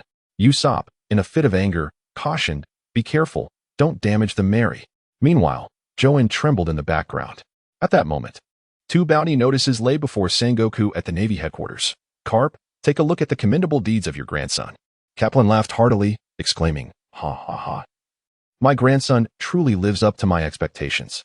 The Warring States retorted, I am not praising your grandson. Your entire family is simply absurd. Kapu remained indifferent. Unwilling to restrict the freedom of those individuals, they would pursue their desires unfettered. Sengoku spoke gravely. This time, we cannot disclose that the Straw Hat crew has defeated Crocodile. Thus the bounty will not be raised excessively. Kapu, you must keep an eye on Carl. He has already made contact with the elders. Upon hearing this, Kapu was visibly moved, lost in contemplation. The boy he had rescued from the deserted island years ago had now grown to a stature where he could engage with the pinnacle of worldly power. I understand. He remarked, when I encountered him earlier, his strength seems to have reached that of an admiral. Sengoku's gaze shifted slightly, indicating that this revelation would influence his decisions. This might indeed be the capability of the split fruit. Aside from the doppelganger, Kasa, Carl had adeptly harnessed its potential. Sengoku mentioned Kasa, prompting Kapu to ponder. Perhaps this was an opportune moment to visit his grandson and former pupil. Ha ha ha, green algae head, you were unable to best Kasa. Oh, Sanji, I have triumphed. More dishes. Please. Enough with the chatter, you colorfully verbose creature. Amidst the raucous banter, Kasa had already finished his meal. Luffy, witnessing the food that had once belonged to him being devoured by Kasa, erupted in fury. Ah, Kasa, you scoundrel. Return my meal. Zoro clasped his hands in gratitude, expressing his appreciation for the hospitality, and called out to Sanji. Upon seeing this, Zoro hastily shoveled a few mouthfuls of rice into his mouth. Sanji, observing this, remarked disapprovingly. Green algae head, if you can't appreciate the food properly next time, then perhaps you shouldn't eat at all. Zoro merely retorted, yet his gaze remained defiant, staring at Sanji as he exited. Witnessing this exchange, Sanji felt an increasing concern about the forthcoming meals. His eyes turned to Chopper, who sensed an ominous chill and couldn't help but shiver. On the aft deck, where space is ample, Kasa and Zoro engage in training. Having previously mastered Haki under Kasa's guidance, it is now Zoro's turn to learn. Kasa unsheathed the technological flying sword, aside from 2 energy blades. The third was a companion sword intended for close combat. The gossamer soft blade, as delicate as a cicada's wing, instilled a sense of caution in Zoro, for he had recently tasted defeat at the hands of this very weapon. With a swift flick of his wrist, Kasa sent the white sparrow soaring, producing a sound akin to a sword's whistle. Zoro, you have yet to attain the status of a swordsman, have you? Indeed, I have not yet mastered the leap slash. Well then, observe closely. Kasa gazed out over the sea when, suddenly, he waved a white sparrow. A silent sword aura surged forth, and unexpectedly, a sea creature emerged from the depths, colliding with the sword energy. Before Zoro, it was cleaved perfectly in half. Kasa flicked the white sparrow with his finger, its sharpness being a defining characteristic. One could almost feel a sense of injury merely from gazing upon its blade-like edge. This was Kasa's preemptive measure to guard against close combat with Carl. Kasa possesses formidable melee abilities akin to those of a lieutenant general. However, when compared to the current prowess of Carl, it is evidently insufficient. Therefore, Kasa has chosen to adopt the Tai Chi sword technique, aiming to employ a combat style that effectively counters his adversaries. In his recent encounter with Zoro, Kasa utilized the Tai Chi sword technique to neutralize Zoro's swordsmanship. Zoro's fierce and aggressive swordplay found no advantage against Kasa's Tai Chi. Instead, he experienced a reversal of fortune, becoming a victim of his own strikes through the principle of reciprocity. It was the first time Zoro had encountered such a unique sword technique, prompting him to set aside his previous underestimation. As for Haki, one must grasp it independently. However, I can impart the knowledge of sword aura to you. Very well. Kasa launched a rope, ensnaring a half-drowned sea creature still thrashing upon the surface. The ship faced a dire food shortage, and it was imperative to replenish its provisions whenever the opportunity arose. Meanwhile, in the New World on Dressrosa, Doflamingo perused a newspaper detailing Crocodile's capture and imprisonment beneath the waves. Adjacent to it lay another piece of intelligence, originating from the shadowy underworld, containing information about the Straw Hat crew and Kasa. Mont Kasa, at last, I have found you. Kasa, utilizing a transformed visage, continuously evaded the relentless pursuit of the Navy and Don Quixote Doflamingo. Over the past 2 years, Kasa had cleverly served as bait, luring numerous formidable pirates from the New World, thus amassing a considerable fortune in soul coins. The snot-nosed Torbol approached, dragging along a considerable amount of mucus. Doflamingo, the Navy has extended an invitation for you to attend a meeting. Will you go? In previous instances, Doflamingo would have dismissed such an invitation. Yet he surmised that the invitation was prompted by Crocodile's recent loss of the warlord title. Driven by curiosity, Doflamingo resolved to attend. Torbol, I intend to go. I leave everything in your hands here. Meanwhile, the other warlords received similar invitations from the Navy, all of which were declined. At the Marine headquarters in Marineford, Carl was preparing for the upcoming meeting of the warlords. In attendance would be several seasoned vice admirals, along with Sengoku and Garp, as well as Carl himself. The two pirates attending the meeting were both connected to Carl, the nightmare Doflamingo, and the tyrant Bartholomew Kuma. One was the source of the turmoil caused by Casa, which had slightly impeded Carl's interactions with the Gorosei. The other was a warlord with whom Carl had maintained contact over the past 2 years, and under Carl's influence. The pacifist's stance had diverged significantly from the narrative. At this moment, Carl was reporting to Sengoku, the military funds for the various branches have been distributed, and their focus has shifted to the infamous thief, Casa. Well, that is satisfactory. It is imperative to stabilize their emotions, as the tranquility of each region relies on their maintenance. Additionally, the pirates in the paradise have begun to stir restlessly, as Casa has been missing for nearly 2 months. We cannot allow the actions of one criminal to plunge the entire ocean into chaos. Sengoku observed that after Casa ceased hunting pirates, the pirates in paradise began to become agitated once more. This clearly indicates that the stability of the past 2 years has little to do with our Navy, which is undoubtedly a slap in the face to them. Very well, after this meeting, I shall conduct a patrol. There is one more matter. Previously, you sent a clone to Water 7. What was the purpose of that? Carl did not anticipate that Sengoku would pose such a question, as this matter pertained to his collaboration with the 5 elders. Furthermore, it was imperative that Sengoku remained oblivious to this fact. Carl replied, "The clone is currently engaged in shipbuilding. Once the fusion is complete, I too shall master the art of ship construction." Sengoku cast a glance at Carl, clearly skeptical of this conclusion, yet found himself unable to press further. "Very well, prepare thoroughly for this meeting. Your strength has ascended to a new pinnacle. You shall take the lead." "Understood, Admiral." After Carl's departure, Zhang Guo could not help but press his temples, feeling increasingly overwhelmed, as Carl had begun to formulate his own thoughts. Once Carl exited Zhang Guo's chamber, he encountered Deo Bowman. Deo Bowman inquired, "Carl, do you intend to pay a visit to Sakaski?" Carl replied, "Indeed, I have a matter to inquire of Admiral Akainu. If that is the case, then let us proceed together." Meanwhile, upon the vast expanse of the Grand Line, an ancient and weathered vessel descended from the heavens. The saga of the Sky Island commences. Casa stood on the foredeck, gazing as the 3 formidable vessels gradually descended to the ocean floor in search of the sunken ship. Curiously, it was not Casa who fashioned a diving suit, but rather Usopp, who ingeniously assembled several wooden barrels into a makeshift diving suit, enabling him to plunge into the depths below. Casa, bewildered, struggled to comprehend the situation. The mastery of weapon crafting and the acquisition of materials seemed futile. Yet, Usopp's eccentric inventions occasionally proved effective, as evidenced by the current diving suit. Chopper gazed curiously at the sea's surface, anticipating what treasures Luffy and the others might unearth below. At that moment, a ship approached from afar. Casa, well versed in the narrative, recognized it as the salvage vessel of the Monkey Brothers. Matters of negotiation with others could simply be entrusted to Nami. Casa prepared to return to his chamber to refine the bullets further. After Casa retreated into the room, he adjusted the progress bar, transitioning from the tedious environment. By the time Casa emerged, Luffy and his companions had already made their escape, coincidentally witnessing Luffy and his crew sending the ape flying with a powerful kick. Casa gazed at the scattered items on the ground, while Luffy had already begun to play with them. Casa inquired, "Nami, does the pointer still point upwards?" Nami, troubled, replied, "Yes, but I wonder if it is broken." Robin, holding a bone, began her analysis, and Casa noticed the utterly damaged Weiba. He approached to inspect it. Seeing that no one was paying attention to her, Nami was just in time for Luffy, clad in armor, to stride in front of her, only to be knocked down by her punch. The armor shattered, and Luffy bounced back up from the deck. "Nami, I intend to go to Skypiea." Nami asked, "How do we get there? Please enlighten me."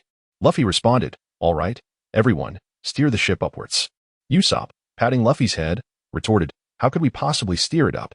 Robin discovered a map of Skypiea and handed it to Nami, stating in the Grand Line, "The only reliable guide is the log pointer. Thus there is indeed an island above." Nami gazed at the historic map, momentarily at a loss on how to reach Skypiea. Robin presented an eternal pose to Nami, encouraging her to visit this island. Carrying the completely damaged ship, the Wibera, Kasa made his way to the foredeck. The aft deck had become Zoro's domain, while the kitchen belonged to Sanji.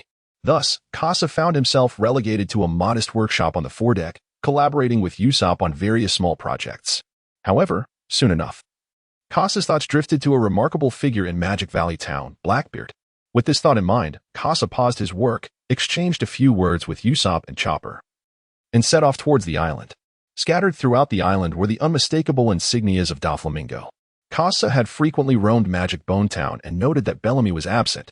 Instead, it was the erstwhile first mate, Sachi, who had assumed the position of authority here. Kasa made his way to the bar, where a conflict had just erupted. "Hey, Xiaosa, what are you doing?" The bottle that Sachi's had been lifting was startled from his grasp by Kasa's chilling voice, prompting him to hastily set it down. Zoro also sheathed his blade, knowing that with Kasa present, the matter would likely be resolved. "Oh, Kasa, the juice here is delightful. Would you care for a glass?" "Kasa, please hold on a moment." Kasa stood before Sachi's, aware of the conflict between Kasa and Doflamingo. Sachi's knew of this discord, yet the opposing party dared not take any action. Kasaka has slain numerous formidable pirates here, altering the course of events significantly. Even Bellamy, who ought to have appeared, has inexplicably remained absent. It has been several months since I last saw Little Saw. The items that are due to me should be provided now. Nami's ears perked up, as if she had sensed something extraordinary. She hurriedly approached and inquired, "What is it? What is it?" Sachi's, now hesitant to speak loudly to Nami, lowered his head and answered obsequiously, "Boss, it is merely a token of my esteem. I shall bring it to you forthwith, with a call." Sachi's instructed his subordinate to fetch the money. Kasa has established similar strongholds on other islands, extorting protection fees from pirates, thus alleviating the necessity of repeatedly taking the substantial risk of burning through funds at the naval branch. Kasa surveyed the surroundings but found no sign of Blackbeard. Realizing he had arrived too late, Sachi's men brought forth 2 crates of belly, and Nami slumped onto one of the boxes, utterly exhausted. There was a staggering sum of 100 million, prompting Kasa to reach for a crate, only to be rebuffed by Nami, who regarded him with a wary glance, aware of his penchant for extravagance. "Kasa, regardless of the circumstances, you ought to take responsibility for the ship's provisions. Consider this your share for the meals," she asserted. "No, there is no way," Kasa retorted. "Luffy and Zoro have left to procure food for you." At the mention of food, Luffy instantly perked up. Moreover, there was no information to be gleaned here. Nami clutched the money box tightly, showing no inclination to relinquish it. After the group departed from the bar, Kasa sensed to gaze upon him from behind and addressed Luffy and the others. "You may return. I have matters to attend to, so there's no need to wait for me." Kasa departed from Luffy and his companions, relentlessly pursuing those fleeing behind him. As he delved deeper into the location, Kasa realized he had been lured there. The combat champion Jito's Bagus, the sharpshooter Van Oka, and the infamous Blackbeard Marshal D. Teach awaited him. "Ha! Are you the legendary cursed doppelganger, the phantom thief Kasa?" Blackbeard proclaimed, activating his devil fruit power, yet failing to ensnare Kasa. Indeed, Kasa bore no devil fruit abilities, but he carried the weight of a curse. "Phantom thief Kasa, would you care to join us in our quest to upend the entire world?" Blackbeard bore a striking resemblance to Luffy, directly extending invitations to those he deemed worthy. Kasa gazed at the man who embodied the essence of the pirate world, now ensnared within a tightening circle. For a marksman to find himself surrounded is indeed a precarious predicament, particularly with the menacing weaponry of Blackbeard before him and the threatening stance of Bagus, along with Van Oka, whose gun was slightly elevated. Blackbeard, indeed. Though it may seem rather childish to articulate, I harbor a profound disdain for individuals of your ilk. Boom. The forest reverberated with the sound of an explosion as Kasa resolutely fired his weapon. Kasa evaded Van Oka's shots, as the latter's marksmanship exhibited an extraordinary precision, making him a formidable adversary that Kasa needed to guard against. Kasa executed a sudden assault, creating a slight distance while simultaneously assessing the current state of the battle. 2 warriors of diminutive stature and a sharpshooter who was not as skilled as himself. Kasa knew precisely what needed to be done. First, he would engage the 2 shorter-legged warriors, Bagus and Blackbeard, before seizing the opportunity to eliminate the formidable Van Oka. Kasa returned the twin guns of Wu Yuen and drew forth a first-generation sniper rifle. At this moment, he could not utilize the technological flying sword to ascend into the sky. for that would render him a living target. Both were seeking opportunities to fire within the forest, thus matching each other's masterful shooting skills. As Casa swiftly fired a shot, sparks erupted within the dense forest, where two sniper bullets collided mid-air, neutralizing the attack. Then Oka evaded, concealing his presence. At that moment, Casa found it impossible to discern the opponent's location as their actions were executed in silence. Relying solely on a reaction distance of 50 meters, Casa was utterly unable to respond. Additionally, his own position was persistently compromised by the relentless pursuit of Verge and Blackbeard, leaving him in a state of constant exposure. Casa took a step forward and then fired a shot behind him once more. This shot, too, failed to detect Vinsmoke's location. However, by analyzing the dense forest, he deduced that the trajectory from that position was the only one that posed a potential threat to himself. With a mindset of experimentation, Casa launched a counterattack. However, this time he failed to hit anything. A kilometer away, Vinsmoke gazed at the tree hole, barely 10 centimeters wide, and realized how close he had come to being struck. Vinsmoke had to summon all his strength. The adversary before him was utterly terrifying. Suddenly, a massive tree came crashing down towards him. Casa retracted his assault and sought refuge, only to be followed by a barrage of splintered stones and tree trunks. It was Blackbeard and Jabbass. The infamous thief Casa. If you fail, it merely indicates that our marksman is superior, and thus, we shall no longer have any need for you. Upon hearing this, Casa furrowed his brow, realizing that they did not regard him as a significant threat. Were it not for the interference of the two, Casa's full exertion of observation haki would have been sufficient to locate Vinsmoke's position. Casa produced a smoke bomb and hurled it to the ground, a creation he had devised with Usopp. The volume of smoke was astonishing, rapidly expanding towards Vinsmoke's position. Sensing the imminent threat, Vinsmoke swiftly repositioned himself. As he stood up, several bullets struck the ground around him. The gunfire was relentless, and the bullet holes were remarkably concentrated. Vinsmoke returned fire in the direction of the bullets. Amidst the shrouded chaos, the sound of bullets colliding echoed, and Vinsmoke counted them. 3 had been hit, indicating that 2 more were still aimed at Casa. Casa concealed himself behind the boulder. At this moment, the tree trunk could no longer serve as protection. Nevertheless, Vinsmoke's bullets had already shattered the entire boulder, their power approaching that of cannon fire. Amidst the mist shrouding Casa, a figure abruptly emerged, its robust arms raised high, gathering strength for an impending strike. At this moment, Casa realized that Blackbeard had already approached his side. The dragon swung its tail. Casa possesses several melee countermeasures, such as this strike that, despite inflicting no damage, can disregard the opponent's strength and send them flying. Blackbeard sensed a formidable force surging towards him, causing his entire body to be propelled backward. Casa has yet to be secure, while Verge has already approached stealthily. Gale step. Casa executed a swift roll to evade the incoming attack, subsequently activating her cloaking device to hastily vacate the scene. She retrieved a singular bullet from her ammunition belt, an electrifying thunderbolt round. Taking aim at Verge, she unleashed her shot with impeccable precision, the projectile embedding itself within his body and unleashing arcs of electricity that incapacitated him. The dense forest behind Casa began to resonate with the sound of explosions. It was Vinsmoke. Sensing Casa's approximate location, he commenced indiscriminate fire, bullets piercing through the foliage, ricocheting off the trunks within the thicket. Casa stepped into the range of the bullet's trajectory, left with no choice but to endure the onslaught. He retrieved his cloak from his belt and draped it over his body. This cloak was his sole piece of protective gear, possessing properties akin to vibranium, capable of absorbing kinetic energy. As the bullets struck Casa, they were rendered powerless, falling uselessly to the ground after their energy was absorbed. Casa resolutely withstood Vinsmoke's assault, and Blackbeard surged forward once more. Casa remained indifferent, patiently awaiting the opportune moment. Blackbeard brandished his fists as he charged into Casa's range of attack. Casa, with a swift motion of his cloak, unleashed an assault with the energy-absorbing fabric. The clash of his cloak against Blackbeard's fist resulted in a momentary standoff, each displaying an equal measure of strength. Under the cloak, Casa aimed the muzzle at Blackbeard and pulled the trigger. The bullet fragmented upon impact, embedding itself within Blackbeard's body. It was a devastating dum-dum bullet. Blackbeard grimaced in pain as several shards of the bullet struck him, forcing him to momentarily retreat from the onslaught. Casa did not continue the pursuit, for Vinsmoke had vanished some time ago. Casa swiftly concealed himself, replacing his first-generation sniper rifle, armed with dual pistols. Yuan switched to wind bullets. Suddenly, a thunderous roar erupted from the hidden corner, defying the silent combat style of Van Oka's suppressor, yet yielding unparalleled power. The maximum dosage of gunpowder propelled the bullet towards Kasa, with the intervening tree trunk proving utterly incapable of halting its flight. Kasasa seizes the opportunity, executing a swift shave and moonstep into the air, thus exposing himself as a target for Van Oka. Observing that Kasasa has ascended to evade his assault, Van Oka recognizes that this maneuver renders him vulnerable to attack.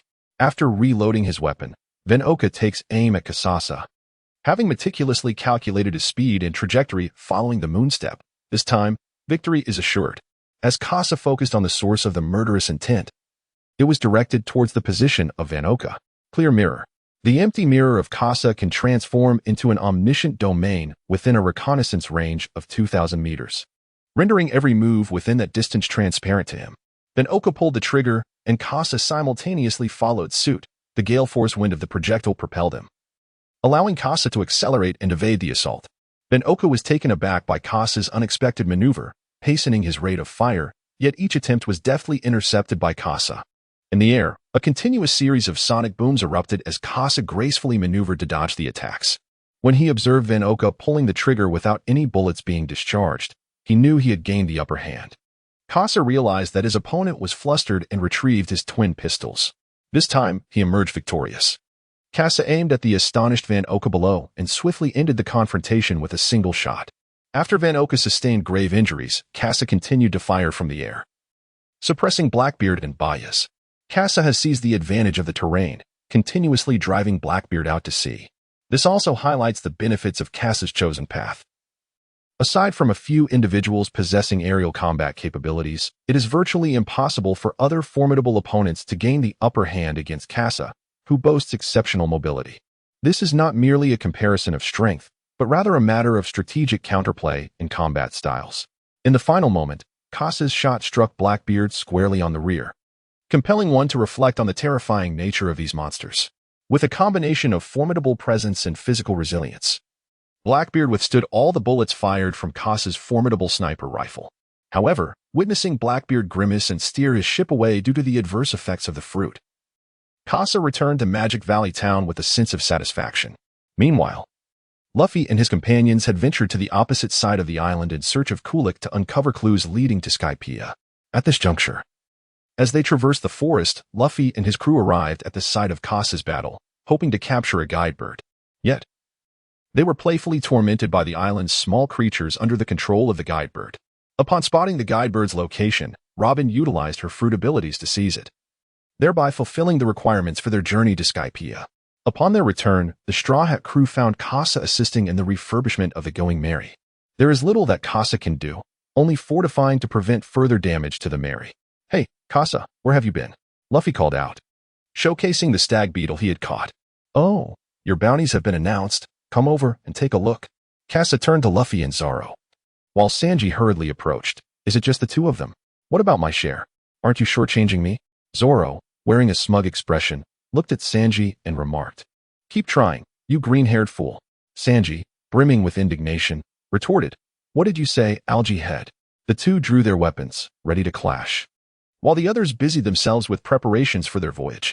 Absent was Luffy's excursion to Magic Valley Town, yet this time the preparations were exceptionally thorough.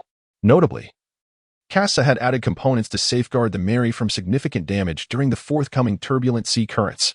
Kasa found himself recuperating aboard the ship, having successfully repelled Blackbeard. With little else to confront him, he decided it was an opportune moment to reorganize the ammunition storage. As he meticulously arranged his utility belt, he unearthed a withered fruit. There was another one nestled within the belt, as he had previously utilized one during his time at Little Garden. It had been entrusted to him by Carl's aide, Shamira. This peculiar fruit was rumored to possess the ability to absorb the powers of devil fruits. Kasa had conducted an experiment at Little Garden, but unfortunately, it had been unable to absorb the explosive fruit's abilities. During their time in Alabasta, the plethora of fruits possessed by the members of Baroque Works had not piqued Kasa's interest, and thus he had refrained from utilizing them. Now, however, Kasa was en route to a location said to house the most formidable of the natural-type fruits, the Rumble Rumble fruit. In his past life, numerous assessments of Enel's strength suggested that upon reaching the Qinghai, he would at least possess the might of a vice-admiral. Yet, Oda later clarified in interviews that Enel's strength was merely valued at 500 million berries. This level of power was manageable for Kasa, though the opponent's combat style posed a challenge. With remarkable speed, immense strength, and a profound mastery of observation haki that extended further than Kasa's own, it would be a formidable encounter. Nevertheless, Kasa harbored a secret plan to hunt down Enel, motivated not solely by the potential fruit abilities but also by the prospect of acquiring Enel's vast reserves of gold, which would liberate him from the mundane concerns of ordinary commerce. Meanwhile, within the dense jungles of Sky Island, the enigmatic figure known as Men.The patrolled the thick foliage. Over the past year, the storeroom housing the Arc Maxim had experienced a significant depletion of gold. Despite the divine Enel's diligent search across the island, no suspicious individuals had been detected. Consequently, the four priests occasionally took to patrolling the island in hopes of capturing the elusive thief concealed within the woods. At that moment, a mysterious individual hidden beneath the earth was surreptitiously stowing away the gold within his utility belt. With only a few days remaining until Kabu's return, he received orders from Carl to make Kasa's experience in Sky Island rather unpleasant. Just then, a hummingbird fluttered in through the cave entrance. Delivering vital information to Kabu, the Straw Hat crew had arrived. Kawa gazed upon the Straw Hat crew soaring into the sky and spotted Kasa, a doppelganger that mirrored his own appearance, with a self-aware clone at his side. He pondered the outcome of their respective paths, whether the mastery of weaponry he had chosen would prevail over the art of beast taming he had embraced. After mastering the ability to split open fruits, Carl has, over the past 2 years, manifested a clone under his command and has now chosen the path of cultivation based on the goods within the system. Among them, Kawa from the Sky Island has embarked on the path of beast mastery. In addition to subduing the colossal python, Kawa has another task to retrieve the gold of Shandora. Carl's newly manifested doppelganger differs from Kasa. The system is structured with Carl as the principal entity, while the other avatars serve as subordinate systems. The avatars merely function to facilitate transactions. Any purchase requires authorization from Carl. Moreover, the rights associated with the enigmatic merchant are solely possessed by Carl, with the only involvement being the procurement of items at his expense. This time, Carl has amassed a considerable amount of gold within his spatial belt, readily available for conversion in the world below. Concurrently, when the Straw Hat crew ascended to the Sky Island, there was another individual who was aware of their arrival, Enel, whose mind network encompasses the entirety of the Sky Island. Kasa also sensed Enel's heart network. Although the other's range was extensive, the amplification of the fruit's abilities allowed Kasa to conceal his presence and evade Enel's heart network. This simple encounter revealed to Kasa the level of Enel's observation haki. While the range was vast, its precision did not match Kasa's own. Meanwhile, the crew aboard the ship was struggling with oxygen deprivation, their breathing becoming increasingly labored. Particularly affected were Nami and Usopp, while Chopper, being a Zoan-type devil fruit user, possessed a notably resilient physique. However, in this moment, should an attack occur, even the three main combatants would find themselves in peril. It was imperative that everyone recuperate swiftly. At that moment, an explosion erupted at the sea level of Skypiea, and Usopp was the first to notice. The warriors of Shandora, led by the formidable warrior Wiper, also detected the Straw Hat crew and charged towards them utilizing the wind. Overwhelmed with fear, Usopp sat on the deck. As the three main fighters were still in a recovery phase, only Kasa stood capable of thwarting Wiper's advance. As Kasa raised his weapon to shoot, Weber, sensing danger, promptly hoisted the cannon resting on his shoulder and aimed it at the Mary. The incendiary cannon. The wind cannon. The gust of wind unleashed from the sky obstructed the trajectory of the incendiary shot, rendering Weber's attack ineffective. Clad in a mask, Weber gazed at the three formidable forces that had now regained their strength. It seemed he would have no opportunity against this vessel. He turned to leave. Luffy and the others, observing Weber's departure, remarked, "What a truly peculiar individual." Usopp chimed in, "Peculiar? He nearly met his demise. Do you not realize that a ship just over there was recently blown to smithereens?" Luffy inquired, "Huh? Really?" Kasa disregarded the banter of the two lively companions and gazed up at Gonfall in the sky. It seemed that his intervention had severed the connection that should have existed between Gonfall and the unfolding events. If this continued, Chopper and Nami would be in peril. Kasa needed to remain vigilant, for the Sky Island posed considerable danger to the timid trio aboard the ship. Gonfall's departure had, to some extent, disrupted Kasa's plans to hunt Enel. Familiar with the narrative, he knew that as long as he remained on the ship, there would not be too many complications. Thus, while the others made their way to Angel Island, Kasa secluded himself in the kitchen, intent on repairing the wibba. Under the disdainful gazes of Luffy and Usopp, Kasa closed the kitchen door. In accordance with the unfolding plot, Luffy and his companions had not paid the fare to board the island, prompting the inhabitants of Angel Island to seek opportunities to escort them to the divine realm of the gods. Appiato, a portion of Gaia Island that had been thrust upward by the ascending currents 4 centuries ago. At this moment, a pirate who had arrived at the Sky Island via an alternate route was being pursued by the 4 gods, unable to locate the thief who had stolen the gold. They could only vent their frustrations on these pirates. Kama concealed his presence within the dense thicket, rendering himself undetectable to the priests. However, the fleeing pirate, glancing back, caught sight of Kawu perched atop the treetops, reaching out for assistance. Kawu raised a finger to signal for silence, and then vanished from sight. Even when the 4 divine officials sensed something amiss and turned around, they found no trace of Kawu. The Shura of the Trial of the Ropes observed the pirate's final moments, feigning mystery until the last second. "Pirate, I knew you would resort to such tactics." Just as he prepared to strike, a colossal dog lunged at the Shura. OM unleashed an assault, his elongated cloud blade claiming the life of the pirate. Kawu observed Aum, who was also a beast tamer, and it was evident that he did not comprehend the true power of pets. Kawu gently patted the chameleon on its shoulder, utilizing the skills bestowed by the system to enhance the chameleon's camouflage abilities, seamlessly blending both of them into their surroundings. Many of the beasts on the Sky Island were under Kawu's command. Karoo continued to keep a watchful eye on the Straw Hat crew as the narrative unfolded. Zoro, Chopper, Nami, Robin, and Kasa were taken to Appiato. At Angel Island, within the home of Konis, Sanji heard Nami's desperate cries, abruptly halting his meticulous plating and gazing out to sea. Luffy, following Sanji's lead, also spotted Nami and the others who had set sail, and his temper flared. Sanji exclaimed, "You fool, didn't you hear Miss Nami calling for help?" Usopp retorted, "Hey, how could anyone possibly hear that?"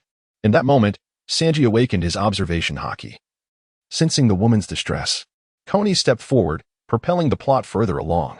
Kasa emerged from the kitchen, and only then did Zoro and the others realize that Kasa was still aboard the ship. "Kasa, why are you still here?" It was fortunate that both Zoro and Kasa were present. Kasa gazed at the approaching Appiato and inquired, "What of Luffy and the others?" Zoro gestured towards Angel Island behind them, remarking, "It feels as though we are subjected to divine judgment here, destined to be offered as sacrifices." His words dripped with sarcasm. Yet Nami held a different perspective, having just returned from Appiato and fully aware of the dread that permeated the air. "Zoro, this island is truly terrifying." That bolt of lightning descended from the heavens, obliterating a portion of the land. As the group ventured deeper into the forest, Kasa sensed numerous watchful eyes lurking amidst the trees. A sense of bewilderment washed over him. Why were the creatures of the forest so intrigued? Their gaze fixed upon them throughout their journey. Nami, too, felt the unsettling atmosphere, goosebumps rising on her skin. She instinctively leaned closer to Kasa, seeking a semblance of safety. Kasa felt the softness emanating from Nami, momentarily diverting his attention. To alleviate the awkwardness, Kasa retrieved a homemade device from his spatial belt, a protective ring. Kasali has mastered the art of crafting items using elemental forces, achieving a quality that reaches the blue tier. The purpose of these creations is to absorb a single attack. Kasa succinctly elucidated the utilization of the props, yet Zoro nonchalantly tossed them to Nami, perhaps embodying the confidence that comes with being a formidable warrior. Chopper gazed at Zoro in admiration, though he hesitated to return the ring in his possession. As the merry-go alighted upon the altar, the crew began to survey their surroundings. Kasa glanced at the sea of clouds beneath the altar, where the occasional sky shark leaped into view. Zoro spoke up. "Are you all waiting for Luffy?" "I intend to explore the island." Robin added, "I am also quite curious about this island." Nami chimed in, "Wait, you're all going? Then I shall join as well." Nami's reasoning was straightforward. She simply wished to escape this dismal place. "Kasa, since that is the case, I shall stay aboard with Chopper while you all venture forth." The 5 reached a consensus, and Zoro, grasping a rope, soared across with a resounding shout. Chopper, with a look of envy, gazed at the departing trio, yet today was his day to safeguard the ship. Curiously, he observed Kasa, who was still busy repairing the wibba. "Kasa, what are you so diligently working on?" he asked. Kasa responded, "This item seems reparable." "Chopper, could you pass me the screwdriver?" Chopper exclaimed. Oh. Kasa continued. Chopper, please fetch me the hammer. Chopper responded. Oh. Kasa added. Chopper, would you pour me a cup of tea? Chopper replied. Oh. Cass and Choba rarely escaped the monotony of the afternoon. As they gazed upon the nearly restored Weiba, Cass felt a profound sense of satisfaction. Suddenly, a large bird soared through the sky, carrying the formidable Shuren of the rope technique. When Choba emerged, he witnessed Shuren startled, causing the teacup in his hand to plummet to the ground. Kasa remarked, Chopper, if you break another cup, I shall inform Sanji. Chopper, with a distressed expression, replied, Please. Kasa, I promise I won't do it again. Shura, feeling overlooked by the two, was consumed by anger and launched an assault. Spear thrust. Kasa soared through the skies with his sword in hand, transforming his energy into a formidable force. The piercing spear of Shura spun around Kasa, yet failed to land a single blow upon him. Should he wish to strike, he would need to distance himself from the Mary. The power deflected by the Tai Chi sword technique was unleashed, sending Shura and the great bird beneath him soaring into the air. Struck down into the forest, Shura was taken aback, unable to perceive the intent behind his opponent's assault. Kasa assessed the strength of his opponent, estimating it to be less than 100 million berries. At most around 80 million. Although this was higher than Zoro's, it was merely due to the necessity of keeping the Straw Hat Crew's bounties from rising too high, lest they attract attention for having defeated Crocodile. Meanwhile, in another corner of the forest, Carve noticed that Kasa had departed from the Mary, leaving Chopper alone aboard the ship.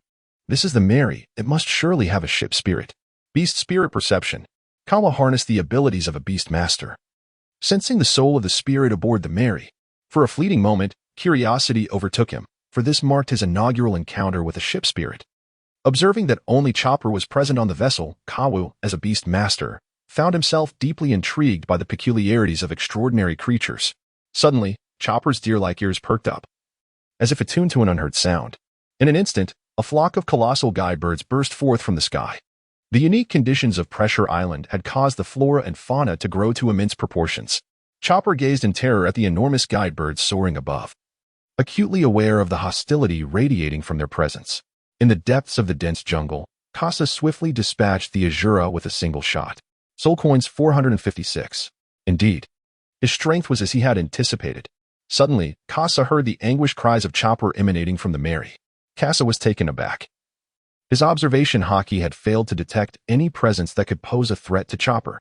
Through the eyes of the beast within the dense forest, Kawu beheld the return of Kasa as the dual arena gradually dispersed.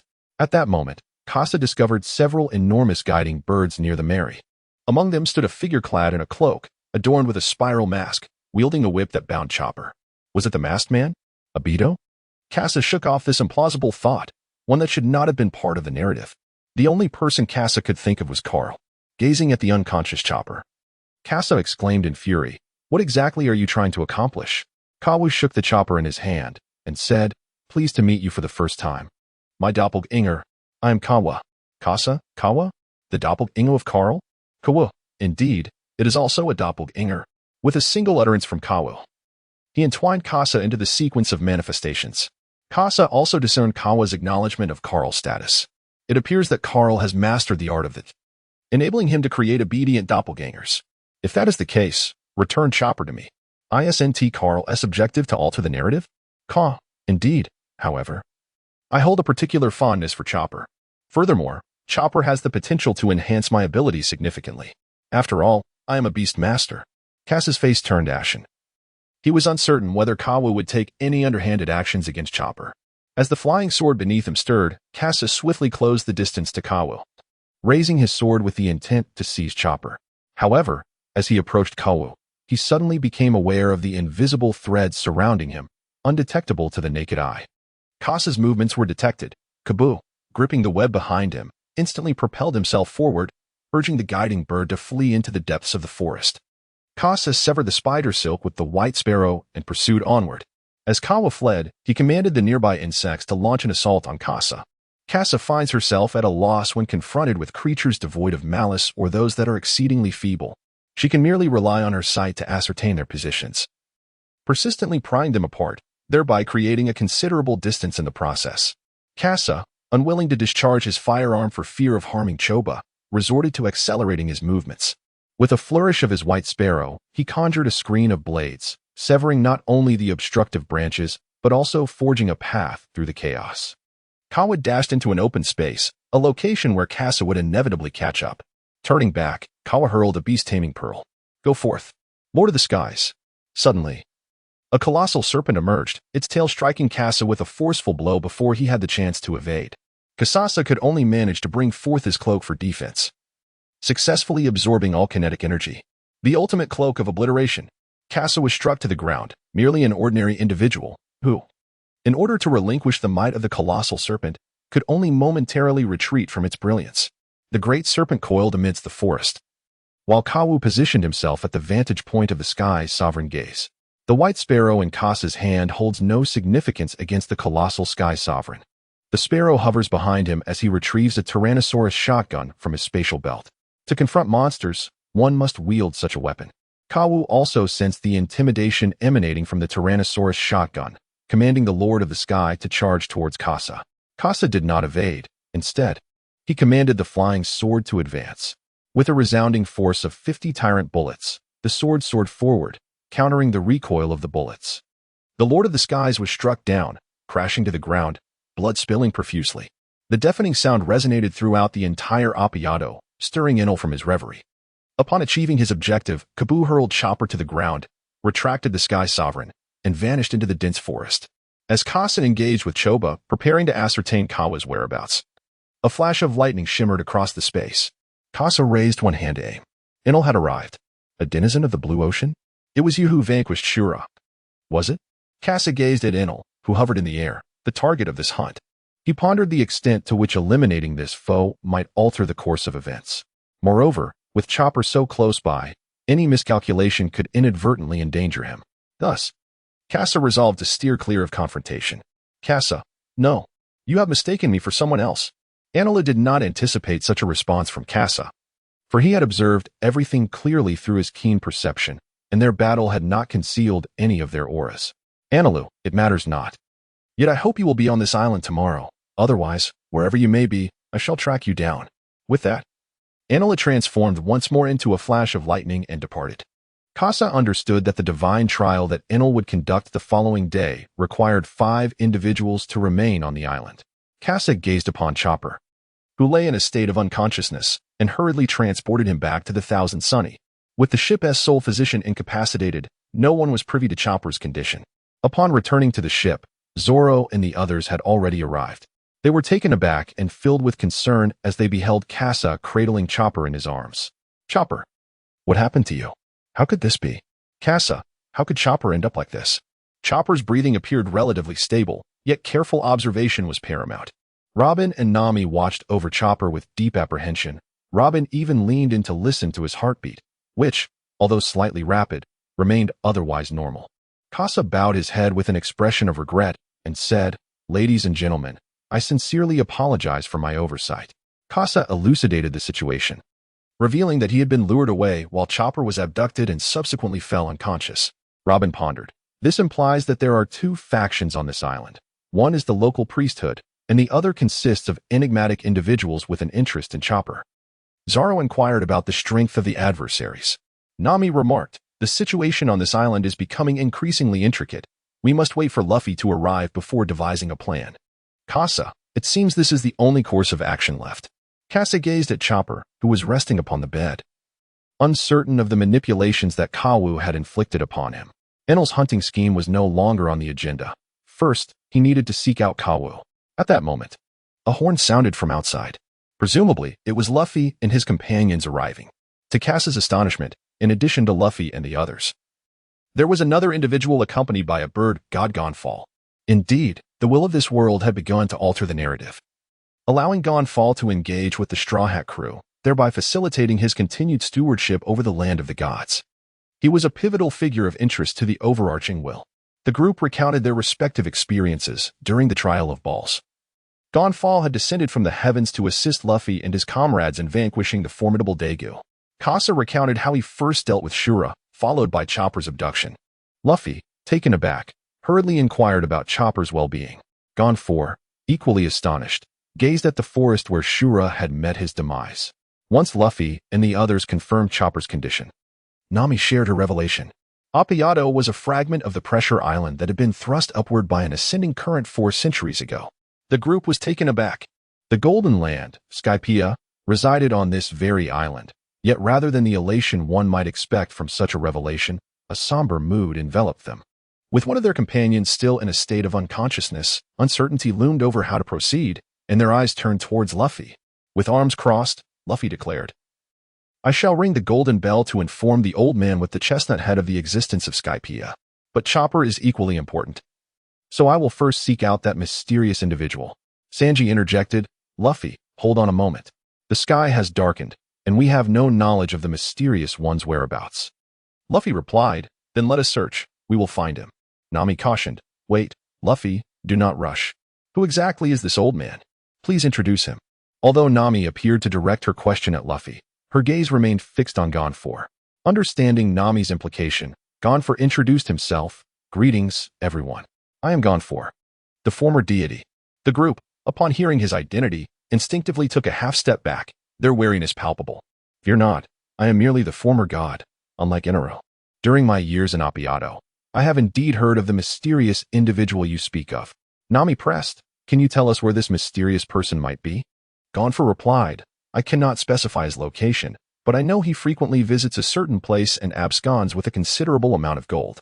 At the mention of gold, Nami's eyes sparkled with the shape of berries, yet she still inquired, "So there must be clues about this mysterious person's whereabouts there?" "Indeed," Gonfor confirmed. "Though I cannot pinpoint his exact location, I can provide a general direction, near the right eye of the skeleton you mentioned." Nami asserted, "Very well. I shall accompany you in search of this mysterious individual." Usopp quipped, "Hey, you don't seem like you're genuinely interested in finding this mysterious person." Seeing the situation grow more complex, Robin interjected, "Luffy, Chopper's condition remains stable, but night has fallen, and we are unaware of the situation in the forest. Moreover, if that mysterious person can control beasts, it would pose a significant disadvantage to us." Zoro added, "Indeed, and the merry-go still requires repairs. We must prepare to set sail." Nami stated, "Luffy, the location of the Golden Bell is here as well. I will join you tomorrow." The group began to deliberate, finalizing their plans for the following day. Sanji approached Casa, reassuringly saying, "Do not worry, Chopper will be fine." Sanji sensed Casa's unease, to which Casa offered a vague reply, "No." In Casa's mind, he pondered that his arrival had already steered the narrative towards an unforeseen direction. Even before the plot had formally unfolded, Chopper had already encountered trouble. As the trials of the gods loomed ahead, Casa remained uncertain whether further calamities would befall anyone. It is essential to recall that in the Sky Island arc, aside from Luffy, Enel posed a catastrophic threat to the Straw Hat crew. Casa reminisced about Carl's words regarding the Water Seven and the troubles he had left behind.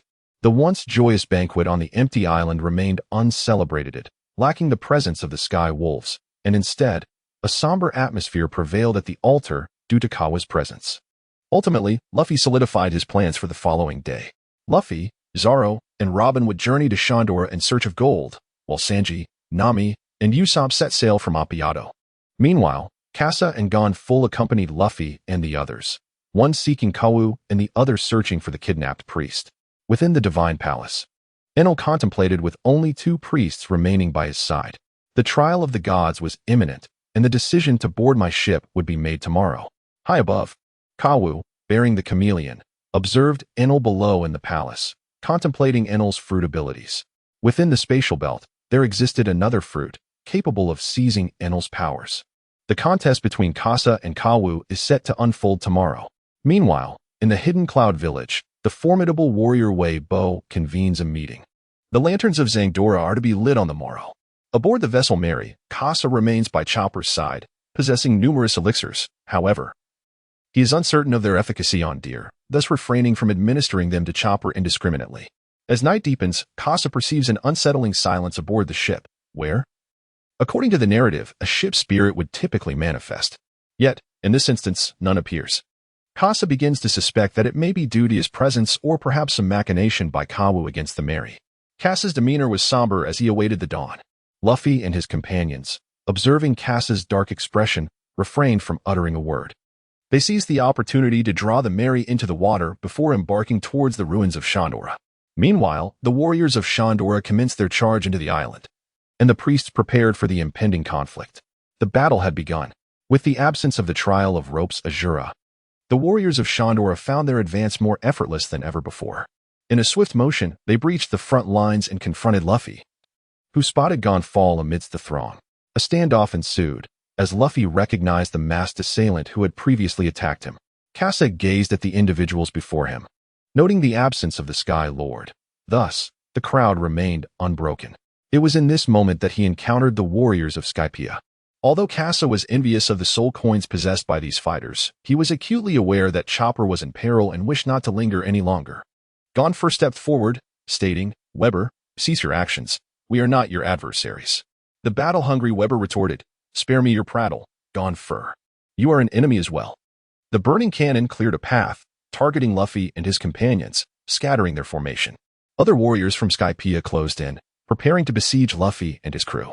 Meanwhile, in the river departing the small island, the Mary remained adorned with the visage of the Sky Island. Nami, with a discontented expression, gazed at the receding horizon. Just as Sanji approached with enthusiasm, "Miss Nami, what would you like to eat for lunch?" Nami pushed Sanji away, exclaiming, "Sanji, do not bother me right now." Despite Cass's assurance to return with gold, Nami remained apprehensive, fearing that he might squander some of it. She found it impossible to comprehend Cass's actions. Usopp interjected, "Nami, isn't this splendid? We've evaded danger, and Luffy will surely bring back gold." At that moment, as Usopp spoke, Sanji rushed over in shock. "Get down, Usopp." A bolt of lightning struck the very spot where Usopp stood, and in a moment of desperation, Sanji kicked Usopp out of harm's way. Hey! How could there be a deserter in the divine training? The three cast dark glances at Enel before them. Enel surveyed the trio aboard the ship, and Sanji and the others sensed an overwhelming pressure, particularly Usopp and Nami, who were frozen in place. Yet, upon noticing the golden staff in Enel's hand, Nami's spirits lifted, her hand instinctively reaching for the climb attacked at her thigh. Enel caught sight of Nami's movement. Electrocution at 1,000,000 volts. "Miss Nami, be careful." Sanji darted forward, taking the brunt of the attack meant for her. Nami watched in horror as Sanji collapsed, scorched before her. "Sanji, what is wrong? Get a hold of yourself. Damn it. How could you do this to Sanji?" Usopp retaliated, launching a counterattack with his slingshot, but the projectiles were effortlessly evaded by Enel's elemental form. Ignoring Usopp, Enel pointed at him, declaring, "Electrocution at 1,000,000 volts." Usopp fell to the ground, and Nami's eyes widened in shock as she witnessed her companion collapse before her. "You scoundrel." Nami swung her staff at Enel, but it too was eluded by his elemental form. Electrocution at 1,000,000 volts. Sanji, lying on the ground, had not completely lost consciousness. Rather, he was acutely aware, various voices echoing in his mind. He was awakening his observation haki, yet now was not the time, for Miss Nami was in danger. With newfound resolve, Sanji sprang into action. First meet kick. A powerful kick struck Enel squarely on the forehead. The swiftness of the blow, coupled with Sanji's instinctive concealment of his presence, left Enel unable to elementalize in time, sending him flying. "You scoundrel, what do you intend to do to Miss Nami?" Nami gazed at the recovering Sanji, her eyes glistening with tears. "Sanji." Before Sanji could convey anything further to Nami, a voice echoed in his mind. "Discharge 20,000,000 volts." Enel transformed into a bolt of lightning, appearing beside Sanji with a direct strike of 20,000,000 volts aimed at him. As Nami watched Sanji's silhouette being obliterated by the electric surge, despair flickered anew in her gaze. Chest meet. Electric light. 30,000,000 volts. Thunderbird. Nami observed Sanji's afterimage repeatedly manifesting aboard the ship, as Enel's attack struck only the remnants of his form. Realizing her role here was merely a burden, she seized Usopp and dashed toward the deck where Wibia stood. As Kasa departed, he had already repaired the Going Merry and placed it on the deck. Now ready for action, Sanji observed Nami and grasped her intention, allowing him to unleash his full potential in battle. Eneru, standing atop the Going Merry, laughed heartily. "How amusing. I never anticipated you could engage me to such an extent. Your spirit is formidable. However, you cannot inflict harm upon me." Sanji understood the gravity of the situation. Placing his hopes on the possibility of awakening his armament haki, since he had already awakened his observation haki, he resolved not to surrender as long as there was a glimmer of opportunity. Yet, Eneru's next move plunged Sanji into despair. 60,000,000 volts, Raijin. This time, Eneru's target was not Sanji, but the Going Merry. Damn it, Chopper is still on board. Sanji sprinted toward the cabin to rescue Chopper. Inoru smirked triumphantly. What a pity. Sea creature. There is no place for you among the five. Ultimate Atlas Comet. Inoru sensed Usopp's impending attack but paid it no heed, continuing to gather power. Nevertheless, a smile spread across Usopp's face. Don't you dare touch the Mary. Bullets resembling the formidable pincers of the Atlas beetle surged towards Inoru from all directions. These were no ordinary projectiles. They had been coated with Kasa's ocean spray. As anticipated, the bullets struck Inoru, momentarily startling him and causing the Raijin to dissipate. Usopp shouted to Sanji, Sanji, look at the spray beside you. Quickly, apply it to your feet. Sanji noticed the ocean spray nearby, having witnessed its application when Kasa provided it to Usopp. Thanks, Usopp. Inoru, surprised by the blood seeping from his wounds, had not expected to be harmed by a mere mortal. He glared at Usopp hiding in the thicket. Hey, what are you looking at? Realizing there was still someone else on the ship, Inoru retaliated with a powerful kick. This time, he could not evade Sanji's strike, in his fury. His observation haki proved futile. Sanji sent Inoru flying out of the underbrush with a single kick. Knowing he had to shift the battlefield to avoid a repeat of the earlier scenario, Sanji prepared to leap into the thicket. In that moment of ascent, Inoru seized the opportunity. 30 million volts, Raijin bird. A lightning bird surged through the air, piercing Sanji. This time, he could not leverage his surroundings while airborne and had to endure the strike directly. Nami and Usopp cried out in alarm, Sanji. Their cries drew Inoru's attention. These sea creatures are indeed troublesome, but you are all still too weak. Thunderbolt. Enel instantaneously materialized before Usopp, his wounds still throbbing with pain. Discharged 200 million volts. This time, Enel was truly enraged. In a flash of lightning, Nami could only watch helplessly as Usopp collapsed before her. Enel observed Nami standing resolutely, unwilling to concede defeat. A bolt of lightning surged toward Nami, who deftly maneuvered her climb attack to create an arc of electricity, effectively neutralizing Enel's assault. For the first time, Enel encountered such a cunning method of defense. Raising an eyebrow, he felt a spark of intrigue. Once more, he unleashed a torrent of electricity, eager to ascertain the limits of Nami's endurance. Meanwhile, Nami struggled to hold her ground, meticulously calculating the intensity of Enel's discharges and retaliating with her climb attack. Fortunately, thanks to the enhancements bestowed by Usopp and Kasa, her weapon could still endure a few more rounds. Discharge 100 million volts. Nami managed to block again, but this time it was her utmost limit. Gazing at the fallen Usopp, she positioned herself defiantly in front of him. Retreat was no longer an option. Enel continued to accumulate electricity, intent on employing the technique meant to obliterate Usopp against Nami instead. Sonic Ball, Ocean Mist. Sensing an impending threat, Enel swiftly aborted his attack and ascended into the air. Nami's heart soared as she spotted Kasa soaring toward them from a distance, a wave of joy washing over her. It was indeed Kasa, who had long since revealed his murderous intent, aiming to divert Enel's attention. The Sonic Ball had preemptively compelled Enel to retract his offensive. Enel regarded Kasa, recognizing him as the sumptuous feast he had been preparing for, unwilling to dispose of his opponent here. It seems you were quite ruthless just now. Kasa gazed at the disheveled Enelu, astonished to find that the gravest wound on his body was inflicted by Usopp. I never imagined you would be so severely injured. Had I arrived a moment later, would you have perished? Kasar's somewhat provocative words stirred a flicker of anger within Enel. Humph. I shall await you at the final showdown. As for the woman below, you must keep a vigilant eye on her. With a flash of lightning, Enel vanished, leaving Kasar to assess the situation. Nami anxiously turned to Kasar, exclaiming, Kasar, please, take a look at Usopp. Kasar approached and kicked Usopp. Nami, taken aback and filled with rage, exclaimed, What are you doing? Before she could finish her sentence, Usopp sprang to his feet, laughing heartily. Ha ha ha, my plan has indeed succeeded. I successfully delayed until Kasa could come to my rescue. Nami, astonished, responded, How could this be? He was right in front of me just moments ago. Kasa spoke. I have provided each of you with a protective ring to shield you from fatal blows. Ever since then, Usopp had been feigning death. Nami turned to Usopp, seeking an explanation. However, Usopp merely gave a thumbs up, exclaiming, You were right, Kasa. Nami, with a frustrated expression, delivered a punch that sent Usopp crashing into the ground. A blow far more damaging than the one endured in their earlier battle. After the duo of best friends finished their schemes, they suddenly remembered Sanji. They rushed to the riverbank, where they found Kasa had already retrieved Sanji.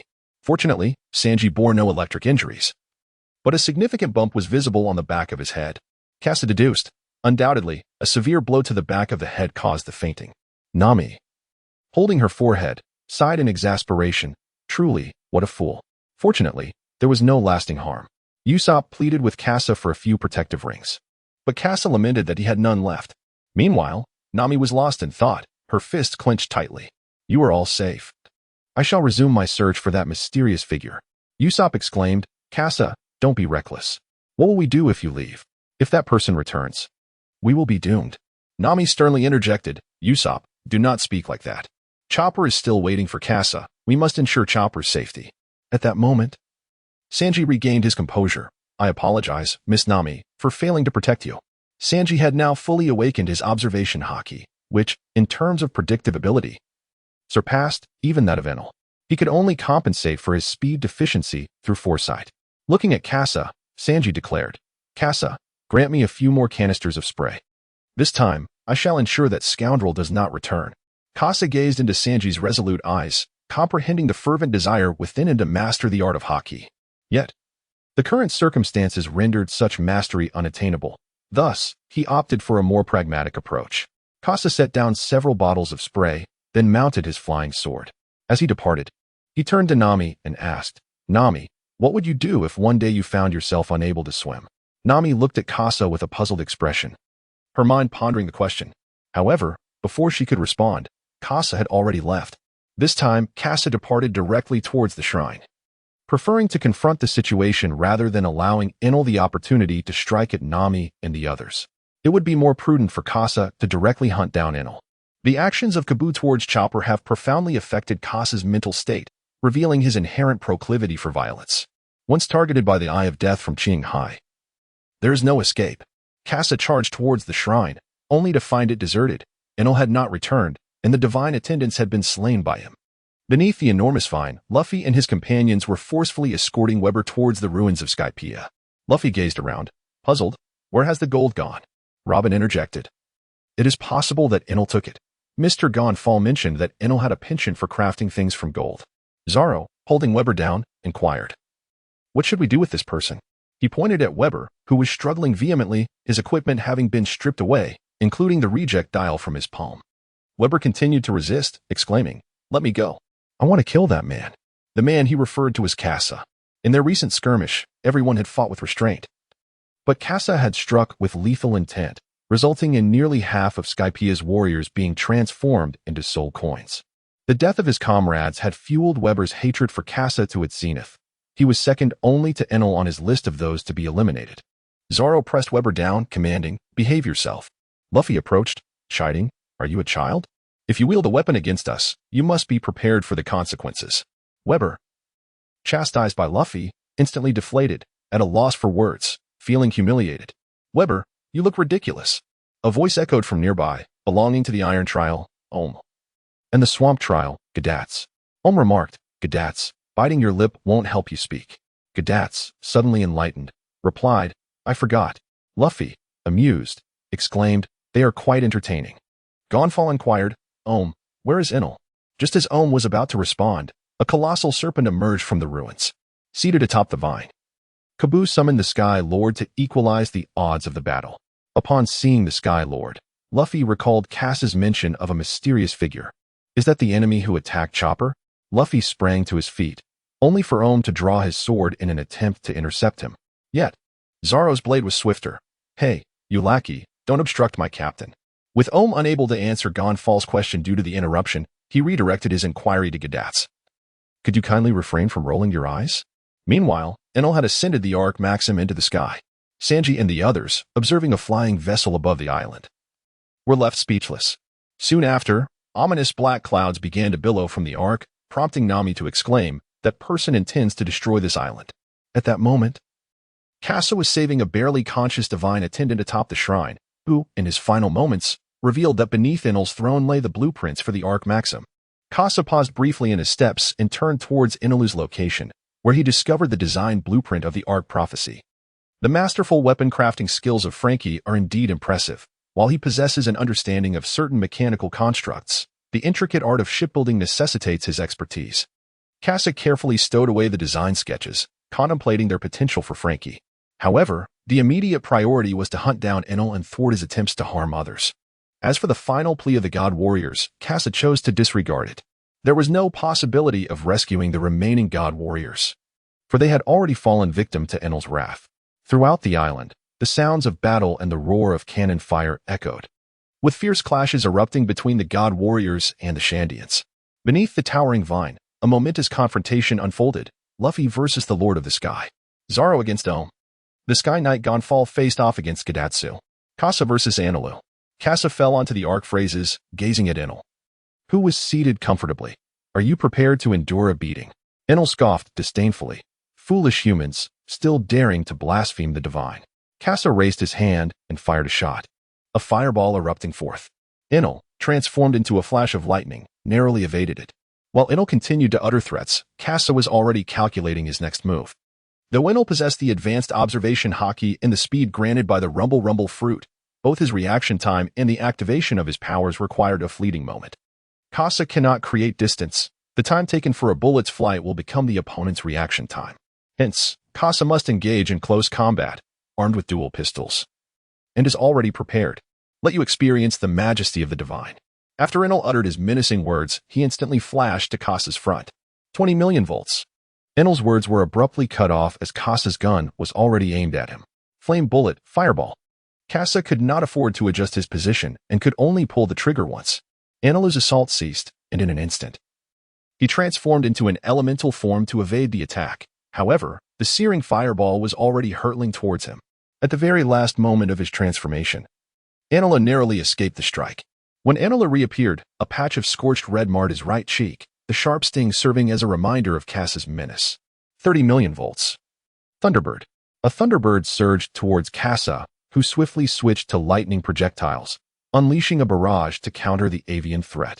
Seamlessly, he transitioned to fiery orbs, forcing Anilu to take cover just as he began to acclimate to the rhythm of the lightning attacks. Kasa switched to bullet mode, the armed color entwining the black bullet. With the ignition of gunpowder, the projectile was propelled from the barrel at a velocity nearing twice the speed of sound, creating a halo of smoke at the muzzle. Enel only glimpsed the flash of light emanating from the gun's mouth, and in an instant, a wound appeared upon his body. A series of gunshots rang out, relentlessly striking Enel, who, lacking the armed color haki, was utterly incapable of resisting the assault of the firearm. Yet, Enel devised a strategy. The manifestation of lightning flowed into the gold, rendering Kasa's bullets powerless to inflict further harm upon him. As he observed 5 spent cartridges tumbling onto the deck, it was evident that Enel had already sustained injuries. Kasa utilized observation haki to pinpoint Enel's location, who at that moment resembled a turtle ensconced within its shell. Unless the shell were to be shattered, there would be no means to inflict harm upon him. As Kasa was about to draw the Tyrannosaurus shotgun, he suddenly sensed a piercing gaze. Glancing outside the ship, he caught sight of Kawu, who was intently observing him. Ah, greetings to you, my doppelganger. Kasa's gaze was fixed intently on Kawu, a reminder of Choba's current predicament still fresh in his mind. In an instant, he mounted his flying sword and surged towards Kawu. With Enel no longer posing a threat, Kasa knew he must prioritize his own mission to capture Kawu. Kawu gazed calmly as Kasa charged towards him. Exhibiting no signs of haste, Kasa easily grasped Kawu, even more effortlessly than anticipated. Kawu observed Kasa furrowing his brows and then, with a vigilant demeanor, remained attentive to the surrounding circumstances, wary of any deception. Kawu burst into a hearty laughter, exclaiming, "Ha ha ha, my doppelganger, you are simply hilarious in this manner." Kasa remained calm despite the urgency, realizing that Kawu was undermining his mental state, thereby rendering Kasa's observation haki ineffective. Kawu observed the increasingly composed gaze of Kasa, realizing that his words had become futile. TCH, utterly pointless. Soul-stealing technique. The golden cicada sheds its shell. Kasa sensed a change in the grip around Karwa's neck, and then observed as Karwa gradually transformed into an empty shell. This was the skill of a beast master, known as soul theft. It allows one to appropriate the racial abilities of their beasts for personal use.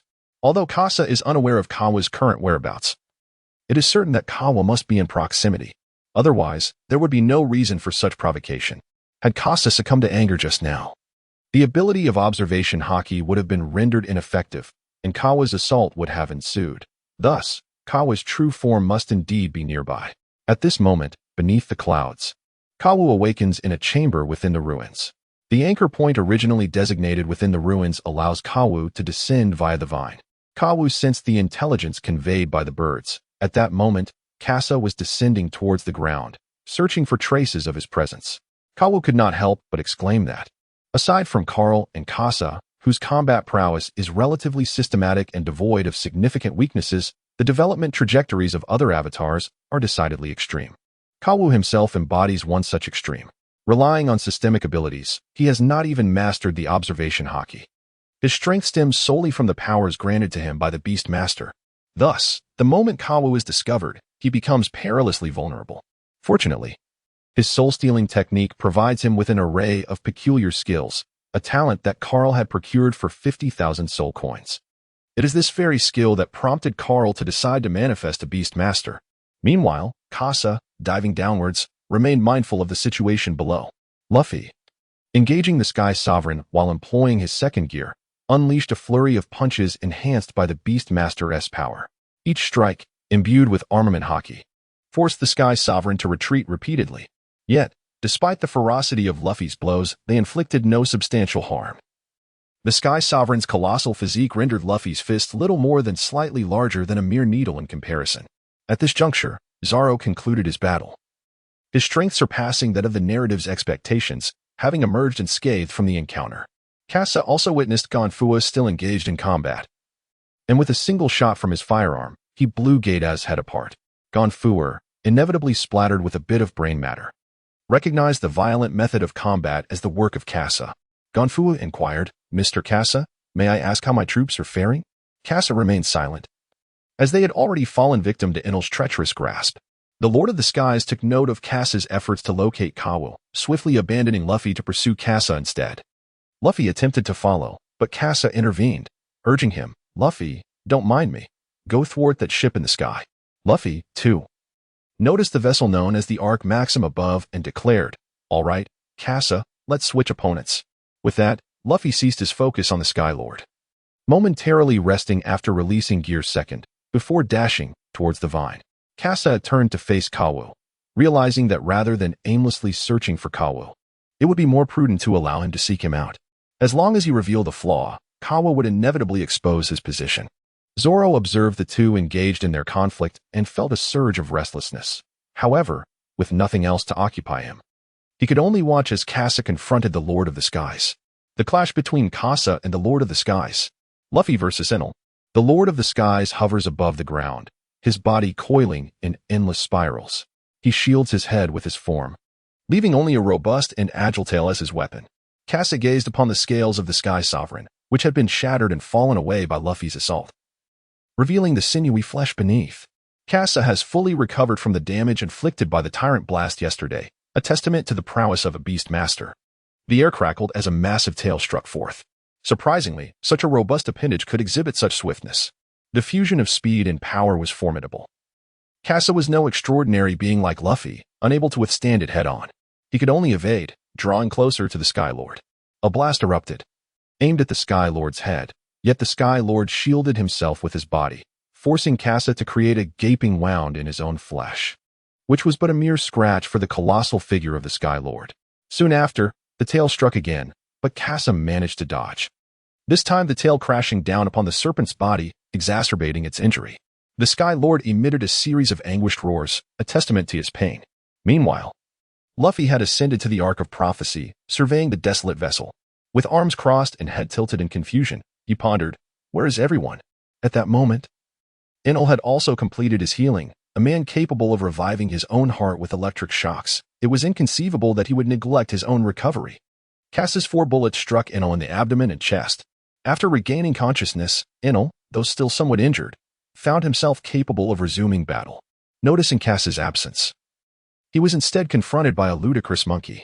Enel felt as if the skies had cleared, allowing him to reclaim his lofty position as a deity. Stepping forward, he addressed Luffy, declaring that as long as the gunman was absent, no one could thwart him. Although wary of Kasa's seemingly endless tactics, Enel felt assured now that Kasa was gone, and before him stood merely an unremarkable human, enabling him to confidently unleash his powers. "Luffy, are you an idiot?" Luffy's taunting blow shattered Enel's confidence in an instant. Enel gritted his teeth, unleashing a barrage of 30 million volts. Thunderbird. Luffy stood his ground. And as Enel watched Luffy bask in the lightning dragon's embrace, a smug grin spread across his face. As the Thunderbirds dispersed, Luffy stared in bewilderment at his condition. Observing this, Enel presumed it to be yet another of Cass's tricks. 60 million volts, Thunder Dragon. The golden staff struck the drum behind him, and the lightning dragon swiftly engulfed Luffy. This time, Enel felt assured of his victory. Yet Luffy remained unscathed, as if he had come to a realization. During their time aboard the Mary, he had been shocked by Nami several times. 200 million volts of electricity. Enel darted beside Luffy, unleashing a direct electric strike. Luffy, enduring the electric shock, retorted, "What on earth are you playing at?" Rubber pistol. Luffy's fist collided with Enel's abdomen, sending him crashing against the golden wall. Enel stood, shaking his head, trying to dispel the incredulous thoughts swirling in his mind. It was impossible, apart from the gunman. How could there exist such a man? Having faced repeated setbacks, Enel struggled to accept this reality. Lost in self-doubt, he failed to notice Luffy closing in. Guamogwamorua rocket cannon. Luffy unleashed a powerful blow, infused with haki, striking Enel squarely in the stomach. The tremendous force caused Enel's eyes to roll back, blood spilling from his mouth. Blood, mucus, and tears erupted from him as he crashed against the golden wall, leaving a deep crater in his wake. Seeing Enel collapse, Luffy raised his fist triumphantly, exclaiming, "Hey, I won." He then surveyed the surroundings of the Arc Maxim, curiosity compelling him to wander about, oblivious to the fact that Enel had retreated into the gold. Recovering once more, Kasa glanced up at the Arc phrases, having just sensed a fleeting disappearance of Enel's consciousness, which swiftly returned. In this moment of distraction, two attacks surged towards him. Kasa evaded the tail swipe of the Lord of the Skies, yet was unable to escape the assault lurking in the shadows. A cup of honeybee venom struck Kasa's arm, infused with the soul-thieving technique of the Phantom Toad. Kawo emerged from the ruins, which had been ravaged by the activities of the Sky Sovereign. He concealed himself amidst the shattered remnants of the ancient structures. Indeed, the resilience is remarkable. Just look at the little serpent, so grievously injured. The Sky Sovereign lowered its head and nudged Kawa's hand. The serpent's whiskers had been severed, its scales lay in tatters, and a significant portion of its primary weapon, the tail, had long since been broken, exposing the bones within.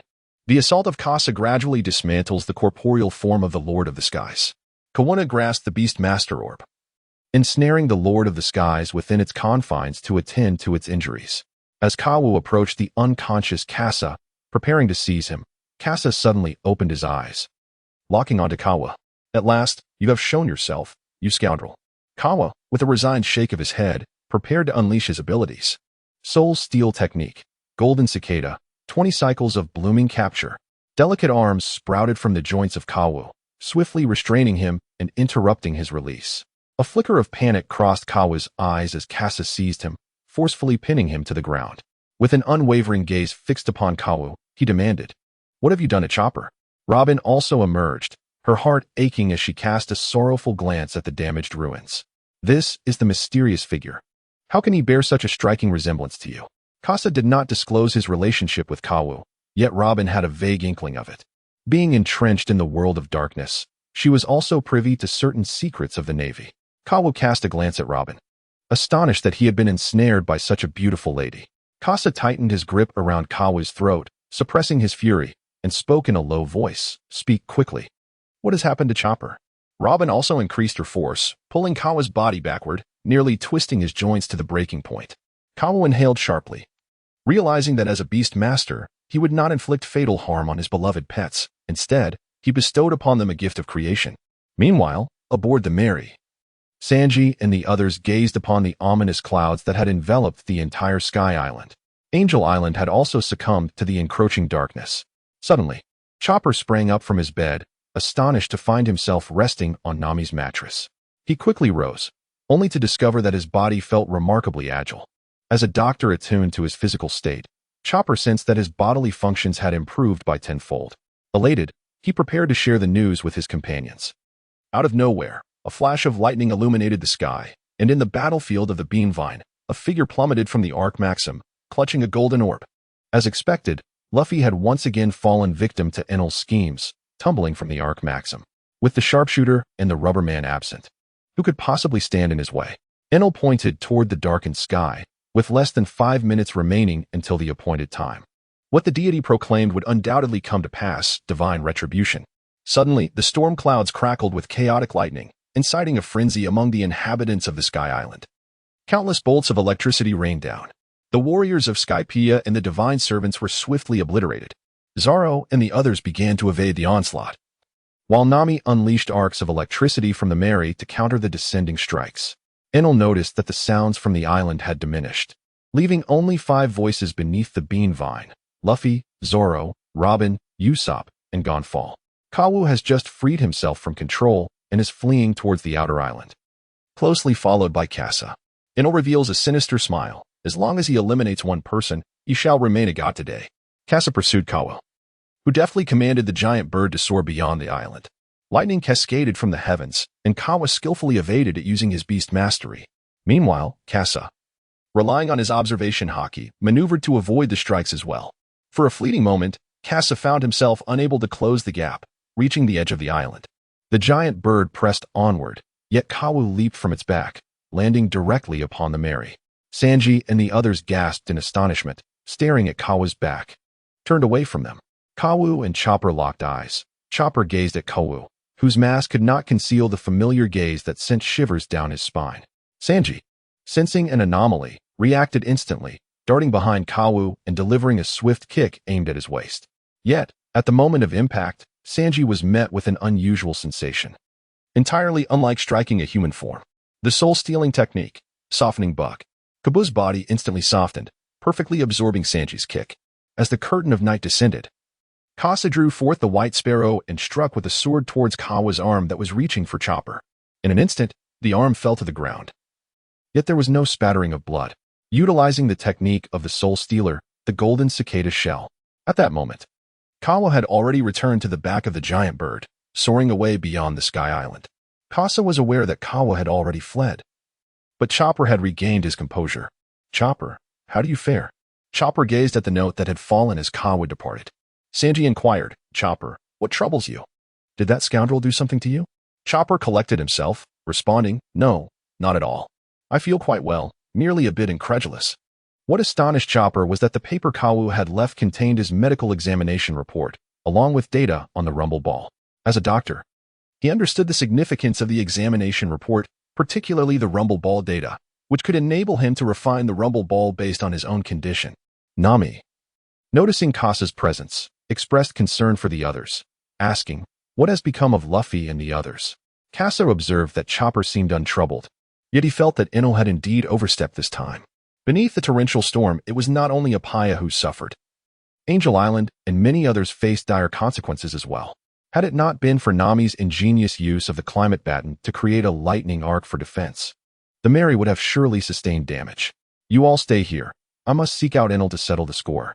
Kasa instructed. Chopper, now that you have recovered, it is your duty as a physician to thoroughly examine your own condition. Chopper, momentarily taken aback, finally comprehended and called out to Kasa, thank you. His words soothed Kasa's anxious heart, prompting him to immediately activate his flying sword without looking back. Are we not comrades? He declared, racing towards the vine. The crew aboard the Mary, hearing Kasa's words, could not suppress a smile. The grim demeanor of Kasa had finally lifted. Meanwhile, beneath the vine, Enel continued to proclaim his divine declarations. Among the 6 on the island, neither a nemesis nor a formidable warrior could join his crew on the journey to the infinite continent. Thus, he was left with no choice but to attempt to recruit the 4 before him. However, one was a bound captive and another a former deity, neither of whom would acquiesce. As for Zoro, he wore a devilish grin. He had long been itching for a fight, having mastered his leaping slashes. He had also vaguely grasped new skills during his battle with Ohm. Enel, who had just appeared, would serve as an ideal opponent. As Zoro stepped forward, unsheathing 2 blades with a fierce intent, Enel recognized that he would have to venture to the infinite continent alone. Since you all refuse the grace of a god, then perish, he declared. I beg your pardon, but I do not believe in gods, Zoro retorted, clenching his sword, ready to attack. 3-sword style, Ogre Slayer. Zoro darted forward, but Enel transformed into a bolt of lightning, evading the strike. In that fleeting moment, Enel realized that Zoro lacked the rubbery abilities of Luffy, nor did he possess the observation haki like Kasa and Sanji. A haughty smile spread across Enel's face. Zoro furrowed his brow. A Logia user? Enel unleashed 1,000,000 volts. Zoro sensed the impending attack but could not evade it, driving his blade into the ground. Enel's strike landed squarely on Zoro, who gritted his teeth against the pain. Fortunately, most of the electrical current dissipated into the earth, rendering Enel's assault less formidable than anticipated. Three-sword style, tornado. A whirlwind swept across the battlefield, carrying Enel away in a flash of lightning. 30,000,000 volts, Thunder Beast. A wolf composed of electricity lunged at Zoro. Recognizing the might of this assault, Zoro understood he could not afford to absorb the damage as he had with the previous strikes. Three-sword style, 108 disturbances. The clash of sword energy with the Thunder Wolf momentarily placed Zoro in a position of dominance. Although Enel excelled in his mastery of lightning, the force derived from his abilities paled in comparison to Zoro's cutting strikes. The Thunder Wolf was vanquished, and Enel transformed into a bolt of lightning to evade the blow. Three-sword style, Bull Demon, Brave Claw. Zoro surged forward, closing the distance to Enel. Yet, under the guise of lightning, Zoro's speed was insufficient, allowing Enel to react in time. Enel deftly maneuvered beside Zoro, his hands raised, arcs of electricity spreading from his fingertips. 200,000,000 volts. The thunder roared. Lacking the observation haki and unable to match Enel's speed, Zoro braced himself to endure the attack. Without casting a glance at Zoro, Enel turned to leave.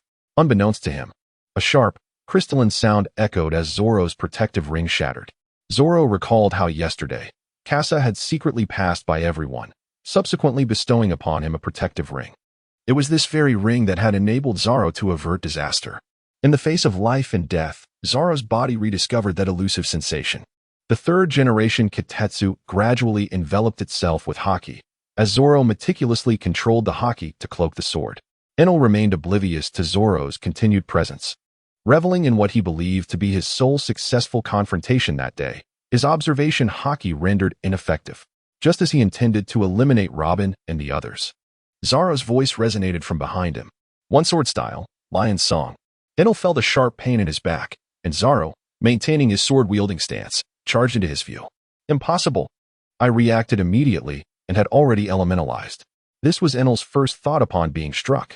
Meanwhile, Zoro gazed in excitement at the haki upon his blade, not only haki, but also the ominous aura from the third-generation Kitetsu manifested alongside it. Enel regarded Zoro as if he were a specter. Impossible. It cannot be like this at this time. Divine Judgment. Enel clenched his right fist, unleashing a lightning bolt aimed at Zoro. This time, Zoro had no protective ring to shield him from the impending damage. Just as Luffy arrived on the battlefield, he saw Zoro engulfed by the lightning bolt and let out a furious roar. Zoro. Casa also arrived on the battlefield and witnessed Zoro being engulfed by a pillar of lightning. Subsequently, Luffy's body turned crimson, emitting steam. With a punch imbued with the power of a golden sphere, he struck towards Enel. This blow embodied both speed and strength. The tremendous force directly impacted the colossal vine, instantly severing it. Enel evaded with a swift motion, blood trickling from the corner of his mouth. In the final moments, he narrowly escaped, yet sustained a minor injury. Observing Luffy's expression of rage, Enel wore a smug grin. You monkeys from the Blue Sea shall perish along with the Sky Island. Casa had just noticed that the clouds in the sky had transformed into a spherical shape. The thunder had subsided, and Enel had returned to the Arc Maxim, where he was now poised to receive the Golden Bell. It was a gift that Luffy had mentioned to him on the Arc, and in return, Enel bestowed upon Luffy a golden orb. As Casa was about to take action, he heard Luffy's voice. Casa, take me up. Luffy's anger had yet to dissipate. It was unforgivable to him that Zoro had been defeated before him. He was determined to send Enel flying, at that moment, without Nami by his side. The only means to ascend to the Arc was through Casa's flying sword. Casa connected with Luffy, who then deactivated his second gear to prevent excessive exhaustion. However, the combined weight of the two, along with a colossal golden orb, proved to be a considerable burden for the flying sword. Casa gazed at the thunderous sphere above, its immense magnetic field already affecting the technological sword. Luffy, this is as far as I can take you. I cannot ascend any higher, he stated. Thank you, Casa. I shall ascend now to defeat that scoundrel. Luffy leaped from the flying sword, grasping its edge, utilizing the weight of the golden orb to catapult himself upward. Guemo Guamoro Yo-Yo. In an instant, as Luffy released his grip, he was propelled into the heart of the thunder. Enel observed Luffy's reckless trajectory, hastening towards his doom, and shifted his focus to Casa. Enel had discerned Casa's tactics. As long as he maintained distance, Casa posed no threat to him, and he remained in control. Seas of the East, submit to the divine. I shall lead you to the infinite continent. At that moment, Enel had not yet abandoned the prospect of winning Casa over. Casa, wielding the dual guns of the feathered serpent with one hand, gazed at the thunderous expanse above. Luffy had already commenced his destruction of the thunder, and Enel took note of the peculiar happenings in the skies. What on earth is that eastern sea monkey up to? Casa raised his gun, aiming it at Enel. Our captain is destined to become the king of the pirates. Enel merely witnessed a bullet being fired, embedding itself within his body, utterly unresponsive. Thunderbolt, swift as lightning. The swiftest bullet of Casa proved utterly ineffective against Enel. To launch electric projectiles at the thunder incarnate Enel was undoubtedly an act of provocation. Enraged, Enel abandoned his attempts to recruit Casa, resolved to cast everyone into the depths of the Qinghai. At this moment, the dark thunderclouds had begun to fracture with white fissures, and the golden orb in Luffy's grasp was discharging electricity, ultimately releasing all the lightning contained within the thunderclouds. This once serene sky island has been thrown into chaos by your reckless actions. Upon hearing Luffy's voice, Enel's countenance darkened, thwarted at every turn. He sought to annihilate everything before advancing to the infinite continent. Luffy's assault reached its zenith, releasing a cacophony of roars as he unleashed the lightning. Clear the skies for me. A brilliant bolt of clear thunder split the heavens, scattering the thunderclouds that Enel had amassed. 200 million volts of the thunder god. As Luffy descended from the sky, he beheld Enel transformed into a colossal deity of lightning. Beside the Arkansas, unappreciative mortals must accept the grace of the divine. You shall all fall to the ground. Enough of your prattle. Who do you think you are? A god. With no leverage in the air, Luffy bellowed. Casa. Casa understood intuitively, guiding the flying sword to retrieve Luffy. Luffy soared through the skies on his sword, while the golden ball remained stationary, his arms rotating and elongating. Eneru, embodying the deity of thunder, wielded two electrified tridents, their lethal heat radiating as they lunged towards Luffy. Casa skillfully maneuvered the flying sword to evade the onslaught, permitting Luffy to enter the range of attack. With the mastery of armament hockey, he unleashed a devastating golden spiral bullet. This strike obliterated Enel's twin tridents, repelling him with overwhelming force. Luffy not only struck Enel but also aimed at the golden bell behind him. Ring for me. Luffy's fist collided with the bell, and the golden orb in his hand shattered alongside it. The entire sky resonated with a tranquil chime, causing the inhabitants of Skypiea to pause in their flight and gaze towards the source of the sound. Even Zoro, concealed beneath the vines, heard the sound and awakened from his stupor. Had Luffy triumphed? Robin, observing the unharmed Zoro, felt a pang of anxiety, yet her expression remained unchanged. It seems so. Casa is indeed up there. Zoro turned his gaze skyward, where, aside from the Arc Maxim, the sun shone brilliantly. He relaxed once more, remarking, "What splendid weather." At that moment, Luffy lay exhausted on the Arc, while Casa gracefully approached the golden bell, contemplating its still-standing form. Casa first collected all the fragments of gold scattered across the ground. The shards of Enel's long spear and Luffy's golden ball are worth no less than 5 billion berries. Enel is on the brink of collapse, having endured relentless assaults from the Straw Hat crew today. Usopp's Atlas Comet, Sanji's Diebold Jam, Zoro's Conqueror's hockey-infused lion song, as well as the damage inflicted during the battle between Casa and Luffy, have all taken their toll. Kasana took the fruit provided by Carl and tossed it beside Enel. At that moment, as long as Enel perished, the demon residing within his soul would be drawn to the fruit. Casa pressed the gun against Enel's head, and Enel slowly extended his arm, pleading, "I beg you, spare me." Casa contemplated that it was unacceptable. With the soul coins and berries, Enel was doomed. Soon, a bullet imbued with the essence of Conqueror's hockey struck, and Enel, in his final struggle, fell into a pool of blood before he could transform into lightning. Thank you. Soul coins 2,100.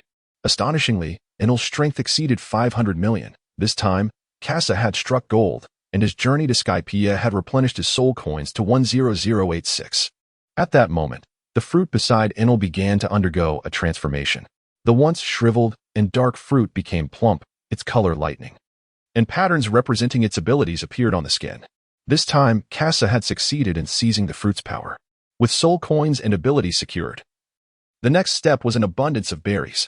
Casa cast his gaze upon the Arc Maxim, a coveted trophy of theirs. Would the Straw Hat crew abandon the title of the Poverty Pirates? Nami, with a dreamy expression, lay sprawled on the Arc Maxim, her eyes having transformed completely into the shape of berries. Usopp scrutinized the Arc Maxim when, at that moment, Luffy leaped forth. "You little ones, take the ship away." Usopp was taken aback, exclaiming, "You scoundrel, do you intend to forsake the Mary?" "Fool, how could that be?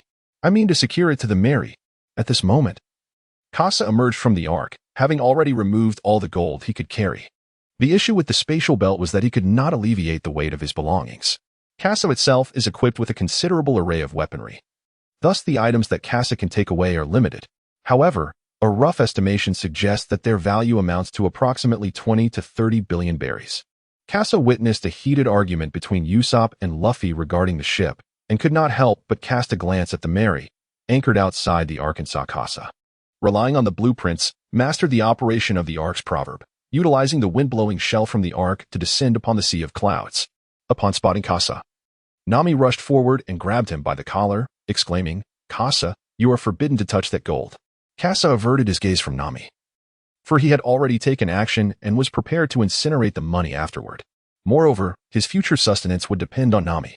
Thus, Casa could only feign weakness, evading her penetrating stare. After securing Casa's promise, Nami began to instruct Sanji and Usopp to transport the gold. At that moment, Gonful arrived aboard the Ark with Zoro, while Robin ventured alone towards the Golden Bell, seeking the last fragment of the historical text from the Sky Island, where she would also encounter Joel D. Roger's message. Luffy, still brimming with excitement, pulled Sanji aside and declared, "Sanji, let us host a feast." Meanwhile, at Mary Geo's, a man draped in a flamboyant pink flamingo coat stepped into the naval port. Doflamingo observed the imposing figure of Bartholomew Kuma, fully aware of the rumors concerning Kuma's transformation by the Navy's Science Division. Yet, Doflamingo discerned no apparent changes in Kuma. Instead, he sensed a looming threat. The defiant Doflamingo strode alongside Kuma into Mary Geo's. Carl awaited the arrival of the assembly in the conference hall. The recent defeat of Crocodile has resulted in a significant imbalance among the three maritime forces. Carl cast a glance at the seasoned admiral in the conference hall, where the Crane advisor was also present. Suddenly, several fine threads embedded themselves into the napes of a few admirals. The moment had arrived. Fifahaha. Long time no see. General Carl. Doflamingo leaped onto the balcony from outside, greeting Carl, yet his gaze remained uncontrollably fixed on Crane, the Navy officer who had relentlessly pursued him. At that moment, Tyrant Kuma entered the room, nonchalantly finding a seat. Typically, when the Navy summoned the 7 warlords for a meeting, only one would attend, and the meeting would commence immediately. However, Carl was aware that another individual was yet to arrive, prompting Xian Yin to unsheath his blade and sever the threads around the necks of several Navy officers. Long time no see, Tian Yacha. The puzzled Navy officers instinctively clutched their necks, utterly oblivious to the unfolding events. They were merely mid-level admirals responsible for administrative duties, possessing only basic combat skills, and thus were incapable of detecting Doflamingo's abilities. Realizing that Carl had seen through his little ruse, Doflamingo scoffed disdainfully and reclined on a chair, his eyes scanning the Navy personnel in the hall, akin to a predator surveying its prey. Unable to contain their indignation, the Navy officers rose to rebuke him.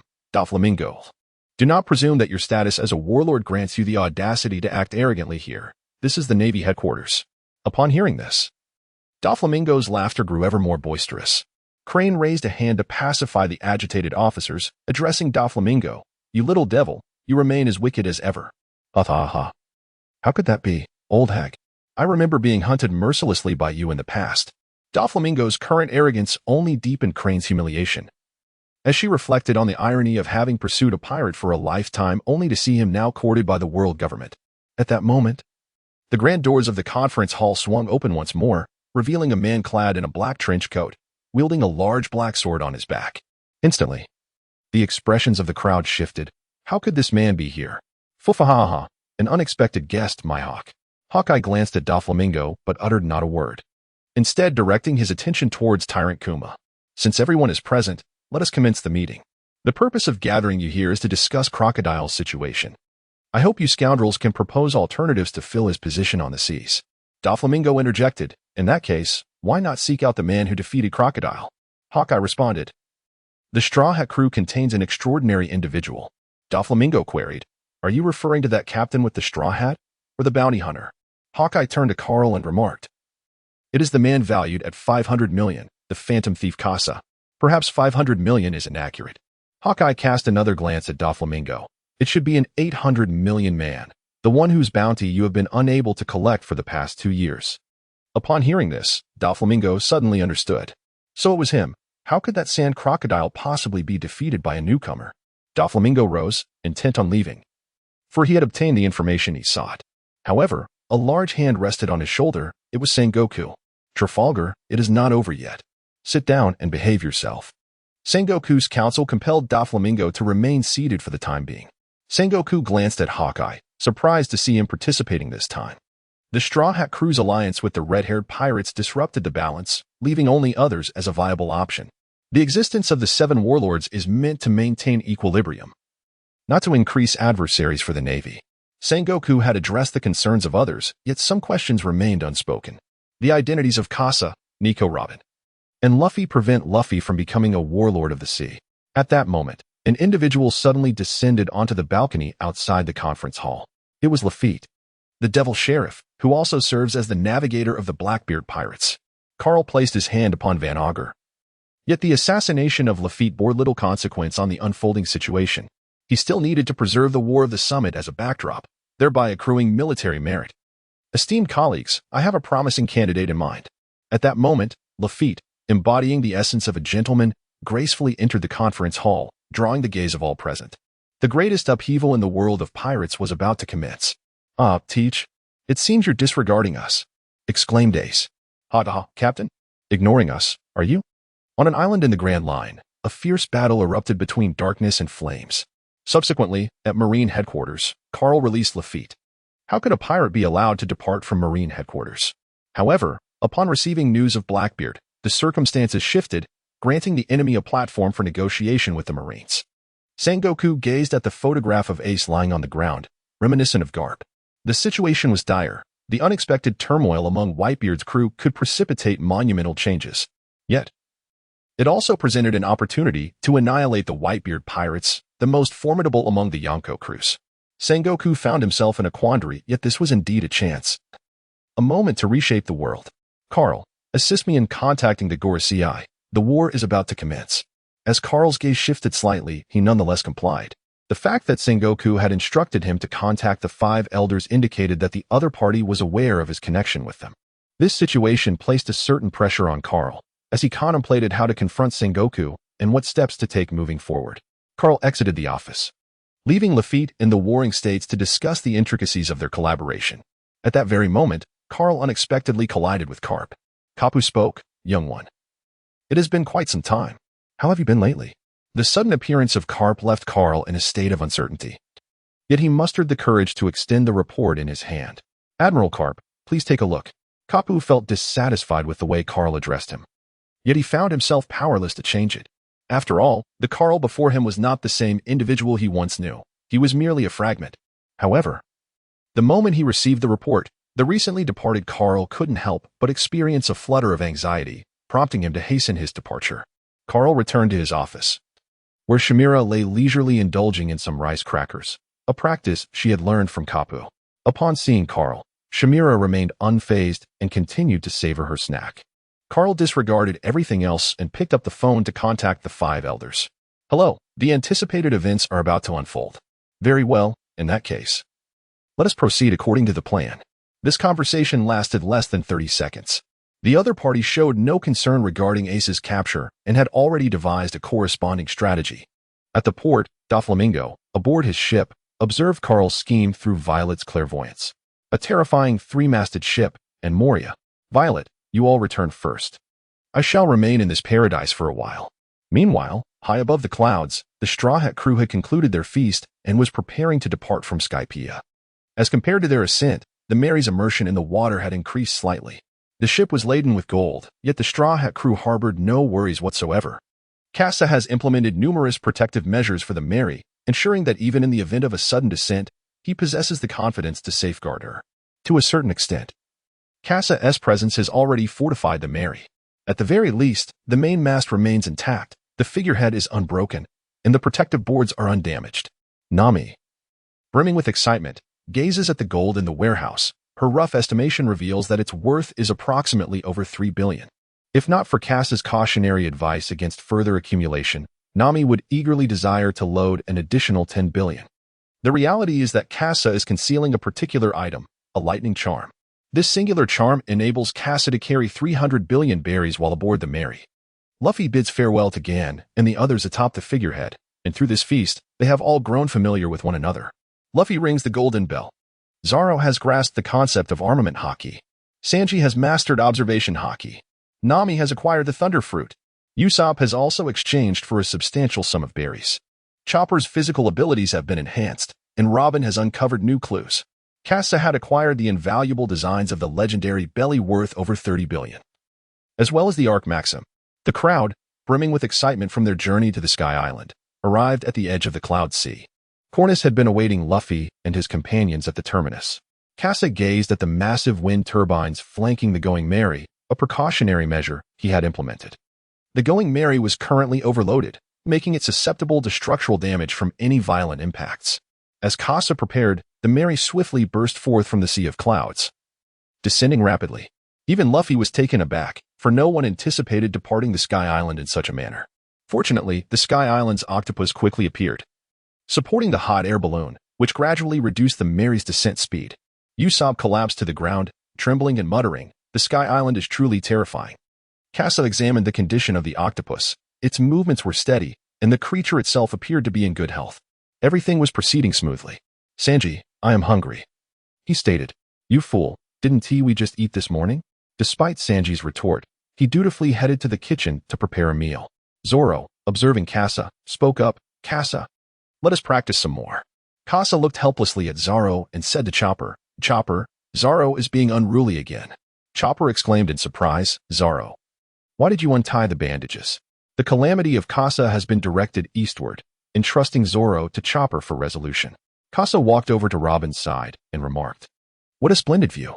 Robin glanced at the sky beyond the ship and the Straw Hat crew frolicking on deck, a smile involuntarily gracing her lips. Indeed, the scenery was truly magnificent. At that moment, Nami emerged from the storeroom, the allure of gold compelling her to linger a little longer.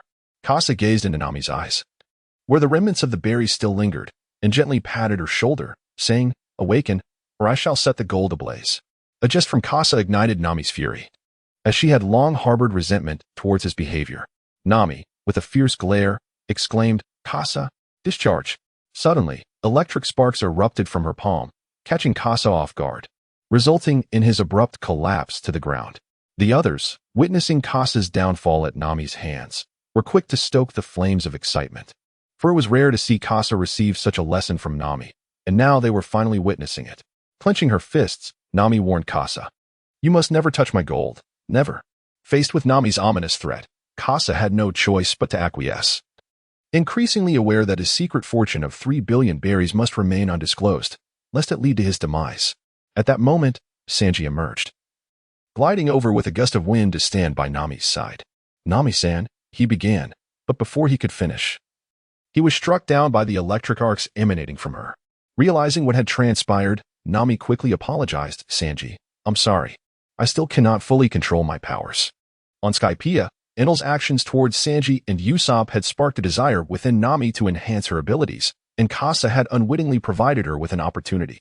As Nami embraced her newfound powers as a user of the Rumble Rumble fruit, she also positioned herself as a formidable asset to the crew. Just then, the individuals on the deck began to levitate into the air. As the Kasa hair exploded, how could it be so swift? Lifting my gaze, I observed the Sky Island octopus visibly shrinking at an astonishing pace. Usopp. Upon hearing Kasa's words, Usopp understood immediately and promptly activated the wind shell, causing the two sides to initiate an urgent response. Robin supported the Sky Island octopus, while Luffy and the others wielded the wind shell, flame shell, and taste shell to generate flames, creating a hot air balloon, with the Sky Island octopus still maintaining its function. The wind shell could only decelerate their descent, however. Upon landing on the ocean, the Mary would inevitably be shattered. Usopp had already placed small wind shells around the Mary to alleviate some of the burden on the wind shell. At that moment, the Sky Island octopus appeared utterly fatigued, its eyes barely open. Chopper approached to inquire about its condition, nodding in understanding as he grasped the situation. "Nami, questioning Chopper about the octopus's state. Received the response, the octopus says the ship is too heavy, and thus it cannot withstand it. Upon hearing this, Luffy instantly pointed at Nami, exclaiming, "So it's you bringing all that gold aboard?" Initially, Nami felt a twinge of guilt, but upon realizing Luffy's accusation, her pride could not bear it. After all, it was gold. How could a pirate let such an opportunity slip away? Luffy, slapping his palm in realization, declared, "Indeed, we are pirates." Observing Luffy's expression, Nami found herself at a loss for words. After all, he aspired to be the Pirate King. Oh, if only the ship were a bit larger. Hey, Nami. I can't pretend I didn't hear that. You're complaining about the Mary, aren't you? Usopp, having overheard Nami's reproach upon boarding, reacted somewhat excessively. Isn't it the truth? A larger ship would allow us to carry more gold. Usopp felt compelled to defend his stance, yet found himself at a loss for words. Returning to the workshop with his tools, Chopper, wearing a worried expression, glanced between the two, sensing the tension in the air. Casa and Robin exchanged a glance, with Robin sensing that this could pose a minor concern. Meanwhile, Casa was aware that in the future, Usopp would have a falling out with everyone due to the Mary. Casa has been striving to rectify this situation. With ample resources, he has also ensured the protection of the Mary. However, Casa finds himself at a loss for other mates. The store system boasts a myriad of goods, yet none can directly augment the Mary. As the crew grows in number, it is inevitable that a change of vessel will be required. What was once a harmonious descent has been abruptly disrupted by this unforeseen incident. Nami stands on the deck, observing the course of their voyage. Both aerial navigation and maritime sailing rely on the power of the wind. While the invisible currents can be challenging to decipher, for Nami, who has consumed the rumble fruit, it is a task she can easily master, although she lacks the ability of observation haki. Her innate talent for weather manipulation parallels a unique form of this ability. The rumble fruit has further enhanced her skills in this regard, allowing her to detect a subtle disturbance in the airflow. Nami shouted, "Everyone, be cautious. The airflow seems off. Chopper, steer to the left." Her assessment was indeed correct. The wind direction had shifted. Yet, as the Mary soared through the skies, it was not merely the horizontal currents that needed consideration. Other factors came into play as well. For instance, the jet streams positioned on either side of the Mary were suddenly altered by the unexpected gusts, causing the ship to tilt upward slightly. The continuous outflow from the jet streams disrupted the balance, leading to a swift rotation of the vessel. In an instant, the crew on deck scrambled to grasp anything stable. Casa furrowed his brow. Such a significant upheaval made it difficult for him to dismiss the notion that the will of the world sought to bring misfortune to the Mary. The jet streams continued to exert force, causing the Mary to spin uncontrollably. The powerful centrifugal force culminated in an accident. Chopper lost his grip. Robin, witnessing Chopper being hurled from the Mary, instinctively attempted to use her fruit powers to rescue him, but found herself swept into the air alongside him. In a moment of desperation, Luffy reached out to save them, yet the Mary had already flipped, obscuring his view of both Chopper and Robin. Casa leaped from the Mary, summoning a flying sword that surged towards Chopper and Robin. The two were in free fall, already suspended above the Mary. Casa had to swiftly rescue them and restore the balance of the ship. The flying sword transformed into a fleeting shadow as it raced towards Robin, who had already embraced Chopper, enveloping her in a protective embrace. Casa, Chopper, hold on to Robin tightly. Upon realizing that Casa had rescued them, Chopper and Robin felt a slight sense of relief. However, the situation with the Mary was dire. As it continued to spin, the Mary descended at a velocity surpassing that of free fall. Casa had to hasten his efforts. Otherwise, if the Mary accelerated beyond a certain point, he would be unable to catch up, leading to disastrous consequences. Casa continuously dove, striving to close the distance, yet he observed the Mary growing ever more distant, its speed too swift for him to pursue. As Casa's anxiety mounted, Nami took action. Luffy, Zoro, sever those two wind bells. Zoro gazed at the wind bells that had been sustaining the descent of the Mary. If he were to cut them, there would be no turning back. Nevertheless, he could do nothing but place his trust in Nami. In unison, Luffy and Zoro sprang into action, swiftly dismantling the wind bells. The acceleration ceased, but the vessel continued to spin due to inertia. Casa beheld a glimmer of hope as he maximized his energy, seizing the opportunity to board the spinning Mary. With dual pistols in hand, he meticulously calculated the force required to restore the Mary's proper orientation. The trigger was pulled, the power controlled, and then the trigger was fully depressed. The wind of destruction unleashed. The calculated force of destruction generated a counterforce that acted upon Kasa, who valiantly resisted the centrifugal force with a sheer strength. The crew aboard the Mary began to feel a sense of relief as the rotation diminished. Any further spinning could have resulted in dire consequences due to the turbulent flow of their blood. The Mary had corrected its position, yet its velocity continued to accelerate under the pull of gravity. At such a pace, none aboard could hope to survive. Nami, now dazed, found herself incapable of making sound judgments. Robin, ensure everyone is secured. Kasa instructed Robin to utilize her fruit abilities to ensnare everyone. Chopper and Robin were the least affected, making them well-suited to care for all.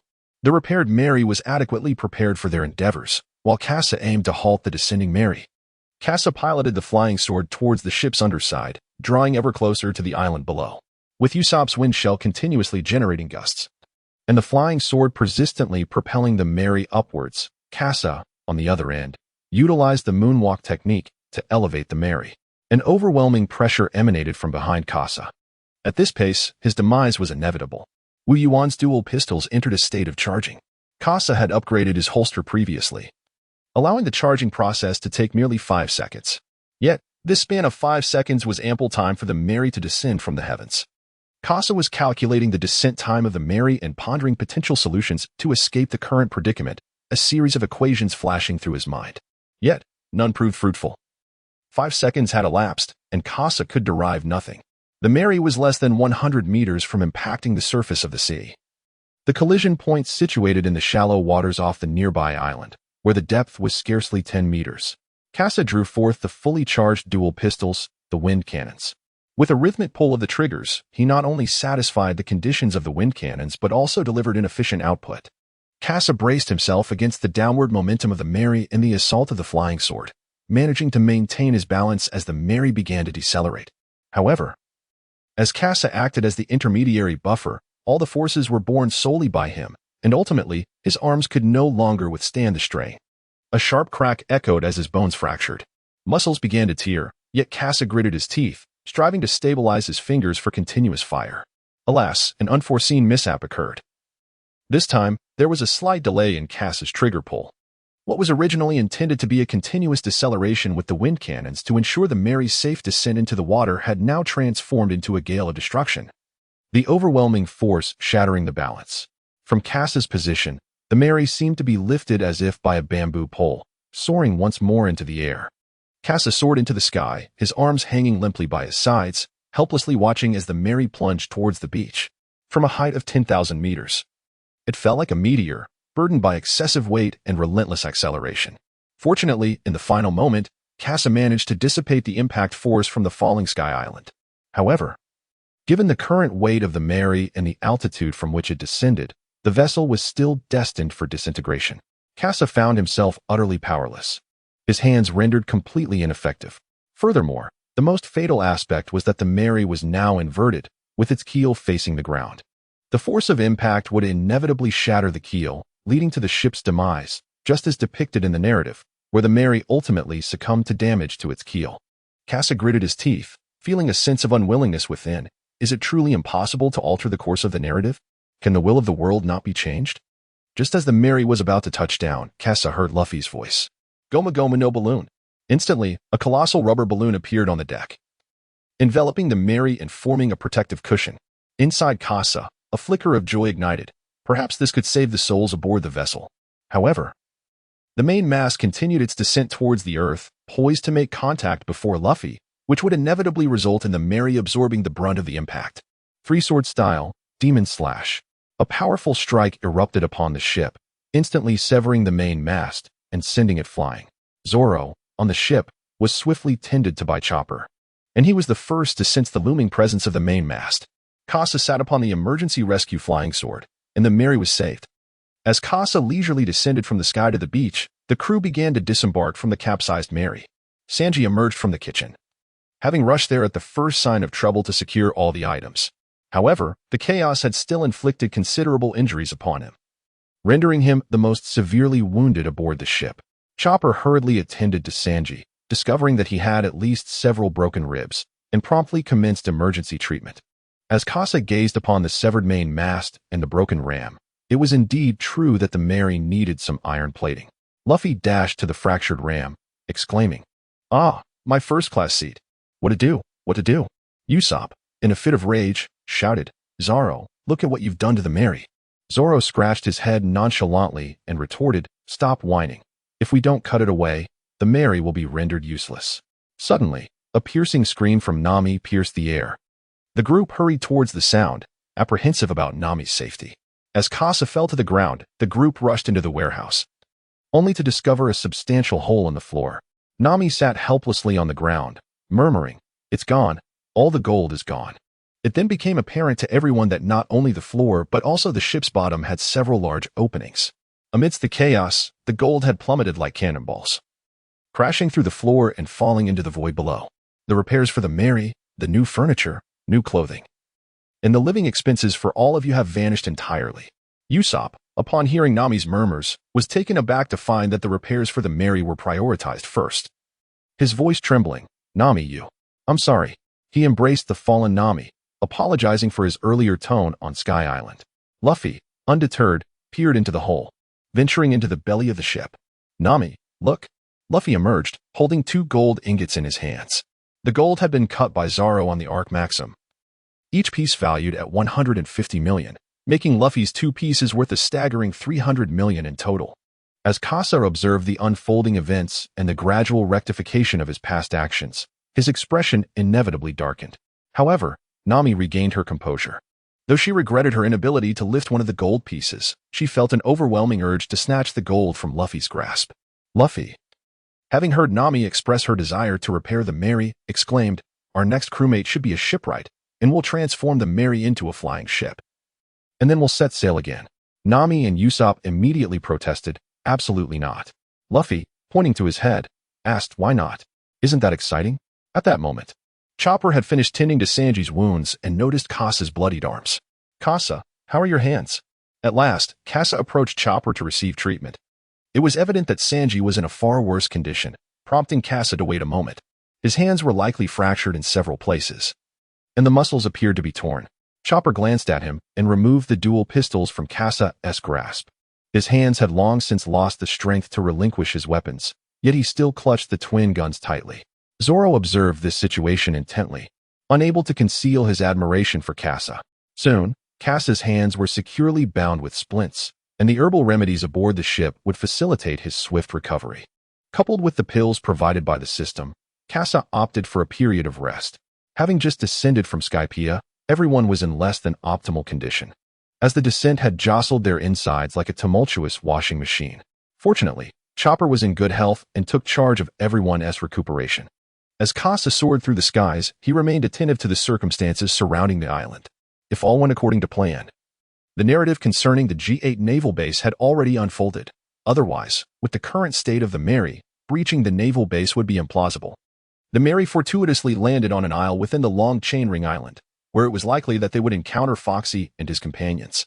The interior of the Mary had suffered considerable damage, leaving only a single bed for Casa, while the others camped upon the beach. Casa inhaled the faint scent of oranges lingering on the blanket, succumbing to a deep slumber. This day had taken an immense toll on him.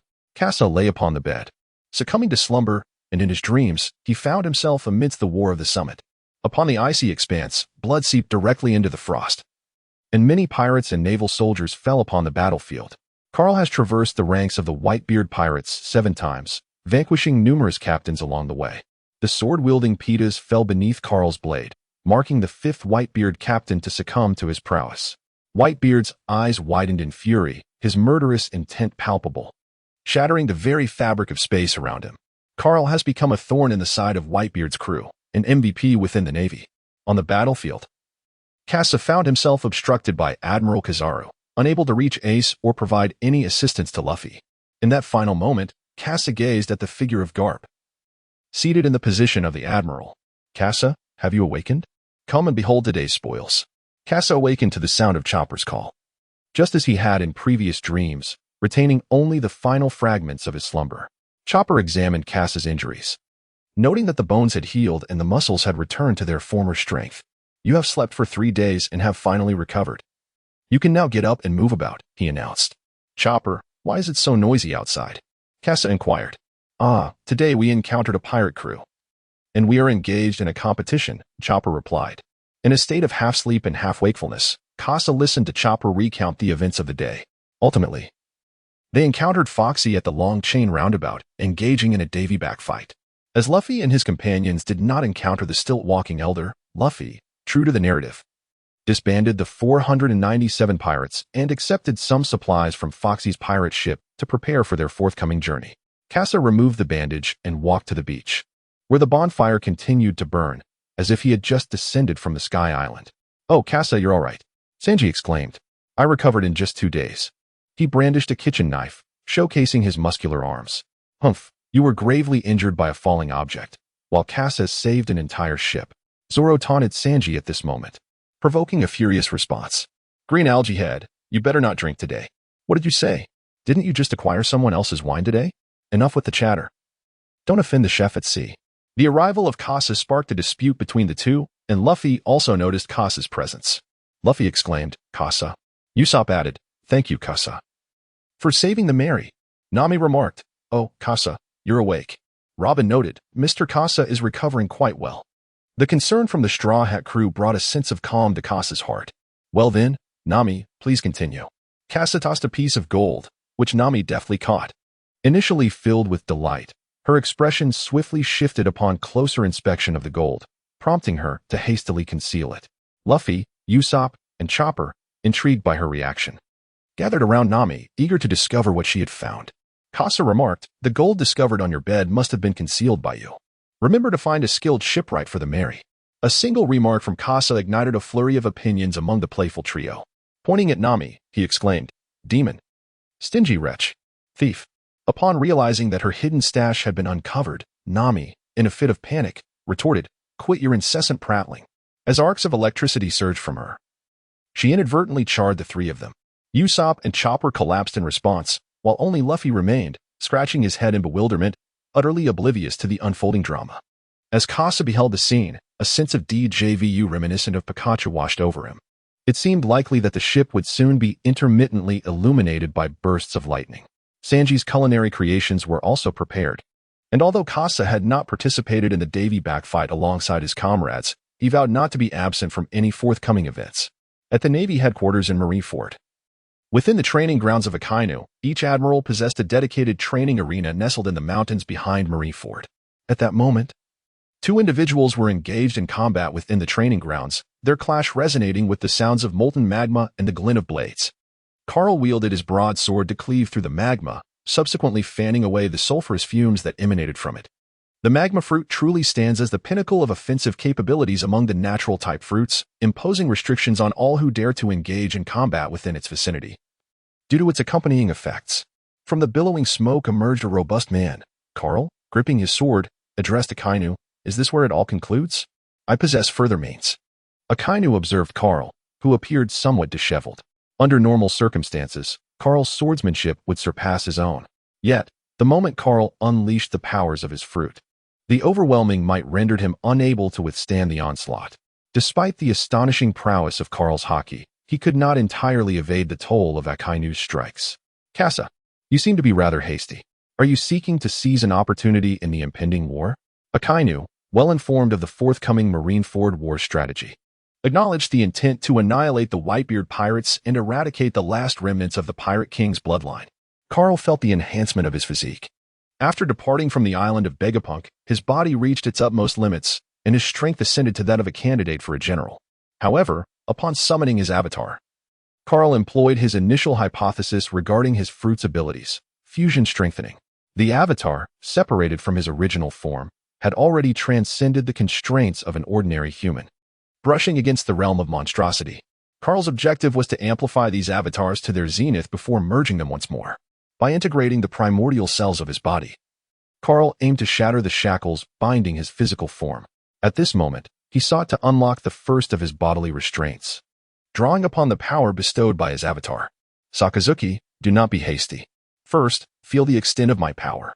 A sudden surge of primordial energy erupted from Carl, compelling Sakazuki to take a slight step back due to the overwhelming aura. I had yet to fully harness this power. Thus I was left with but a single opportunity to strike. Sakazuki sensed the looming threat, Yet the exhilaration in his gaze was unmistakable. It is only natural for the strong to yearn for encounters with their equals, and the greater Karl's strength, the more formidable his influence within the navy. So let it be, Cerberus. Karl raised the Xianyan broadsword as if it were a mere feather. With a swift flash, the blade struck. The combination of its weight and speed, coupled with unparalleled mastery, unleashed an overwhelming aura of power. In an instant, the tip of the sword made contact with the molten lava, cleaving through it as it sank deeper into the fiery depths. Karl held the upper hand. But Sakasaki let out a furious roar as the magma coursed through his body, converging into his hands, forcefully pushing Karl back. Karl sheathed his sword and withdrew unscathed. Under the relentless assault of the Admiral, he managed to escape entirely, a feat unmatched by any other. In contrast to those who had perished at the hands of such formidable power as that of Akainu, Karl emerged as the sole survivor. Karl gazed at the revitalized Akainu.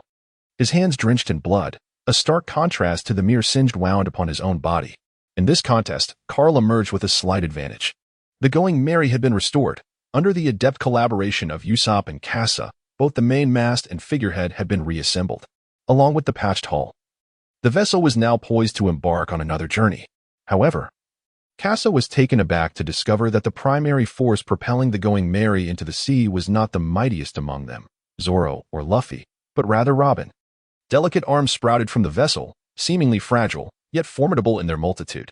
The onlookers observed Robin guiding the Going Merry directly into the ocean without a hint of surprise. Luffy, seizing the moment, leaped onto the ship, exhilarated to once again set foot upon the waves after 5 days. "Brothers, let us set sail," he exclaimed. The weather over the ocean was relatively pleasant, perhaps due to the lingering influence of the island's climate or Nami's abilities, which had effectively steered them clear of extreme conditions. In the warehouse, Kasa and Usopp are examining various shells. With Kasa's technological prowess, Nami's climate baton no longer requires the enhancement of shell technology. Thus, this research is aimed at augmenting Usopp's capabilities. In silence, Kasa discreetly placed a shock shell into Usopp's bag, a superior version of the regular shell, which he had confiscated from Weber. Observing the formation of Usopp's weapon pouch, Kasa couldn't help but marvel at the peculiar scientific principles of the animated world. How is it that one could cobble together a weapon from disparate parts, while he himself was required to master skills of a grandmaster level? With this thought, Kasa lost interest in Usopp's path of enhancement and began to delve into his own weaponry system. His advancement in strength would predominantly rely on the fortification of his weapons, particularly in preparation for his confrontation with Enel. Kasa has become acutely aware of his vulnerabilities. Against opponents of remarkable speed, his bullets are rendered ineffective, and their power may also be insufficient. Although sonic bullets can traverse 10 kilometers at a velocity of 2 Mach, enabling them to engage the majority of adversaries, they fall short against Enel. In comparison to Enel's mastery of his fruit abilities, Kasa's offensive options appear painfully limited. As the impending Marineford War looms, Kasa must devise a strategy to address this dilemma, especially as he may find himself pitted against the formidable Yellow Monkey. Both sharpshooters are diligently examining their ammunition supplies while exchanging insights. With the anticipated arrival of Frankie, the Straw Hat crew's ranged firepower is poised to ascend to new heights. Outside, the exclamations of Luffy and Chopper reverberate, having spotted the island. Captivated by their enthusiasm, Usopp pauses his task and ventures outside to join them. Kasa remained engrossed in his research on ammunition when a sudden realization struck him. Before the islands of Water 7 lay a deserted isle. Could it be Kazan? The Straw Hat crew was destined to encounter the Admiral Aokiji there. Kasa hesitated over whether to intervene, but the Straw Hat crew faced their challenges without peril. After much contemplation, Kasa ultimately resolved not to make an appearance, fearing that a reunion with old friends would lead to a competitive clash. Thus, he remained aboard the ship alone, while the others disembarked to seek adventure.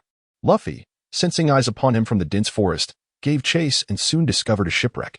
He learned that their vessel had been capsized by a freely swimming frog, which had subsequently drifted them to this location. Noticing children among the distressed survivors, Nami began to render aid. Sanji, seeing the hungry individuals, readily offered the ship's provisions to assist. The pirates surprisingly took on the role of rescuers, prompting Kazan to observe the scene, fixating on Luffy's iconic straw hat and the resemblance he bore to Carp in both features and demeanor. "Aokiji, what brings you here?" Robin ultimately recognized Kazan. "Ah, you have blossomed into a fine woman, Nico Robin," he remarked, as the others noted Robin's ashen expression, her steps retreating. Luffy, what's wrong? Who is this bamboo pole? Robin stammered. Luffy, bewildered, responded, a Marine Admiral, Akiji. Upon hearing the title of Admiral, Usopp's legs turned to jelly, pressing Luffy's head down. You fool, apologize quickly. He is an admiral. Unfazed, Luffy rose defiantly. So what if he is an admiral? I intend to become the Pirate King. Kazan chuckled. I can't simply ignore that. The Pirate King, you say? Luffy, with a fierce countenance, retorted. Come on then, are we going to fight? Tension mounted, swords drawn, as Zoro and Sanji prepared for battle, while Usopp and Nami cowered behind Robin. Just as the situation threatened to spiral out of control, Kazan interjected, Wait, what was I going to say? His reaction elicited a wave of teasing from the group, yet Robin remained vigilant. Hey, survivors, though I'm not on your ship, would you like me to escort you to the next island? Luffy exclaimed in shock. Don't trust him. He is a Marine. Before Luffy could finish, he noticed the calm expression of the distressed uncle. Is there a problem? Luffy suddenly realized. Oh right, to you, the Marines are the good guys. And we are the villains. Indeed, indeed. His reaction provoked mockery from Usopp, yet they had no choice but to align with the survivors' perspective. Especially since the Mary couldn't accommodate so many passengers. Kazan demonstrated his fruit abilities by guiding the survivors toward the next island. Observing this, Luffy clapped Kazan on the shoulder. What? It turns out you're a good guy. Haha. Usopp chimed in. Hey, he is an admiral. Is that really appropriate?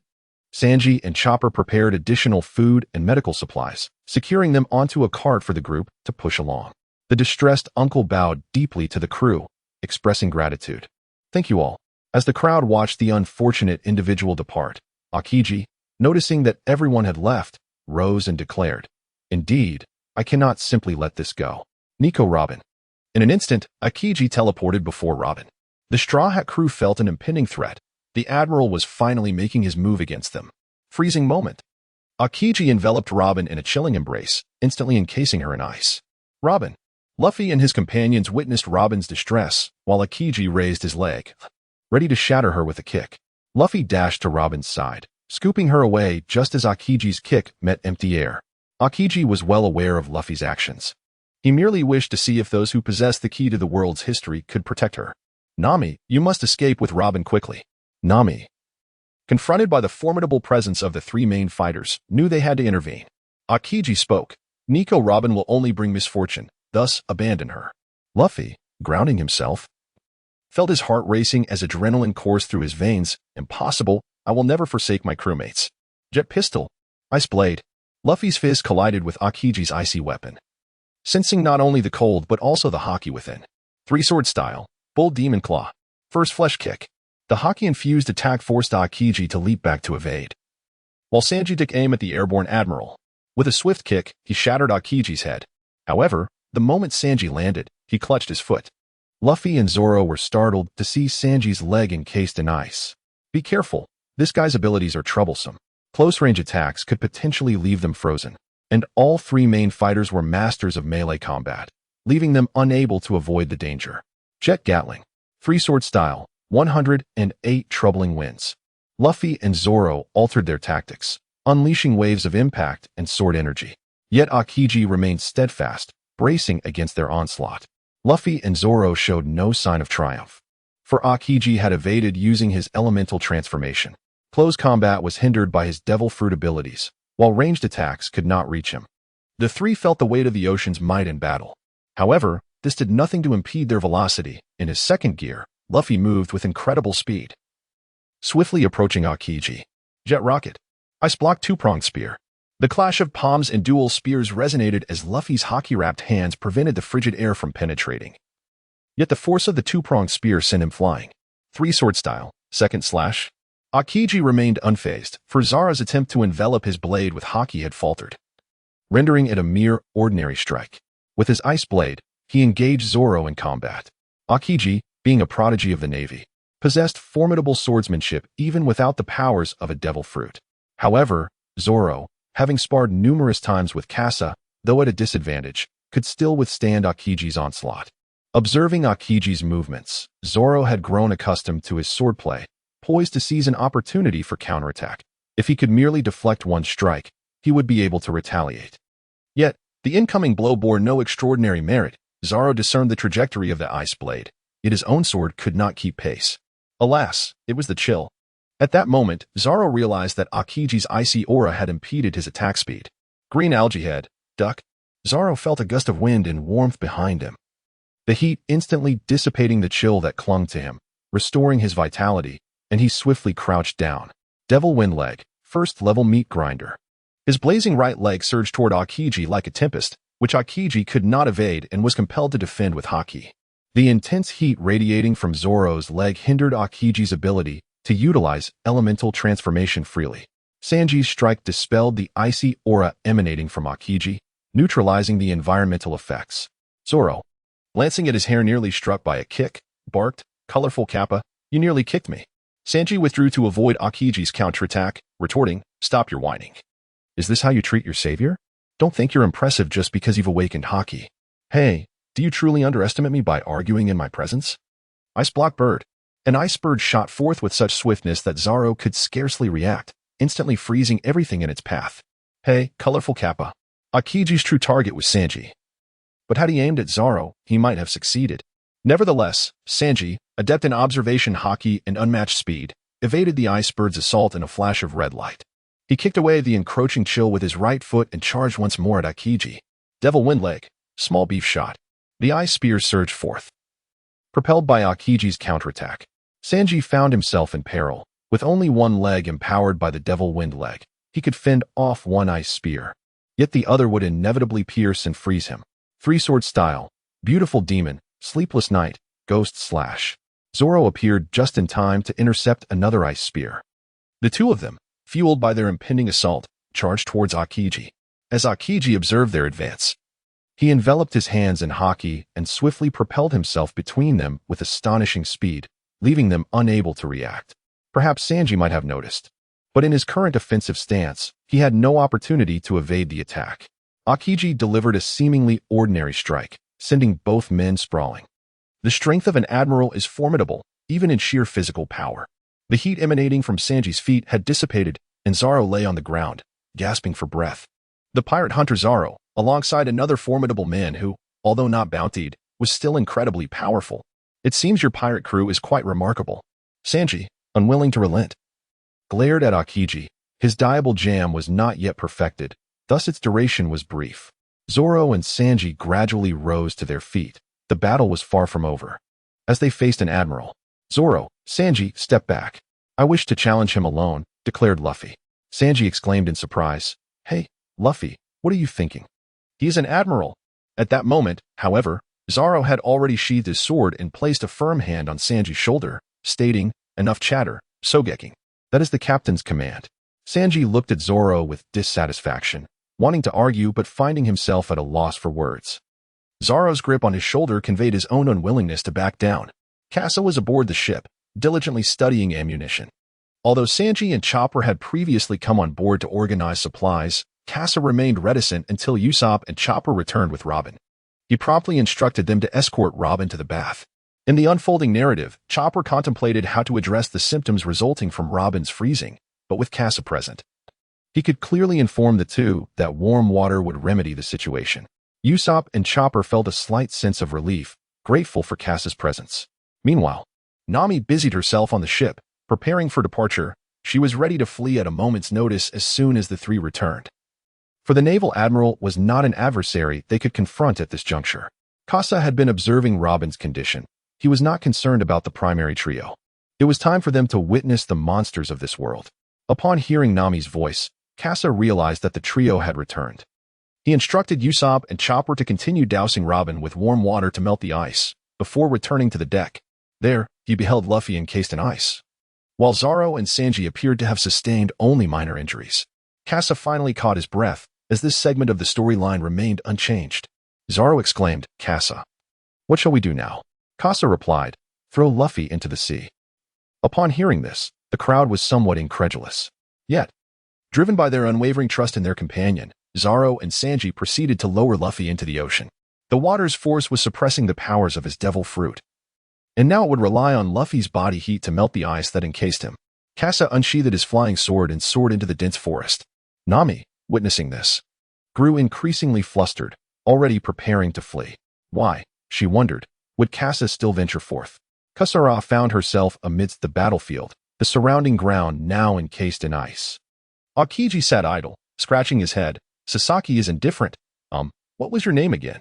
Kasa retrieved a bottle of matai from his belt and tossed it over. Long time no see, Kazan. You remain unchanged. Kazan responded, truly splendid liquor. That young rascal possesses quite the audacity, challenging me to a duel. If I were to strike against them now, it would be utterly devoid of compassion. Kasa also took out a bottle of Mount I from his belt and began to drink. Indeed, my captain is formidable. However, if Sakazuki were present, even I would not be able to escape today. Kazan remarked, you haven't come merely to reminisce, have you? Kasa, please tell me about the situations of Cap and Carl. After indulging in a brief respite of libations in the forest, Kasa and Kazan found themselves devoid of any news regarding Carl.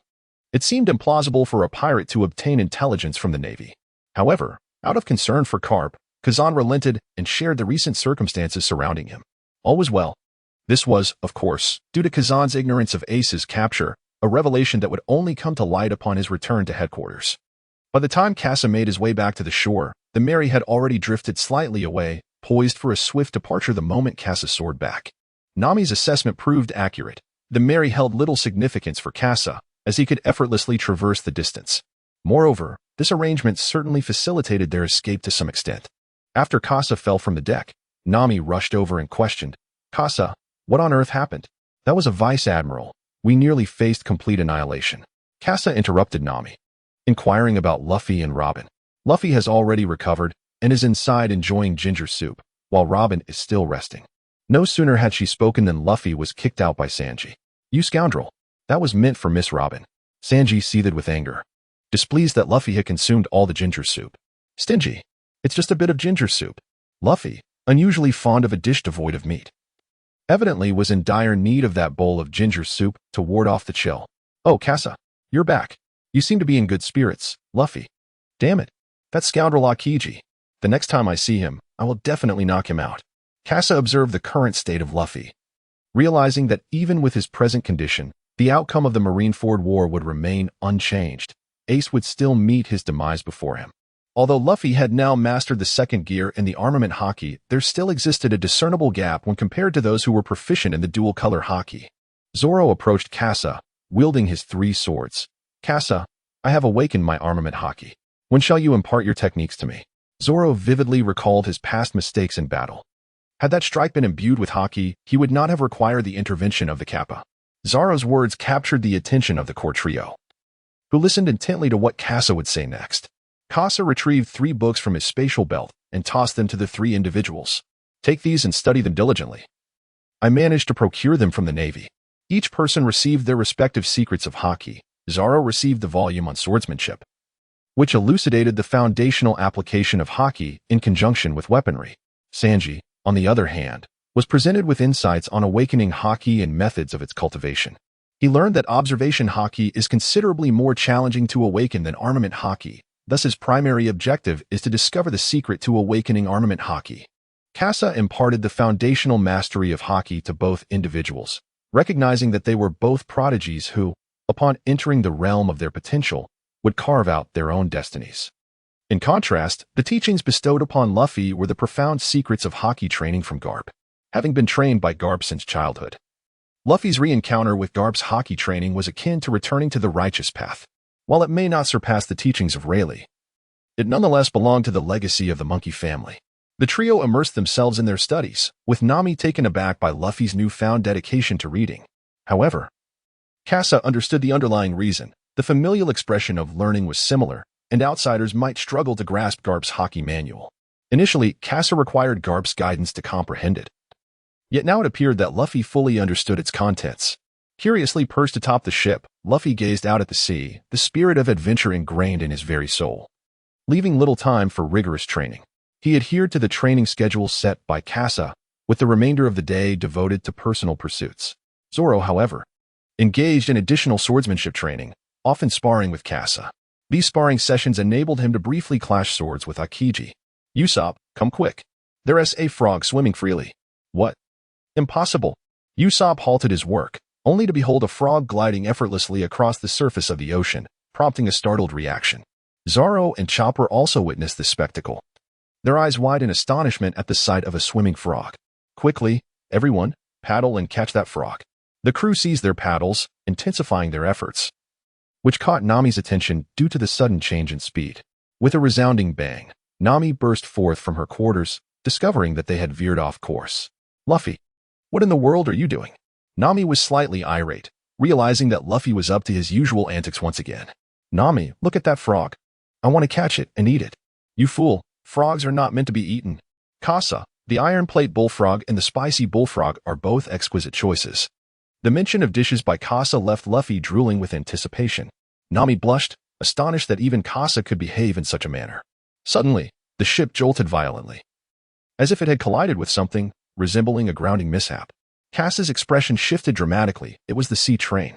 Previously, such an encounter would not have elicited such a strong reaction from Casa. However, due to his own involvement, the narrative had altered significantly, and Casa was uncertain whether he could safeguard the Mary from unforeseen dangers. Suddenly, the sound of a whistle pierced the air, arriving even sooner than anticipated in the storyline. They were supposed to locate Grandma Kokoro before the sea train made its appearance. Nami hastily urged, "Hurry, we must leave." Everyone exerted their strength, and Casa joined in as well. The Mary soared into the air, departing from the sea tracks. Yet, the swiftly moving sea train still collided with the stern of the Mary. The impact was slight, yet it sent both crew and vessel tumbling several times. Fortunately, they emerged from the ordeal without serious harm. Ha ha, how amusing. At this moment, the only one capable of laughing was Luffy. Nami and Usopp approached Luffy from behind, chiding. "You fool, you always cause such chaos." Casa gazed at Luffy, who was sprawled on the ground, incessantly apologizing. The defining trait of this ship's captain is his swift acknowledgement of faults. Upon exiting the train station, Kokoro and Chimney beheld the intact group. "Hey, little ones. You seem fortunate," Kokoro remarked. "Indeed," replied Chimney. Luffy, sporting a swollen head, greeted Kokoro with a wave. Upon witnessing that the situation in the cabin remained quite ordinary, Casa returned to his room, where Sanji, intrigued, inquired about what had transpired. Casa sat beside Robin and remarked, "It's nothing, Luffy has caused another ruckus." Robin chuckled. "Our captain truly is brimming with vitality." Sanji approached with a bowl of ginger soup, saying, "Robin-chan, if you still feel unwell, you should return to rest." There was still a hint of pallor on Robin's face, but fortunately, Chopper's presence mitigated the risk of post-freezing complications. At that moment, at the train station of Water 7, a man clad in a Jongshan suit disembarked from the train, carrying no luggage, and made his way directly towards the exit. Kalu entered the alley, guided by his familiarity with the streets, and arrived at a stall. The stall was devoid of any merchandise, save for a vertical banner that proclaimed, "Divine Strategy and Calculations." Upon witnessing Kalu's arrival, Kachi folded the flag, signifying the cessation of operations. The crowd paid little attention to this newcomer in the city, engrossed in their own affairs. "Kachi, that doppelganger has arrived." "Kalu, well, if all goes as expected, it should have arrived." Kachi held the copper coin in his hand, pondering that this individual was entangled in the myriad causations of this world and would inevitably face the world's resistance. Kalu took a sip of tea and said, "Thus, the entity has urged us to attempt its reclamation, especially since we have already made contact with the 5 Elder Stars. It is imperative that we establish our authority within the CP organization. We require skilled individuals." Kaji served tea to Karu, remarking that this operation would significantly diverge from the original storyline, especially considering that you have been here for over a year, and your disciples have acquired considerable skills. Kalu set down his cup. Indeed, if the Straw Hat crew possessed strength akin to that within the storyline, their journey would conclude here. We would then have the ability to control the progression of the narrative. Kachi, this opportunity is the singular chance to experience the world's consciousness in reflection.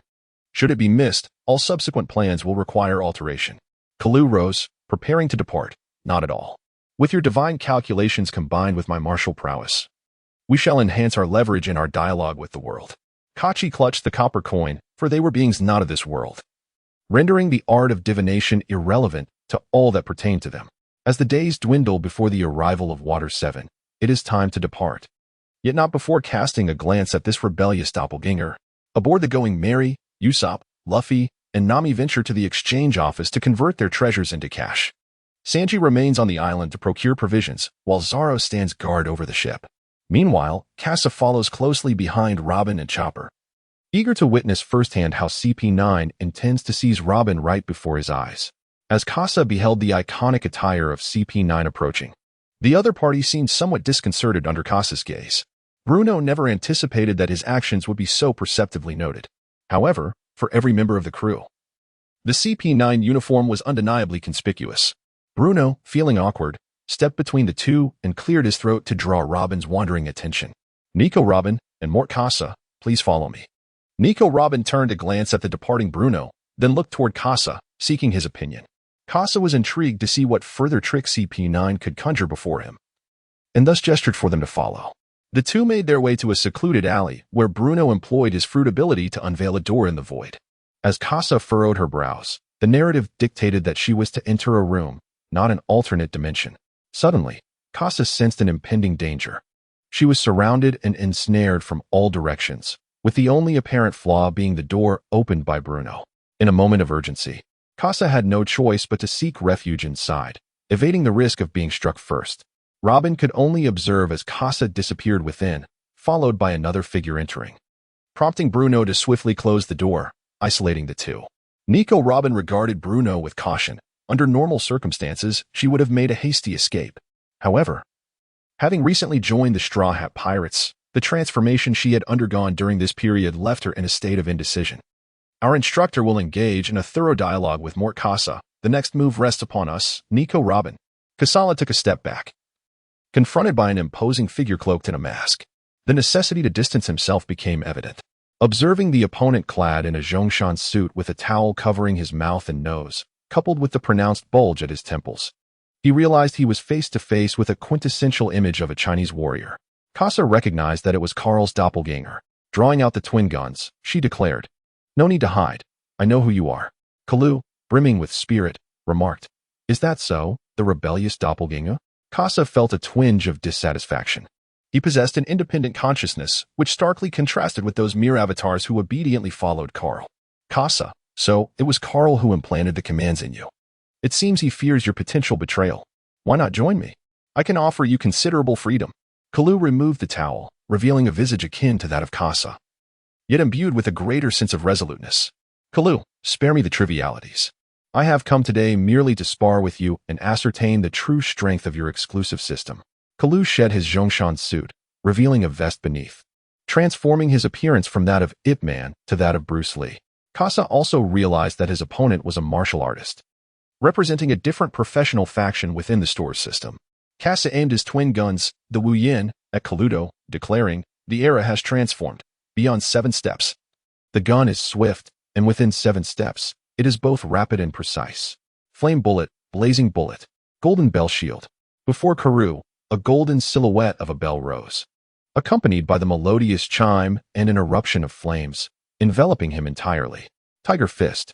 Enshrouded by the flames, Karu fell to the ground like a tiger, as a shockwave, laden with fire, surged forth, the blazing tiger charging towards Casa.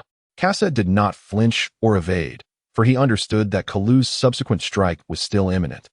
He could not afford to squander time in avoidance. He pulled the trigger against the flame tiger, unleashing a torrent of fiery projectiles.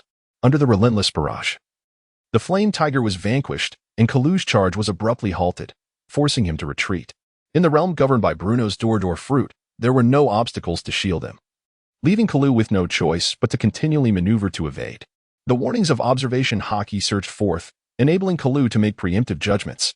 A powerful wind cannon, propelled by the fiery baptism of Casa, shot forth towards the position ahead of Kalulu, erupting suddenly. The overwhelming gust temporarily hindered Kalulu's movements, causing a brief pause in action. Lightning projectiles, swift as a flash, were unleashed not merely to inflict damage, but also to impose a debilitating status upon Kalulu, obstructing his mobility. In an instant, the electric current coursed through Kalulu's body, rendering him numb, while the warnings from his observation haki surged forth relentlessly. The subsequent assault from Casa has arrived. Crane fist.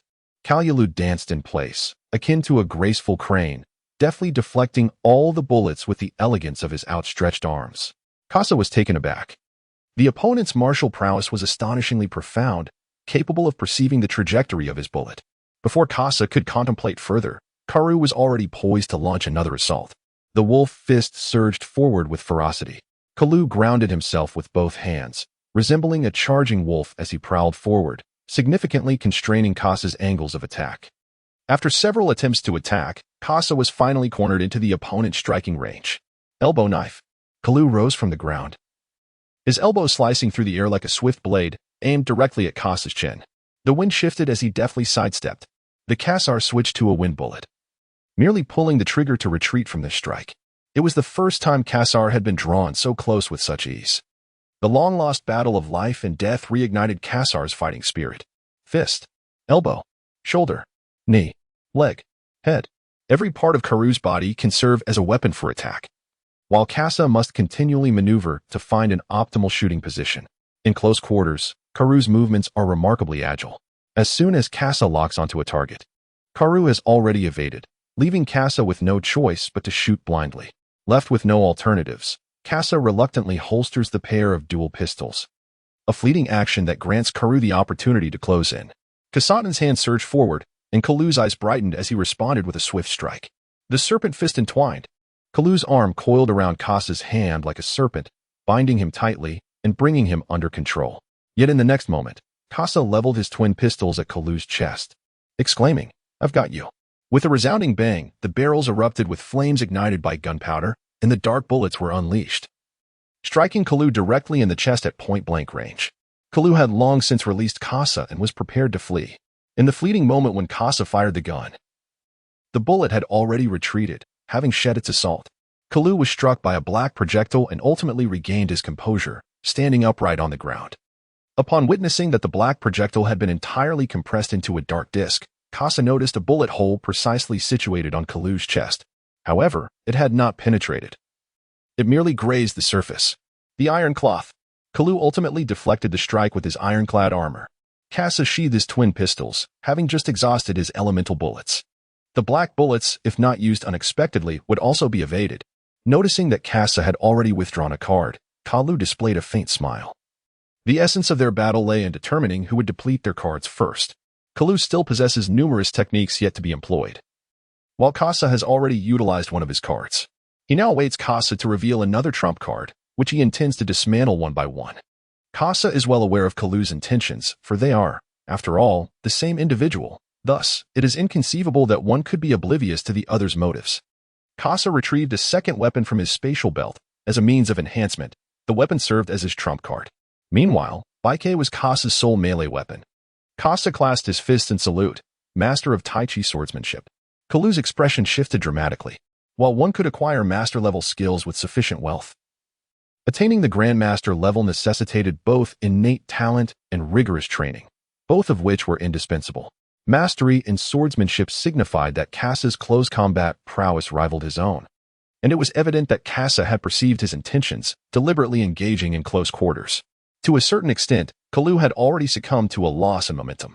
Nevertheless, he could not forfeit the opportunity that had presented itself. With a cupped fist gesture, he declared, "I am the warrior Kaido, here to engage." He unleashed the sticky character technique, Iron Mountain Lean. The clash of Tai Chi swordplay and 8 Extremes fist erupted as Kaido's full-bodied force of Iron Mountain Lean shattered Kasa's Tai Chi swordplay. Kasa infused the force of impact into the dance of the sword, targeting Kaido, who was caught in the liminal space between the waning of old strength and the emergence of new power. The sword returned. The sword's aura rippled, piercing through the fabric of space as it surged towards Kaido. Kaido cannot evade. The warrior's momentum is relentless. Once one retreats, they shall remain under constant suppression. Iron Mountain relies on this. Kaido once again employed the Iron Mountain strike. This time, he successfully broke through the sword energy returning from Kasa. Yet he found himself devoid of strength to launch another attack. Kasa retracted the White Sparrow, his left hand already exhibiting signs of a fracture, a consequence of enduring Kaido's relentless assault. Meanwhile, Kaido began to show signs of fatigue, a testament to the continuous strain imposed by Kasa's unwavering efforts. The Tai Chi swordsmanship of Kasa is ultimately merely a means to vex and frustrate opponents, lacking substantial offensive power. Conversely, Kaido possesses a multitude of attacking techniques, yet when faced with Tai Chi swordplay, can only counter with brute force. However, both are constrained by the limitations of their physical abilities, rendering them incapable of gaining an advantage in strength. Kaido donned a Zhongshan suit, and even with merely a fraction of his strength, Casa managed to reach a stalemate with him, thereby acknowledging the reality of the other party's exclusive possession of the system. Casa turned to Karu and said, "Now that the battle is over, allow me to take Robin with me. The events on Judicial Island have been quite distressing, and I wish to move on." "Kalu, this simply won't do. This is an essential path you must traverse." "Casa, what do you mean? Do you wish to continue the fight?" Kalu extracted a thermos from his belt, poured out the steaming hot tea, and offered the cup, still exuding warmth, to Casa. Casa cast a disdainful glance and exchanged a token in the system for a can of ice-cold cola, savoring its refreshing taste. "Kalu, this time, I wish to converse with you, not solely regarding the essence of the matter, but also for another reason." Casa sat upon the ground, gazing at Kalu, eager to hear more. Within the shop system, various vocational skills were sold separately. The disciplines of physical enhancement, equipment refinement, beast cultivation, and other training systems bore little distinction. As long as one possessed wealth, they could pursue their training. However, there existed but one profession that was bound to a singular purchase, and this opportunity could only be seized once. Casa is well aware that it is, after all, a premier product found within an ordinary shop. The art of divination. A singular skill capable of unraveling the secrets of destiny is valued at a staggering 10 billion berries. Casa is well aware of this skill, however. He possesses an intimate understanding of the storyline of One Piece, rendering this skill unnecessary for him. Casa interjected, "So you have spent money on such a useless skill?" Kalu responded, "Every time the entity employs the decision coin, the outcome is merely a binary choice of yes or no. The conclusions drawn are overly simplistic. And after the unforeseen incident involving you, it has lost all faith in the decision coin. Consequently, it invested a considerable sum to acquire this ability." In the hidden passage of Casa, one might exclaim, "Indeed, this fellow has undoubtedly embezzled the military funds. Otherwise, how could he possibly possess such a vast sum of money?" Kalu continued to speak. Carl's aspiration was to attain a stature akin to that of Cap, instilling stability across a vast maritime expanse. However, his ambition was to exert influence over the entirety of the ocean, a notion that Kachi calculated to be utterly unattainable. Consequently, Carl relinquished his dream. Upon hearing this, Casa, emulating Usopp's penchant for sarcasm, remarked, "Hey, you abandoned your dream far too swiftly, don't you think?" Carl added that this world is rife with monsters, particularly the Four Emperors, along with the pirates who navigate the crevices of their power in the New World, all of whom should not be underestimated. Moreover, even Carl is destined to be unable to impose peace in any region. This is due to the inevitable outbreaks of chaos, as the long-standing rule of the world government, which has persisted for 8 centuries, is bound to undergo transformation. This notion has been consistently conveyed by Eiichiro Oda, the creator of One Piece. The dominion of the world government will ultimately be dismantled, and the celestial dragons will lose their privileged status. Upon realizing this, Carl understands that without a final confrontation, peace will remain an elusive dream in the world. Carl's aspirations have shifted. He now seeks to amass greater power in anticipation of the impending final battle. Consequently, he has begun to engage with the 5 elders and has initiated a process of division, dispersing his clones across the ocean to strategize for the ultimate confrontation.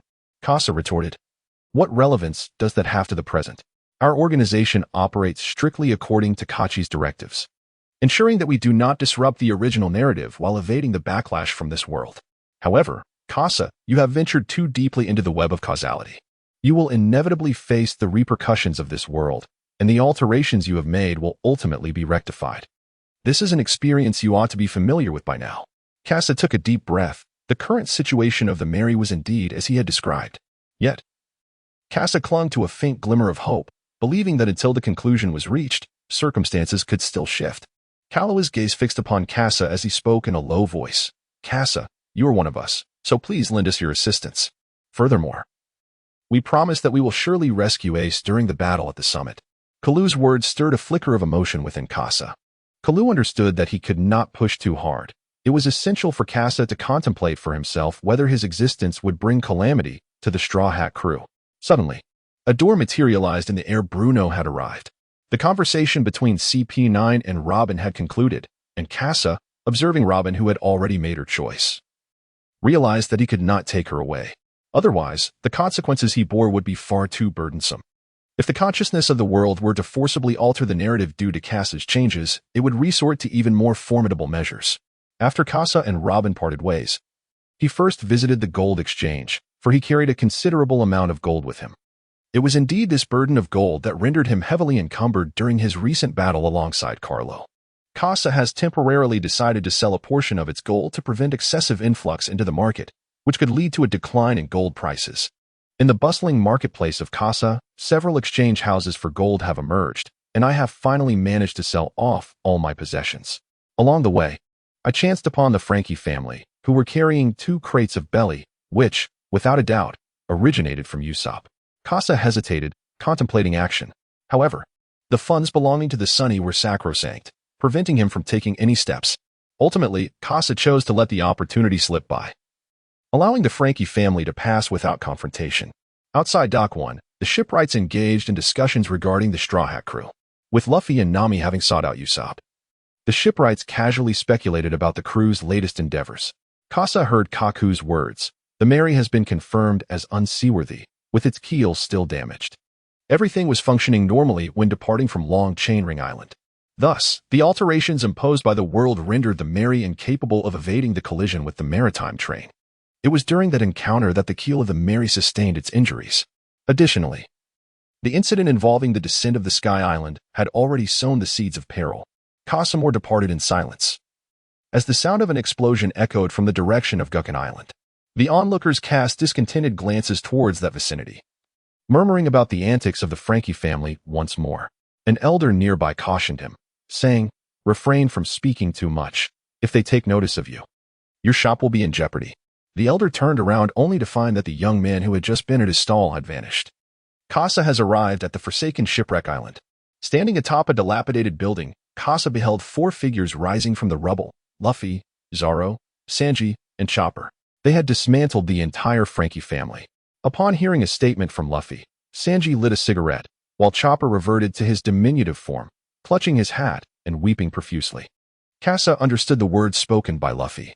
"Let us bid farewell here to the Mary." Yet, what is even more harrowing is that it is not only the Mary we part with, but also Robin, Casa, and Usopp. The arrival of Casa seemed like a fleeting moment. Leaving nothing altered, the Straw Hat crew found themselves at the brink of disintegration. Casa could hardly bear to witness the unfolding scene as he arrived on the island. After wandering about, he finally discovered the bar owned by Bruno. Upon seeing Casa, who bore an uncanny resemblance to his instructor, Bruno's expression shifted slightly. A year prior, a man had come to the island, claiming to be an instructor dispatched from above, purporting to guide their training in order to ensure they would not fall short in future battles. Initially, the members of CP9 dismissed Kalu, but when Rob Lucci fell before him, they were compelled to acknowledge Kalu's prowess. Over the course of the year, the abilities of several individuals on Water 7 surged remarkably, and Kalu occasionally returned to Eni's lobby to mentor other CP9 members. Traveling between the 2 islands, Kalu had become a pivotal member of CP9, a development that was part of the agreement between Carl and the 5 elders. He assisted with the missions of the CP organization and the recovery of the ancient weapon design for Pluto, as well as collaborating with the historian Nico Robin, who could decipher historical texts. Casa settled himself at the bar. "Please, serve me a cup of tea that Karu often enjoys." Bruno cast a glance at Casa, then retrieved a teacup, steeped the tea leaves, and poured a cup of hot tea for him. The patrons of the bar were not surprised. Karu had been a familiar presence there for a year, and everyone knew of the peculiar individual who eschewed alcohol in favor of tea, much to the bar owner's indifference. Shortly thereafter, the foreman from Carrera Company entered the bar, placing their orders for drinks. Dressed in denim, Polly spotted Casa and hurried over, exclaiming, "Karu, what brings you here so early today? Care to try your luck at a game?" Casa glanced back at Bali, surprised to find that Karu had already established his own circle here. Upon turning around, he caught sight of the expressions exchanged between Lucci and Kaku. He then turned away from the bar, making his way towards the back door. Bali, puzzled, remarked on the unusual atmosphere of the day. Lucci's pigeon perched on his shoulder retorted, "It is clearly Bali who is lacking in manners." Enraged, Bali shot back, "What did you say?" "Lucci, I have yet to settle the score with you for today's incident, which cost me 200 million berries." While Bali continued to grumble about Lucci's lack of cooperation earlier, he remained oblivious to the fact that Kaku had already followed Casa out. Casa lit a cigarette, and although he did not turn around, he sensed that the person approaching from behind was Kaku. "Where is your instructor?" he inquired. Kaku, "Indeed, Instructor Karu spoke the truth. You have come as expected. Allow me to escort you to meet him." Casa turned and removed Kaku's hat. Freed from the burden of gold, Kasa's movements became remarkably agile, catching Kaku off guard with such impudence. Unable to restrain himself, Kaku furrowed his brow in annoyance. Casa, brimming with audacity, followed closely behind Kaku as they entered a humble dwelling, where Robin was also present. Robin showed no surprise at Cass's arrival. In truth, she had always been aware of Cass's true identity, the rebellious doppelganger of the Vice Admiral, the notorious thief Cassa. So, you have finally made your decision. Kalu emerged from the kitchen, bearing a platter of succulent beef. Cassar gazed at Carl, who emerged wearing an apron, with an insatiable sense of frustration. How could a martial artist embody such a lifestyle of health and wellness? What could possibly be going through Carl's mind? Casa took the beef from Kalu's hands and began to eat without reservation. Let me take a look first. If it doesn't suit me, I can always escape. After all, you have no way to deal with me. Kalu found himself at a loss, for the other party was indeed correct. The Cassas are merely shadows of the unique system. They are incapable of retaining the essence of Casa, as their foundational differences are far too vast. Therefore, for tonight's mission, it shall be you and Nico Robin who shall embark on this endeavor. Casa glanced at Robin, taken aback by the unexpected partnership they had formed. Robin remained silent, which was perhaps the most favorable outcome. Breaking news. Mr. Espagwood has been the target of an assassination attempt, and his current condition remains uncertain. On the streets of Water 7, newsboys began to announce the attack on Espagwood that occurred last night. Luffy and Nami walked anxiously towards Dock 1, completely unaware of the challenges that lay ahead. Meanwhile, Zoro, Sanji, and Chopper scoured the island in search of Robin and Casa. Following the duel between Luffy and Usopp the previous night, they had severed all ties with Usopp, yet Robin and Casa remained unaccounted for, and their quest to locate the two continued. Within the confines of the residence, Casa and Robin found themselves in a state of deep contemplation. While the Straw Hat crew would typically be filled with lively banter, an eerie stillness enveloped the atmosphere. Robin, have you truly made up your mind? Casa inquired. Mr. Casa, are you not in the same predicament as I? She replied. Not quite. I possess autonomy. Whereas your fate is destined to remain under the dominion of the world government for eternity. Robin fell silent, wearied by the circumstances. CP9 had wielded her life as leverage against the Straw Hat crew, and in her mind, this was the most favorable outcome she could envision. Casa rose to his feet. A formidable figure such as himself was merely allied with CP9, for no one could confine his freedom. Do not dwell in the depths of your own sense of sacrifice. Luffy and his companions will not accept it. Having uttered these words, Casa closed the door and departed. In a moment of idle chatter, Casa found herself with tasks at hand, particularly the extravagant endeavor of spending money. With over 30 billion belly, akin to a modest dwelling, Casa rented a warehouse to methodically stow away boxes of wealth, diligently working from dawn till dusk, ultimately achieving her goal of replenishment. Congratulations. You have amassed an impressive total of 36 billion belly. In the future, Casa need not worry about Bailey. Henceforth, the focus should solely be on earning soul coins. Nearly 20,000 soul coins have already been accumulated on the Sky Island, and the primary source of soul coins moving forward will be Judicial Island. Casa is preparing his ammunition stockpile. In addition to the material shop within the system, Casa seeks to procure another type of material from the pirate world. The steel of the Navy, which Casa has identified as the most convenient material for enveloping his haki, possesses remarkable hardness as well. Casa, seizing the opportunity presented by the collaboration, intends to abscond with materials from the warehouse on Judicial Island. As for CP9, it remains contingent upon Luffy and his companions. This is a manifestation of their mastery over haki and serves as an optimal testing ground. In the dead of night, a figure streaks across the sky. Nami and Zoro vociferously lament, that fool Luffy, what on earth is he planning? After being relentlessly pursued during the day, Luffy and his crew, guided by Zoro, finally arrive at Ace's residence in search of Casa and Robin, eager to uncover the truth of the matter. In accordance with the narrative, Luffy takes the lead. Compelled to act decisively, Zoro, Nami, and Chopper swiftly follow, compelled to charge in after him. With Luffy at the forefront, the defenses at the main entrance are drawn away, which is precisely Zoro and Nami's intention, to exploit this opportunity to infiltrate. However, upon reaching the entrance, they find that Carrera's shipwrights are fully prepared, displaying no signs of having been invaded, instead eyeing Zoro and his companions with great vigilance, astonished by their audacity to enter through the front door. Inside the estate, CP9's Califa mercilessly claims the lives of the shipwrights, diverting attention from Ace's room. At this moment, only Lucci and Kaku remain as undercover agents. The bearded man, Lulu, falls victim to Califa, while the hulking Daston is incapacitated by Bruno. Lucci and Kaku seize two substitutes to take their places, donning CP9 garb as they move to deal with the departing Polly. Meanwhile, Luffy manages to break free, having been momentarily trapped between the walls. Once again, he aims for the estate, exclaiming, "Rubber rocket." This time, Luffy unexpectedly bursts into the room, only to find himself in the midst of a confrontation between Polly and CP9. Before he can react, he is subdued and pinned to the floor with a ship nail. Zoro also rushes into the estate, but his navigational shortcomings nearly lead him astray several times. Fortunately, Nami is there to guide him. Amidst the throng, Zoro carves a path forward, emanating an aura of menace that compels Carrera's shipwrights to yield. Soon, they reach Ace's room, where Nami instructs Zoro to charge in. Meanwhile, Luffy is fervently searching for Robin, punching through walls with relentless fervor. At last, Luffy and Zoro simultaneously breach the barriers, one smashing through the wall, the other slicing open the door, charging into Ace's chamber.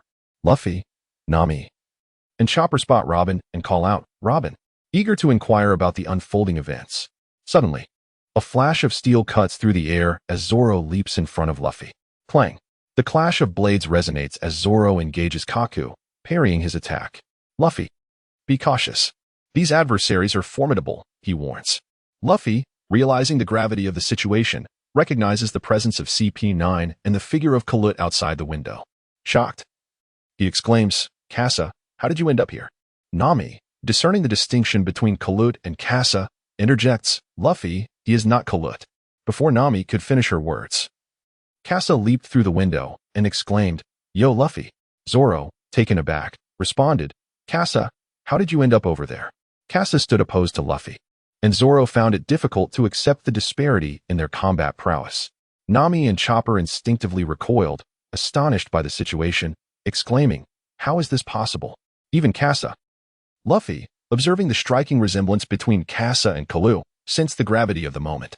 "Hey, Robin, did you assassinate Uncle Ace?" Luffy focused on the crux of the matter, directing his gaze at Robin. It was only then that Robin turned to speak. "Luffy, it was I who did it. I wish to sever ties with the Straw Hat crew." The moment Robin uttered those words, the crew froze in disbelief. Zoro, momentarily distracted, fell prey to Kaku, who seized the opportunity to disarm him, leaving several wounds on his body. Luffy, witnessing this, prepared to intervene. However, a figure suddenly appeared before him, Lucci, in his human form, poised to attack. Pistol. Luffy was struck and sent flying, landing beside the door, just like Zoro, while Chopper and Nami hurried to assist him. Robin's expression shifted slightly. She turned away, resolute in her departure.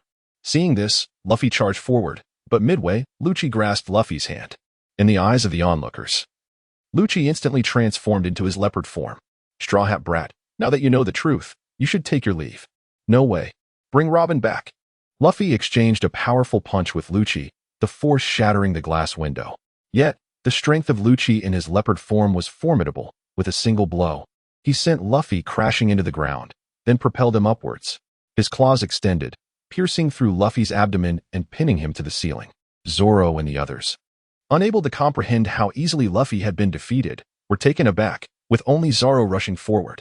Lucci, with a cruel smile, kicked Zoro away and flung Luffy out of the window. Undeterred, Zoro surged back into the fray. Lucci's face twisted into a sadistic grin as his claws zeroed in on Zoro's heart. At that moment, a flash of cold light gleamed.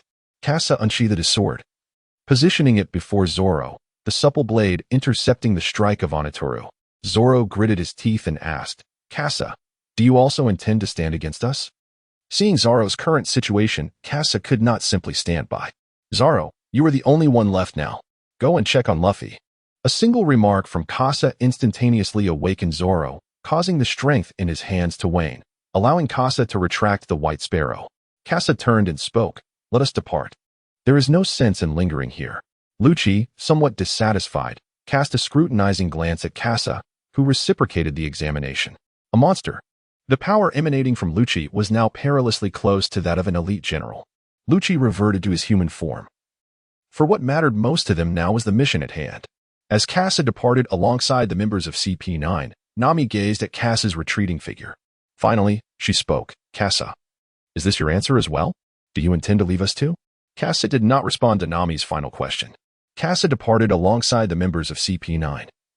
For with Casa present, they were unable to continue their assault on Luffy and his companions, including Ace and Baku. Zoro escorted Ace and Baku away from the blazing courtyard. Meanwhile, Casa did not accompany them to Franky's base. Instead, he returned to the sea train with Robin. The two sat across from each other in silence, exhibiting none of the camaraderie one would expect from companions aboard a ship. Kasana held the blueprints, gesturing as he meticulously designed a new type of weapon. Kalu took a seat before Robin and exchanged a glance with Casa. Casa then closed the notebook and stepped out of the carriage. Casa, with a cigarette dangling from his lips, inquired, "What is it? Do you have something to discuss with me?" Kalu placed his hand behind his waist. If all goes as expected, the outcome of Judicial Island will mirror that of the storyline. With a furrowed brow, Casa inquired, "What is your intention in deliberately enhancing the strength of CP9? That Rob Lucci appears quite menacing." Karu, the significance of Lucci will only become apparent when he arrives at CP0. Kalu, additionally, I require you to retrieve the design schematics of Pluto. Although the blueprints reside with Franky, there is uncertainty regarding any potential security measures he may have in place. Thus, your expertise in machinery repair is essential for this examination. Casa, certainly, but I have a request. Kalu, speak. Casa, I desire Kachi to reveal to me the secrets of the heavens thrice. Kalu, deal. Furthermore, this time we must fail under the watchful eyes of the five elders, thus you must fulfill your expected role. Casa raised an eyebrow, realizing the intentions of the other party. They wished to continue their covert presence within the world government, while simultaneously avoiding any disruption to the ongoing narrative. Moreover, the critical factor was the design blueprint of the Pluton. Casa also possessed a copy of the design for the Arc Maxim, making them particularly intrigued by the blueprint of Pluton. At that moment, members of CP9 returned with Franky and Usopp, with Franky thrashing about energetically, full of vitality. Casa glimpsed a flash of blonde hair in the corner of the train. It was Sanji. The narrative had commenced. Nami, after listening to Uncle Ace's words in the courtyard, began to comprehend Robin's reasons for departing from them. However, she remained perplexed as to why Casa would also choose to do so. Meanwhile, Chopper and Zoro had already set off in search of Luffy. Nami steadied her emotions, resolved to find Luffy, and subsequently intercept Robin and Casa at the train station. Yet, this time, Luffy soared even farther than the plot suggested, causing Zoro and Chopper to discover him from a considerable distance. The gods of water were also poised to arrive. The sea train, ever vigilant, monitored the ebbing tide of the water gods, seizing its final opportunity to set forth. Carrying a train full of world government members towards Eni's lobby, Casa hurled a smoke bomb into Franky's compartment, and soon Franky and Usopp fell into a deep slumber. Casa, adorned with a gas mask, entered and began to explore Franky's form. At last, he located the schematics for the Pluto design. Within, the switch was connected to oil and an igniter. Any misstep could result in the blueprints being incinerated within Franky's body. However, Casa, as a weapon manufacturer of masterful skill, adeptly deciphered the mechanisms surrounding Franky. He even devoted additional time to studying Franky's anatomical structure. One could only marvel at the absurdity. The technology depicted in anime defies the very principles of science. Casa found himself at an impasse, unable to articulate his thoughts. Utilizing the high-definition scanner obtained through the system, he meticulously scanned all the blueprints, subsequently returning the original images into Franky's body. The mission of Casa has been accomplished. The next step involves negotiating with Carl and his clones. As for the members of CP9, despite the enhancement brought by Kalu, the three main forces that have awakened their haki, coupled with the world's adjustments, Luffy is undoubtedly capable of emerging victorious. It is merely a question of the manner in which he will achieve that victory. Casa opened the window, dispersing the lingering haze within the carriage, and then departed. Shortly thereafter, Sanji arrived at the same compartment. Observing the unconscious Usopp and Franky, he knew he needed to contact Luffy and the others without delay. Meanwhile, at the station, Nami discovered the message left by Sanji. The events continued to unfold in accordance with the narrative. As Kokoro Granny produced the rocketman to assist Luffy and his companions in their journey to Eni's lobby, the three master shipwrights of Kureha are also lurking within, with Franky's family trailing behind. Luffy and his companions have already embarked aboard the rocketman. Casa returned to the carriage where Robin was. brazenly picking up the blueprints to examine them. The members of CP9 could hardly fathom that the very schematics they had relentlessly pursued were now in Casa's possession. Observing Casa's impassive demeanor, Robin could no longer contain herself and inquired, "Casa, what will happen to Luffy and the others?" Casa did not raise his head. He simply stated, "I believe they are already on their way." Robin replied, "How is that possible? There are no more sea trains. How will they breach the domain of the sea gods?" At that moment, a masked man tapped on the glass outside. Robin turned to look and was taken aback by the distinctive long nose. "Usopp," she exclaimed, astonished that he had appeared before her so soon after declaring it impossible. Quickly, Robin opened the car window to let Usopp in, who also spotted Casa in the same compartment. "This is wonderful. Casa is here too. Robin, let us escape together. Everyone knows your reasons. Trust us, we can flee together." However, Robin forcefully shook off Usopp's hand, saying, "Let go, Long Nose. I have made my decision to leave." Usopp turned to Casa, pleading, "Casa, please talk to Robin. Aren't we partners?" His words trailed off as he realized that he had just finished a duel with Luffy. They were no longer partners.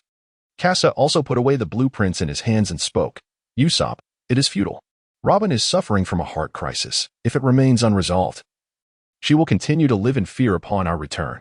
Casa has discerned Robin's current state, which is one of the reasons why Casa has allied with CP9.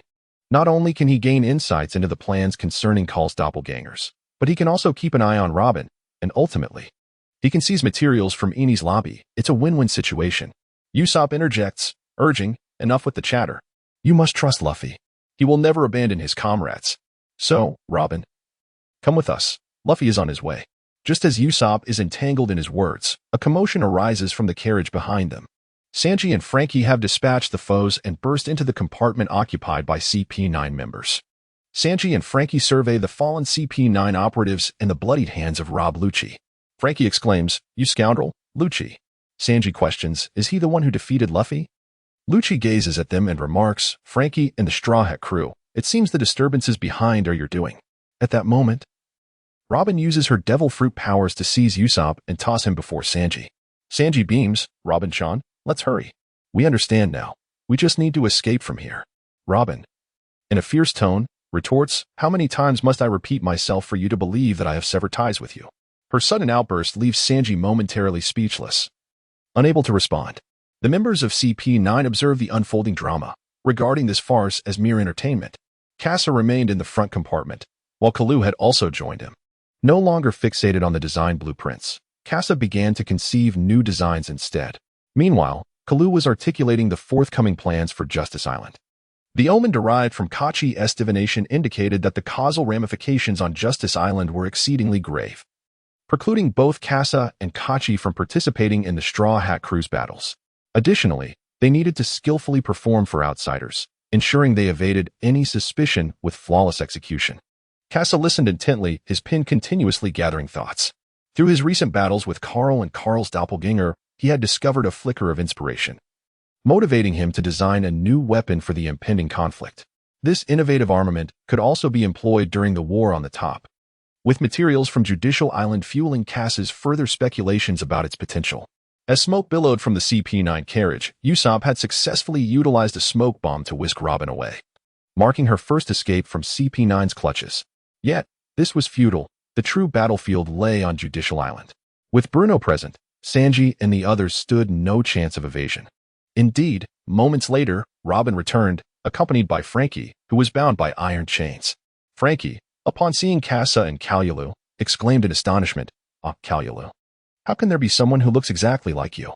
Clearly, Frankie recognized Kalulu, yet Kalulu showed no interest in Frankie, refraining from any conversation. Casa looked curiously at the cyborg Frankie. Initially, there was a pathway in the enhancements that involved modifying the body. After battling the tyrannical bear, Casa realized that a mechanical body would hinder the utilization of his domineering abilities, thus he resolutely declined.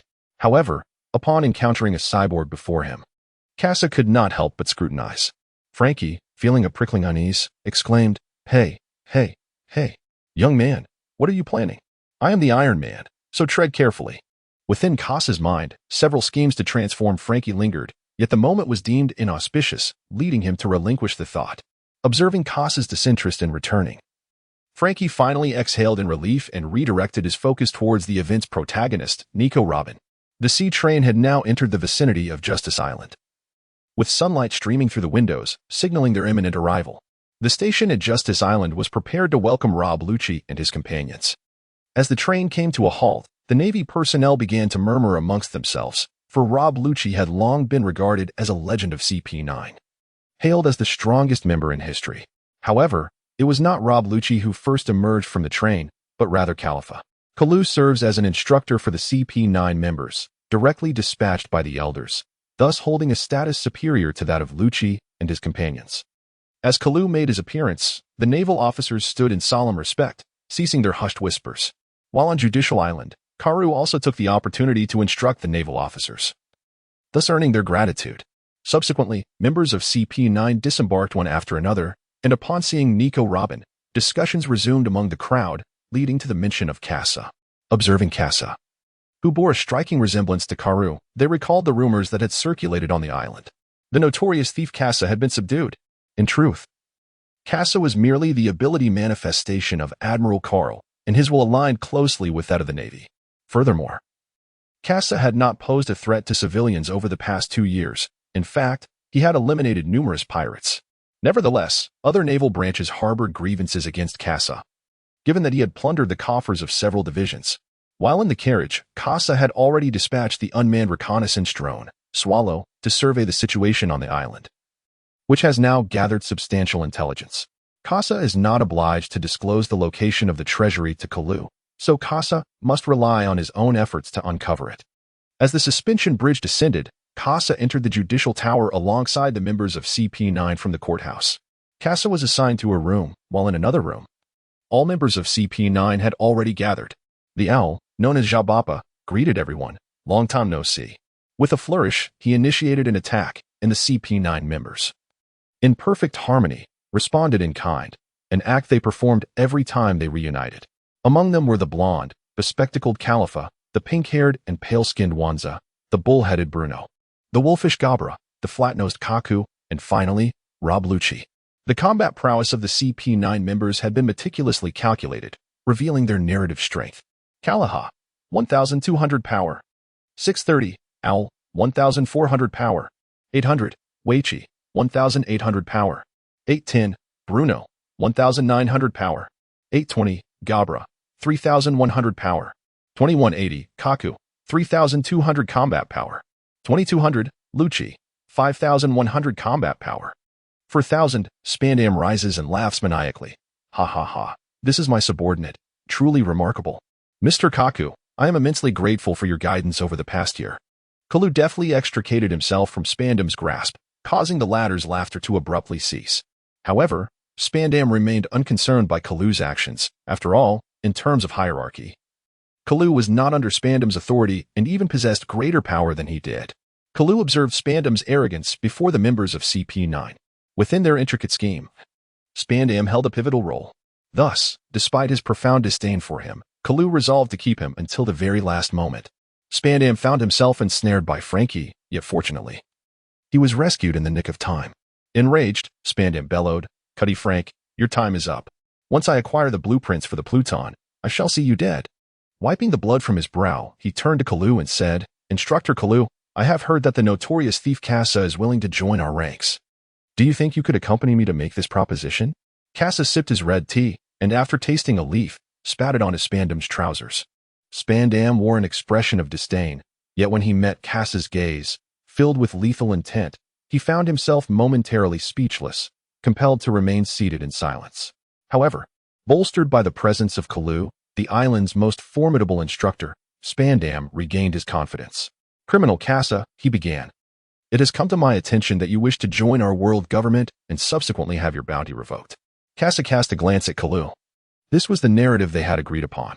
However, the situation was not so straightforward. Although there were indeed some skilled individuals capable of joining the world government, Casa's background was rather intricate. There was still a need for certain tokens of allegiance. "Casa, indeed. I am uncertain whether Commander Spandam will permit me to join your esteemed group." Spandam, disregarding Casa's verbal slip, contemplated Casa's formidable abilities, recognizing that with such strength, He could accomplish far more and ascend the ranks with greater swiftness. As for the regulations and scrutiny within the organization, Spandam remained utterly indifferent. He believed that if he could seize the opportunity to eliminate Casa, all ensuing complications would vanish. Casa is merely a pawn.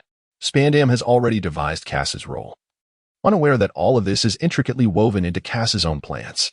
Very well, since you, Commander, have granted your approval, I shall take a stroll on the island. However, before Spandam could finish his sentence, Casa had already departed. He had located the position of the warehouse on Judicial Island. Luffy dispatched a squadron with a single punch and then ascended to the rooftop's edge, evading the ensuing assault. Why are there so many people? Where are Robin and Casa? As Luffy dashed past a warehouse, Casa turned to confront the structure, quickly sidestepping Luffy. He had urgent business to attend to. Upon infiltrating the warehouse, Casa discovered a substantial cache of alloys crafted by the Scientific Division. Judicial Island, as a naval station along the Maritime Railway, naturally harbors a significant stockpile of goods to facilitate the Navy's logistical operations. This abundance now served Casa well, yet the sheer weight of the inventory was staggering. He could only procure the highest grade spatial belt from an ordinary shop, which reduced the weight he bore to a mere 0.1. Thus, 100 tons felt like a mere 100 kilograms to Casa. He navigated through various warehouses, absconding with an array of naval materials. Perhaps due to Casa's actions, the Navy had secured their military funds, and Casa found no trace of berries, leaving with only the materials. By the time Casa completed his undertakings, Luffy had scaled the roof of the courthouse, gazing at the judicial tower, when suddenly an air portal opened before him. How is it that you, a pirate worth 100 million, could only defeat 5 guards? Bruno appeared atop the roof, and Luffy recognized him as one of those from Ace's room. Oh, it's you. The one resembling a bovine. Bruno, I never anticipated you would pursue me this far, but it is all over now. Shave. Bruno lunged forward, but in the next instant, a fist materialized before him. Bruno was instantaneously sent flying, crashing against the wall. How could this be? How could you possibly anticipate my movements? I was merely dispatched by Lucci in Water 7. Bruno looked up to find Luffy's eyes still glimmering with residual red light. Indeed. I was severely beaten by you at Uncle Ace's, but this time is different. I have consumed meat. Entering gear second. With his observation haki awakened, Luffy could now fully perceive Bruno's speed, preemptively predicting his position. 1,000 jet Gatling. Luffy expanded his striking surface, leaving Bruno no choice but to endure the impact with sheer force. Luffy cornered Bruno against the wall, his immense strength shattering it, leaving Bruno incapacitated on the ground. With the dual awakening of his powers, coupled with gear second, Luffy's strength was more than sufficient to overpower Bruno, who possessed a power level of 1900. Jet rocket. Luffy struck the air with a powerful palm, while Bruno utilized the abilities granted by the Dordor fruit to evade into an alternate dimension. Luffy scanned his surroundings, attempting to pinpoint Bruno's location. However, his eyes could not discern Bruno's presence, prompting Luffy to abandon the search and close his eyes. Bruno seized the opportunity, ready to launch an attack. A fist emerged from Bruno's intangible form, surprising him. He had been detected. Observing that his punch had failed to connect with the enemy, Luffy furrowed his brow in frustration. Having previously encountered the observation haki on Sky Island and awakened his own through Garp's teachings, Luffy had just sensed Bruno's aura. After his attack proved fruitless, Luffy attributed it to the inadequacy of his observation haki. Unbeknownst to Luffy, Bruno was drenched in cold sweat in the alternate world, fearing that if he emerged, he would also be struck down. Luffy released his second gear, which had taken a significant toll on him, and Bruno awaited this moment. As Luffy's second gear dissipated, Bruno emerged from the alternate realm for close combat. Luffy engaged Bruno in hand-to-hand combat in his normal state. Bruno felt a notable reduction in pressure compared to the suffocating rhythm of Luffy's second gear. His normal attacks, though formidable, afforded Bruno an opportunity to defend himself.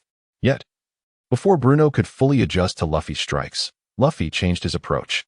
With the application of armament haki, Luffy exploited a gap in Bruno's defense, landing a powerful punch to his abdomen. The simple yet effective uppercut propelled Bruno off the ground, causing him to roll his eyes back and collapse. Incredible. Seeing you all. I knew Casa was with the Navy. Your techniques are identical to those Casa taught us. I care not for Casa's motives. I only know he is our comrade, just as Robin is, and we will take him away. Struggling to his feet, Bruno contemplated fleeing, but his pride would not permit him to become a coward. Come on. Straw Hat. He challenged. Armament haki, Gum Gum spiral pistol. His spinning fist pierced the air, striking the iron essence of Bruno's resolve. Bruno braced himself against the blow, crashing to the ground. Luffy donned his hat, gazing towards the distant judicial tower where Robin awaited. How was it possible? The Straw Hat Kid here? Didn't he just proclaim he had defeated Spandam? He should be shouting at the judicial tower, not embodying the image of a CP officer. On the rooftop, Luffy gathered his strength and shouted, "Robin, Casa, I'm here to rescue you." Spandam fell to the ground in fright, yet Luffy's voice drew the attention of other CP9 members, who stepped onto the balcony from their respective chambers. Kaku gazed upon Bruno, who lay sprawled on the ground, though astonished. His voice remained devoid of any tremor. To think one could vanquish Bruno, this man is indeed extraordinary. Lucy remarked, as a bar owner, he has grown sluggish. Kalu, after all, having trained under me for a year, I never anticipated such weakness. The crowd felt no sympathy for Bruno's defeat. They merely regarded him as overly confident and feeble. Spandam, witnessing the arrival of all members, gained a surge of confidence and stood up, laughing maniacally. Ha ha ha. I never thought you could make it this far. But this is where it ends. Before you stands the strongest CP9 member and the most formidable instructor. You shall never seize Nico Robin from me. Luffy, picking his nose, interrupted Spandam's tirade, rendering his words meaningless. What a joke, that guy looks just like Casa. At that moment, the roof began to crackle as Zoro unleashed a whirlwind, ascending with Nami and Chopper. Sanji followed closely behind, while suddenly, a figure soared from the ground. The Sniper King was unexpectedly hurled onto the rooftop. The Straw Hat crew had officially gathered. Spandam trembled. They're all here, the Straw Hat crew. The CP9 members rejoiced at this sight. They no longer required Luffy to divide their foes, for each had their own opponent. Zoro assessed the situation. Standing atop the parapet alongside Luffy, Robin was also brought to the balcony by Frankie, reuniting with the Straw Hats. The plot unfolded as anticipated. Sniper King. Destroy that flag for me. Understood, giant weapon bag. Let everyone witness your prowess. The Sniper King raised the weapon bag, enhanced by the technology of the empty shell and Casa. Firebird Star. The flaming bird soared toward the world government flag, and Spandam sought to intimidate the Straw Hat crew with this threat. Luffy retaliated directly, declaring war against the world government. The flames engulfing the flag spread across the island, and everyone understood the gravity of the moment, their minds consumed by a singular thought. Madman. Spandam exaggerated further. Have you all lost your minds? That is the world government. You are declaring enmity against the world. Luffy bellowed. So what? Robin, I still haven't heard your answer. Quickly tell me, do you wish to live? Casa also witnessed the assault of the Sniper King, piloting his flying sword to the rooftop. Spandam, of course, noticed this as well and felt a surge of delight. If Casa were to strike at this moment, the threat posed by the Straw Hat crew would be eradicated. Under Spandam's watchful gaze, Casa seized the sniper rifle and fired indiscriminately. Yet, the Straw Hat crew remained unfazed, as if they were oblivious to the gunfire echoing behind them. The arrival of Casa was already known to them, thus they placed their trust in their companion. Naturally, Casa would not attack Luffy and his crew. Instead, he fired a shot that severed the flagpole. He then shouted at Spandam, Captain Spandam, thank you for inviting me. I shall graciously accept your armory. Spandam was taken aback, exclaiming, What? The notorious thief Casa would dare to do such a thing? The members of CP9 furrowed their brows, for they had brought Casa back under Califa's command and learned from her that Casa had surrendered voluntarily, all with Spandam's consent. Otherwise, they would not have shared a carriage with such a monster. The entire island was aware that Casa had come at Spandam's invitation, and both Casa and Califa had achieved their aims. Spandam's role was revealed, serving as a scapegoat. Kalu, disregarding any need for explanation to Spandam, positioned himself directly between Casa and the Straw Hat crew. With a moonwalk, he confronted Casa in the void. The sudden turn of events rendered Robin speechless. Observing this, Luffy shouted, Robin, please tell us, do you wish to live? At last, unable to contain her emotions, tears streamed down Robin's face as she declared, I want to live. Please take me out to sea. The potency of her words ignited the fighting spirit of the Straw Hat crew. A formidable aura surging from the roof of the courthouse straight towards the CP9 at the judicial tower.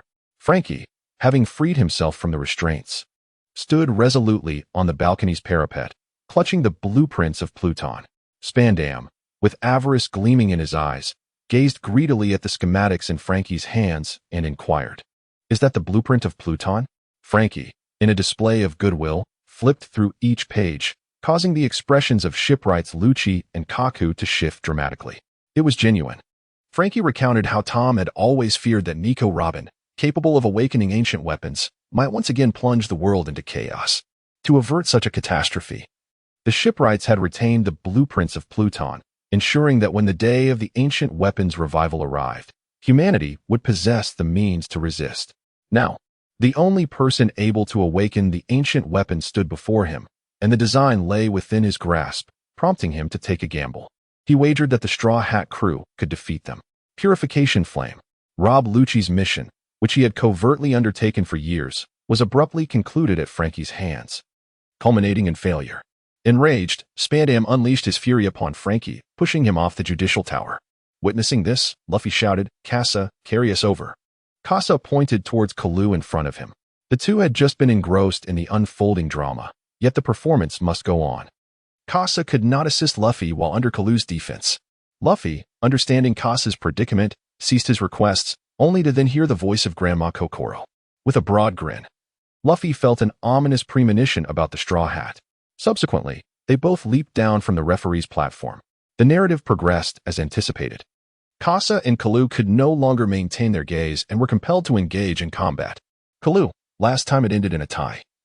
This time I shall not show any leniency. Casa withdrew the Tyrannosaurus shotgun. Indeed, this time it cannot merely end in a draw, though their actions appeared theatrical.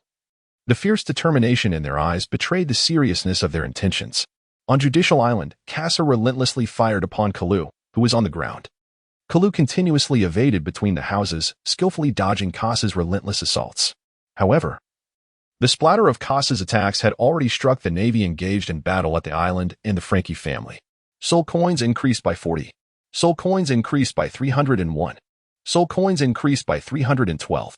The system incessantly issued notifications, indicating that Casa's attacks indiscriminately engulfed both the navy and the Frankie family. Unable to exert control over the situation, Casa could only watch with a grin as his soul coins steadily accumulated. Kalu gazed discontentedly at Casa, who was flying a kite in the sky. After all, this was a navy he had nurtured for an entire year, now treated like lambs to the slaughter. The Law Dog Squad, along with the guilty jury, pursued Casa alongside Kalu, displaying a fearless audacity. The Casa aimed at the guilty jury. 50 tyrant bullets. The high explosive shells detonated within the guilty jury, obliterating the Emperor's bovine fish into charred remnants in an instant. Soul coins 400. Soul coins 452. Soul coins 362. The soul coins of Casa are soaring continuously. This recent assault has directly bestowed upon Casa more than 2,000 soul coins.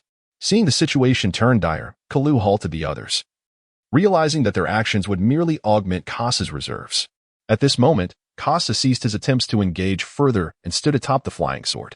Previously, he had meticulously devised a strategy on the island, successfully luring all the naval forces into a tightening encirclement. Kalu gazed at Casa and proclaimed, "Phantom Thief Casa, you find yourself encircled. Surrender at once." Kalu continues to perform, and their battle does not necessitate a definitive victor. However, the others on the island serve merely as embellishments, enhancing the allure of soul coins for one another. Casa snapped his fingers, activating the mechanisms previously left on the island. Mechanical devices began to emerge from the ground and rooftops, reminiscent of playground sprinklers. However, the machines Casa had deployed did not spray water. Instead, they unleashed flames. The Fire Chrysanthemum Formation. The outer perimeter of the island was engulfed in fire, while on the opposite side loomed a cliff, beneath which lay the ocean depths. At this moment, only those in the navy capable of moonwalking had a chance to escape, even without the demon-slaying order. The navy stationed on this island faced inevitable doom, as Casa calculated how high his soul coins would rise. Judicial Island was already echoing with cries of despair. The key to the Seastone handcuffs binding Nico Robin was among the CP9 members in the tower. Luffy had gone to seek out Lucci, while the others pursued their respective adversaries. Frankie's hair drooped. Having exhausted his cola supply, he desperately needed to find a replenishment. Suddenly, a powerful punch sent Frankie flying, the force overwhelming. As he crashed against the wall, gasping for breath, he cursed, "Damn it, just let me find some cola." Zababa, perish, Frankie. Weight-enhanced Iron Fist. Chopper appeared abruptly, delivering a blow that sent the owl flying. Frankie gazed in astonishment at Chopper, who had transformed into a gorilla. "Dear? Gorilla? Dear gorilla. Ah, it's Frankie. You scoundrel, I haven't forgiven you. If it weren't for you, Usopp would not. Chopper wept as he reproached Frankie. Frankie retorted, hey, wasn't he with you all? It doesn't matter, dear gorilla. You hold him off, I'll search for Cola. Hey, do you still have the luxury to think about Cola at a time like this? 6 Styles, Galefoot. Chopper was kicked away, and Frankie entered a state of alertness. The owl was significantly stronger than anticipated, at the very least. The current Frankie found it difficult to prevail. Cola was the pivotal element that could turn the tide of battle. The owl lunged toward Frankie, infusing the essence of the finger gun technique into its fist. With that punch, Frankie would surely lose his combat capability. One pattern path, speed enhancement. Chopper transformed back into his deer form and charged at the owl with astonishing speed, surpassing all limits. Frankie, leave this to me. Oh, you're unexpectedly dependable, dear gorilla. You scoundrel, I am not a deer gorilla. I am a deer. Chopper remained vigilant, confronting the owl. On Sky Island, Chopper had already embraced Kawa's abilities, enhancing his physique, which allowed him to send the owl flying with a single punch. However, the more crucial factor was the traditional Chinese medicine texts and prescriptions Casa had unearthed from Alabasta. Although Chopper had also discovered some medical books in Vivi's library, he initially dismissed Casa's newly acquired medical tomes as inferior. Yet upon opening one, Chopper found himself entering a new realm of medicine as the gates of traditional Chinese medicine unfolded before him. Casa acquired the masterful knowledge of traditional Chinese medicine and transcribed it, gifting it to Chopper. Among the contents were several prescriptions, which Chopper modified according to his own physical condition. The speed enhancement pill, the strength enhancement pill. These concoctions could temporarily augment Chopper's speed and strength, though their effects lasted a mere 10 seconds, exceedingly brief. The effects of the potions could not be stacked. While Chopper was evading attacks, he consumed the speed enhancement pill. Once timid, he now fought valiantly for his comrades, displaying remarkable composure. In a swift transformation, he dodged an assault. With his hooves, he grasped a white pill adorned with a red stripe and swallowed it. The weight enhancement. Upon ingesting the weight enhancement, Chopper instantly transformed into his powerful form, delivering an uppercut to the owl's jaw. A relentless flurry of punches rained down upon the owl. Iron block. Yet, Chopper could not sustain the onslaught. The owl's body was too sturdy, causing his fists to ache. Seizing the opportunity, the owl prepared to strike Chopper with a powerful blow. Come, take my punch. Strengthened right hand. Frankie had removed his artificial skin, revealing the iron structure of his right hand. With all his might, he unleashed a punch directly upon the owl. No matter how formidable the iron block technique was, it could not withstand true steel. The owl was sent flying, astonished as it gazed at Frankie. Damn. How is your punch so powerful? Frankie chuckled with pride. Indeed, my fists are quite strong. Not wishing to concede to Frankie's arrogance, the owl shifted its tone. Your punches are truly weak. The owl's words ignited Frankie's fury, prompting him to address Chopper. Reindeer, this one is mine. Dazzled by Frankie's iron fists, Chopper nevertheless recalled his objective. Then I'll leave it to you. You rascal, Frankie. Chopper transformed into his deer form and dashed in another direction, having just faintly heard Nami's cries for help. In the dim corridor, a flash of lightning illuminated the scene, scattering the hair of the foe. Oh my, what astonishing power. So you aren't. The unique theatrical manner of speaking of the foe made Nami somewhat uncomfortable. Thunderstrike. A bolt of lightning crashed down upon the foe, but the effect was negligible. So you are the user of the thunderclap fruit. You speak too slowly. Lightning charge wind speed meter. Nami launched another attack. Yet this time it was blocked by the foe's hair. Life restoration. The foe's hair moved like agile tentacles, deflecting Nami's lightning strike. Life restoration. Hair binding technique. Nami found herself ensnared by tendrils of hair, hoisted aloft, unable to free herself despite her mastery over the thunder fruit. Although she had spent ample time honing her abilities, she had only just learned to wield her power without endangering her comrades. Engaging in combat would require further practice. You have indeed arrived here. Impressive, she mused. Yet, the malevolent pirates shall ultimately be vanquished by justice. Life shall be restored. Spring's melody. With her staff, she attempted to unleash a piercing strike at Nami, but the attack missed, passing through her corporeal form. In a moment of desperation, Nami transformed into an elemental state, evading the blow and breaking free from her constraints. Weight-enhanced hammer. At that moment, Chopper finally arrived, only to be struck from behind by the assailant, sending him flying. Nami quickly ducked, allowing the attacker to soar over her head. Chopper, are you all right? Nami inquired. I'm fine, But you should hurry, she urged. Grabbing Chopper, she made a swift escape as he expressed his confusion. What about the key?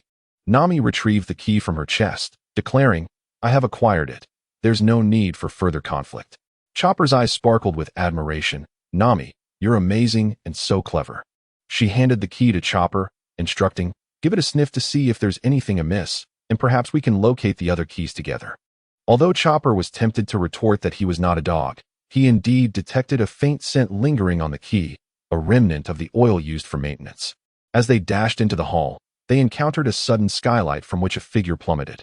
Nami, enhanced by the powers of the Thunder Fruit, sensed the imminent fall and glanced upward, recognizing a familiar silhouette. Her expression shifted, and she grasped her climate act, readying a spell. Thundercloud. The cloud stored within her weapon erupted forth, transforming into a fluffy bed that caught the falling individual.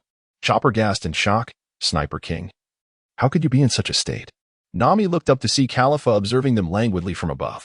Moments earlier, Usopp had cautiously pushed open a door, ensuring the coast was clear before forcefully declaring, hand over your keys, under the esteemed leadership of the great Sniper King. After confirming the absence of foes, he lamented to himself about missed opportunities. Closing the door, Usopp clenched his fists in frustration and shame, dissatisfied with his performance. Meanwhile, Robin had already been calling for their help, and he had just reveled in the absence of enemies. Determined, Usopp steeled himself and boldly pushed open another door. Usopp the Great is here. Surrender your keys. Usopp had yet to finish his words, his gaze fixed intently on the enchanting lady before him, clad in delicate black stockings. The stockings accentuated the slenderness of her legs, and the contrast between the dark fabric and the snow-white skin at the thigh drew Usopp's unwavering attention. How infuriating. Why am I so akin to Sanji? Califa gazed at the intruding Usopp, her memory stirred by the sight of him. The man who had wept profusely over a ship in Frankie's dock was now before her. So it is you, the cowardly and tearful man. This statement ignited Usopp's fury. He retracted his lecherous gaze, fully aware that the woman before him was an adversary, one who possessed the key that Robin sought. Enough of your prattle. Hand over the key. How utterly lacking in charm, to resort to aggression against a lady. Ultimate explosive star. 6 styles, shave. Karifa deftly evaded the onslaught of the gunpowder star, drawing closer to Usopp. Upon entering the room, Califa instantly discerned Usopp's lack of proficiency in martial arts, and he had already ventured into a perilous proximity. With unwavering determination, Usopp unleashed his ultimate attack, the 10-ton hammer, dramatically producing a colossal hammer from his bag. Khalifa was taken aback, unable to comprehend why such a small bag contained 10 tons of hammer. Yet, the patterns and luster of the hammer that Usopp produced compelled Khalifa to accept its authenticity, leaving her no choice but to evade it. This evasion ultimately fulfilled Usopp's desire. The hammer shattered. It was merely a painted illusion crafted by Usopp. Carlifa, filled with indignation, realized she had been deceived. As she contemplated charging forward, she felt the ground beneath her slick and treacherous, leading her to lose her footing in her high heels and tumble to the ground. "Aha! You have fallen into my trap," came the taunting voice.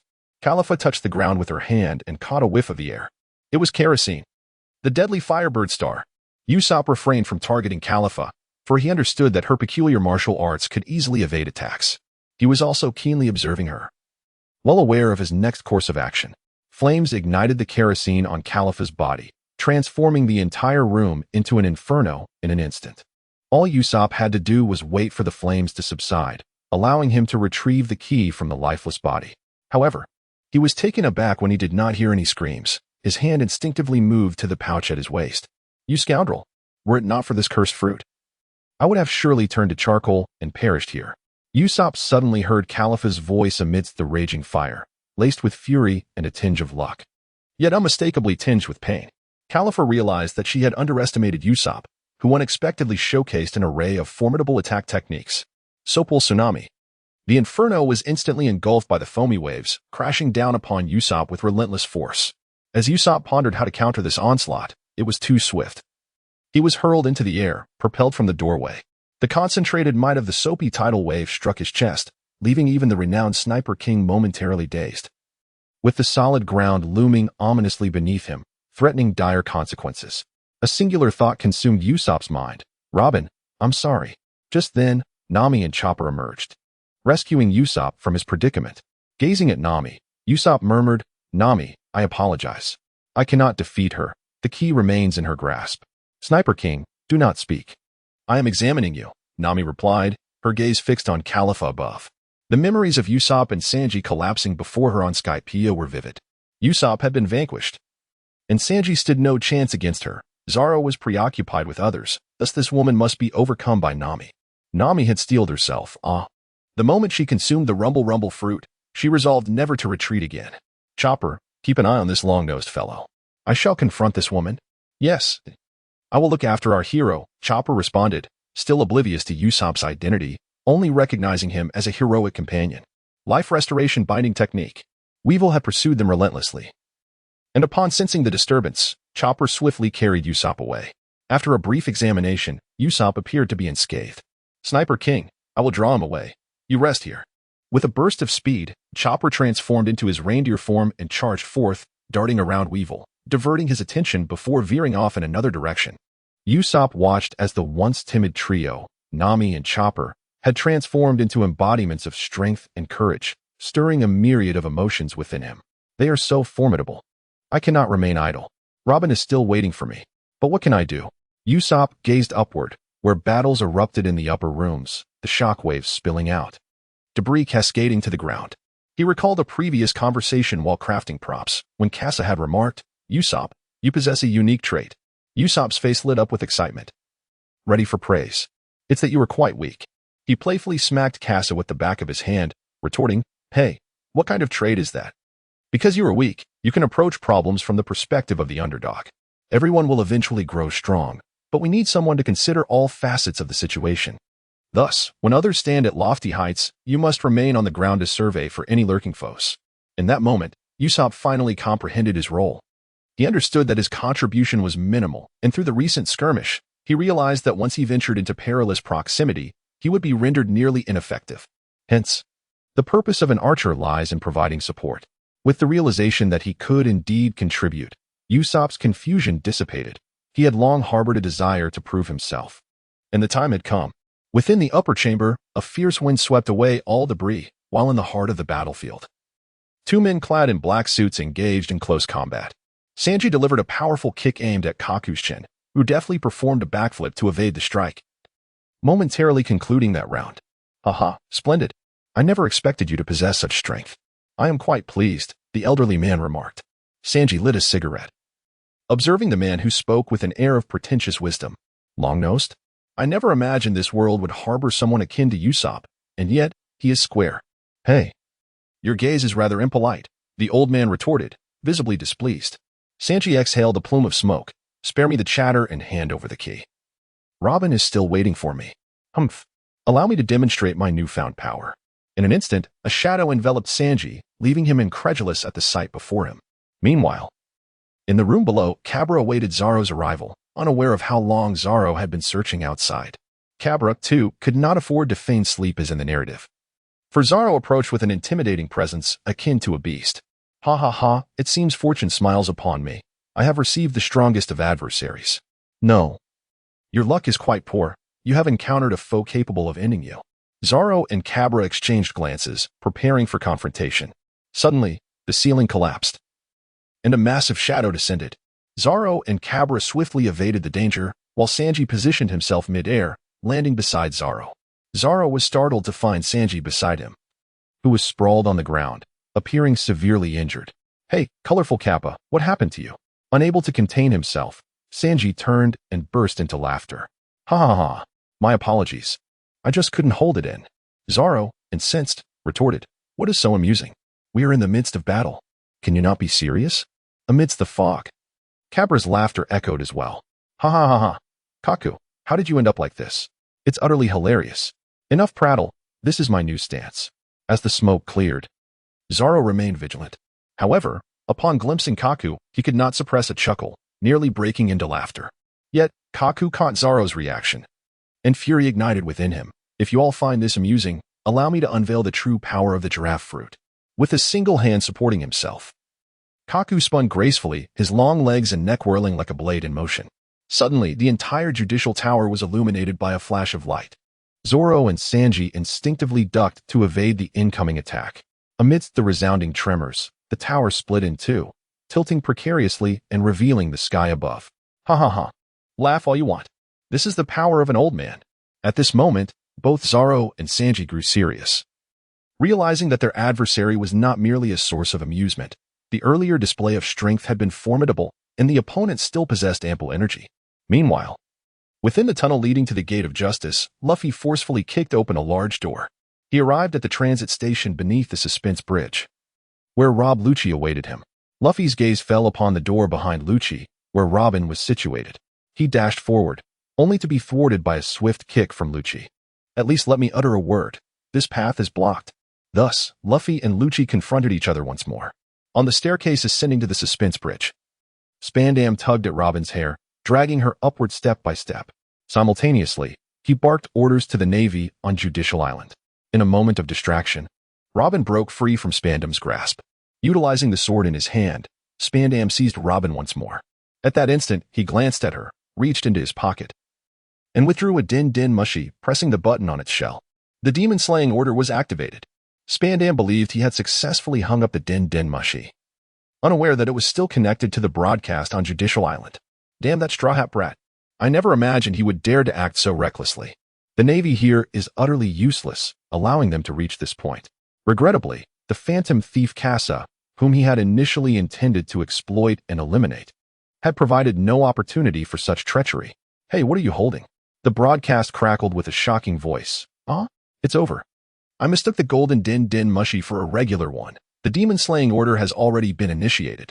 The din-din mushi continued to transmit the conversation before the call was abruptly terminated. Casa let out a wry smile, acknowledging that Spandam was indeed a talented individual. He had just confirmed the fact that he had recruited him. However, it was unfortunate that he had to let these Navy officers go, for they were witnesses. Kalu swiftly eliminated the members of the Frankie family with his finger gun, setting his sights on Zambai. The Biscuit Head sisters had already lost one of their own to Kalu, while Casa was hunting down the Navy, and Kalu was simultaneously pursuing the Frankie family. Both were vying for the soul coins, occasionally engaging in brief skirmishes to protect their respective factions. Casa forcefully expelled Karu, allowing Janbai to depart. As Janbai gazed upon the two individuals who had transformed Judicial Island into a hell on earth, he could only flee with a sense of gratitude. After all, in their eyes, Casa had always been their protector, oblivious to the fact that it was Casa who had the power to turn the entire Judicial Island into a fiery prison. It seems you are adept at both roles, discreetly eliminating some of the nearly deceased Frankie family while simultaneously seeking to preserve your own reputation. Casa shrugged, resigned to his predicament. He still required a substantial amount of money to acquire the lavish feast, otherwise he would find himself unable to nourish himself, rendering his efforts futile in transforming sustenance into strength. As the story approached its climax, these naval officers would soon be dispatched. The Frankie family must also be released, otherwise any deviation from the plot could lead to complications. A single shot from Casa pierced through the fiery encirclement, creating a breach in the inferno of the Fire Chrysanthemum formation. Whether they can escape now hinges on these individuals seizing the opportunity. Indeed, these naval forces may be considered a form of recompense for you. Thus, can the design blueprints be relinquished? Kalu is fully prepared for battle. He has requested the design blueprints from Casa several times, yet Casa has not complied.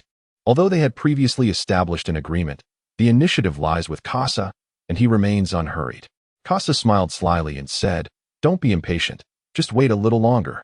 Kalu charged forward, his fist aimed directly at Casa. Casa deftly maneuvered to evade the flying sword, swiftly discharging a lightning projectile in return. The thunderous bolt collided with Kalu's golden barrier. Thunderstorm Baptism. The twin guns unleashed a relentless barrage, incessantly striking the same spot on the golden shield. The clash of lightning and golden radiance reverberated, causing Kalu to feel a tingling sensation in his chest as the assault of the lightning projectile began to penetrate. Tiger Seal. With palms transformed into fierce tiger claws, he struck the air. Two shockwaves in the shape of tiger heads surged forth in a flash. As Casa deftly evaded the oncoming attack, adjusting the accuracy of his fire, Kalu deftly evaded the ensuing assault. The serpent coiled and slithered. Kalu glided through the air, evading Casa's assaults with the grace of a serpent swimming through water. Although Casa's observation hockey managed to locate Kalulu's position, he was unable to land a shot, as Kalulu's movements rendered Casa incapable of finding an opportunity. Kalu approached, preparing to ensnare Casa. Casa swiftly exchanged bullets. The muzzle erupted with a tempest, propelling Casa backward, who deftly retreated to evade the onslaught. Meanwhile, with a nimble maneuver, he aimed the firearm at Kalu. Inferno Bullet, a ferocious projectile. Gale Bullet, the Wind of Annihilation.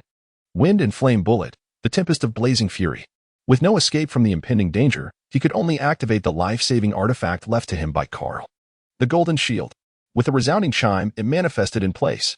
Kalu transformed into a radiant golden light, evading the onslaught. However, Kalu too found himself immobilized, plummeting freely through the air. Casa swiftly transitioned his weapon, aiming the Tyrannosaurus shotgun at the grounded Karu. Unable to accurately gauge the duration of the golden body state, Casa resorted to his observation hockey for discernment. Tyrannosaurus shot.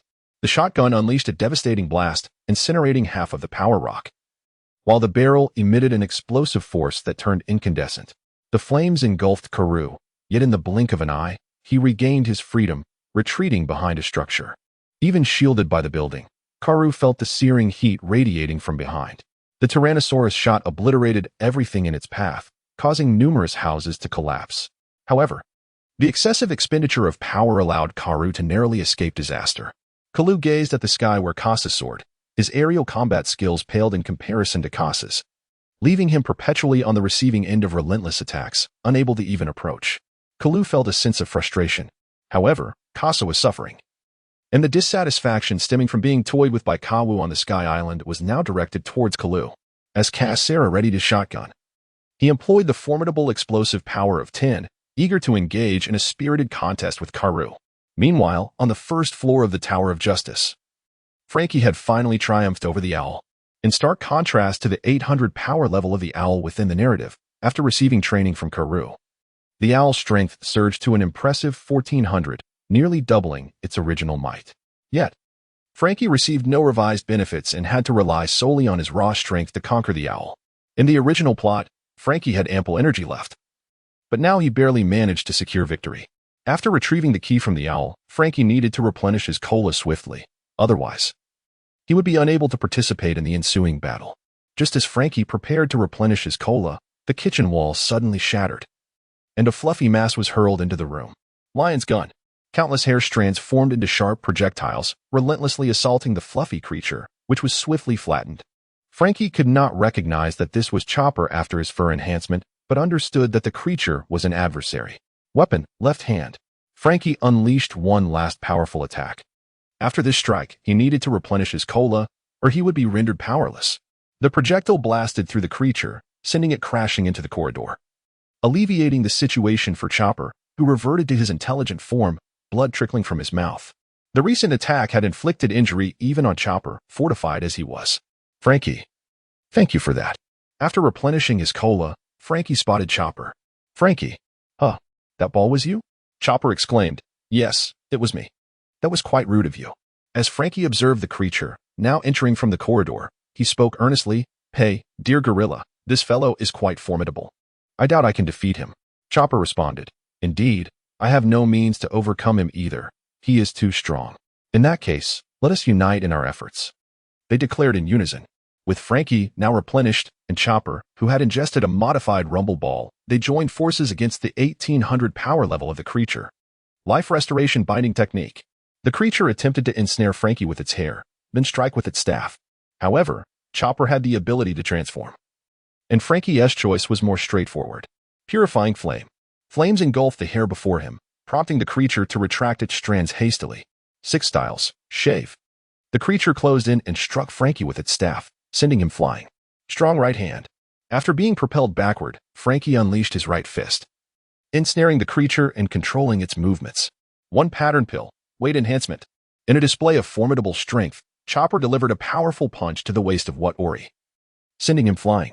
The enhanced weight boost, even in ordinary attacks, was astonishing. Franky retracted his right hand as What Ori was pulled back through the air. Strong iron fist. Franky yanked What Ori back and landed a punch on his white mask. Unyielding, What Ori was already poised for retaliation in an instant. Life restored. Willow's Melody. The tip of What Ori's staff struck Franky's chest, and both were sent hurtling away. Seeing this, Chopper hurried to Franky's side to assess his condition. Franky spat out a mouthful of blood, exclaiming, Reindeer, you should have landed a blow just now. Chopper retorted angrily, Stop the chatter. I'm a doctor. Let me check your injuries. Once it was determined that Franky's injuries would not hinder their ongoing battle, Chopper resumed his combat stance. Wow, you two are truly impressive. Chopper and Franky exclaimed in unison. Can you speak properly? Watori, suddenly serious, declared, then allow me to demonstrate my true power. This statement momentarily caught Chopper and Franky off guard. Watori then underwent a transformation. His physique became robust, and his hair ceased its chaotic dance, coalescing into two muscular arms. His strands of hair morphed into defined muscle fibers, exuding a palpable sense of strength. Chopper and Franky took a deep breath. Even Franky's fiery abilities might prove ineffective now. Watori's hair, transformed into a fist, struck the ground, creating an impressive crater, an indication of his formidable power. Hey, reindeer, this guy's fists are no joke. Indeed, Franky. Cover me. I have a plan. As Franky regarded Chopper, who had reverted to his cerebral enhancement form, he wondered what strategy could possibly arise from such a seemingly frail appearance. Yet, Franky grinned, declaring, "Oh, in that case, allow me to provide you with super cover." Chopper positioned his hifs to diagnose Watori's weaknesses through the square opening. Chopper's rumble ball had been modified. Initially, taking the second one would lead to unstable wavelengths, making control difficult. However, that was no longer the case. The second and first balls now produced similar effects, though Chopper hesitated to consume a third. He reasoned simply, if he could identify the weakness, a single powerful strike would suffice to conclude the battle. Franky absorbed punches and staff strikes, relentlessly trading blows with Watori. Adopting a tough, unyielding combat style, Watori chose not to evade, matching Franky's intensity.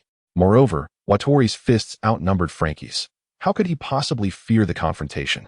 However, Franky's fearless approach and the madness in his gaze ultimately intimidated Watori. A flaw appeared in Watori's offensive, and Franky seized the opportunity. Franky, Hammerstorm. In a relentless flurry of punches, heedless of the precise target, the only intention was to attack. Chopper observed as Brook was pinned down by Franky, his chin raised from the blows, and finally discerned the weakness. He retrieved the second rumble ball. With a sudden surge of energy in Brook's hair and arms, life was restored. Lion's roar. His palm struck fiercely against Franky's chest, who had no defense, delivering a final devastating blow to Brook's face. Franky was sent flying, but as he soared through the air, a figure dashed in the opposite direction, precisely the trajectory of Brook's flight. With a leap bolstered by strength, Chopper crouched low and propelled himself, employing the movement technique taught by Luffy and Casa, converting his bounce into speed. In an instant, he caught up to Brook, who was still gazing at the ceiling as he flew back, only to suddenly find a reindeer human before him. In a rush, he utilized his hair to counterattack. Strengthened wrist force, cherry blossom fall. The strikes descended like petals, densely inscribing Brook's chin. Chopper seized the opportunity, leaving Brook no time to deploy his six styles for defense. Instead, he attempted to counter with an attack. However, Chopper was swift, and before Brook's assault could land, he was already sent crashing to the ground, halting his backward momentum. Franky watched as Chopper transformed once more, truly dispatching the adversary. He had initially intended not only to provide cover but also to defeat Brook with all his might, yet he found himself not as formidable as he had imagined. While Chopper proved to be far more capable than anticipated, Chopper began to assess Franky's condition, his brow furrowing. The cyborg's body left him momentarily at a loss for solutions. Reindeer Gorilla, don't worry about me.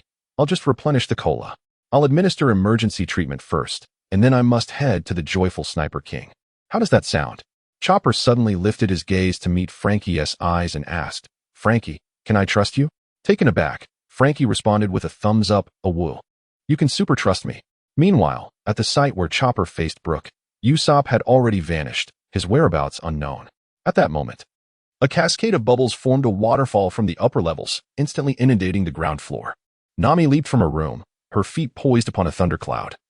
With four drum-like clouds resembling Enels hanging behind her, arcs of electricity dancing upon them, embodying immense power.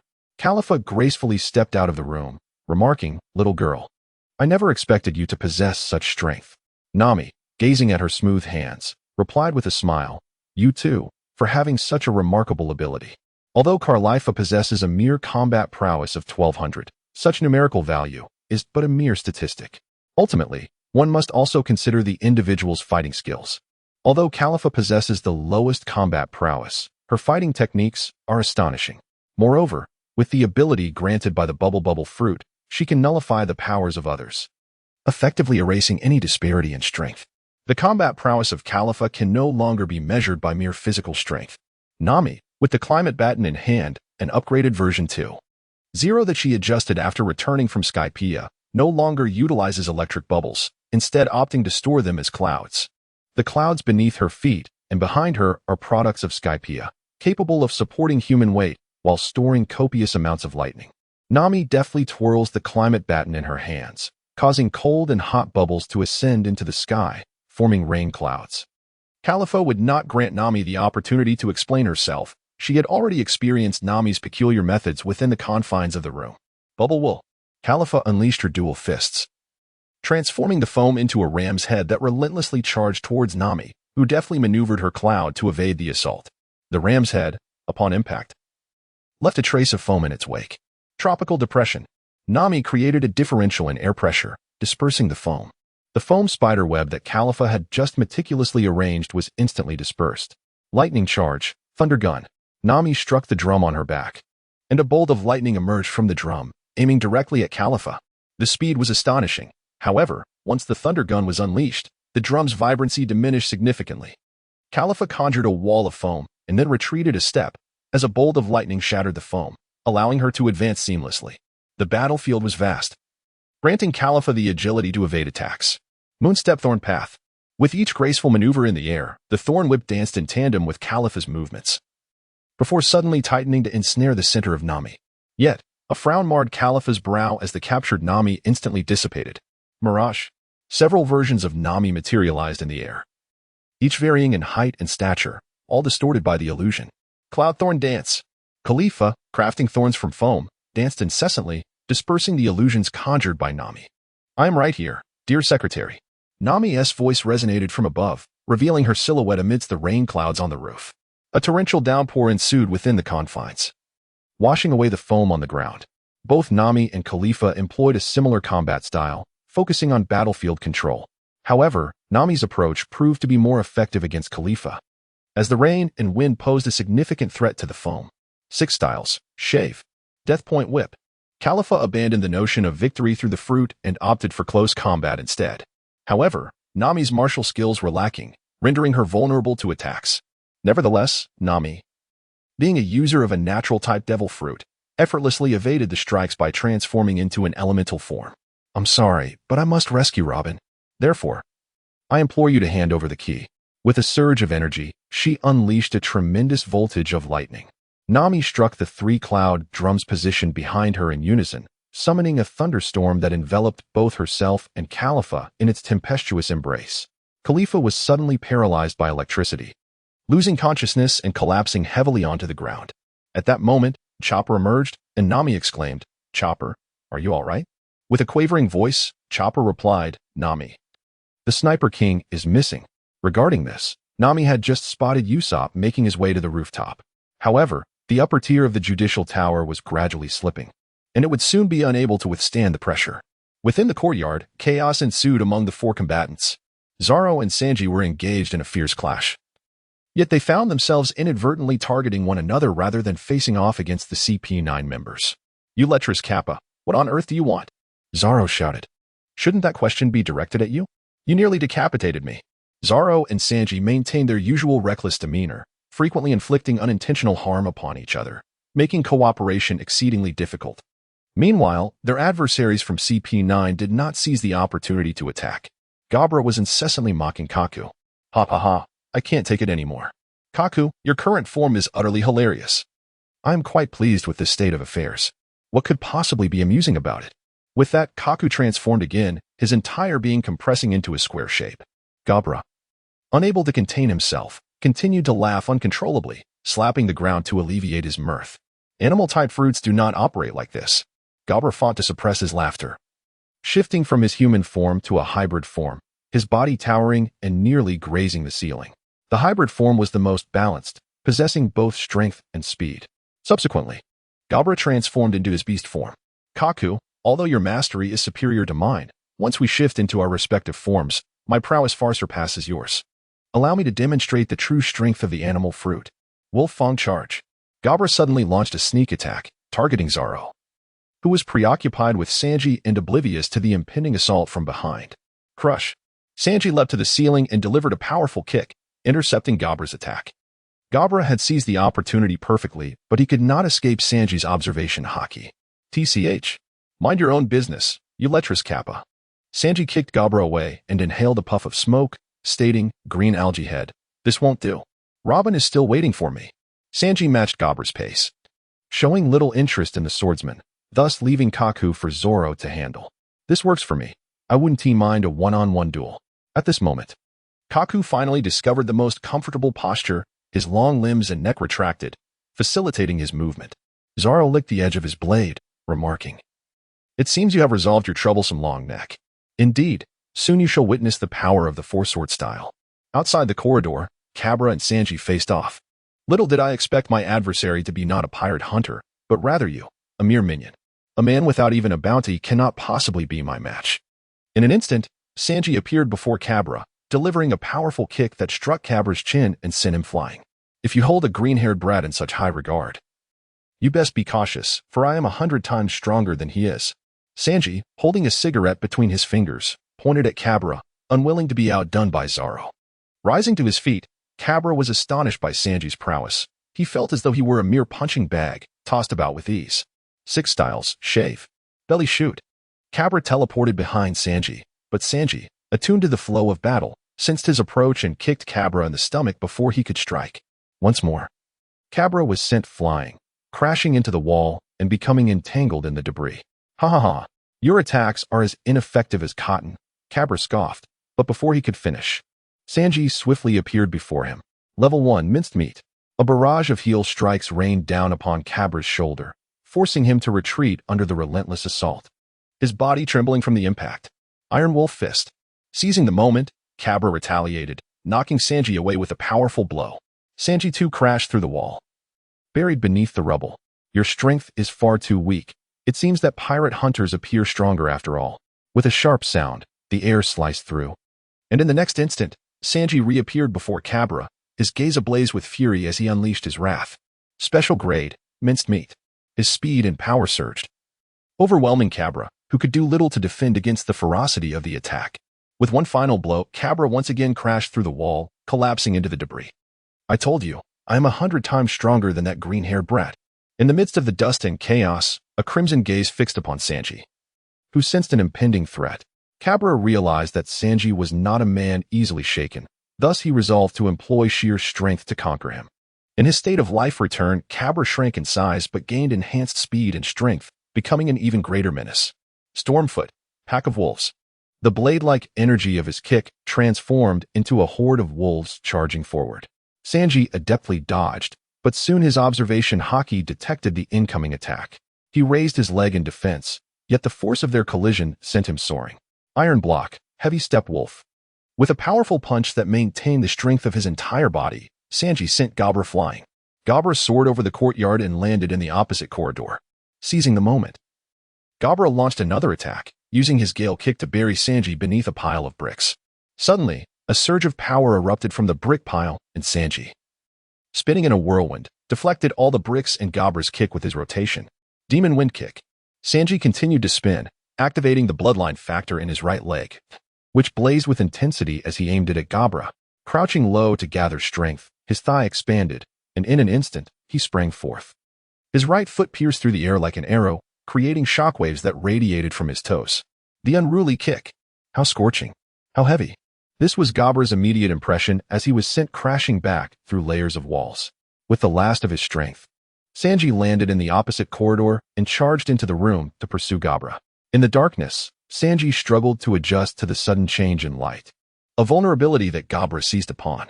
Iron Block Fist, Demon Wolf. Gabra sent Sanji flying, then locked onto his landing spot. Iron Block Fist, Wolf Hunt, 8 directions.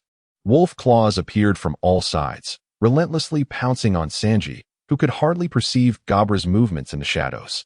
However, his observation haki sharpened his senses, allowing him to finally grasp the trajectory of the attacks. Previously, he could only discern the locations of the strikes, but now he could trace them back to Gabra's position. With his left foot poised for an attack, his right foot was already prepared. The finishing touch shoot. This strike landed directly on the wolf's head. sending Gabra flying out through the hole in the room and crashing into the wall of the opposite corridor. After this blow, Gabra was left utterly devoid of fighting spirit. Sanji approached Gabra at a leisurely pace and retrieved the key. This guy is indeed tough, but I've dealt with my opponent before, that seaweed head. As Sanji reveled in his accomplishment, the courtyard wall suddenly shattered. Countless slashes descended upon him, forcing Sanji to leap into the courtyard, where the entire level was engulfed. He could only jump down to evade the onslaught. Landing steadily below, he gazed at the commotion above. What is that seaweed head up to? Sanji, are you all right? Did you get the key? Sanji, are you okay? You're covered in blood. Nami and Chopper had already handed the key to Frankie to deliver to Robin, but they needed to wait for their companions. Upon seeing Nami, Sanji knelt down, eager for recognition. Nami-san, I've defeated the enemy and obtained the key. However, Nami was unimpressed, responding dismissively, all right, I got it. Have you seen Sniper King? I'm really worried about him. Sanji recalled the moment he battled with Cabra, where Usopp was ascending to the rooftop, yet he paid little heed amidst the fray. That fellow should still be on the roof now. Only one key remains in the tower. Nami spoke up. Frankie has already taken 3 keys. There is but one left. We can only wait for Zoro to conclude his fight. Unfazed, Sanji retorted, it's fine. If that moss-headed fool is defeated, I will still be here. Chopper pinched Sanji's chest, causing him to yelp in pain. Sanji, stay still. You've broken several bones, and I must stabilize you. Nami cast a worried glance at the upper levels, where the sword energy continued to surge, affecting other areas. In such circumstances, neither she nor Chopper could approach, as Sanji was injured. Thus, they had to rely solely on Zoro to resolve the situation. Meanwhile, in the courtyard, the ceiling had sagged by half, leaving the area completely exposed to the sky. Sunlight streamed down upon Zoro, whose body was drenched in blood, his clothing tattered. Yet, beneath the bandana, his gaze was as piercing as that of a beast. With the dual blades in hand, Roronoa Zoro, you truly are a monster. I had presumed that a carnivorous Zoan user would possess greater strength, yet I did not anticipate that even a herbivorous one could be formidable. Zoro sheathed the snow walk and placed the scabbard at his other side. Kaku chuckled mockingly. Unlike Gabra, with your strength you might stand a chance against him, but against me, defeat is inevitable. As soon as Kaku finished speaking, Zoro was already poised for action. Crouching down to gather his strength, he unleashed the two-sword style's Rashomon. With a swift draw of his blades, he aimed a cutting strike directly at Kaku's form. However, the sensation conveyed by the blade revealed Kaku's remarkable mastery of iron body. It was utterly unyielding, harder than iron itself. With the combination of his Zoan fruit abilities and his exceptional iron body techniques, Kaku was imbued with unwavering confidence to withstand Zoro's assault. Moreover, the adage rings true: the longer the weapon, the greater its might. Kaku's blade is considerably longer than Zoro's. Thus, when the formidable sword descends, Zoro positions his weapon with both hands to parry the strike. He deflects the attack, redirecting it to another direction, successfully warding off yet another assault. Zoro advances, yet Kaku merely needs to take a slight step back, prompting Zoro to exert additional effort to close the distance. Zoro finds himself in a constant tug-of-war, his position meticulously controlled, leaving him with no choice but to defend, unable to launch an offensive against Kaku. Kaku maintained a constant distance, the tip of his blade bearing an irresistible force pressing toward Zoro. Zoro was compelled to retreat step by step. Three-sword style, Onajirai. The powerful strike cleaved through Kaku's 2 long swords, bringing Zoro closer. The strength of Onajirai had been exhausted, yet the advance had diminished the distance, rendering Kaku's lengthy limbs cumbersome in dealing with Zoro's proximity. Three-sword style, Tornado. The whirling blade slashed at Kaku, shredding his garments, yet only eliciting numerous minor wounds upon his body. Observing that his attacks bore minimal effect, Zoro intensified his resolve. Three-sword style, 108 troublesome winds. 3 arcs of sword energy sent Kaku flying, propelling him out of the judicial tower. Kaku leapt gracefully into the air, his fingers tracing the wounds on his body. He had not anticipated that Zoro could breach his defenses. Haki, was it? So, you too possess Haki. Naturally, I shall wield it. Otherwise, I would be remiss in honoring the teachings of Instructor Kalu. Kaku surged back into the courtyard, wielding his long blade, aiming a sweeping strike at the center where Zoro stood. Instead of retreating, Zoro advanced, closing the distance and evading the attack. Two-sword style, on the rooftop, Zoro launched a powerful upward slash toward Kaku's neck, but Kaku narrowly dodged the blow. Two-sword style, On the rooftop, with a thrust of his finger, Kaku unleashed a technique enhanced by his haki, striking Zoro with a force akin to a pile driver, sending him crashing into the wall. Gale foot, chaos. Countless blade-like gusts emanated from Kaku, hurtling towards Zoro. With both hands, Zoro parried and deflected the onslaught of cutting winds. Kaku would not let this opportunity slip by. Launching an assault, Zoro weighed the pros and cons and could only block Kaku's strike, allowing the force of the blade to impact his body, sending him hurtling into the corridor above. Kaku gazed triumphantly at Zoro, his mastery of combat enhanced by the abilities granted by the giraffe fruit, allowing him a myriad of fighting styles. Had he not consumed the fruit, his normal human state and the technique of the four-sword style might not have guaranteed victory over Zoro. The shipwright Carrera conveyed a message for me to relay. Zoro rose, exhaling a breath of frustration, and inquired, "Is it Pally?" "Though it is regrettable, for the sake of justice, there is no other choice." The shipwright declared, "You are dismissed." Zoro tightened his grip on Enma and Shusui, clenching his teeth resolutely. His three swords began to emanate a powerful haki. First form, two-sword style. Second form, two-sword strike. Zoro leapt high into the air, the formidable two-sword strike descending upon Kaku with unstoppable force. Kaku, brimming with confidence, resolved to confront the challenge head-on. With a decisive kick, he met Zoro's downward slash with an elevated stance. The moment their blades and hooves collided, a resounding boom echoed. A shock wave emanated from the center, scattering the surrounding tiny pebbles. Kaku gazed in disbelief at the relentless pressure exerted by Zoro. The strength of this Zoan-type devil fruit user paled in comparison to the man before him. With a sudden surge of power, Zoro sent Kaku crashing into the ground. The subsequent slash struck Kaku squarely in the chest, a collision of haki against haki, as the blade cleaved through muscle that was ultimately halted by his chest. For a Zoan user, this injury bore little influence on the battle. Kaku quickly created distance, his muscles writhing to staunch the flow of blood from the wound. Three-sword style, Tiger Hunt. Zoro pressed the assault, leaving Kaku with no choice but to raise his sword in defense, yet Zoro had already seized the initiative. Two-sword style, second slash. Two-sword style, Ascending Tower. Two-sword style, Rising Tower. Two-sword style, Demon Bear. In a final act, Zoro crouched low, gripping his sword tightly before launching upward, the force of his leap propelling the blade and sending Kaku hurtling through the air. Although Kaku possesses a blade for defense, he is unable to mitigate the impact force. Kaku emerged from the haze, his long blade shattered in hand. The sword was excessively large, draining his formidable energy and prone to uneven distribution, making it more susceptible to breakage. Kaku gazed at the panting Zoro and remarked, "Indeed, you possess great strength, Roronoa Zoro. Allow me to demonstrate my most formidable slash." Zoro's expression sharpened, for Kaku had commenced a relentless rotation, preparing a strike capable of unleashing the entirety of the judicial tower. Zoro held a deep respect for this attack. Even with his haki, he was uncertain if he could withstand it. However, he had no intention of evading. He was determined to sever everything with his most powerful technique. In that moment, Zoro recalled the teachings imparted by Kasa at the beginning, and he cast his gaze upon his sword, Enma. A sword is the warrior's true ally. Zoro closed his eyes, his concentration heightened as he immersed himself in Enma, awakening its spirit. Beneath the 9 hells lies the hidden specter, with 3 blades raised. I shall sever the divine. 9-sword style, Ashura, Godslayer. Kaku beheld the formidable aura emanating from Zoro, reminiscent of a fearsome Ashura with 3 heads and 6 arms. Amidst the intertwining forces of haki and ominous energy, Kaku realized that his own techniques would be insufficient to vanquish Zoro. With an arrow drawn and no choice but to release it, Kaku seized the initiative. The astounding power of his technique surged forth in an instant, while Zoro, with a low crouch, charged forward. An upward strike cleaved through the air, first manifesting as a blade of energy that expanded with tremendous force. Subsequently, the edge of the god-slaying slash tore through Kaku's technique, hurtling towards him with relentless intent. At this moment, Kaku had just completed his move and crouched down, finding himself utterly unable to evade the attack.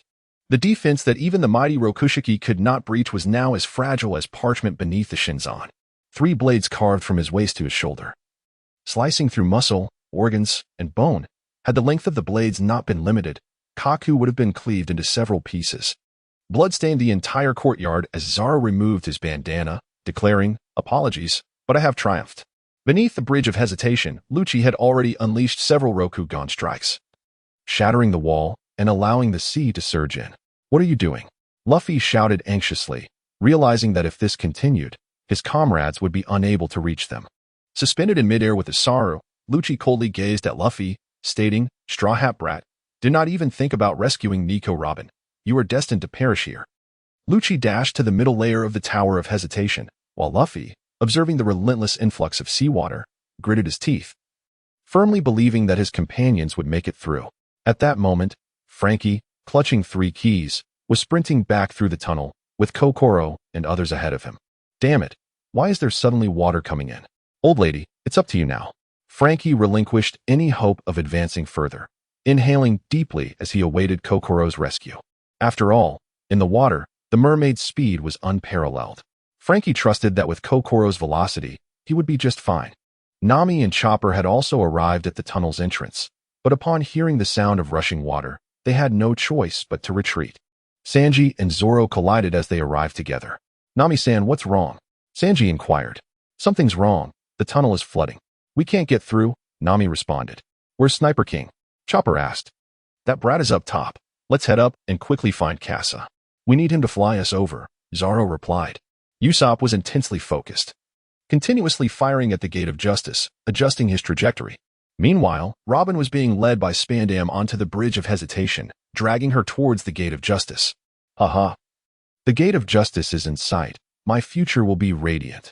Nico Robin, your entire family will perish at our hands," Spandam proclaimed with extreme arrogance. Suddenly, an explosion echoed from the exit of the Bridge of Hesitation. Robin lifted her gaze, only to hear Spandam remark, "Fortunately, I set up landmines. So if anyone dares to pursue, they will meet their demise." Experience despair, Nico Robin. A chill enveloped Robin's body, yet it ignited a surge of strength within her.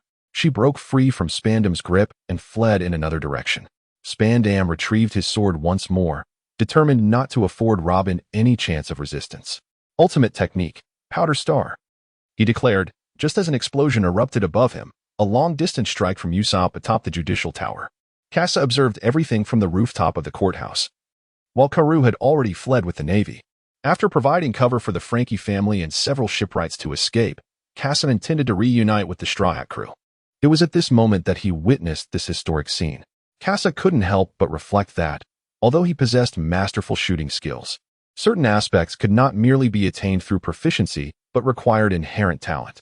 Usopp's aptitude was evidently superior to that of Casa, who was incapable of achieving such long-range precision shooting. His own skills primarily revolved around the utilization of various weapons and shooting techniques. In terms of distant, high-precision shooting, he paled in comparison to Usopp. It was precisely Usopp who, at this critical juncture, managed to save Robin. Otherwise, she would have been in grave danger at that moment. On the Tower of Justice, before the Gate of Justice, the Navy continuously searched for enemies, firing indiscriminately. Attacks rained down behind Robin, yet not a single assault managed to inflict harm upon her. Amidst the sudden chaos, the Gate of Justice loomed ahead. Despite his grave injuries, Spandam continued to roar, urging, "Shoot quickly! Bring back Nico Robin, you worthless fools!" "Sir, we cannot. That person is atop the Tower of Justice. We simply cannot reach him." "What? How can it be that far?" "Shoot Nico Robin. Just ensure she remains alive. Hurry, fire." Spandam's eyes blazed with fury, as the duck he thought was in his grasp began to flap its wings and attempt to escape. The Navy soldiers, receiving Spandam's command, aimed their guns at Robin. Usopp atop the Tower of Justice was taken aback. He could only guarantee the accuracy of the fire star at this distance, and he could not assure the efficacy of any other attack. Helpless, Usopp watched as flames erupted from the barrels of the Navy soldiers' guns, aimed at the defenseless Robin. She, too, could only watch as she was targeted, lacking any means of retaliation. Had she been a bit more resolute initially, perhaps she would not have found herself in such a predicament. At that moment, a determined figure emerged before Robin. Frankie had returned from the sea. Kokorobo was still at the exit of the Bridge of Hesitation, and Frankie had been the first to dash out, thus only he was blasted away. Now, he re-entered the bridge, positioning himself in front of Robin, impervious to the bullets that could not harm his steel frame. Frankie's sudden appearance sent chills down Spandam's spine, and the scene fell into an eerie silence as all eyes turned to the man who obstructed everything. Suddenly, the sound of a transponder snail echoed across the bridge. Beneath Frankie's feet, he glanced at his adversary and answered the call. "Hello, Frankie. This is the Sniper King." Look beneath Robin's feet. There is a bag containing 2 keys. Together with the 3 keys you possess, all the keys are now accounted for. Free Robin. Spandam was taken aback at that moment. The duck he believed was within his grasp had completely escaped him.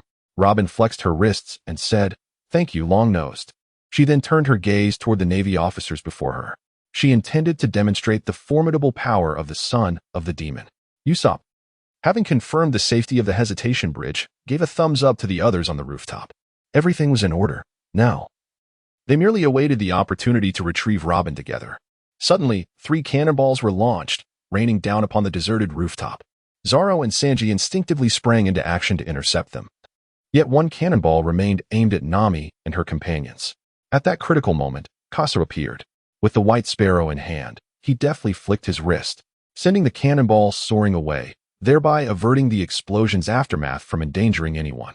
Kasa. The sight of him filled the group with joy.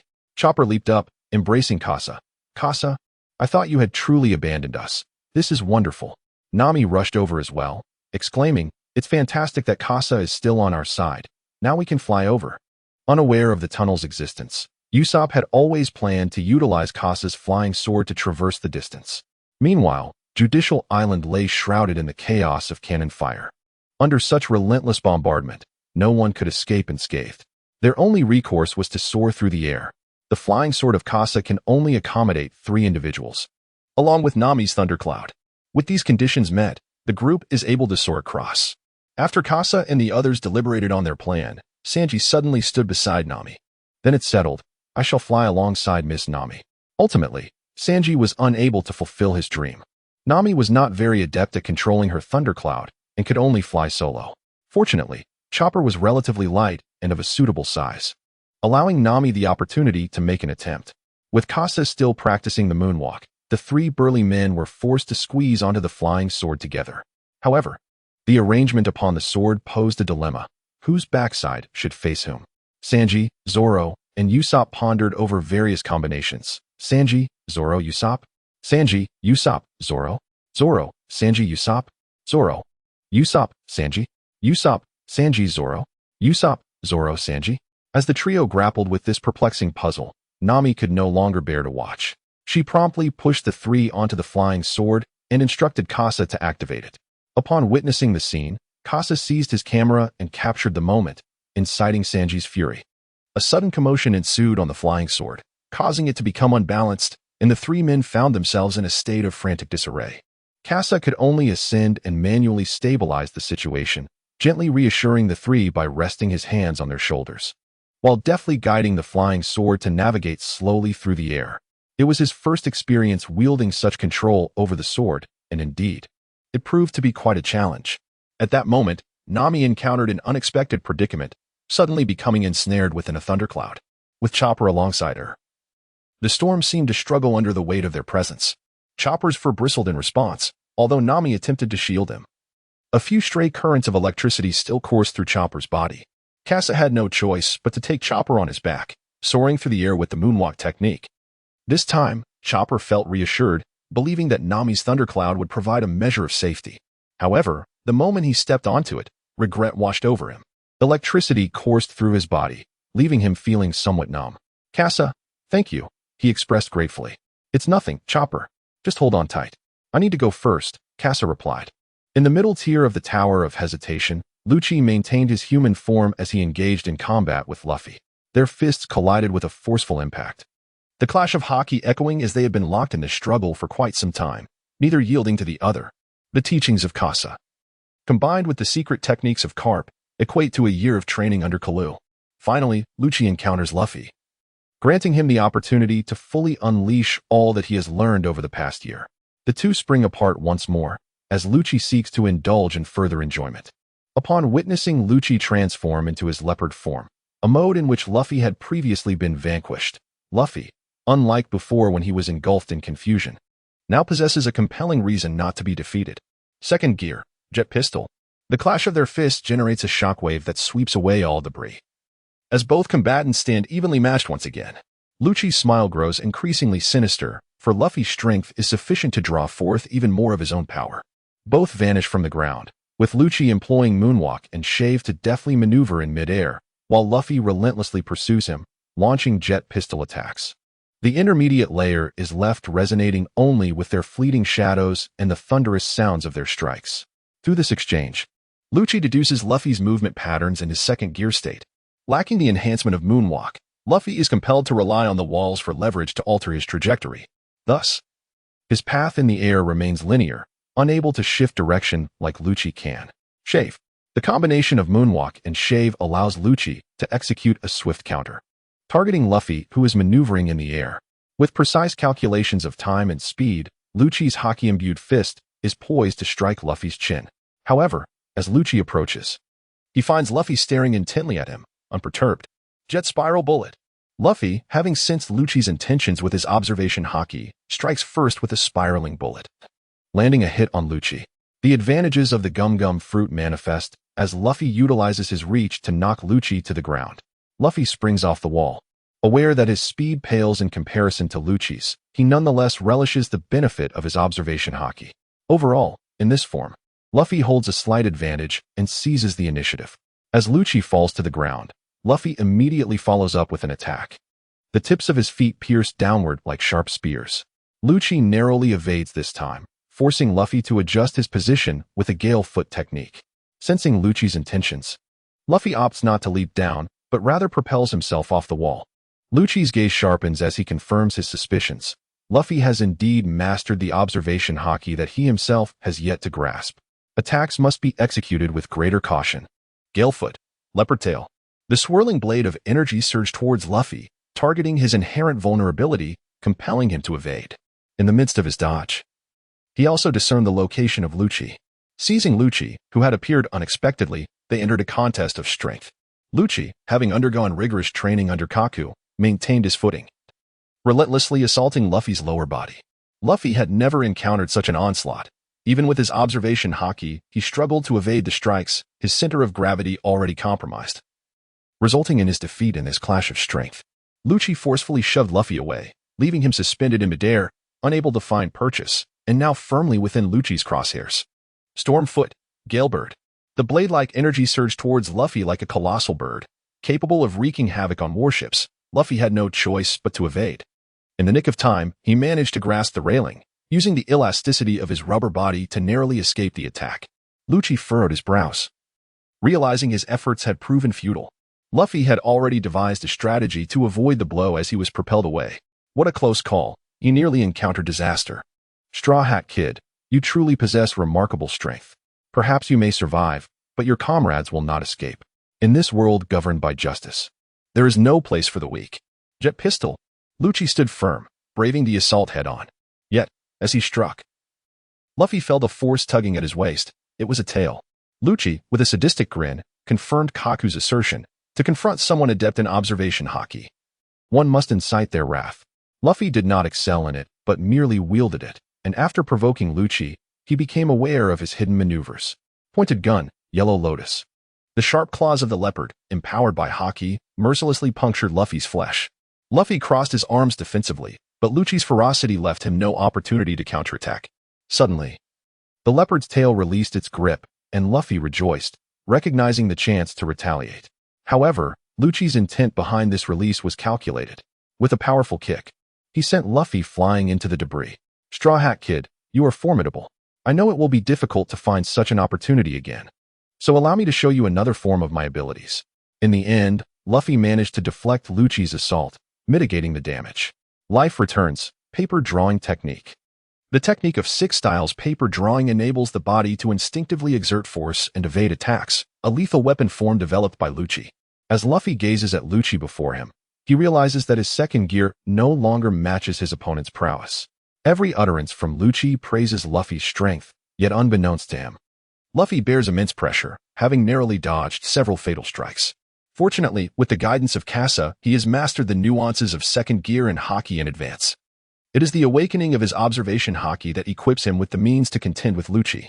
Suddenly, Luffy recalls Kasa's words. Luffy, have you heard that a single punch can prevent 100? Luffy tilts his head towards Kasa, completely oblivious to its meaning. At this moment, it is time to deploy that very technique. Third gear, Bone Balloon. Luffy pierces through his flesh and bone, infusing his body with air.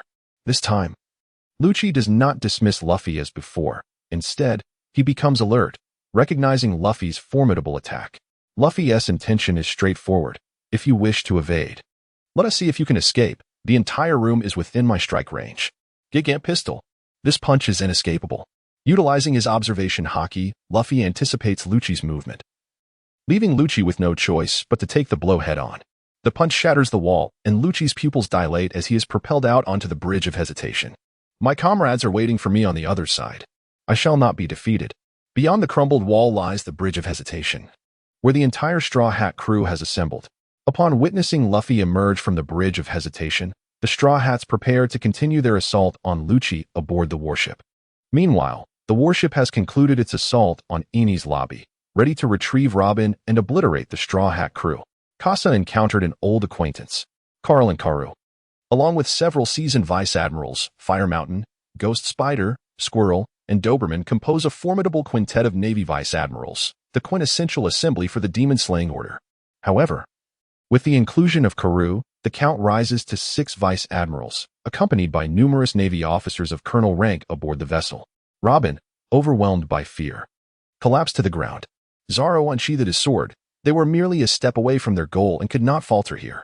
Everyone, I have something to convey, Kazar interjected. I was once a Navy officer, but for certain reasons, I departed from their ranks. Nami replied, what is the point of discussing this now?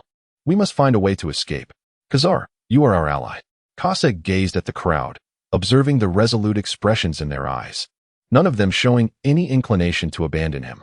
Casa could not help but chuckle, yet felt compelled to express his thoughts. What I mean is, those individuals may harbor grievances against me, so for the sake of safety, I shall maintain my distance from you for the time being to prevent any repercussions. Upon hearing this, Usopp and Nami nodded in agreement, not for any other reason, but because they were acutely aware of the vast extent of Cass's attack range and recognized the potential danger to themselves. Are you sure about this, my friend? That is a vice admiral of the Navy, after all. Casa and Carl locked eyes and spoke. No problem, just be sure to stay safe. Carl also caught sight of Casa.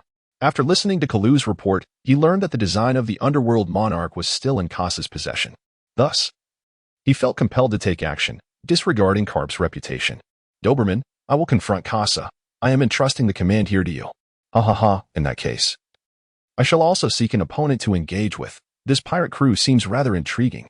As a member of the radical faction, Ghost Spider felt no need to consider Carp's influence, especially with someone taking the lead.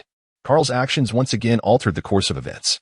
The Squirrel and Fire Mountain joined forces, leaping onto the bridge of hesitation. The 3 vice admirals landed before the Straw Hat crew. Unlike their previous encounters with minor adversaries, they now faced formidable vice admirals of the Navy headquarters. Doberman commanded a bombardment, separating Luffy from his comrades. A Navy soldier inquired, Vice Admiral, shall we provide support? Doberman, observing the battle between Luffy and Lucci, remarked, that man is a weapon of slaughter, Rob Lucci. All officers of the rank of captain were ordered to be cautious. Their opponent was the pirate who had defeated CP9, a force to be reckoned with. On the battlefield, aside from the Vice Admiral, others were to be captured. Usopp and Frankie stood back to back, watching the Navy soldiers descend from the warship. Usopp trembled. So many Navy soldiers, just like that smoke user. We're doomed. Frankie scoffed. TCH, they're just the Navy, watch how I obliterate them. The Squirrel stood before Zoro. The presence of a Vice Admiral-level swordsman undoubtedly exerted immense pressure on him. The pirate hunter, Roronoa Zoro, clenched his sword, then allow me to witness the Vice Admiral's strength. Before Robin and Nami stood a jovial middle-aged man. Fire Mountain spoke. Ladies, I hope you will not resist. Be compliant. Nami tightened her grip on the climate act. I will not allow you to take Robin. Chopper transformed into his heavy form. The monstrous spider sneered at Chopper. Your pirate crew is rather pathetic, isn't it? It's down to just you. The battle on the bridge was poised to erupt. As Casa ascended into the air, confronting Carl and Karu. Carl glanced at Chopper on the bridge. It was expected that Chopper would be the first to be eliminated. Casa spoke, do not overthink. We shall undoubtedly depart.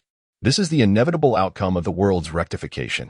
The intervention of Casa continues to unfold within the narrative. They will indeed depart from this place together. This is true, yet can you assure that you can escape? You do not belong to them. As Casa furrowed her brow, the Kalu behind her launched an assault. Carl also seized the opportunity, while Casa unleashed his observation haki to its fullest extent, surpassing the two in its mastery. Calming Mirror. Activate. The three entered the Calming Mirror together. Carl and Karu sought to bridge the gap in their observation haki, while Kasa aimed to maintain his advantage. Kasa leapt from the flying sword, soaring into the air, engaging in combat with a graceful lunar step. Kasa unleashed a barrage of fire upon Carl, subsequently evading his assault. Encountered with a whirlwind projectile that sent Carl sprawling. Kasa need not defeat both adversaries, he merely needs to impede them. At this moment, Luffy is engaged in combat with Lucci aboard various warships, recalling the Sky Lord from Skypiea as he aims at the vessel occupied by Lucci. With a tremendous strike, he unleashes the Snake Whip. His elongated leg whips through the air like a serpent's tail, channeling the air within his body to his foot until the very last moment. This technique ensures both speed and power, a testament to Luffy's enhanced mastery of his body following his awakening of observation haki. The formidable blow obliterates the flagship, prompting Lucci to leap into the air to evade the attack. Then, he targets Luffy, employing a swift movement to appear beside him. Luffy, harnessing haki, deflects Lucci's strike. With the combination of observation haki and gear third, Luffy constrains Lucci's life force restoration. Yet, Lucci remains unfazed. He has discerned Luffy's breath quickening. Recognizing that such a state cannot be sustained for long, Doberman begins directing the soldiers to rescue the drowning Navy personnel as the battle between Luffy and Lucci has already destroyed 2 warships. The battlefield descends into chaos. Luffy senses Lucci is stalling for time. The duration of Gear Third is nearing 1 minute, leaving him with less than 10 seconds. Lucci continues to seek cover near the warship, unconcerned for the Navy's safety. Though he bears the marks of Luffy's punch, he relies solely on the terrain to evade further attacks. Seizing the last opportunity, Luffy launches a punch towards Lucci. To Lucci, this seems merely a tactic to force him to reposition, followed by a colossal fist aimed at him. Lucci sidesteps the punch, keeping his focus on Luffy's other fist. Suddenly, he feels a tightness at his back, astonished, wondering how this could be. Luffy's fist was not directed at Lucci, but rather at the warship behind him. The punch strikes the vessel, not penetrating it, but rebounding back to ensnare Lucci. Hee, I finally caught you. This thought resonates within Lucci's mind. Luffy's grip tightens around Lucci's arm, and in an instant, he is ensnared by the giant's hand. Luffy then seizes the opportunity on the precarious bridge where they are battling. The only clear space amidst the chaos. 8 seconds. Luffy returns to the bridge and slams Lucci onto the rooftop, holding him firmly. Guamo Rua, giant gun barrage. Luffy's colossal fist rained down like a tempest, relentlessly striking Lucci. Amidst the thunderous roars, the rooftop collapses, and under the weight of Luffy's giant fists, debris and Lucci plummet into the lower levels. This is the full might of the captain of the Straw Hat Pirates. At this moment, in the vast expanse of the sky, Kasa deftly evaded the onslaught of attacks. In the state of the Void Mirror, he possessed an intimate understanding of everything within a radius of 500 meters, including the condition of Luffy. After 8 seconds, the energy emanating from Luffy dissipated, causing him to spiral uncontrollably through the air, hurtling towards the surface of the sea. At this juncture, no one could restrain Luffy except for Kasa. Sword, come forth. The technological flying sword locked its trajectory onto Luffy and surged forth. This was precisely why Kasa opted to engage in battle using the moonstep technique. Upon witnessing this scene, Karu let out a cold snort and remarked, "It seems we have been underestimated. I did not anticipate you would reach such a level." Kasa replied, "Let us see if within this minute, you two can indeed take me down." The Tyrant's Blast. In close combat, the Tyrant's shotgun rendered all equal, compelling Carl and Kalu to evade its deadly reach. However, Kasa possessed but a single opportunity. Once the loading mechanism was seized by the two, the battle would be swiftly concluded. Kasa drew his twin pistols, determined to maintain control over the distance. Wind Flame Bullet, Inferno Fireball. The synergy between the Fireball and the Hurricane Bullet propelled the Inferno Fireball towards the two individuals. Karu chose to evade the onslaught, as the colossal Fireball demanded him to traverse several steps in the air. Meanwhile, Carl opted to cleave it asunder with a single stroke. With a swift flicker, the tip of the Shinyan blade surged forth, piercing through the Fireball, relentlessly advancing. Kasa continued to retreat, gracefully executing the moonwalk while unleashing a barrage of fireballs. Both had once mastered the art of the swift flash, yet Carl's swordsmanship had significantly advanced. Kasa deduced that his opponent could only dispel 5 of the fireballs. However, after Kasa unleashed 7, he began to sense an anomaly. It was only then that Carl's swift flash revealed signs of fatigue. Yet Casa had already expended 7 fireballs. And in the absence of any interference, Carl had drawn near. Kala fixed his gaze intently on the direction of Casa's feet. Recognizing the inherent flaw in the moonwalk technique, the reverse motion of the toes dictated the trajectory of movement. Within this linear domain lay Kala's sphere of attack. No matter how swift Casa's movements, evasion was futile. Golden Serpent Strangle. As Kala's supple, almost boneless hands neared Casa, the latter executed a vertical sidestep, deftly avoiding the impending strike. Hurricane Shot, followed by a lateral retreat. The twin pistols of Casa, known as the Skyhawk, can serve as a means of mobility for Casa when necessary. However, it evades Kalu, while Carl swiftly approaches Casa with a flash reminiscent of a swift swallow. Carl appeared behind Casa, extending his hand to seize him. Suddenly, Casa vanished before him. Gale Step. Casa has fallen into invisibility, and the observation haki of the two individuals is insufficient to detect him. They scan their surroundings, while the bridge is divided into several battlefields. Usopp and Frankie continuously fend off the assaults from the Navy, who are not merely charging forward with their blades. Several formidable snipers lurk in the shadows, launching surprise attacks. Frankie, with flesh only on his back and steel armor in front, shows no fear. Usopp, clad in the bulletproof vest crafted by Casa, stands firmly before Frankie's vulnerabilities. At that moment, Frankie unleashes a purifying flame, forcing back the assailants. Within less than a minute of skirmish, Frankie has already exhausted a significant amount of soda from his arsenal, as all the Navy forces converge upon them, including numerous capable individuals. Frankie, at this juncture, possesses only the strength dictated by the narrative, rendering him unable to withstand the onslaught. Usopp displays remarkable bravery, intercepting many of the Navy troops, while several are ensnared by a viscous substance, immobilized. Usopp refrains from delivering the finishing blow, allowing these individuals to struggle, but the controlled Navy personnel occupy the limited space, momentarily alleviating the pressure as no new forces join the fray. As Frankie's firepower diminishes, the Navy begins to close in. Usopp, sensing the urgency, retrieves a cola from his spatial belt. Frankie, I have cola here, do not panic. The ammunition crisis is something that only a sniper would truly comprehend. Fear arises from insufficient firepower. With ample ammunition, Usopp and Frankie could unleash boundless potential. Frankie, with a complex expression, gazes at Usopp, recalling how, not long ago, he had just pilfered Usopp's funds, leading to a rift between him and the Straw Hat crew. Yet now, they stand back to back as comrades in battle. Usopp's support alleviates Frankie's concerns, as he has been anxious about what would happen once the cola runs out, thus he has been controlling his output. With an armory now at their backs, he finds solace in the fact that firepower is no longer a worry. Roar. Leave it to me. As they hesitated before the threshold of justice, dark clouds enveloped the entire area, accompanied by the rumble of thunder and flashes of lightning. However, Fire Mountain anticipated this with his observation haki and successfully defended against it. Robin's arm could not withstand the might of Fire Mountain. Even joint techniques proved futile against the iron-like strength. Both Nami and Robin could only endure in desperation. Between Usopp's battlefield and Nami, Zoro's clash with the Weasel added to the chaos.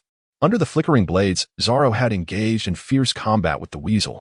Despite being a seasoned vice admiral, Zoro found it impossible to break through. In terms of swordsmanship, they were evenly matched. Occasionally, Zoro's three-sword style would gain a slight advantage. Yet the Weasel would counter with brute force, utilizing his powerful haki. The seasoned vice admiral's armament haki and observation haki were formidable, leaving Zoro with no means of breakthrough. The only ones closest to Luffy's battlefield were the starkly mismatched Chopper and the Ghost Spider. With a single kick, the Ghost Spider sent Chopper flying, demonstrating that Chopper's strength was insufficient even to warrant the Ghost Spider drawing his sword. Your pirate crew is utterly frivolous, bringing along a pet, a mere raccoon. Chopper retorted. I am not a raccoon, I am a reindeer. The audacity of Chopper to speak boldly infuriated Fire Mountain, who furrowed his brow. Storm Leg. Chopper narrowly evaded, the specter of death looming ominously over him. In this battle, the Straw Hat crew could not hope to defeat these marine vice admirals. Their only option was to prolong the conflict until Luffy triumphed over Lucci and could escape. At that moment, amidst the ruins, a figure rose resolutely. Lucci hesitated, gazing at Luffy, who still appeared in his shrunken form in the sky. He had endured, and now it was his turn. In a state of invisibility, Casa was taken aback to suddenly see Lucci standing. He felt a slight shock. After all, he lacked the confidence to withstand the onslaught of Luffy's attacks unscathed. Yet Lucci could. although Luffy was currently in a secure position, allowing him to revert to his normal form and continue the fight. Kasa pondered how he could contend with Lucci in his paper-drawing god state. It appeared that Lucci was still recuperating, suggesting that Luffy's assault had indeed had an effect, rendering Luffy temporarily safe. Suddenly, a surge of blade energy surged forth, disrupting Kasa's invisibility. A flurry of razor-sharp energy swept through Kasa's vicinity. The moment he had glimpsed Lucci standing, Kasa experienced a flicker of emotional turbulence, causing the void mirror to shatter, which alerted both combatants to his approximate location before he was subsequently targeted. Carl and Karu surrounded him, while Kasa was already contemplating the idea of discarding the blueprints in hopes of surrender. However, it was evident that neither of them wished to let the matter rest so easily. They, being two sides of the same coin, were unwilling to forego their plan to mercilessly strike down a drowning adversary. Carl was taken aback by Kasa's sudden outburst, as he berated so many individuals at once. With a swift and dazzling strike, the aerial skirmish resumed. This time, Kasa found himself on the defensive. He managed to remain concealed for 35 seconds, with approximately 20 seconds remaining before he could retrieve his flying sword. Under the relentless siege of Carl and Karu, it was evident that I would not withstand until that moment. In this urgent situation, Kasa made a decisive choice. Luffy suddenly felt weightless as the flying sword ascended rapidly. At that moment, Lucci also pursued him with swift moonsteps, relentlessly charging towards Luffy. In his diminished form, Luffy could only hope that the flying sword would continue to carry him higher and higher. Lucci followed the flying sword in relentless pursuit until he observed it halting midair, seemingly taunting him, awaiting his approach. Yet, Luffy, in shock, exclaimed, "Why has it stopped here? Is it malfunctioning?" Kasa persevered with great difficulty, having just used a sweeping kick to send Carl sprawling, and then exchanged a punch with Karu before retreating gracefully. In the midst of this withdrawal, Kasa finally caught sight of Lucci closing in on Luffy. Lucci declared, "It's over, Straw Hat." The defiant and unyielding expression on Luffy's face vanished in an instant, as the flying sword beneath him unexpectedly dissipated, causing him to plummet to the ground. Kasa raised his dual pistols, having endured for 10 seconds. The flying sword had been summoned back, and Luffy plummeted to the ground, landing in the ruins of the Hesitation Bridge. The last action Kasa could undertake was to fire one final shot. Carl, Karu, and Lucci aligned themselves in a singular straight line, a result meticulously calculated by Kasa, ensuring all three fell within her attack range. Wind Bullet, Destructive Gale X2. The dual pistols erupted with fire, the formidable recoil forcing Kasa downward toward the sea surface. Consequently, the targeted trio was swept away, and even as Lucci returned to the suspended bridge, Luffy had already reverted to his human form.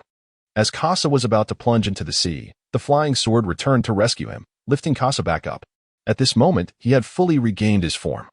Awaiting the second round with Carl and Karu, the three were blown far apart, with Lucci appearing the most weakened. After a descent through the air, he finally employed Moonwalk to reach Luffy. By the time Lucci landed on the Bridge of Hesitation, Luffy had already recovered, poised and ready for Lucci's arrival. "Come on, you pigeon bearer." Although the fall from the sky startled Luffy, it posed no harm to the rubber-bodied Luffy. Time to switch to gear second. With steam rising continuously, Luffy was fully prepared for battle. Lucci felt immense pressure but maintained his grin. This was the fight he longed for. "Monkey D, Luffy. Let us engage in a thrilling contest." Raging Gale. This strike from Lucci was considerably weaker than at the beginning, yet Luffy opted to evade it. After dodging, he retaliated with a punch aimed at Lucci's side, anticipating his next move. Lucci, having anticipated this, seized Luffy's fist with confidence. He had become well acquainted with Luffy's combat style, thus finding a way to counter it. Finger Pistol, Yellow Lotus. With a single-handed thrust, Luffy mirrored the attack, both combatants unleashing a barrage of strikes upon one another, neither gaining the upper hand for the moment, merely exchanging blows. However, Lucci, having previously sustained severe injuries, had to retreat first, ultimately delivering a decisive blow that sent Luffy flying. Shaving Blade. Lucci pursued the airborne Luffy, poised to deliver a follow-up attack.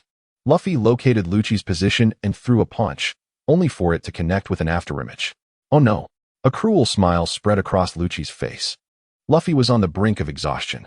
Yet, beneath the paper drawing technique, Luffy had conserved his stamina remarkably well. Beast Claw.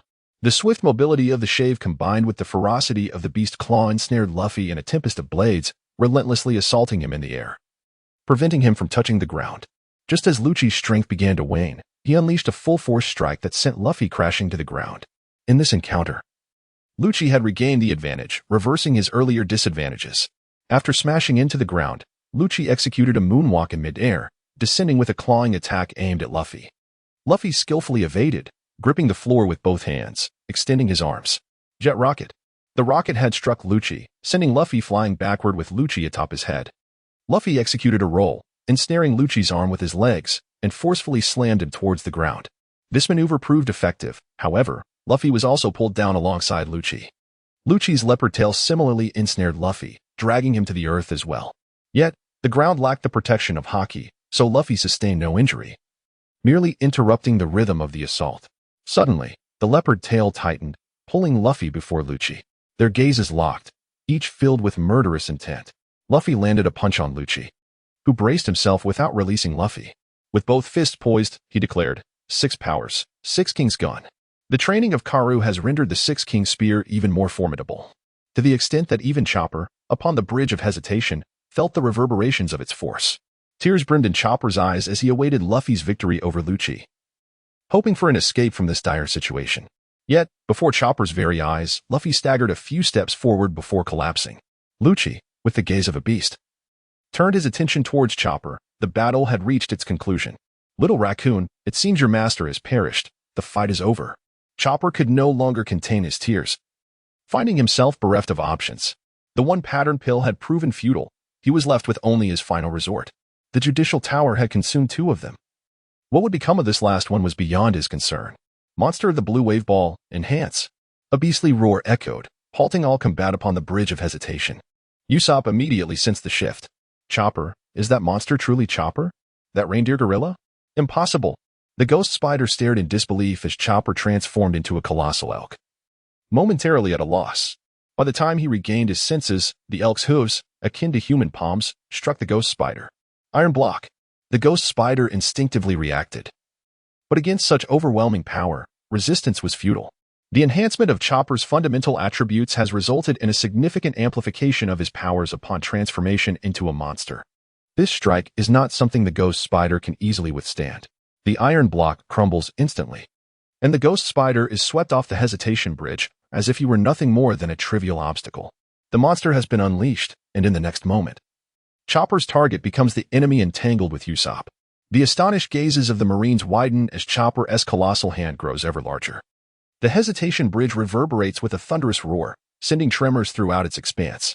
Zoro and the Weasel, closest to the epicenter, find their attacks halted as they struggle to maintain their balance.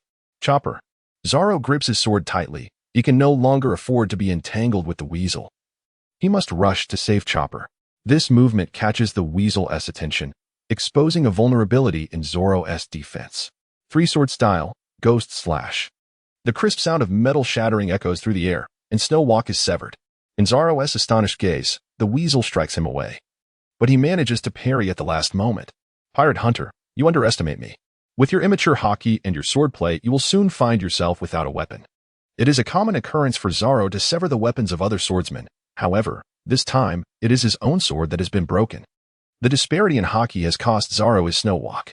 The Weasel exudes an oppressive force, advancing menacingly with his blade aimed directly at Zoro. Suddenly, a figure traverses the battlefield, delivering a kick to the Weasel. The unceremonious kick. Sanji intervenes, neutralizing Zoro's predicament with a swift blow. "Sorrowful Kappa, where have you been? Hurry and assist Chopper." Just as Sanji prepares to move, a blade's aura slices through the stone beneath his feet. The Weasel targets both men, intent on keeping Zoro and Sanji occupied. Green Algae Head. It seems this fellow will not let us off easily. Will 10 seconds suffice? Indeed. Demon Wind Kick. Nine-sword style, Azura. Sanji and Zoro join forces against the Weasel. The Hesitation Bridge trembles as Chopper wreaks havoc on Usopp's side of the battlefield. Usopp desperately tries to awaken Chopper, but his efforts yield no results. Frankie pulls Usopp aside. Chopper has lost all self-awareness and is relentlessly attacking the source of his distraction, Usopp. After Frankie intervenes, Usopp stands in disbelief, witnessing the unfolding chaos. How did it come to this? Why has the Straw Hat crew descended into such turmoil? Amidst the Marines, a sudden uproar erupts as an individual charges forward, seizing Frankie's arm. Frankie's left hand, now rusted and corroded, is the work of the Rust Fruit user. A formidable adversary for him. Ultimate Firebird Star. Usopp eliminates Shuin. Subsequently, Chopper unleashed a powerful strike that cleared the Navy soldiers behind Usopp and Frankie. Gasping for breath, Chopper struggled to awaken his consciousness and gain control over his body. Yet, he faltered, remaining in a state of turmoil. Though he had successfully dealt with the Navy on the bridge of hesitation, Usopp made a pivotal decision. Frankie, help me throw Chopper into the sea. Frankie, clutching his rusted arm, gazed at the colossal Chopper before him. Oh, leave it to me. Meanwhile, Usopp directed his attention to the ominous spider. Who was the cause of Chopper's loss of control? Usopp was determined to eliminate him. As an esteemed vice admiral, the spider was humiliated when Chopper sent him flying with a single blow. Consumed by rage, the spider's hair transformed into numerous arms. Life returns, he declared, aiming his vengeance at Chopper to reclaim his lost honor. In the heat of battle, the spider quickly noticed Usopp charging towards him, positioning himself as a barrier. Donning his gloves, Usopp readied the reject dial confiscated from Sky Island in his palm. After Casa confiscated Weber's barrage shell, he proceeded to modify it. Originally, the barrage shell's power was merely tenfold that of the impact shell.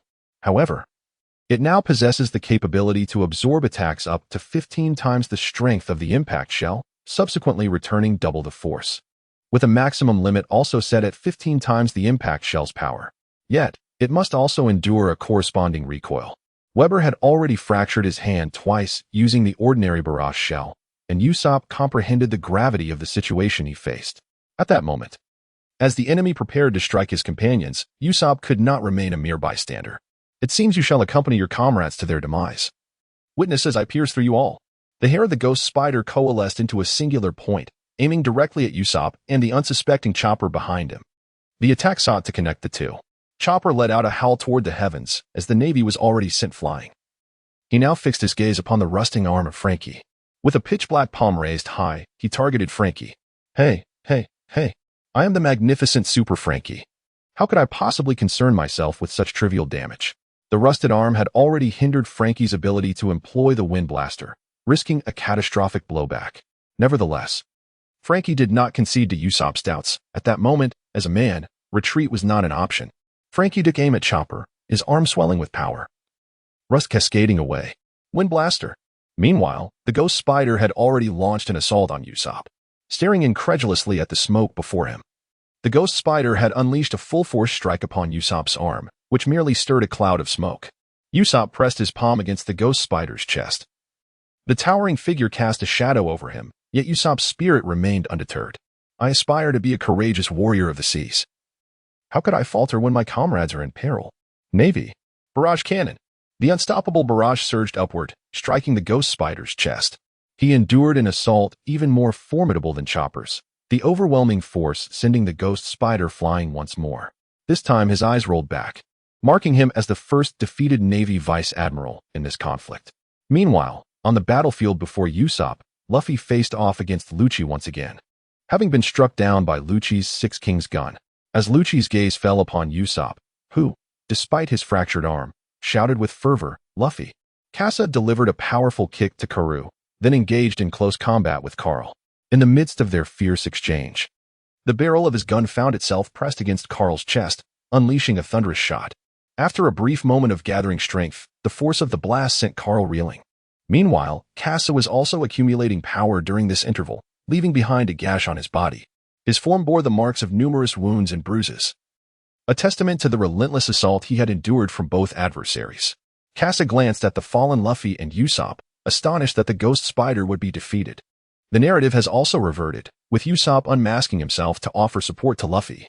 Casa, taken aback by the extraordinary feats of an ordinary person, felt a sense of shame wash over them. Carl and Casa, like Usopp, are merely ordinary individuals who, through the acquisition of a system, gain access to the threshold of encountering monsters. The form of the vermilion bird is swift as the wind, though Carl appeared to express shame. He had already entered a state of combat readiness. Casa sheathed the dual pistols of Wu Yuan, and at this moment, the Tyrannosaurus shotgun was also devoid of ammunition, leaving the first-generation sniper rifle unusable. Thus, Casa was compelled to employ his final trump card, the hand cannon of the technological madman, Purple. A revolver materialized in Casa's grasp, causing Carl to halt. He sensed an imminent peril emanating from the icy muzzle of the gun. Kasa extracted a black projectile and inserted a bullet with a white casing into the chamber. Carl was ensnared, and within this proximity, he felt that evading the impending attack was utterly impossible. In an instant, he retreated. With astonishing swiftness, Carl's speed was remarkable, as he swiftly distanced himself by 100 meters. Yet, in the next moment, a jet-black bullet struck his chest. Carl failed to notice anything amiss, however. A dark mark lingered upon his chest. Yin-yang bullet. 2 shots struck the same spot, disregarding all defenses and penetrating directly. Carl's body was pierced directly, penetrating his lung. Kasa inflicted severe damage upon Carl and swiftly rushed towards the bridge of hesitation. Doberman had already leaped down from the bridge to join the fray. Suddenly, a flicker before Kasa's eyes signified Carl's reappearance. The form of the vermilion bird remains unscathed. The penetrating wound was enveloped in flames, showing no signs of having been affected in the slightest. Carl possesses his own methods to alleviate fatal injuries. The golden roar of the white tiger. Carl possesses an attack that disregards defense entirely. Faced with such an onslaught, Kasa hesitates to shield himself with the breath-quenching cloak, opting instead to retreat continuously. Zoro and Sanji are alarmed to see Doberman advancing on Usopp. Sanji urges, "Green algae head, go rescue that fellow. I will keep him occupied." Though reluctant, Zoro, wielding his damaged sword, resolves to find an opportunity to save Usopp. Together, Sanji and Zoro struggle against the weasel, who valiantly endures but finds it challenging to inflict a decisive blow to conclude the battle. The weasel swiftly intercedes in front of Zoro, blocking his advance. Sanji charges in to attack, yet the weasel not only deflects him but also forcefully repels Zoro. Once more, the weasel single-handedly withstands both of them. Nami and Robin are similarly ensnared by Fire Mountain and are unable to provide assistance. Usopp stands alone against the Navy Rear Admiral, feeling overwhelmed by the latter's imposing presence. Fortunately, Luffy has risen to his feet again, allowing Usopp to continue fighting. However, the pain in his arm now clouds Usopp's thoughts. He must not show weakness. He raises his fractured arm towards Doberman. "Ah, a Navy Rear Admiral, is it? Let us see how many of you will perish beneath my barrage." Usopp presses forward, enduring the agony while emanating the aura of a formidable warrior. Doberman, wary of Usopp's injured hand, senses his state but remains uncertain whether Usopp can muster such an attack again. Thus, they find themselves locked in a peculiar stalemate. Meanwhile, on the ruins of the Bridge of Hesitation, Luffy stands, panting heavily. Lucci glares at him with a grim expression. Just moments ago, Luffy had sustained severe injuries from the first 6 King pistol yet continued to fight on. Astonishingly, Luffy does not evade but instead absorbs Lucci's 6 King pistol head-on. Lucci remarks, "Monkey D, Luffy, do you wish to die so foolishly?" Luffy does not respond. Instead, he reverts from gear second and closes his eyes. His mind drifts back to the ship, recalling the battle between Kasa and Zoro. It was remarkable how a seemingly pliable sword managed to block Zoro's 3 formidable blades. At that moment, Luffy recognized the transfer of force, flowing from Zoro's hands through Kasa's sword, and then unleashed. Kasa discerned Luffy's matchmaking efforts and naturally elucidated the principles of Tai Chi energy. Luffy, with his observation haki, sensed Lucci approaching step by step and assumed a defensive stance. Maximum 6 King gun. Luffy remained emotionally unperturbed, absorbing the impact generated by Lucci's attack, which resonated through his body and settled in his abdomen. As the force coursed through him, his muscles transformed like rubber, compressing backward. With his keen observation haki, he comprehended the trajectory of the force directed at him. Luffy had already received the attack, and with a deft control of his muscles, he altered the direction of the impact. Rubber counter pistol. Luffy's fist, akin to a compressed spring, transformed the shockwave received from Lucci into explosive momentum, propelling his punch with fervor.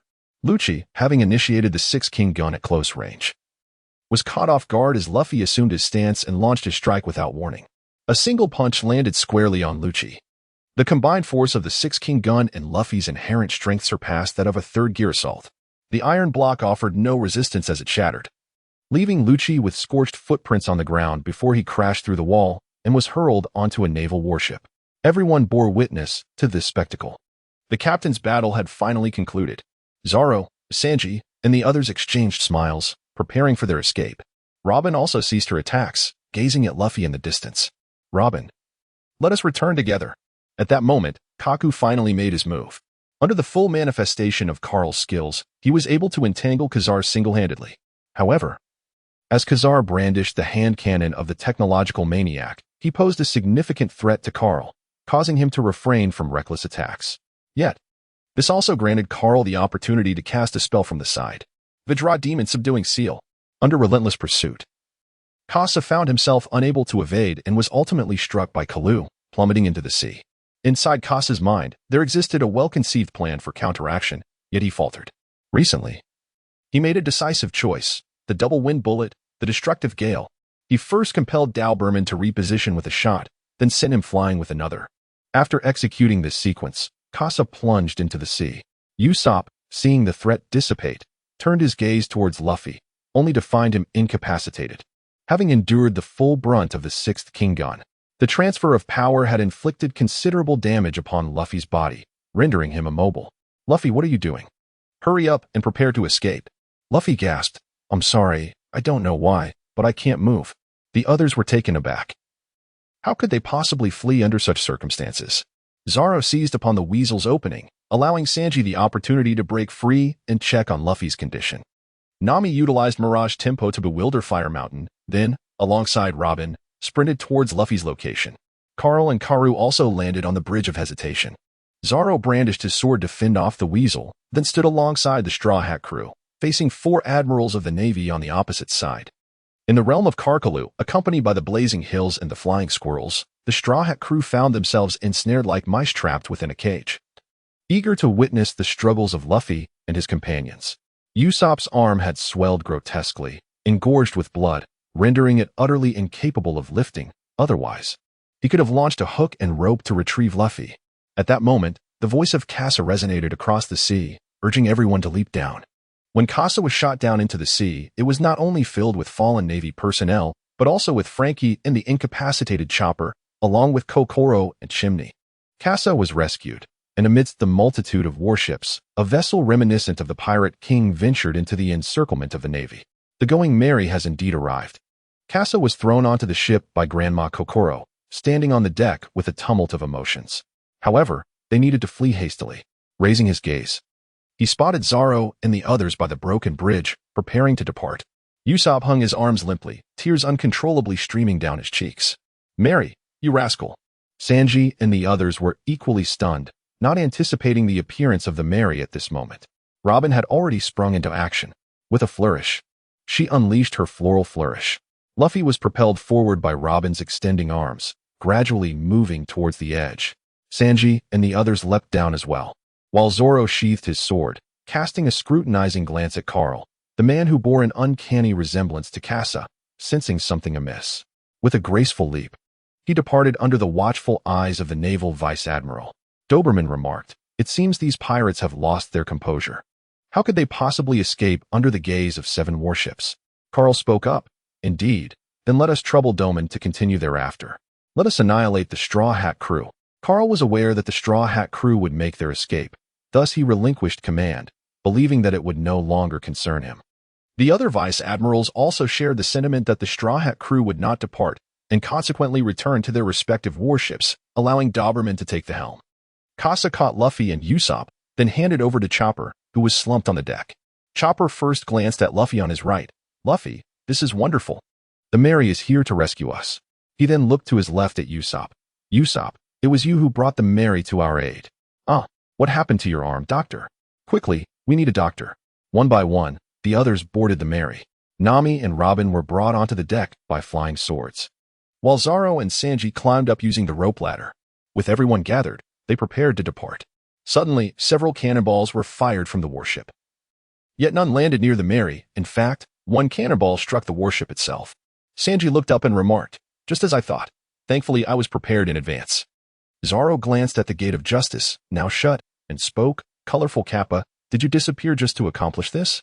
Sanji, with a proud expression, replied, "Indeed.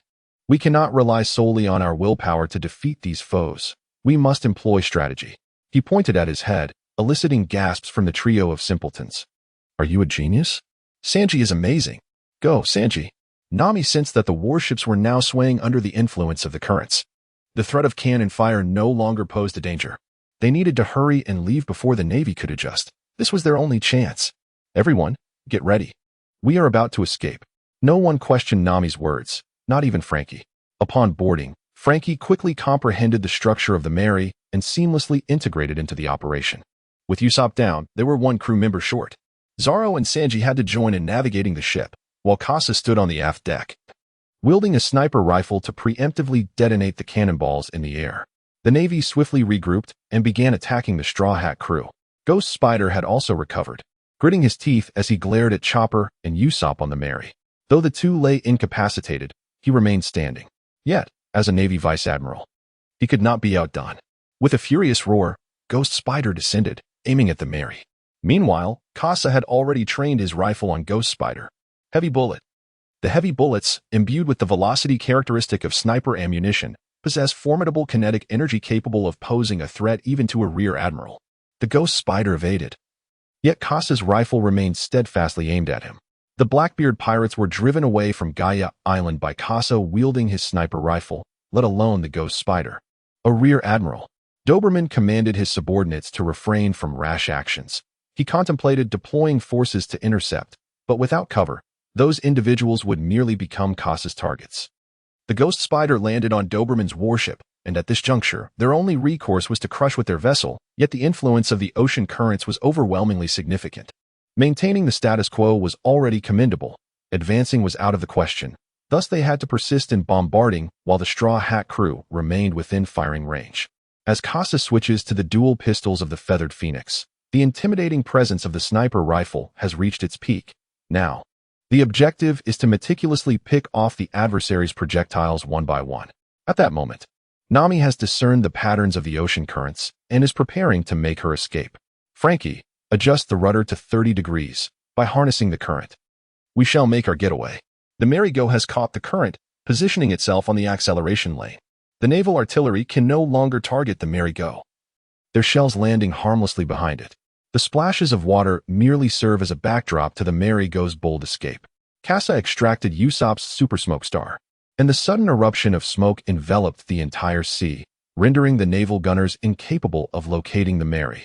Frankie, prepare that. Oh, woo. Then let me have one last go at it. Wind cannon. The Mary soared into the sky, and Doberman could hardly fathom that the Mary was actually traversing an aerial route, rendering the traps he had set around it utterly ineffective. As the smoke cleared, Casa spotted Spandam still bellowing and berating the Navy's incompetence from the aft deck. Doberman's face turned ashen. This was undoubtedly a slap in his face. Yet, in the next moment, Spandam's head exploded like a watermelon. Congratulations, Soul Coin One. Casa and Kaluta reached an accord to eliminate Spandam, ensuring that no evidence would remain.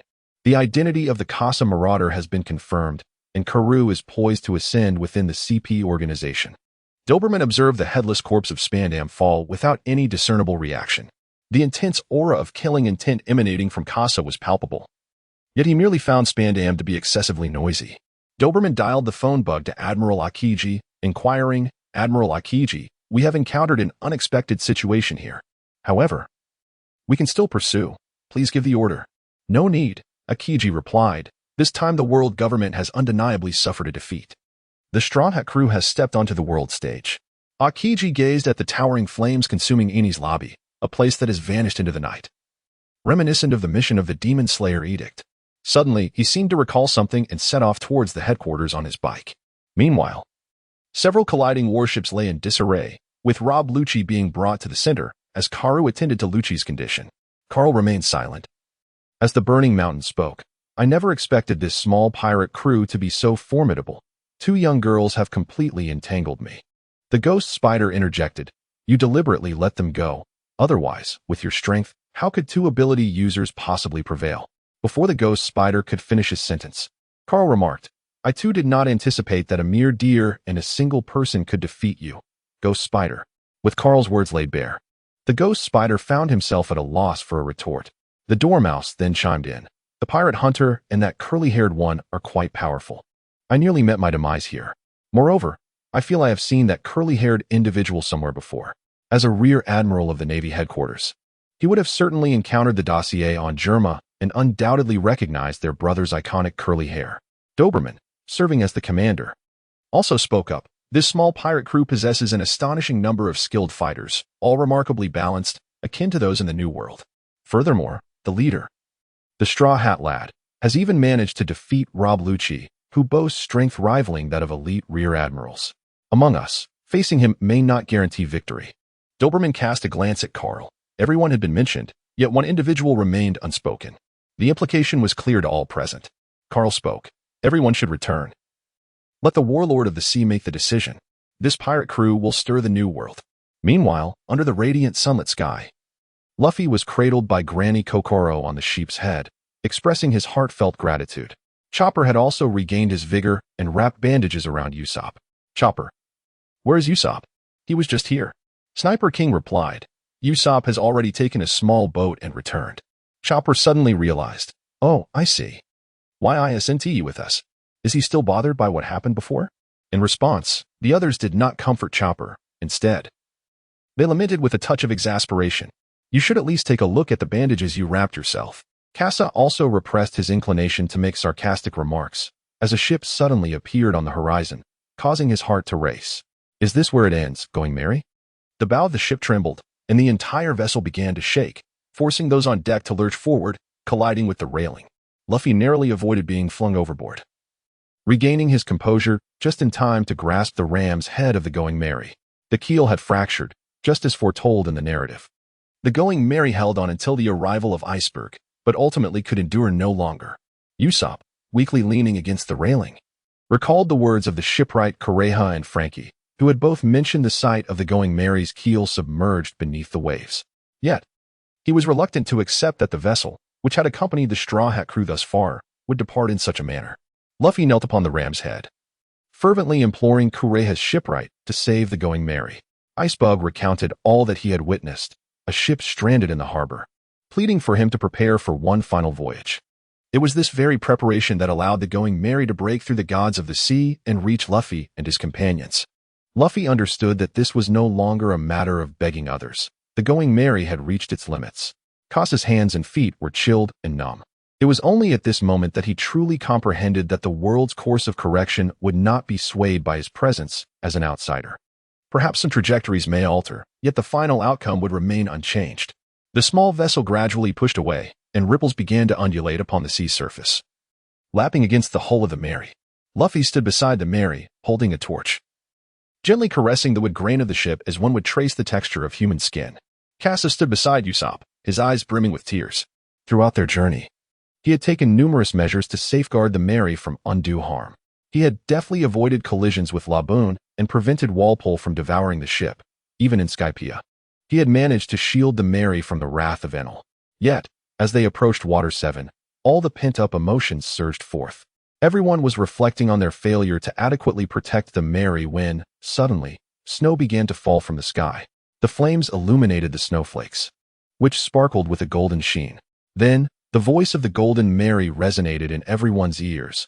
I am truly sorry, but I still wish to embark on adventures with you all. Within the confines of the Carrera Staff dormitory, Usopp, adorned with the Sniper King's mask, was undergoing treatment. Following the great battle, the Straw Hat crew had slumbered for a full 2 days to recuperate. Naturally, this did not encompass the still slumbering Luffy, who continued to dreamily indulge in the culinary delights scattered upon the table. Meanwhile, Casa had taken up his handheld computer, his fingers dancing across the screen in contemplation. The designs for the Arc Maxim and the Pluton had been uploaded, and he eagerly perused them, awaiting Frankie's arrival. However, Frankie had yet to make his entrance when Kokoro and Chimney appeared. Chopper opened the door to admit them, while the frog remained outside, peering in through the window. Kokoro, observing the lively members of the crew, suddenly noticed Nami, who was emanating a dark aura. What is the matter with our navigator? Kokoro inquired. Nami, with a weary voice, recounted their predicament.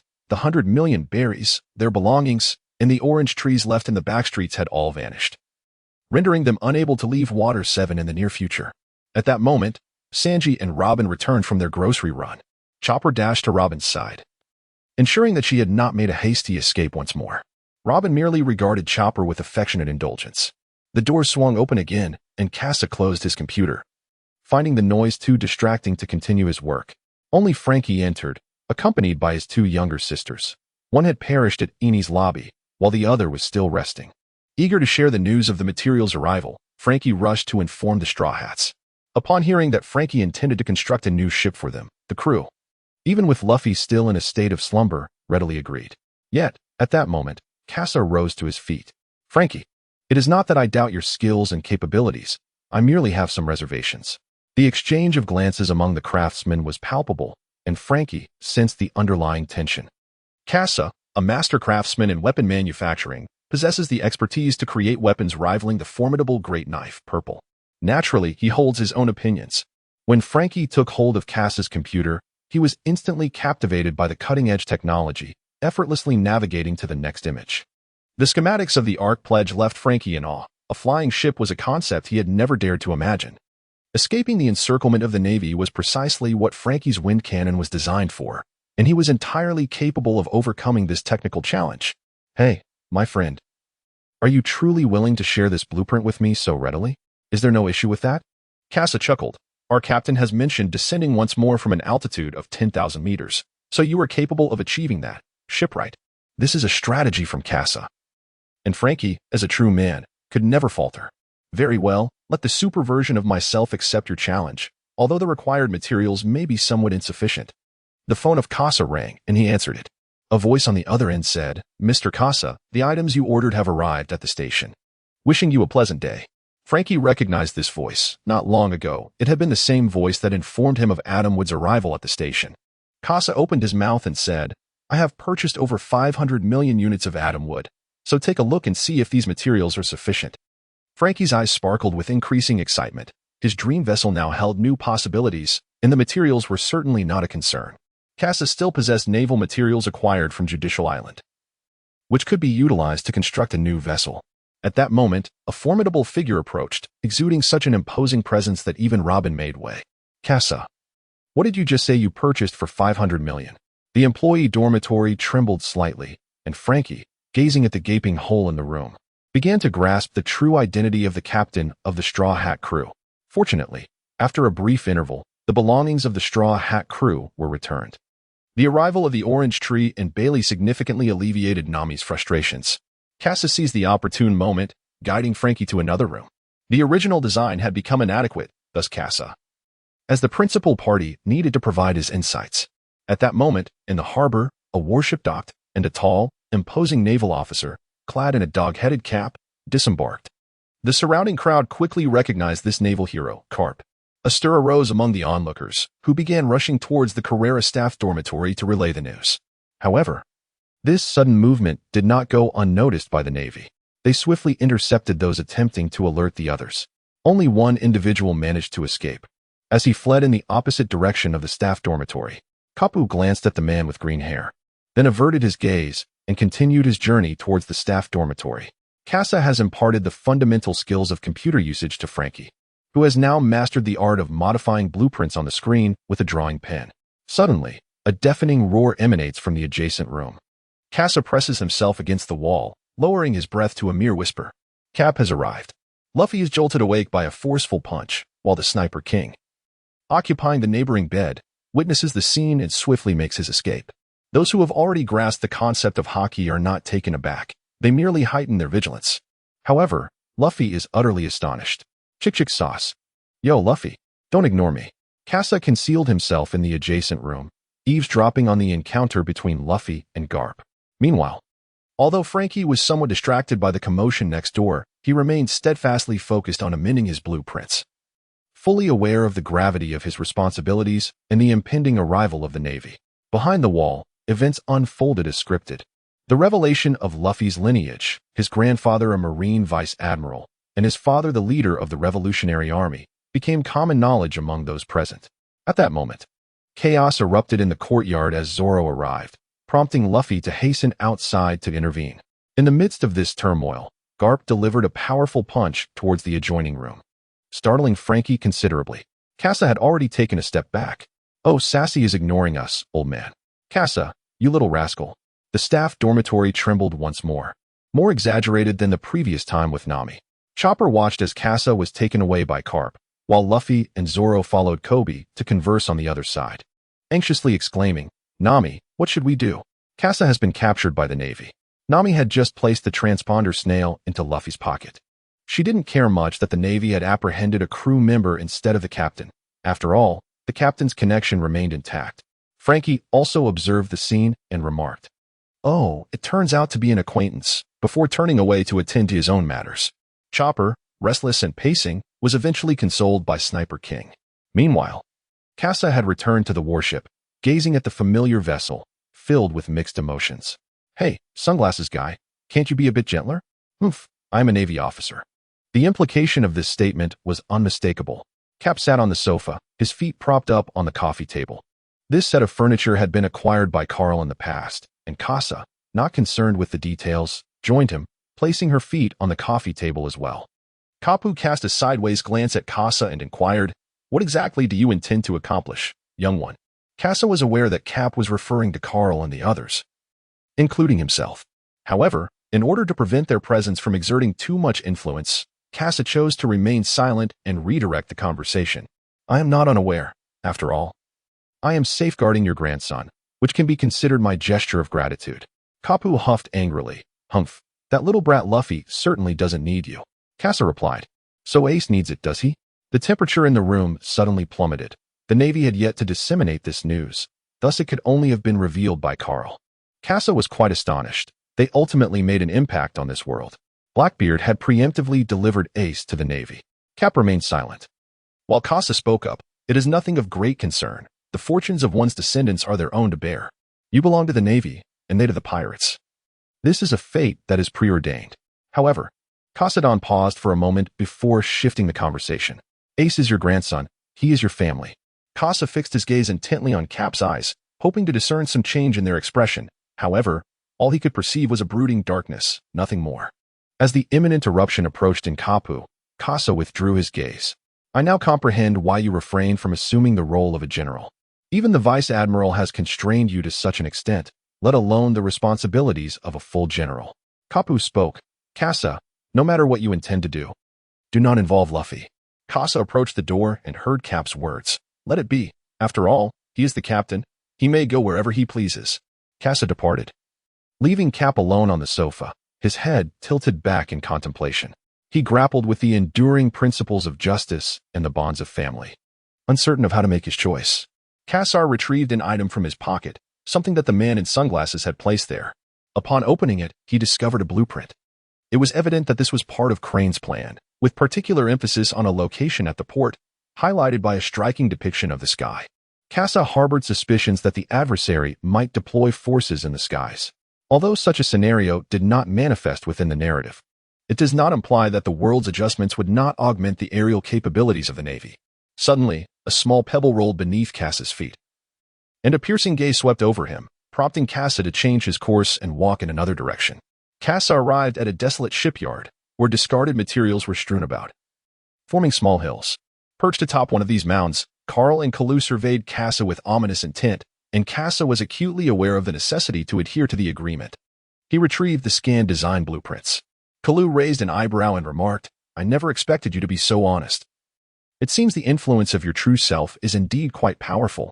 Casa disregarded Karu and turned to Carl, saying, "Of course, after all, you lack independent consciousness. Would you consider liberating yourself from him? That way, I might regard you with a measure of esteem." Carl gazed at Casa, who merely produced the design sketches without any intention of relinquishing them. He spoke up, "Are you attempting to raise the stakes? Pray, share your terms." Casa began to speak. "The divination of the mysterious path has numerous drawbacks, thus I require two things." Carl spoke up, "Please, do share." Casa Dao, "I shall bestow upon weapons the technique of the devil fruit, as well as the art of seizing the devil fruit itself." Carl responded, "The first point is acceptable, however, the second is not. Negotiations are inherently reciprocal, and this falls within Casa's acceptable parameters, thus it is also agreed upon." Carl produced the technical blueprints along with several fruits possessing the ability to seize the essence of the harvest. Carl is equipped with a wealth of technological advancements from the scientific division, which proved to be quite beneficial at this moment. Casa received the technical blueprints and the fruits, harboring certain hypotheses he wished to validate. As a modifier, Frankie, alongside Casa, a weapon designer, could undoubtedly spark new innovations. As Carl prepared to depart, Casa interjected, "Hey, we shall meet again at the summit of war." Upon hearing Casa's words, both Carl and Kalu exchanged knowing smiles. Indeed, they would meet again at the summit of war.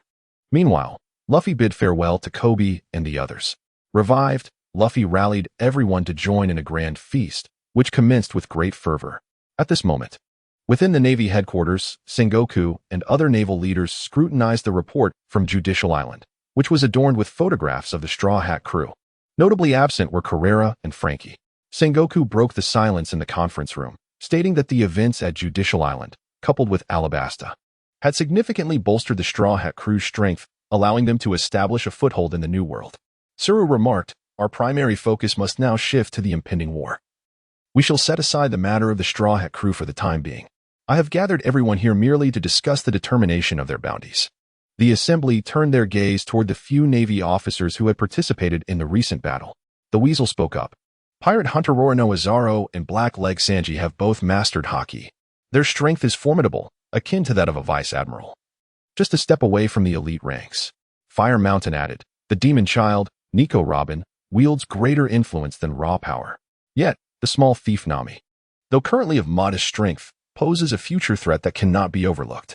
The group then turned their attention to the Ghost Spider, the only vice admiral to have been defeated in this operation, eager to hear his appraisal of the two pirates. Ghost Spider scoffed, "Those two pirates are of average strength.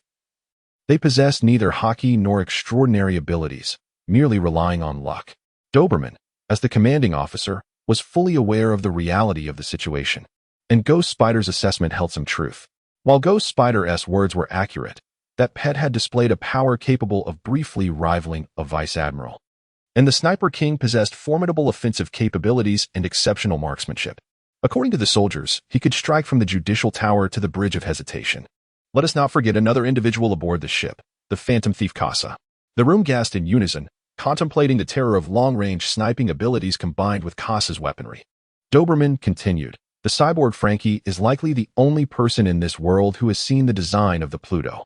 His influence is considerable, and alongside the capabilities of Phantom Thief Casa, they could effortlessly replicate the Pluto." Sengoku pondered for a moment, discerning the necessary course of action. "I understand now. The activities of Phantom Thief Casa over the past 2 years shall be nullified. Should we encounter him on the seas henceforth, we shall proceed to eliminate him completely. As for the others, let us execute this plan accordingly." The crowd gazed in astonishment at the bounty issued by the warring states, collectively inhaling sharply. For pirates hailing from the paradise, this sum was exceedingly extravagant, evoking memories of a notorious pirate crew from the New World. The festive lights flickered throughout the entirety of Water 7, while Frankie, Usopp, and Chopper reveled on stage, dancing with abandon. Sanji, lost in the cheers of beautiful women, found himself entranced, while Nami and Robin indulged in drinks together. Casa produced a fine wine from the system and invited Zoro and others to indulge in its exquisite taste. Following that, he and Luffy embarked on a delightful feast, savoring the culinary delights of the banquet. In the wake of the battle at Judicial Island, Casa's soul coins had exceeded 80,000, tantalizingly close to the coveted 100,000 needed to acquire the gourmet feasting technique, Part 2. As the plot unfolded, Casa found himself seizing more opportunities to profit from the narrative. Thus, he felt compelled to replenish his physical energy swiftly, aiming to transform this vigor into enhanced physical prowess upon obtaining the gourmet feasting technique, Part 2. Luffy cast a keen gaze at Casa, sensing for the first time a shift in his standing aboard the ship. In the face of their confrontation, Sanji, the chef of Water 7, could no longer withstand the pressure and was finally roused from his stupor. Often challenged by the duo, Sanji donned a fresh apron with ease and prepared to join the fray. The island's inhabitants, witnessing someone stepping forward, erupted in cheers, eager to discover which chef could triumph over the formidable Luffy and Casa. The entire banquet's attention shifted to the impending clash among Luffy, Casa, and Sanji.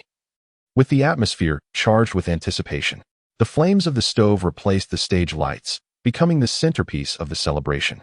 Meanwhile, in the adjacent woods, Call and Aokiji observed the Straw Hat crew immersed in the festivities. Aokiji remarked, "Casa is entirely unlike you. It seems you have chosen to discard a part of yourself." Carl replied, "Not entirely, but for now, this is quite satisfactory." Aokiji walked away, having achieved his objective. He needed to return and prepare for the impending war. Meanwhile, Carl gazed at the defeated Casa on the field, his mind swirling with thoughts, before finally turning to leave, his expression resolute once more. "Kaji, please get in touch with Kachi and prepare the next steps." The banquet continued. Some attendees grew weary and departed early, while others remained, burdened by the necessity of unfinished business. Frankie arrived at the derelict shipyard with his computer, the materials having already been delivered by his subordinates. He needed to contemplate how to proceed with the resources at hand. Ace Bug appeared nearby, having indulged in a few drinks before coming to observe. With both of you here, it seems our ship will undoubtedly surpass the Pirate King's vessel. The new ship, constructed by Tom's two apprentices, will possess technical specifications that rival GOLD. Rogers Oro Jackson. Frankie clasped his hands together, exclaiming, "Whoa, we shall never be outdone by that old man's legendary ship." In contrast, Acebug remained composed, remarking, "Mr. Casa, did you not consume a considerable amount earlier? Are you feeling all right now?" Casa gently caressed his belly, astonished that such a lavish feast could allow him to consume so much and digest it so swiftly. "Of course, it's no issue. I merely need to settle my stomach. My culinary skills are quite commendable. I wonder if either of you has any tasks that you would like me to undertake." Casa possesses a multitude of advanced technologies that can be integrated into the new vessel, and many valuable items within the store system can be disassembled and reassembled. The construction of the ship requires the overall supervision of Frankie, while Casa is responsible for the more intricate tasks. The aerial systems and the new weaponry are areas of particular concern for Casa. As the shipwright, Frankie can devote greater attention to the internal comfort and overall stability of the vessel. He retrieved his computer, displaying a schematic that was easily understood by all three. They swiftly established a plan, and the construction of the new ship commenced that very evening. The banquet at Water 7 lasted for more than 3 days, resulting in the depletion of 100 million berries. Nami opened the safe, only to find a single stack of berries inside, and her previously radiant smile instantly froze on her face. Upon witnessing the unfolding situation, Casa hurriedly vacated the dormitory, concerned that Nami's fury might inadvertently target the innocent. Luffy, in a candid manner, confessed that all the funds had been expended on hosting a lavish banquet, had the money not been depleted. He would have preferred to extend the festivities beyond 3 days. In a fit of rage, Nami struggled to articulate her thoughts, prompting Chopper to urgently pull Luffy away in search of a suitable place to administer first aid. Luffy inquired, "Chopper, where is Usopp?" To which Chopper replied with concern, "I'm not certain, but he has made a remarkable recovery. The bandages can be removed now." Meanwhile, in the abandoned shipyard, Casa observed Usopp, initially believing him to be an ordinary individual, only to be surprised by the swiftness of his healing. Typically, one would require 100 days to mend from such injuries. Yet you are ready to part with your bandages in just 3 days.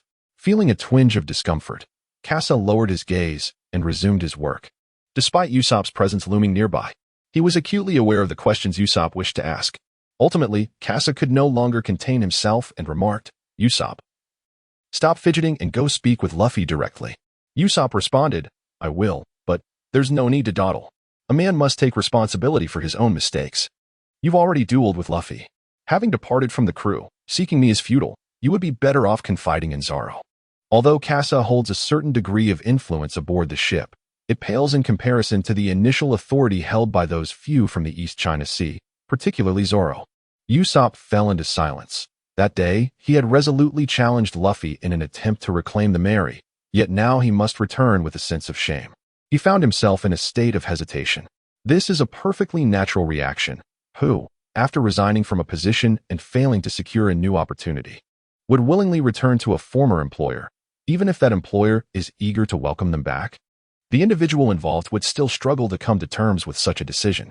Casa remained focused on his work, diligently refining a new weapon system designed to safeguard the ship from external threats for the next 2 years.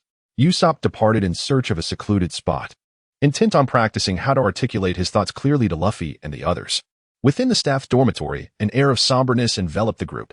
Usopp, witnessing this scene, felt his previously tense demeanor heighten even further. Just as he was about to speak, Nami drew the curtains closed.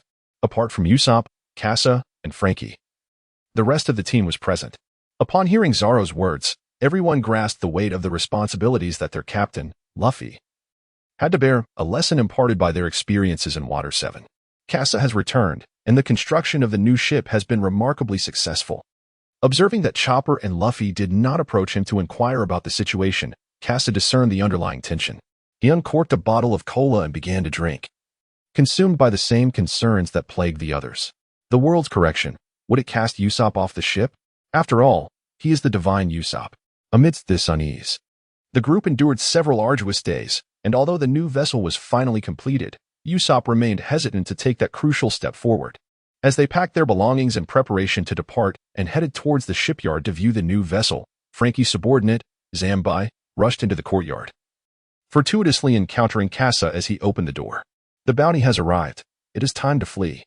The arrival of the bounty signifies that the time Carp procured for them has come to an end, and they must depart from Water 7. Zambai knelt before Luffy and spoke. Captain Straw Hat, the situation has unfolded rather abruptly, and I have a favor to ask of you. Please take a moment to examine these. He cast the bounty notices onto the ground, prompting even Zoro and Sanji to gather around. Straw Hat Kid, Monkey D, Luffy. Bounty. For 100 million berries. Principal perpetrator of the assault on Enies Lobby, captain of the Straw Hat Pirates. Pirate Hunter, Roronoa Zoro. Bounty. 190 million berries. Principal perpetrator of the assault on Enies Lobby, fiercely contending against high-ranking Navy officials, exhibiting remarkable strength. Blackleg Sanji. Bounty. 160 million berries. Principal perpetrator of the assault on Enies Lobby, valiantly opposing high-ranking Navy officials, masterminding the disruption of Navy pursuits, pivotal figure of the Straw Hat crew. Cap Burglar Nami. Bounty. 40 million berries. Principal perpetrator of the assault on Enies Lobby, navigator of the Straw Hat crew, adept at discovering escape routes amidst the currents, aiding the Straw Hat crew's evasion. Sniper King. Bounty. 60 million berries. Principal perpetrator of the assault on Enies Lobby, sharpshooter of the Straw Hat crew, skillful marksman, shattering the world government's flag, declaring opposition to the world government. Daughter of the Devil, Nico Robin. Bounty. 80 million berries. Principal perpetrator of the assault on Enies Lobby, member of the Straw Hat crew. Pet. Tony Chopper. Bounty. 50 berries. The Straw Hat crew's pet involved in the assault on Enies Lobby. Beast. The Deer Monster. Bounty. 50 million berries.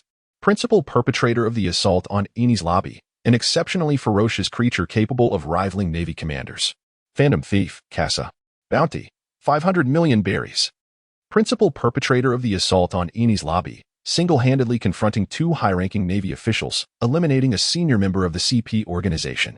Kasa observed that his bounty remained unchanged, likely due to his past transgressions being counterbalanced by subsequent deeds. Robin, wishing to conceal her understanding of historical texts, refrained from providing extensive explanations. However, Kasa was taken aback by Sanji and Chopper. One had a bounty exceeding 100 million, and astonishingly, his portrait was not a drawing but rather a photograph. Kasa glanced at the despondent Sanji and the somewhat arrogant Zoro. You, being in 4th place, should obediently heed the counsel of the 3rd, he remarked. Enough of your prattling. Do you not see the amount of my first bounty? Yours is merely your 2nd. I shall undoubtedly surpass you next time. While the two continued their rivalry, Luffy pointed at Sogeking, saying, Sogeking is here too. Chopper, you actually possess 2 bounty posters. Kasa was equally surprised by Chopper's 2 bounties, a scenario unprecedented until now. It was conceivable that if Chopper's photograph carried a bounty of 50 million, bounty hunters might question their very existence. Yet at that moment, it was Chopper who was grappling with existential doubts, while Robin attempted to console him to no avail. It's over. My transformation into a monster will be witnessed by Dr. Doriel. Chopper's mind was entangled with thoughts of his monstrous form and the 50 million bounty. Gentlemen, please calm yourselves, he implored. I understand your emotions are tumultuous, but do take a look at this bounty poster. Iron Man Frankie. Bounty, 44 million. Principal perpetrator of the Judicial Island incident. Apprentice to Tom, the shipwright of the Aro Jackson. Zambai interjected, in this incident, we were not targeted by the Navy, but our elder brother has been. Therefore, I beseech you, Straw Hat, to take my brother to sea. He is, after all, the descendant of pirates. Luffy rose to his feet, declaring, of course. I have long since resolved to have him as our shipwright. At this juncture, Chopper had managed to reassure himself. After all, he was a pirate valued at 50 million and 50 berries. There was no reason for him to weep. The group began to head towards the wrecking yard. Their anticipation heightened by Cass's continuous enthusiasm. They could hardly wait to behold their new ship. Meanwhile, on the opposite side of Water 7, Garp's warship drew near.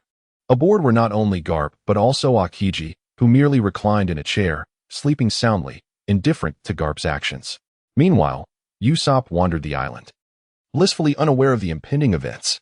Kasa did not partake in the endeavors of Luffy and his companions. Instead, He employed a swift Swallow reconnaissance aircraft to locate Usopp. Upon confirming that Usopp was aware of their impending voyage and was en route to the abandoned shipyard, Kasa spotted Carp's warship in the distance. They were at a sufficient range, allowing ample time for their plans. Frankie was unceremoniously thrown into the shipyard, eliciting astonishment from the people of Water 7 at his eccentricity. Luffy stood proudly on the new vessel, brandishing his undergarments in a display of flamboyance. Here, the progress bar is engaged. Frankie donned his undergarments and gathered the belongings prepared by his subordinates, ready to embark. At this moment, Carp's ship had yet to arrive. But the cannonballs had already reached them. At the first moment, Kasa fired, triggering an explosion. Zoro noticed Carp's warship and exclaimed, "Luffy, your grandfather has returned." "What? Didn't Chicken Sauce say he wouldn't capture us here?" Nami interjected. "Frankie, prepare to set sail." Chopper cried out, "Usopp hasn't arrived yet, Luffy." Chopper's gaze shifted towards Luffy, hoping he would wait for Usopp. However, despite a flicker of hesitation on Luffy's face, he ultimately commanded the departure, prioritizing the responsibility for his fellow crewmates. Kasa was also making preparations. This vessel was crafted by him and Frankie, making him the second most acquainted with the ship after Frankie himself. He was assisting Frankie in launching the new ship. As the ship set sail, Kabu caught sight of Luffy, who was laughing heartily, exclaiming, "Luffy, Luffy, I am your chicken sauce. I am your chicken sauce." Luffy shouted back, "Chicken sauce, did you not say you wouldn't capture us on this island?" Kapu responded with a loudspeaker, "Apologies, Luffy, but I must capture you on this island." Luffy, taken aback, realized he had no choice but to flee. At that moment, Usopp had yet to arrive. Luffy could only allow the new ship to set sail slowly, anxiously awaiting Usopp's arrival. Aside from Frankie and Kasa, who were managing the new vessel, the others were engaged in intercepting Kapu's cannonballs. Meteor Fist.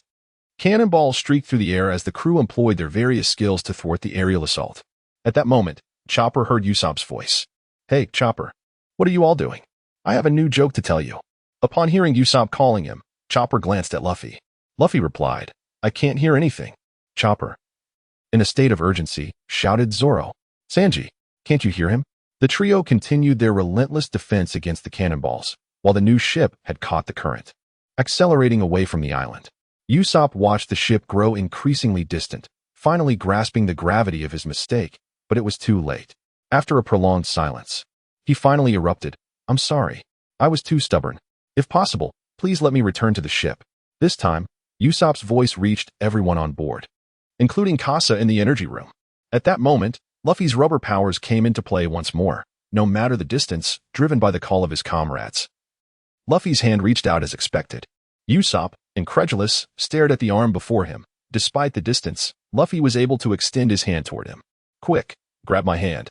Luffy, tears streaming down his face, could only mumble his words. The others glistened with tears in their eyes, and Sanji could not contain his emotions, shouting out in exhilaration. The cannonballs from Carp did not diminish. In fact, they multiplied, with several landing in close proximity to the new vessel. The Straw Hat crew had gathered, and Kasa had activated the defense system of the new ship. The railings on the aft deck loosened, unsheathing to form 36 beams of sword light that encircled the new ship. The protective system, 36 sword Oris. After Kasa pressed the button, the sails were retracted. He then ascended to the aft deck, where the technologically advanced flying sword array, crafted through Kasa's ingenuity, served as a shield against the cannonballs targeting the new vessel. Is this truly feasible? With a note of skepticism, Zoro questioned the decision. Frankie chimed in confidently, "Of course, it's absolutely viable. Indeed, we must trust this ship." The trio of fools embraced each other, dancing joyfully, while Nami, weary of Usopp's antics, chose to remain silent. Kasa spoke, "We are about to set sail. Yet the unnamed ship lacks any semblance of grandeur. Therefore, let us bestow a name upon her." "Now? At this very moment?" "Then let us call her the White Bear Lion." "What sort of name is that?" Frankie donned his sunglasses, preparing to articulate the designer's vision, first citing the ideas of his peers. "The Endless Sunshine." The crowd was captivated by this name, drawn into the profound sentiment expressed by Ace Bug. Completely oblivious to Frankie's subsequent words, Luffy immediately resolved, "Very well, it shall be called the Endless Sunshine." Standing upon the railing, Luffy shouted to Carp, "Chicken Sauce, Kobe." As he struggled to recall another person's name, Luffy ceased to ponder further. "It brings me great joy to have encountered you all here. Until we meet again." Cap was seething with fury, commanding his subordinates to produce an enormous iron ball. Meanwhile, the Thousand Sunny was ready for flight.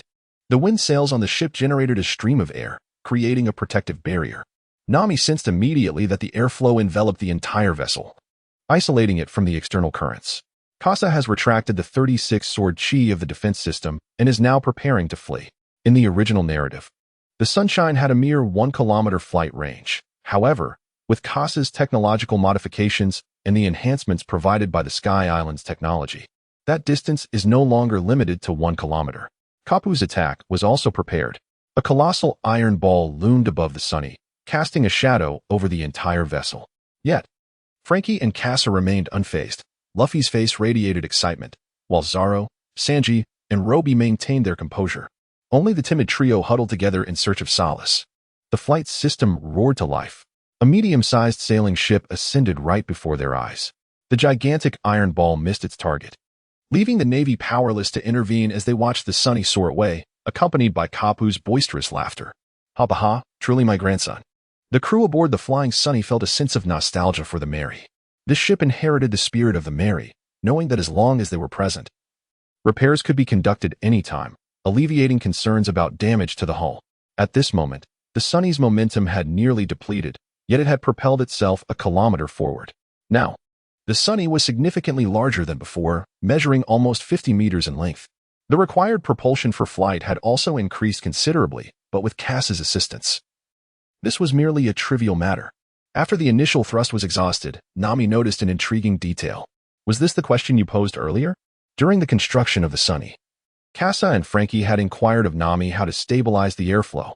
It is crucial to understand that the Grand Line's most unpredictable elements are the sea currents and airflows, necessitating careful calculations to ensure the Sunny's stable flight at a height of 100 meters. This stability, however, lasted only 5 minutes, which was ample time for the Sunny to traverse 5 kilometers. Luffy raised his cup, cheering, "Welcome Frankie aboard. And let us also extend a warm welcome back to Robin and Usopp, Kasa, and our new companion, the Sunny. Cheers."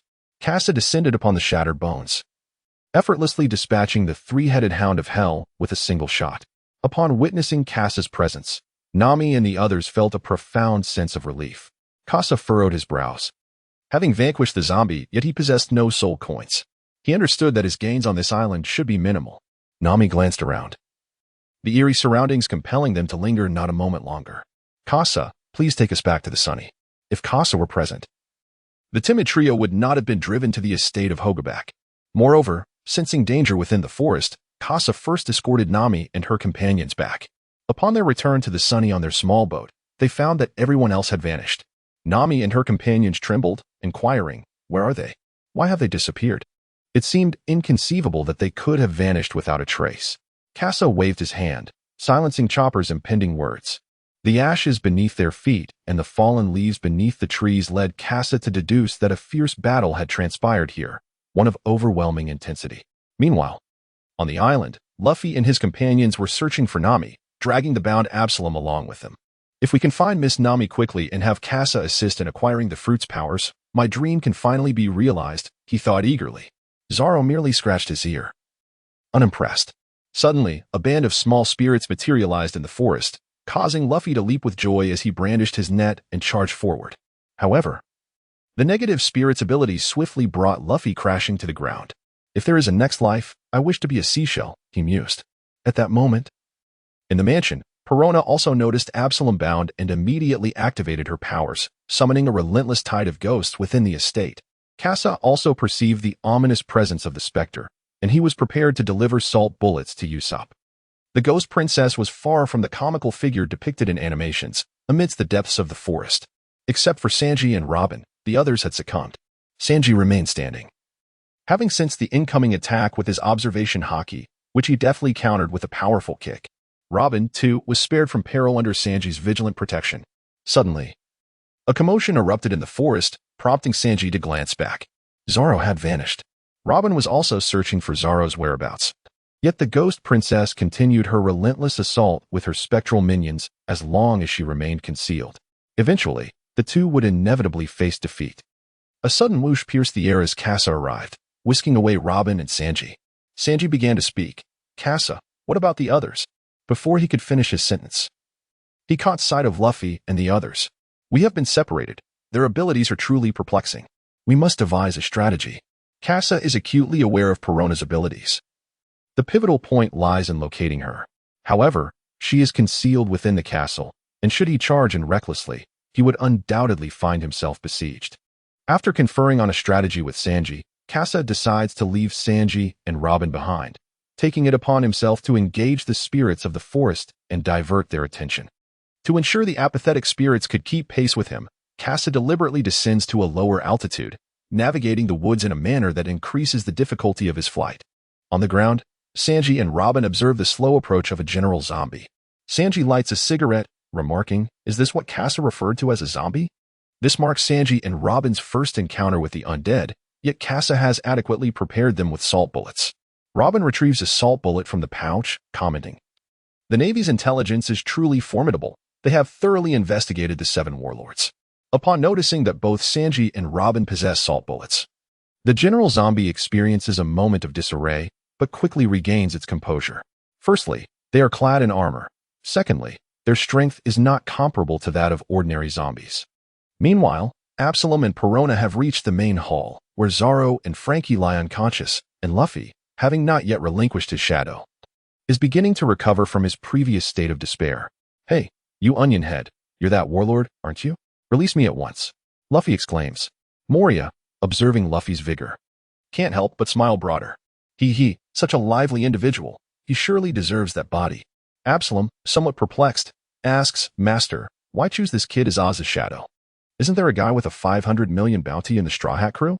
Moria replies, "Though that fellow is quite strong, his power is primarily reliant on weaponry. Without the appropriate weaponry, we cannot harness our full potential. In contrast, this Straw Hat lad before us allows me to unleash his full capabilities, and combined with Oz's body, his strength will transcend what it is now."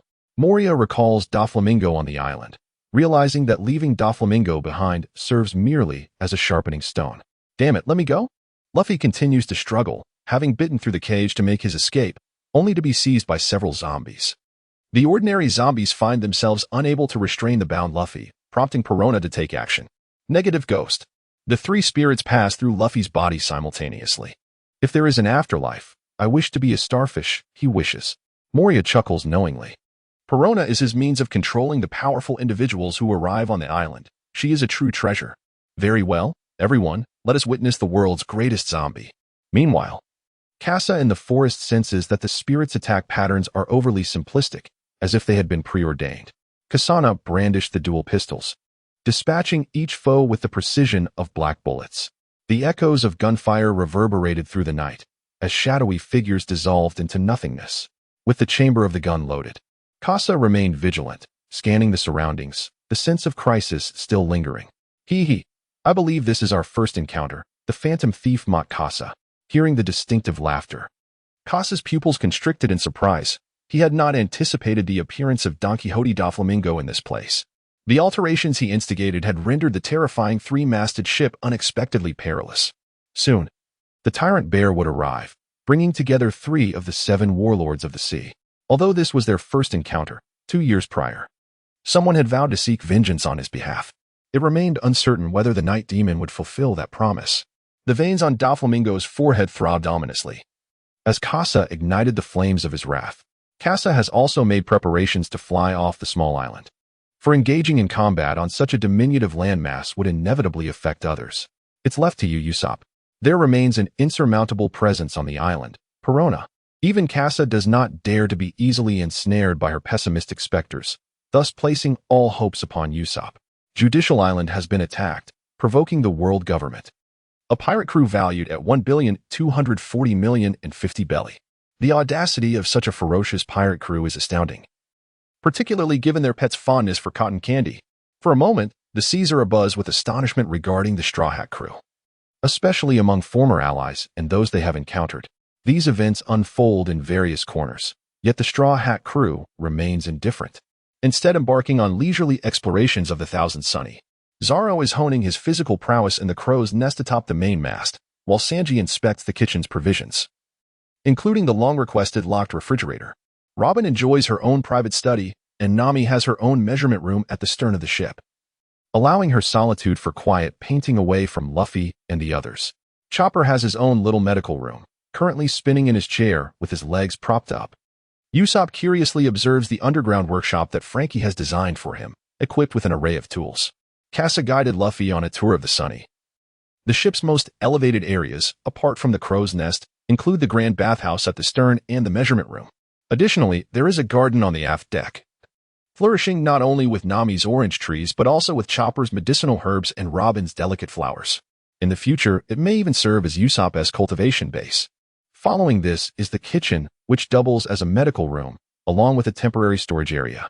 Within the temporary storage room, several space belts, configured by Kasa, are available for substantial storage. However, no one divulges the method of utilizing the space belts to Luffy, in order to prevent him from consuming everything. On the same level as the aft deck, there lies the girls' quarters, shared by Nami and Robin. The boys' quarters are situated in the next section, accommodating all the male crew members. This level also aligns with the deck height, leading directly to the green deck. Upon exiting the boys' quarters, directly opposite is the aquarium, which also serves as a temporary storage space for aquatic goods. The lowest level comprises the soldiers' dock system, the workshop for the three of them, as well as the energy room and materials storage. Usopp has already had the opportunity to experience the workshop, relishing the joy of craftsmanship. The materials brought by Kasa have enabled the Sunny to expand by 50%.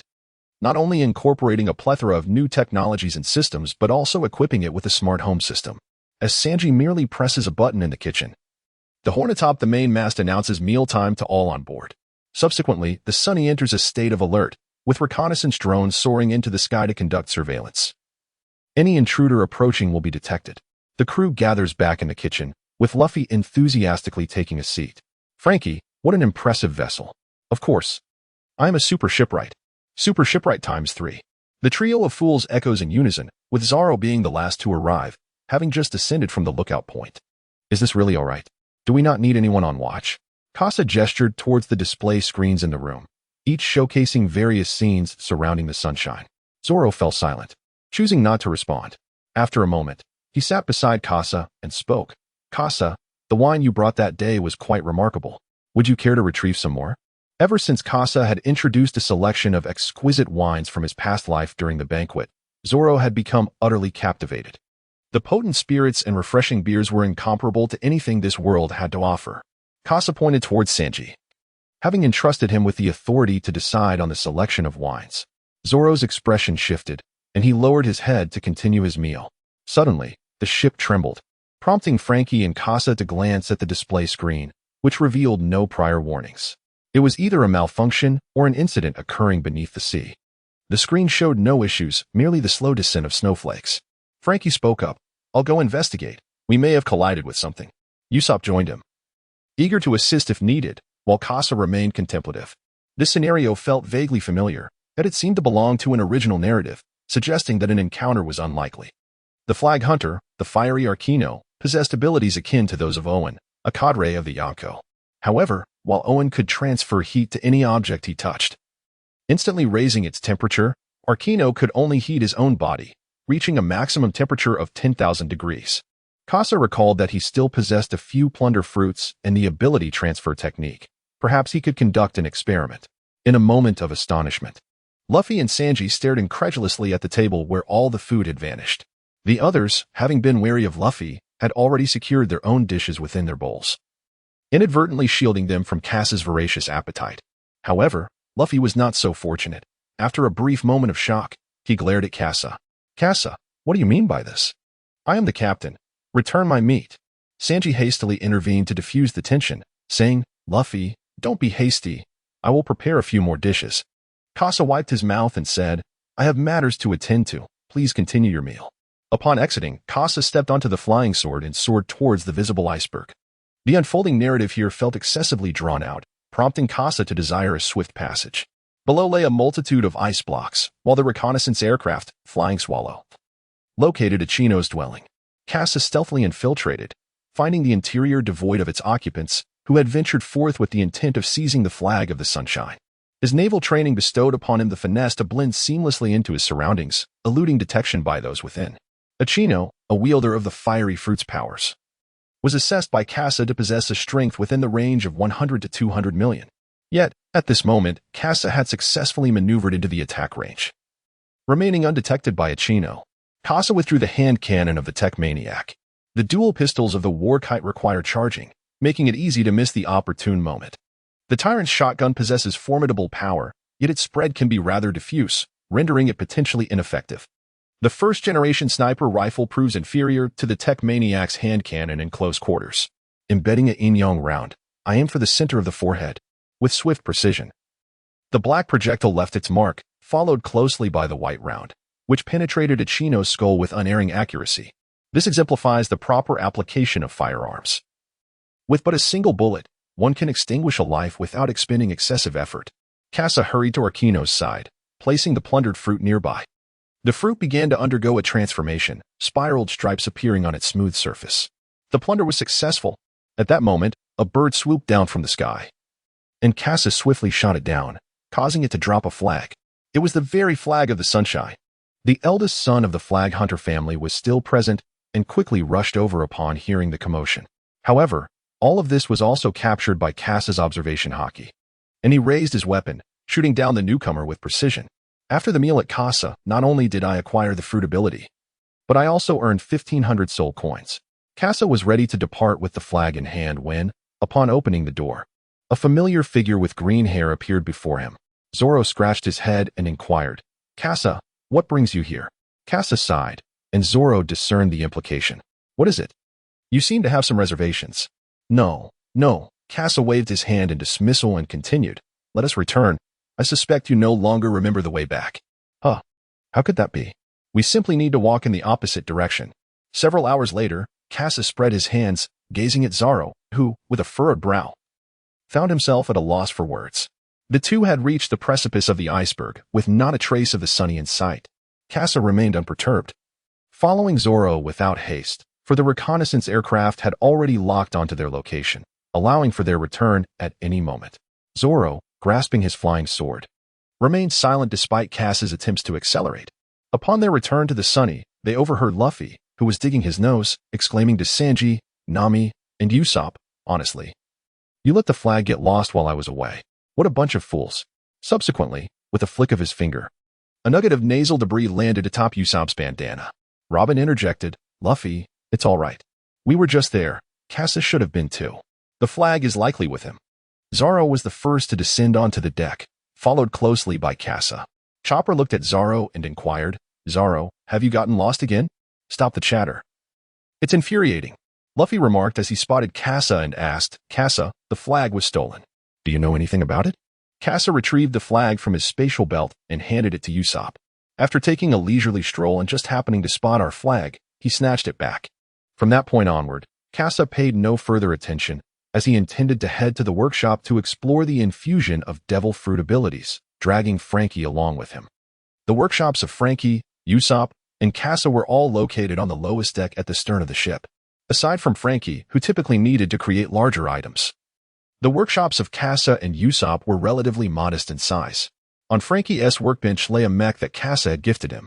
This was a blue-grade mech produced by the system, whose power and capabilities paled in comparison to Frankie's own creations. However, Frankie had gleaned considerable inspiration from it for his modifications. Having also reviewed Casa's techniques for infusing inorganic materials with devil fruit abilities, Frankie decided to conduct experiments concurrently. Meanwhile, at the Navy headquarters, Sengoku received news of Garp's failure, a situation he had become rather accustomed to. However, the impending Marineford War did not allow for Garp's usual recklessness. "Sengoku, I must pay a visit to the underwater prison." Kapu, clutching a rice cracker, incessantly provoked the limits of Sengoku's patience. Enraged, Sengoku exclaimed, "Kapu, have you not yet had enough? This is a war that will impact the entire world." Kapu turned his head away, signaling his disinterest in Sengoku's lengthy discourse. Sengoku could only slump in his chair, scribbling a note for Kapu. However, given Kapu's demeanor, he could not be appointed to a significant position in Marineford. Yet, apart from Kapu, there was another individual among the admirals who was exceedingly well-suited for the role. Carl. Recently, Carl has exhibited a pronounced desire for recognition. It is evident to all that he aspires to secure a commanding position, requiring merely a single military achievement, which lies within the scope of the current conflict. Hence, There is no cause for concern regarding Carl's enthusiasm. As for his combat prowess, although mere days ago he could not even return to Casa with his own doppelganger, reports suggest that he has engaged in a competitive exchange of blows with Akainu. Analyzing the deployment of combat strength, Carl emerges as a formidable asset, capable of significantly restraining several members of the Whitebeard pirates, perhaps even fending off one or two captain-level individuals. The New World is rife with undercurrents, as pirates from various islands have received word and begun to congregate. Whitebeard gazes at the man before him, who bears the flag yet exudes no aura of a formidable warrior, instead maintaining a composed and serene smile amidst the perils of such a treacherous vessel. Kachi spoke, "Whitebeard, I have already informed you about Ace's situation. I hope you exercise caution." The news of Ace's capture originated from the man before him, prompting Whitebeard to seek clarity. This man indeed possessed a wealth of secrets and even revealed the potential fate of the Whitebeard pirates. Naturally, these discussions took place within Whitebeard's quarters, with no one else privy to the information. "Humph. We will verify the matter concerning Ace. As for your intentions." The overwhelming presence of Conqueror S. Haki descended upon them, prompting Kachi to summon a protective barrier of mysterious energy around his body to deflect the formidable force. Kachi clasped his fist and declared, "My intentions are not for Whitebeard to know. Until we meet again." Whitebeard wished to say more, but suddenly Kachi's figure blurred and vanished from the ship in an instant. The crew panicked, beginning to search for Kachi's whereabouts. Marco spoke to Whitebeard, saying, "Father, if what he said is true, Ace has indeed been out of contact for several days." With a grim expression, Whitebeard responded, "Prepare yourselves. My family is not to be trifled with, not even by the Navy." The New World was already rife with hidden currents, while in a fog-shrouded sea of paradise, Doflamingo propelled a small boat forward, soon arriving at a grand gate. "Moria, if all goes as expected, the Straw Hat crew will be arriving here next." Before reaching Sabaody Archipelago, they must traverse the terrifying Triangle Sea, which is under Moria's dominion. Beyond the Triangle Sea, Luffy and his companions were retrieving a barrel of wine, which, upon opening, released a firework that soared into the sky. Moria's eyes were already fixated on them. Robin rested her chin on her hand and remarked, "It seems we are being watched." The Sunny had now arrived at the misty border, and Usopp, seeing the encroaching fog, exclaimed in panic, "Ah, Robin, this is your fault. What do we do now? We have to go in." "Oh no, I've suddenly come down with an illness that prevents me from entering the mist." Usopp collapsed, only to be shocked awake by Nami's electric jolt. "All right, Usopp's illness is cured. Everyone, keep an eye on the situation outside, and remember to protect me. And me. And me." Chorus Chopper and Usopp as they rushed to Nami's side for protection. The Sunny had fully entered the mist, and the crew stood on high alert. Except for Luffy, who was exuberantly gazing around. "A ghost ship. Everyone, do you think we might encounter a ghost ship?" Luffy inquired eagerly, to which Nami replied, "No. Just keep sailing straight ahead." Robin added, "The sea has claimed many merchant ships, so there should be plenty of treasure aboard any ghost ship." Nami took the lead, saying, "Everyone, we are searching for a ghost ship to satisfy the captain's wish." "Nami, look at your eyes." Chopper couldn't help but tease, as Nami's eyes had transformed entirely into the shape of belly. At that moment, Usopp, terrified, pointed behind Nami and exclaimed, "Nami, look at what's behind you." Nami felt an ominous premonition as she noticed Zoro and Sanji's faces had paled, while Luffy grew increasingly excited. A voice echoed from behind, "Yo ho ho ho," prompting Nami to slowly turn around. There, she beheld a grinning skull, its mouth emitting a chilling laughter. "A ghost ship," echoed 6 times. The foolish trio stepped back, retreating behind the casa. Zoro and Sanji assumed a vigilant stance, while Luffy gazed at Brook with uncontainable excitement. The calm trio observed the scene unfolding, and Frankie inquired, "Do living skeletons truly exist in this world?" Robin replied, "I am uncertain. This world is replete with wonders. Casa, it could be the power of the fruits." At this moment, the terrifying 3-masted ship has intercepted information about the Sunny and is heading in that direction. Meanwhile, in the Grand Hall, a towering figure faces off against an arrogant man. "Doflamingo, what brings you here?" "I am merely awaiting a certain individual. That should not pose a problem, Moria." Doflamingo's tone carried a hint of menace, yet Moria showed no sign of submission. "How dare a lackey of Kaido speak to me so arrogantly? When I was battling Kaido in the New World, you were likely scuttling about in some distant sea." Unfazed, Doflamingo only grew bolder. "Yet here you are, like a hunted dog, scurrying to paradise." Doflamingo's words pierced through Moria's current plight, plunging the hall into silence and lowering the atmosphere to a chilling point. At that moment, a zombie rushed in and whispered a few words to Moria, whose expression shifted dramatically. He had finally found a suitable shadow for the long-preserved zombie. Moria addressed Doflamingo. You may seek whoever you wish, but should it interfere with my affairs, Kaido will lose a valuable asset. Moria waved him off, and Doflamingo, indifferent, leaped from the balcony into the forest. Inside the terrifying three-masted ship, Luffy gleefully watched Brook dash onto the island, jumping with excitement. Usopp and Nami attempted to dissuade him, but Luffy remained undeterred. Sanji, Bento. I want a supersized pirate bento. You need to listen to reason. Nami and Usopp both punched Luffy on the head. Yet it had no effect. His excitement was unyielding. Zoro produced a bamboo stick, needing to draw several individuals to accompany Luffy to the ship. On this fortunate day for the timid trio, none were selected. Only Robin, Zoro, and Frankie drew the lot. Frankie exclaimed, since that's the case, let us activate number 2. What is so fun about that? Luffy's face lit with excitement, and Frankie activated the soldier dock system. The switch on the side of the ship engaged, revealing a 6-person steamboat. The timid trio stood aboard, and Frankie added, since they don't need to go to the island, let them have some fun first. Chopper excitedly touched the goat's head at the bow of the ship. And the Mary reappeared, bringing tears to Usopp and Chopper's eyes once more. Casa sensed that something was amiss. The forest on the island was permeated with a palpable aura of menace. However, at that moment, apart from the threatening presence of Moria, the terrifying three-masted ship posed no other dangers, as the rest were merely zombies. As Casa summoned the flying sword, Frankie inquired with curiosity, Casa, what are you intending to do? Casa remarked, this island is rather peculiar. You must exercise caution. Sanji responded, after all, this is an island belonging to the 7 warlords. It cannot be that simple. As he spoke, Casa had already departed from the Sunny, leaving Luffy shouting in frustration, damn it. I was the one who wanted to go to the island. Nami, come back quickly. It's my turn now.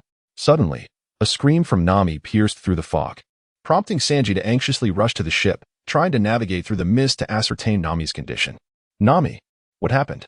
Hey, at least show some concern for others. Frankie interjected, unable to contain his sarcasm. Just then, the Sunny collided with an object, bringing the ship to a halt. Sanji sensed the presence of Beast aboard and instantly appeared before Robin. He kicked at the air, but the sensation beneath his foot caused his expression to change, followed by a sound of splintering wood on the deck. Everyone, witnessing this sudden turn of events, quickly inquired about the situation. Sanji himself began to undergo a transformation, flames involuntarily erupting from him. A figure emerged on the ship, a person who shattered his dreams. The murderous intent in Sanji's tone compelled everyone to heighten their vigilance, scanning their surroundings. In a state of invisibility, Absalom was taken aback. He hadn't anticipated that his abilities would be discovered, even in the latter half of the Grand Line. Those skilled in observation haki were few and far between. Luffy, having awakened his own observation haki, also sensed the presence of beasts. With a powerful punch, he seized Absalom tightly. He got you. This island is truly intriguing. Suddenly, a loud explosion erupted from the castle, causing the walls to crumble. Oz emerged from the ice chamber, roaring, alerting everyone on the island to his awakening. Usopp trembled as he addressed Nami and Chopper. Nami, Chopper, let us head back. Those monsters can find their way back on their own. If they encounter danger, then we. Usopp's reasoning held some merit, yet the situation demanded vigilance. Casa, with a serious expression, departed, leaving the others off the ship. Nami and the others could not remain on the ship waiting for their return, so they instructed Chopper to follow the scent to find Luffy. Suddenly, a burst of flames erupted in the forest as Casa and Doflamingo engaged in battle, posing a potential threat to them. Nami pulled Usopp forward, fleeing from the battle zone of Casa. However, ahead lay the castle area, where Sanji and Robin were steadily retreating. Although they had discovered the means to counter the zombies, the sheer number of them and their formidable strength posed a significant challenge. Sanji and Robin were continually forced back beyond the castle's perimeter. Finishing move, Firebird Star. The flames proved to be a substantial threat to the zombies, pushing back the general zombies that were besieging Sanji and Robin. Damn it, this guy is relentless. Sanji, Robin, where are the others? Nami and her companions arrived just in time to alleviate the pressure on Sanji and his ally. Robin responded, Luffy and the others have been captured. They are likely to be transformed into zombies. The introductions from Brook and Casa informed them of the happenings aboard the ship, revealing the peril that awaited Luffy. Although their shadows had been snatched away, there was no imminent threat to their lives. Usopp trembled in the background, overwhelmed by the multitude of zombies before him, each possessing the capability to defeat him single-handedly.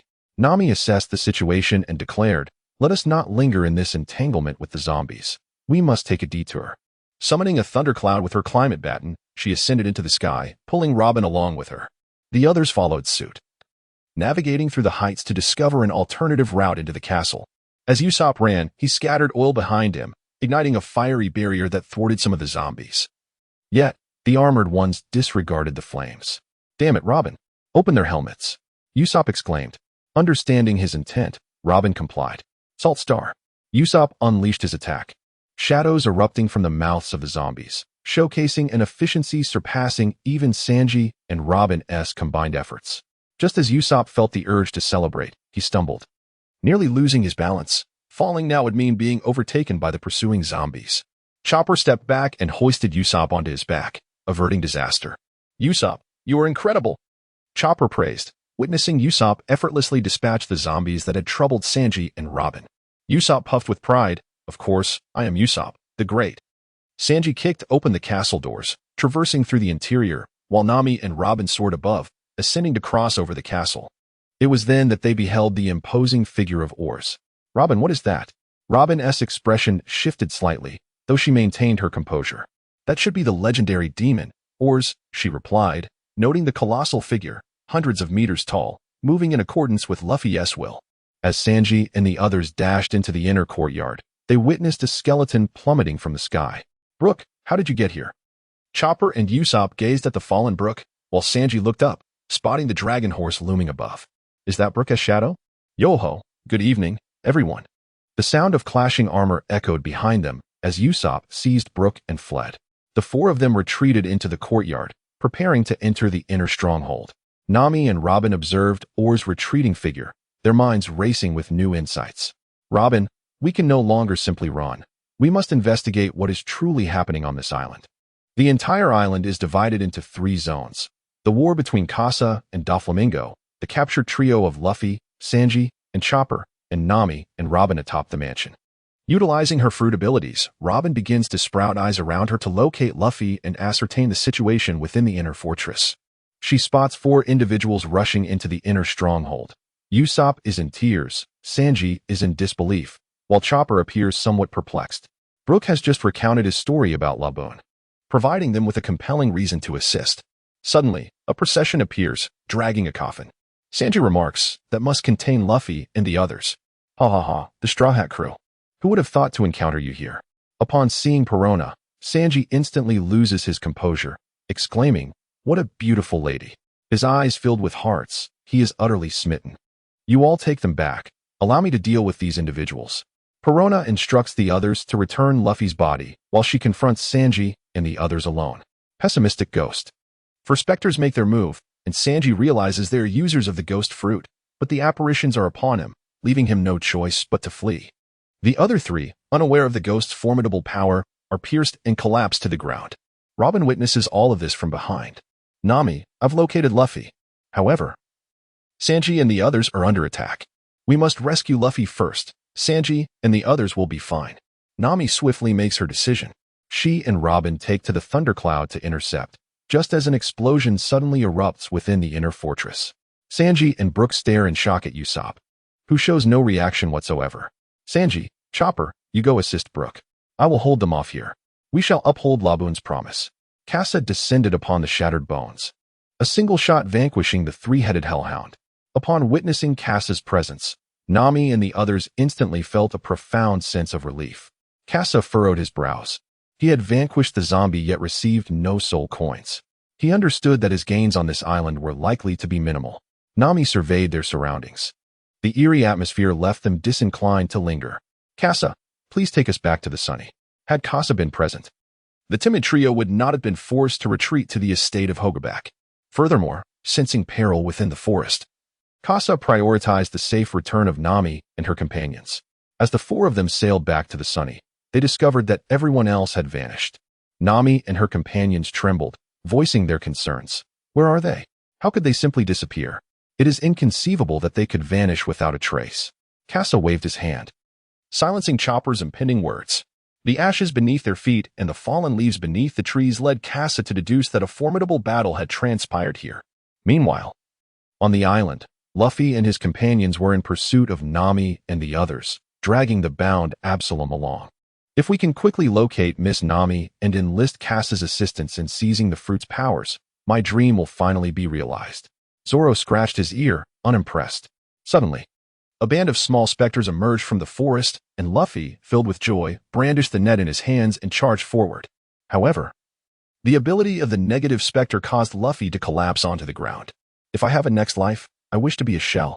At that moment, in the mansion, Perona also noticed that Absalom was bound, and she immediately utilized her powers, causing a torrent of ghosts to surge forth from the house. Casa also witnessed the unsettling presence of the malevolent specter, and he was prepared to hand over the salt rounds to Usopp. The ghost princess was far from the comical figure portrayed in animation, lurking within the depths of the forest. Aside from Sanji and Robin, the others had succumbed. Sanji remained standing due to his mastery of observation haki, which enabled him to anticipate the enemy's strikes and counter them with a formidable kick. Robin, under Sanji's protective watch, narrowly escaped disaster. Suddenly, a commotion erupted in the forest, prompting Sanji to glance back. Zoro had vanished. Robin, too, was searching for Zoro's whereabouts. However, as long as the ghost princess remained hidden, she relentlessly unleashed her minions to attack. It was only a matter of time before both would be overwhelmed. A sudden whoosh pierced the air as Casa arrived, swiftly taking Robin and Sanji away. Sanji began to speak. Casa, what about the others? Yet, before he could finish, he caught sight of Luffy and the others. We have been separated. The enemy's abilities are quite incomprehensible. We must devise a strategy. Casa is aware of Perona's abilities, and the crucial point is to locate her. However, she is concealed within the ancient castle, and should he charge in recklessly, he would undoubtedly be besieged. Thus, after devising a strategy with Sanji, he resolves to leave Sanji and Robin behind, taking it upon himself to engage with the specters in the forest to divert their attention, to allow the negative spirits to catch up with him. Casa deliberately descends in altitude while navigating through the woods, increasing the difficulty of his flight. Meanwhile, Sanji and Robin, having landed, observe the slow approach of a general zombie.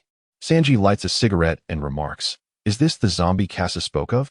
It is their first encounter with the undead, yet Casa has already equipped them with salt rounds. Robin picks up a salt round from the pouch, exclaiming, "The Navy's intelligence is truly terrifying. They have thoroughly investigated the 7 warlords." Upon noticing that Sanji and Robin are armed with salt rounds, the general zombie experiences a momentary disturbance but quickly regains composure. Firstly, they are clad in armor, and secondly, their strength is far superior to that of ordinary zombies. At that moment, Absalom and Perona have reached the main hall, where Zoro and Frankie lie unconscious. Luffy, having not yet lost his shadow, is recovering from his negative state. "Hey, you green onion head, you're that warlord, aren't you? Let me go." Moria observes Luffy's vibrant energy, and a broad smile spreads across his face. He, such a spirited individual surely deserves that body. Absalom, somewhat perplexed, inquires, "Master, why choose this brat as Oz's shadow? Doesn't he the Straw Hat crew have one worth 500 million? Moria responds, "Though that fellow is indeed formidable, his strength is primarily derived from weaponry. Without the corresponding weaponry, we cannot harness his full potential. Conversely, this Straw Hat kid before us allows me to fully exploit his capabilities, combined with Oz's body. His power will far exceed what it is now." Moria recalls Doflamingo on the island, recognizing that leaving Doflamingo behind serves merely as a sharpening stone. "Let me go?" Luffy continues to struggle, having already bitten through the cage and attempts to flee, only to be seized by several zombies. Ordinary zombies are incapable of restraining the bound Luffy, prompting Perona to take action. Negative ghost. 3 spirits pass through Luffy's form. "If there is a next life, I wish to be a starfish." Moria chuckles knowingly, recognizing that Perona is his means of controlling the powerful individuals on the island, a precious asset indeed. Well then, let us witness the greatest zombie in the world. Meanwhile, within the forest, Casa senses that the specters' attack patterns are overly simplistic, as if they have been predetermined. Kasana lifted the dual pistols, the black feathers, and systematically dispatched foes with each black bullet. The sound of gunfire echoed through the night, as wisps of white shadows dissipated into nothingness.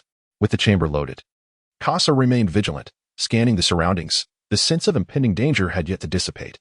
This must be our first encounter, the infamous phantom thief mocked Casa. Upon hearing the iconic laughter, Casa's pupils constricted in surprise.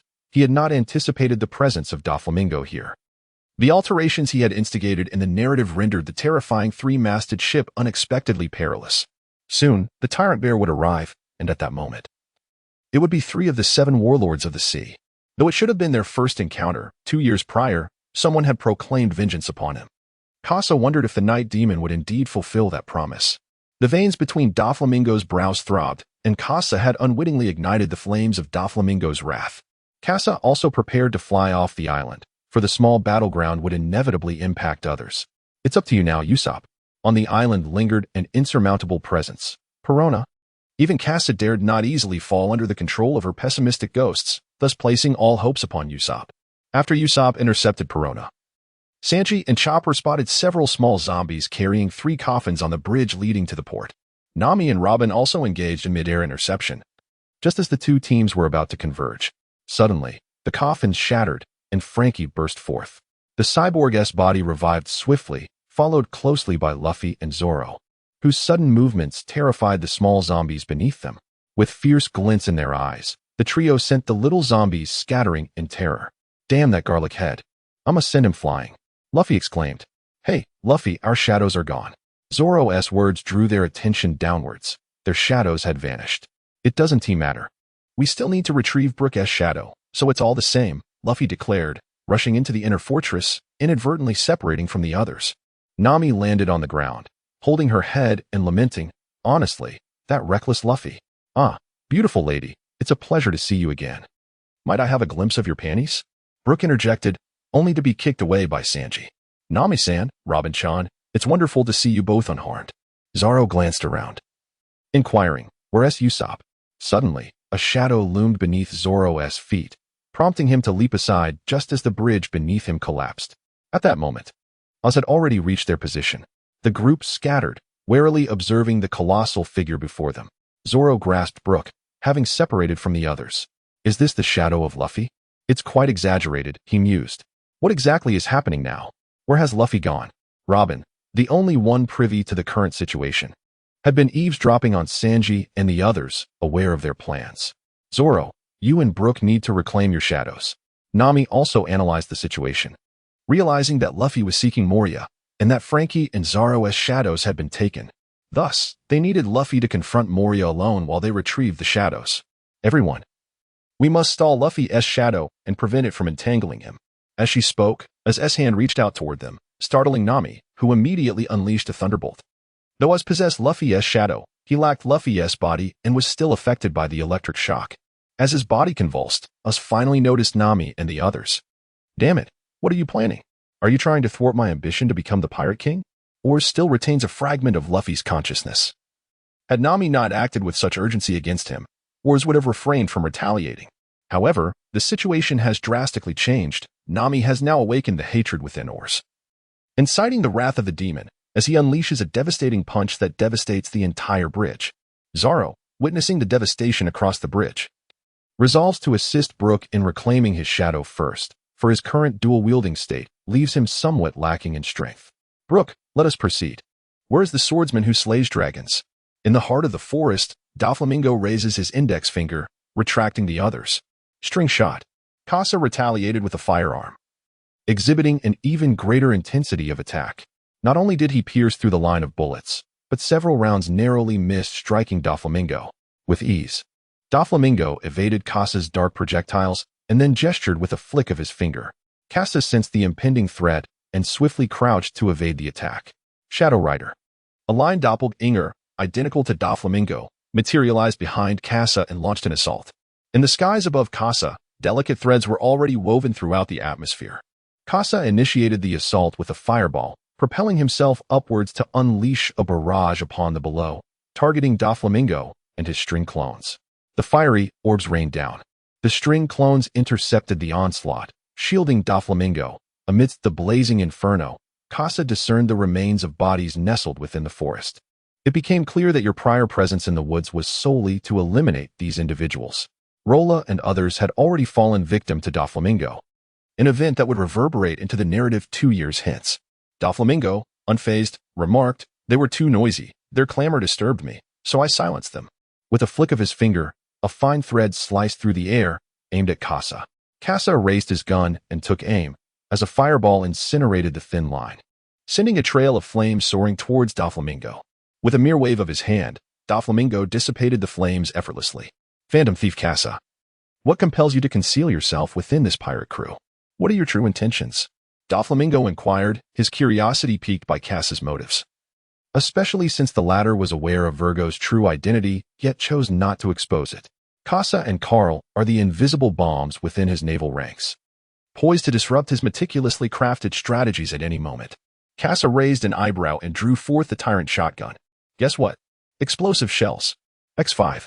The 5 explosive rounds obliterated everything in front of him, reducing trees and the intricate threads set by Doflamingo to mere remnants. Aware that his adversary excelled in utilizing the terrain to his advantage, Casa's immediate strategy was to annihilate the battlefield, and the tyrant shotgun was crafted precisely for this purpose. As Doflamingo flickered behind him, the immense power of the tyrant shotgun deterred him from making any further attempts. Chromatic threads. Shadow cloak. Casa retrieved the shadow cloak, deflecting the assault. He pulled the trigger concealed behind the cloak. Tyrannosaurus bullet. The explosive force of the close-range power rock detonated, all directed towards Doflamingo. Doflamingo was forcefully propelled into the castle, causing the walls to crumble. The Tyrannosaurus shotgun in Casa's hands has ceased fire, requiring a cooling period and reloading. Otherwise, the barrel risks melting. The tension exceeds the limit. Casa captured the assault of Doflamingo, neither evading nor dodging, but instead harnessing the force of the attack to vanish into the mist. With the combination of Haki and the shadow cloak, Casa was able to mitigate substantial damage. Once enveloped in the fog, Casa retrieved a first-generation sniper rifle and, through the scope, pinpointed Doflamingo's location. The marksman was now in position. Meanwhile, within the inner fortress, Luffy had reached Moria's presence. "Hey, Garlic Head. Return the shadow at once." Moria glanced at Luffy before turning his gaze back to the sky. "Shadow Master. Kid, defeat that shadow first." "Damn it. Guemo. Rocket cannon. The battle between Luffy and Moria had commenced. In the courtyard, Nami and the others had incited Oz's fury.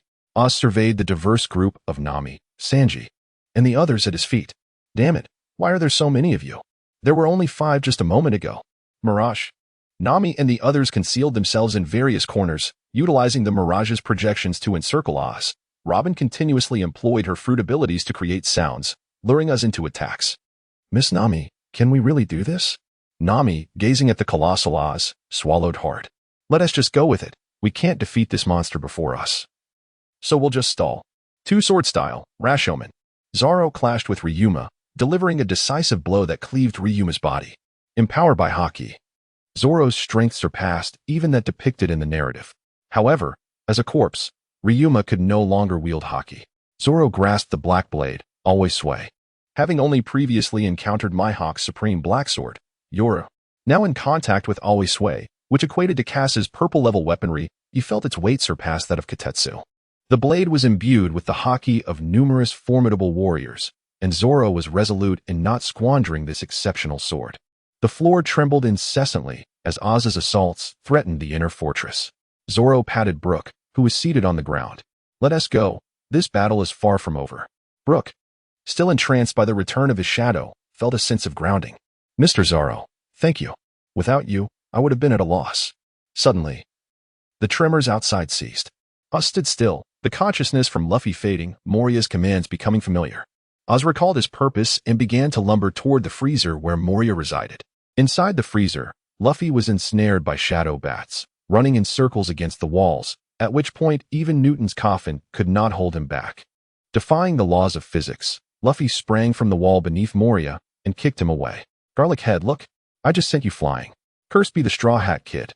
The iron plate beneath trembled as Oz approached. A colossal figure emerged before Luffy and Moria, while Luffy stood in stunned disbelief. Moria's expression was one of arrogance as he spoke. "Hee, Oz, your arrival is most welcome. Master, Oz has returned." With that said, Straw Hat Kid, "Allow me to show you the power of your shadow combined with that of the demon. Oz, behold the bounty on your arm. Defeat the Straw Hat crew." "Understood, Master." Luffy saw Oz heading toward his comrades, yet he knew he must reclaim his shadow first. Garlic Head, what do you intend to do to my friends? Hee. Just watch as your companions disappear one by one, leaving you to sail the seas alone. Moria leapt from the ice storage, initiating a game of hide-and-seek with Luffy. Oz stood in the courtyard, a roar echoing across the island. Straw Hat Pirates, come forth to meet your doom. Nami trembled but maintained her mirage ability. Then, a fierce wind shattered the illusion, causing all silhouettes to vanish. A violation of etiquette. Sanji was the first to strike, landing a kick on Oz's ankle, raising one foot backward. With the other foot, Sanji pivoted sharply, delivering a powerful kick to the opposite ankle, infused with overwhelming force, allowing him to unleash this blow without concern for recoil. In that moment, Oz was lifted off the ground, falling backward towards the sky. Miss Nami, I apologize. The enemy is being so provocative, I cannot simply hide. Nami understood this rationale but still muttered, honestly, can't we strategize properly? Robin chuckled softly, haha. It seems everyone is brimming with fighting spirit. Ah woo, today I am invincible. Chopper transformed into his powerful form and joined his comrades in the courtyard, standing before Oz. Zoro descended from above, leaping into formation with Brook. TCH, what are you showing off for, you river imp? Yo ho ho, everyone, look beneath my feet. My shadow has returned. The Straw Hat crew faced the strongest zombie, Oz, and with the knowledge that Luffy's shadow resided within him, their fighting spirit ignited even further. Meanwhile, outside the terrifying three-masted ship, Casa concealed himself in the mist, continuously firing his weapon. Dumb bomb. The projectile was exceedingly fragile, exploding instantly upon contact with any solid object. The lines used by Doflamingo for defense were obliterated, and amidst the chaos of the shattered line shield, Casa seized the opportunity. Pull the pin. Heavy bullet. The powerful kinetic energy of the bullet, accelerated by its weight, sliced through the line shield, charging straight towards Doflamingo. 5-colored line. Doflamingo can only counter Caesar's assault with his own attacks. Aware of Caesar's tenacity, Doflamingo finds himself with little opportunity to strike back in his current state. The threads are too few. He is unable to reach Caesar while also lacking the means for defense. However, if that is the case, allow me to demonstrate the might of the New World. The awakening of my fruit. The trees surrounding Doflamingo transformed into strings, as the awakening of his power began to influence the environment around him. Casa, with his foresight, has decisively obliterated a significant portion of the forest, thereby diminishing the threads available to Doflamingo. The white waves of